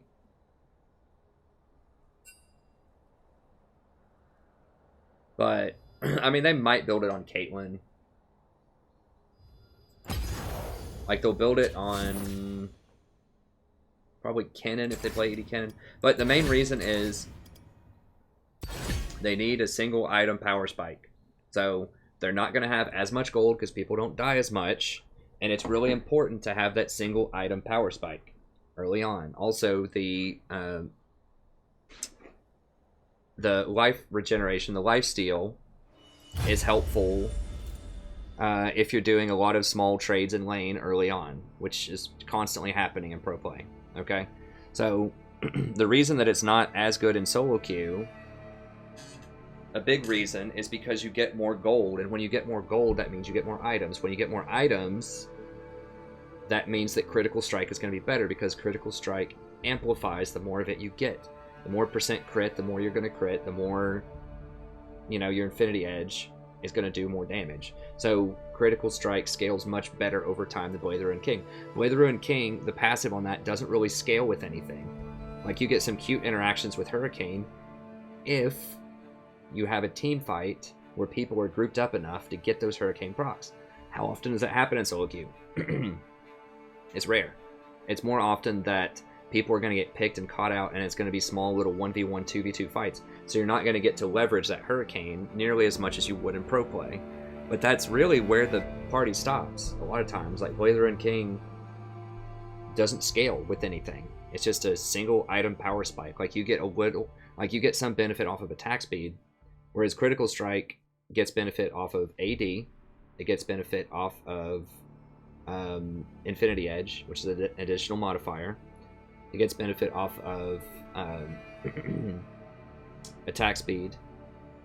It benefits from everything. Critical strike is probably the highest scaling stat in the game, that and flat AD. And that's just it. So that's why, is because they need that single item power spike, and they're typically going to finish the game with like 2.5 items, or maybe 3 items in pro play. Whereas in solo queue, it's not unusual to see 4 or 5 completed items. This is why, this is why Twitch, and this is why Draven, and, you know, a lot of these other critical strike users that are so good, even Caitlyn, in solo queue, is because they get more items, they get more gold, and they scale with the critical strike much better.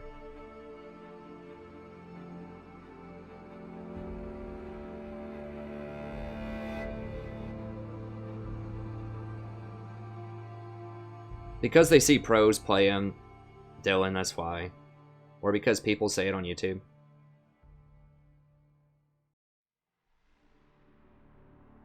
Nice, good job, Mario. That's what I like to hear, buddy.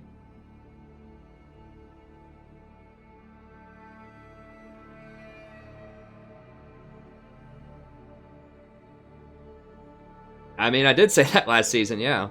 I mean, that's still a thing. It's just not as pervasive now as it was before.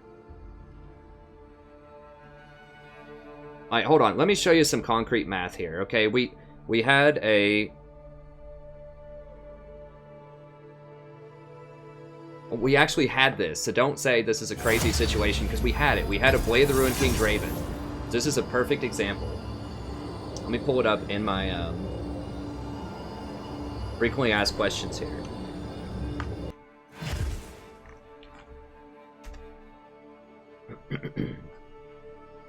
I've got some math for you. Okay. So, why is the Blade of the Ruined King a weak item? So I explain it here, I explain it in my itemization video, I explain it in a lot of places. So, this is Draven on Draven action. One of them has Blade of the Ruined King plus a dagger to equal out in cost. And one of them has, which is what you would get, because you're going to be working towards Hurricane. And one of them just straight up rushes an Infinity Edge. Alright, so typically you would get BF Sword, and then at least a Zeal, or maybe a Phantom Dancer or something with Draven. And then you would go Infinity Edge. We're just saying straight up Infinity Edge. Alright, bunch of math. What this basically comes down to is your average auto attack is going to be 249 damage per auto.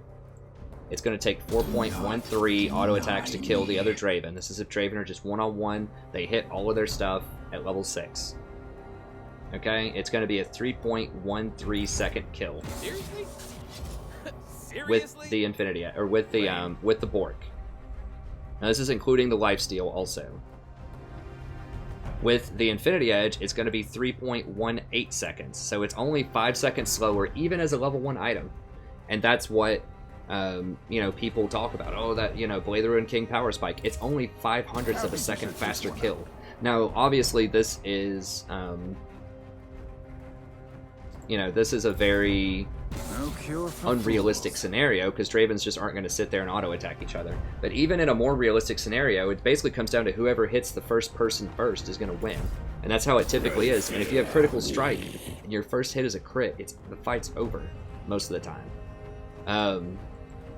And Infinity Edge is going to scale much, much harder than Blade for the reasons that I described, especially on Draven's Q, which I can pull up here in a second. But because Draven's Q can crit, and so the damage, like all of the AD that he gets stacked into his Q, and that can crit, so the damage can actually multiply, and he basically gets double AD. The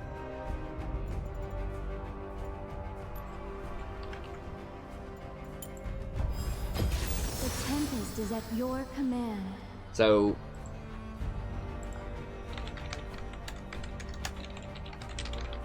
keep in mind that, like I said, Blade of the Ruined King doesn't scale. Like, it has virtually no scaling. It scales mildly with attack speed. That's it. And it's average health. It's not max health. So some people say it's a tank breaker. It's like sorta, kinda, but critical strike's even better tank breaker. If it was max health, it would be a tank breaker.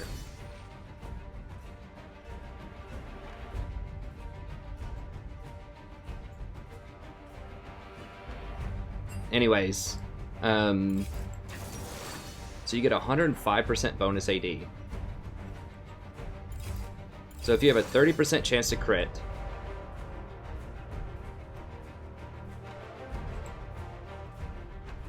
normally that would be 30% extra AD, or like extra damage if you have a 30% chance to crit, because each crit gives you 1% more effective damage over time. This actually gives you 60% more damage if you have 30% crit. Because if you crit, let's say that level 9, your flat AD is 75, 76.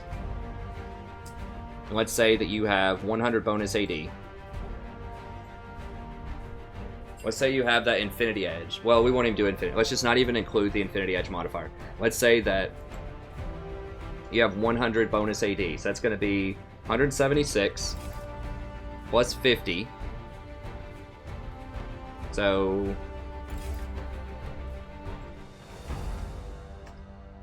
plus 105 times a crit, 662 damage on an auto attack. If you crit with Draven with just 100 AD, just 100, that's like a BF sword.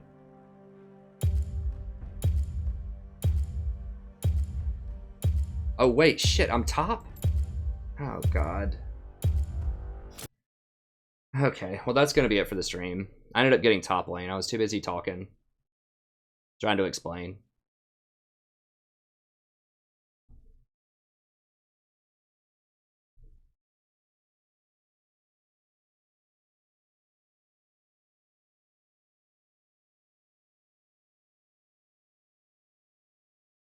Yeah, I was too busy. That's just, I mean, it's like 5 in the morning too. I just need to dodge.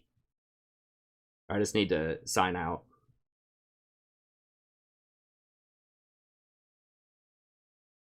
So sorry about that, guys. We did get in one extra one.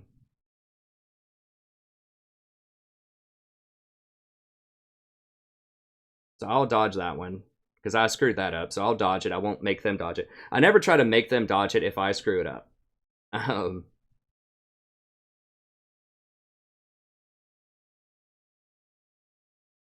But I'll dodge it.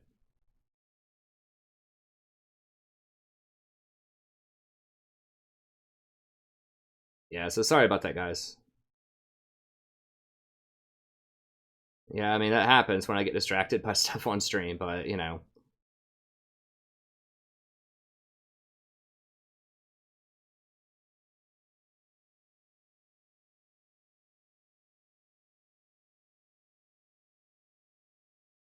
Yeah, Bloodthirster's a good build.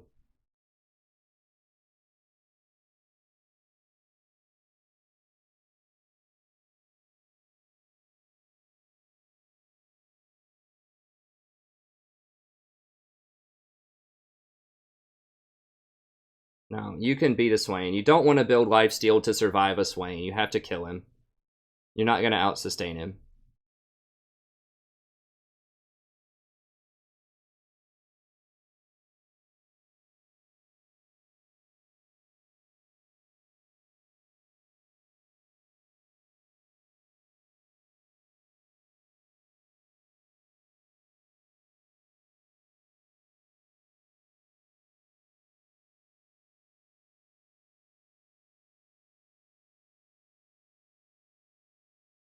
So we'll be back tomorrow. Hopefully we get some wins. Sorry about that last one. I really thought I was support there. I got top. Did I get top 3 times tonight? 2 or 3 times?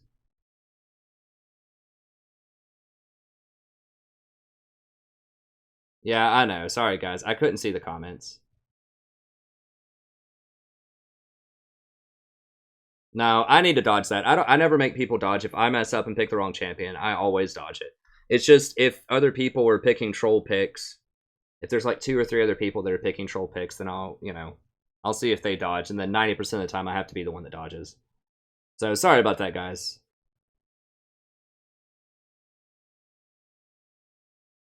Nah, I couldn't have won. I could not have won. Yeah, so sorry. I failed. I failed on that one. I know, Lucaria. I'm sorry. I'll play some. We'll play some more tomorrow. We'll get back in here. It's probably a good thing that I go to sleep anyways. I'm getting kind of tired. It's kind of late. I mean, it would have been fun, but I don't want to troll my team. I have such a low probability of winning if I pick Janna top. So my bad, my bad.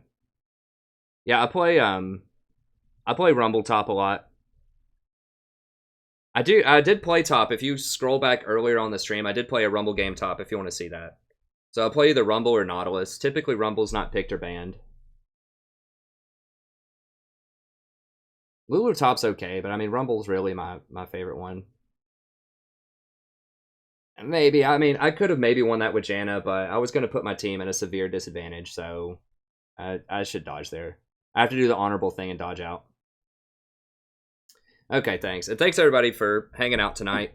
I know it's kind of a rough night, and I know I had to do that one controversial dodge when we had the Aatrox and the Ezreal in the game. So, you know, I'm sorry if that disappointed some of the fans. I don't do that very often.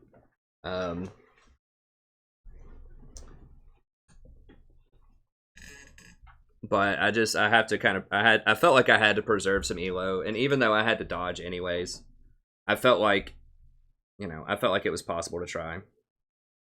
Yeah, I mean, we did play a lot of good stuff this stream, if you want to learn about it. I mean, most of the games were kind of competitive. We ended up losing a lot of them, but they were kind of competitive. You know, we had a Bard game, we had Morgana game, we had a couple of Karma games, Vel'Koz, Zyra. I had some Jannas, of course, Rumble.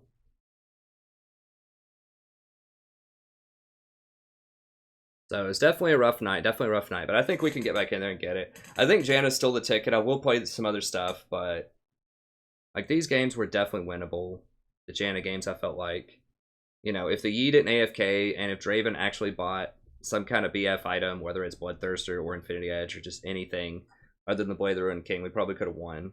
And this one, I think, was definitely winnable too. If she, once again, if she just didn't build Blade of the Ruined King. Now, it was going to be tough because of the Vel'Koz top.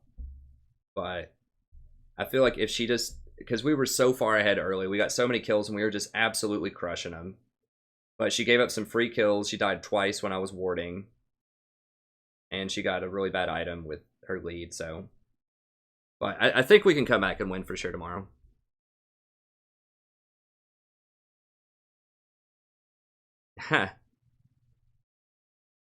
Thanks. Okay, yeah, thanks everybody. I'll be back tomorrow around 8:30 Eastern Standard Time. We'll try to get in here and get some wins. And once again, I appreciate everybody sticking with me even through the rough times. Like I said, at least we got some diversity. I got to explain some stuff, hopefully give you some ideas. And I think we'll get back to our winning ways. It's just been a bit of a rough stretch, but I'm pretty confident we'll get it back. I mean, we did this earlier in the season, like I said, a few times. We've gone from Platinum 2 to Platinum 5. We've gone from Gold 2, or from Platinum 4 to Gold 2, and we always bounce back. It just takes a little while sometimes to work our way through stuff. But anyways, thank you very much. Have a wonderful evening, and I'll see you next time.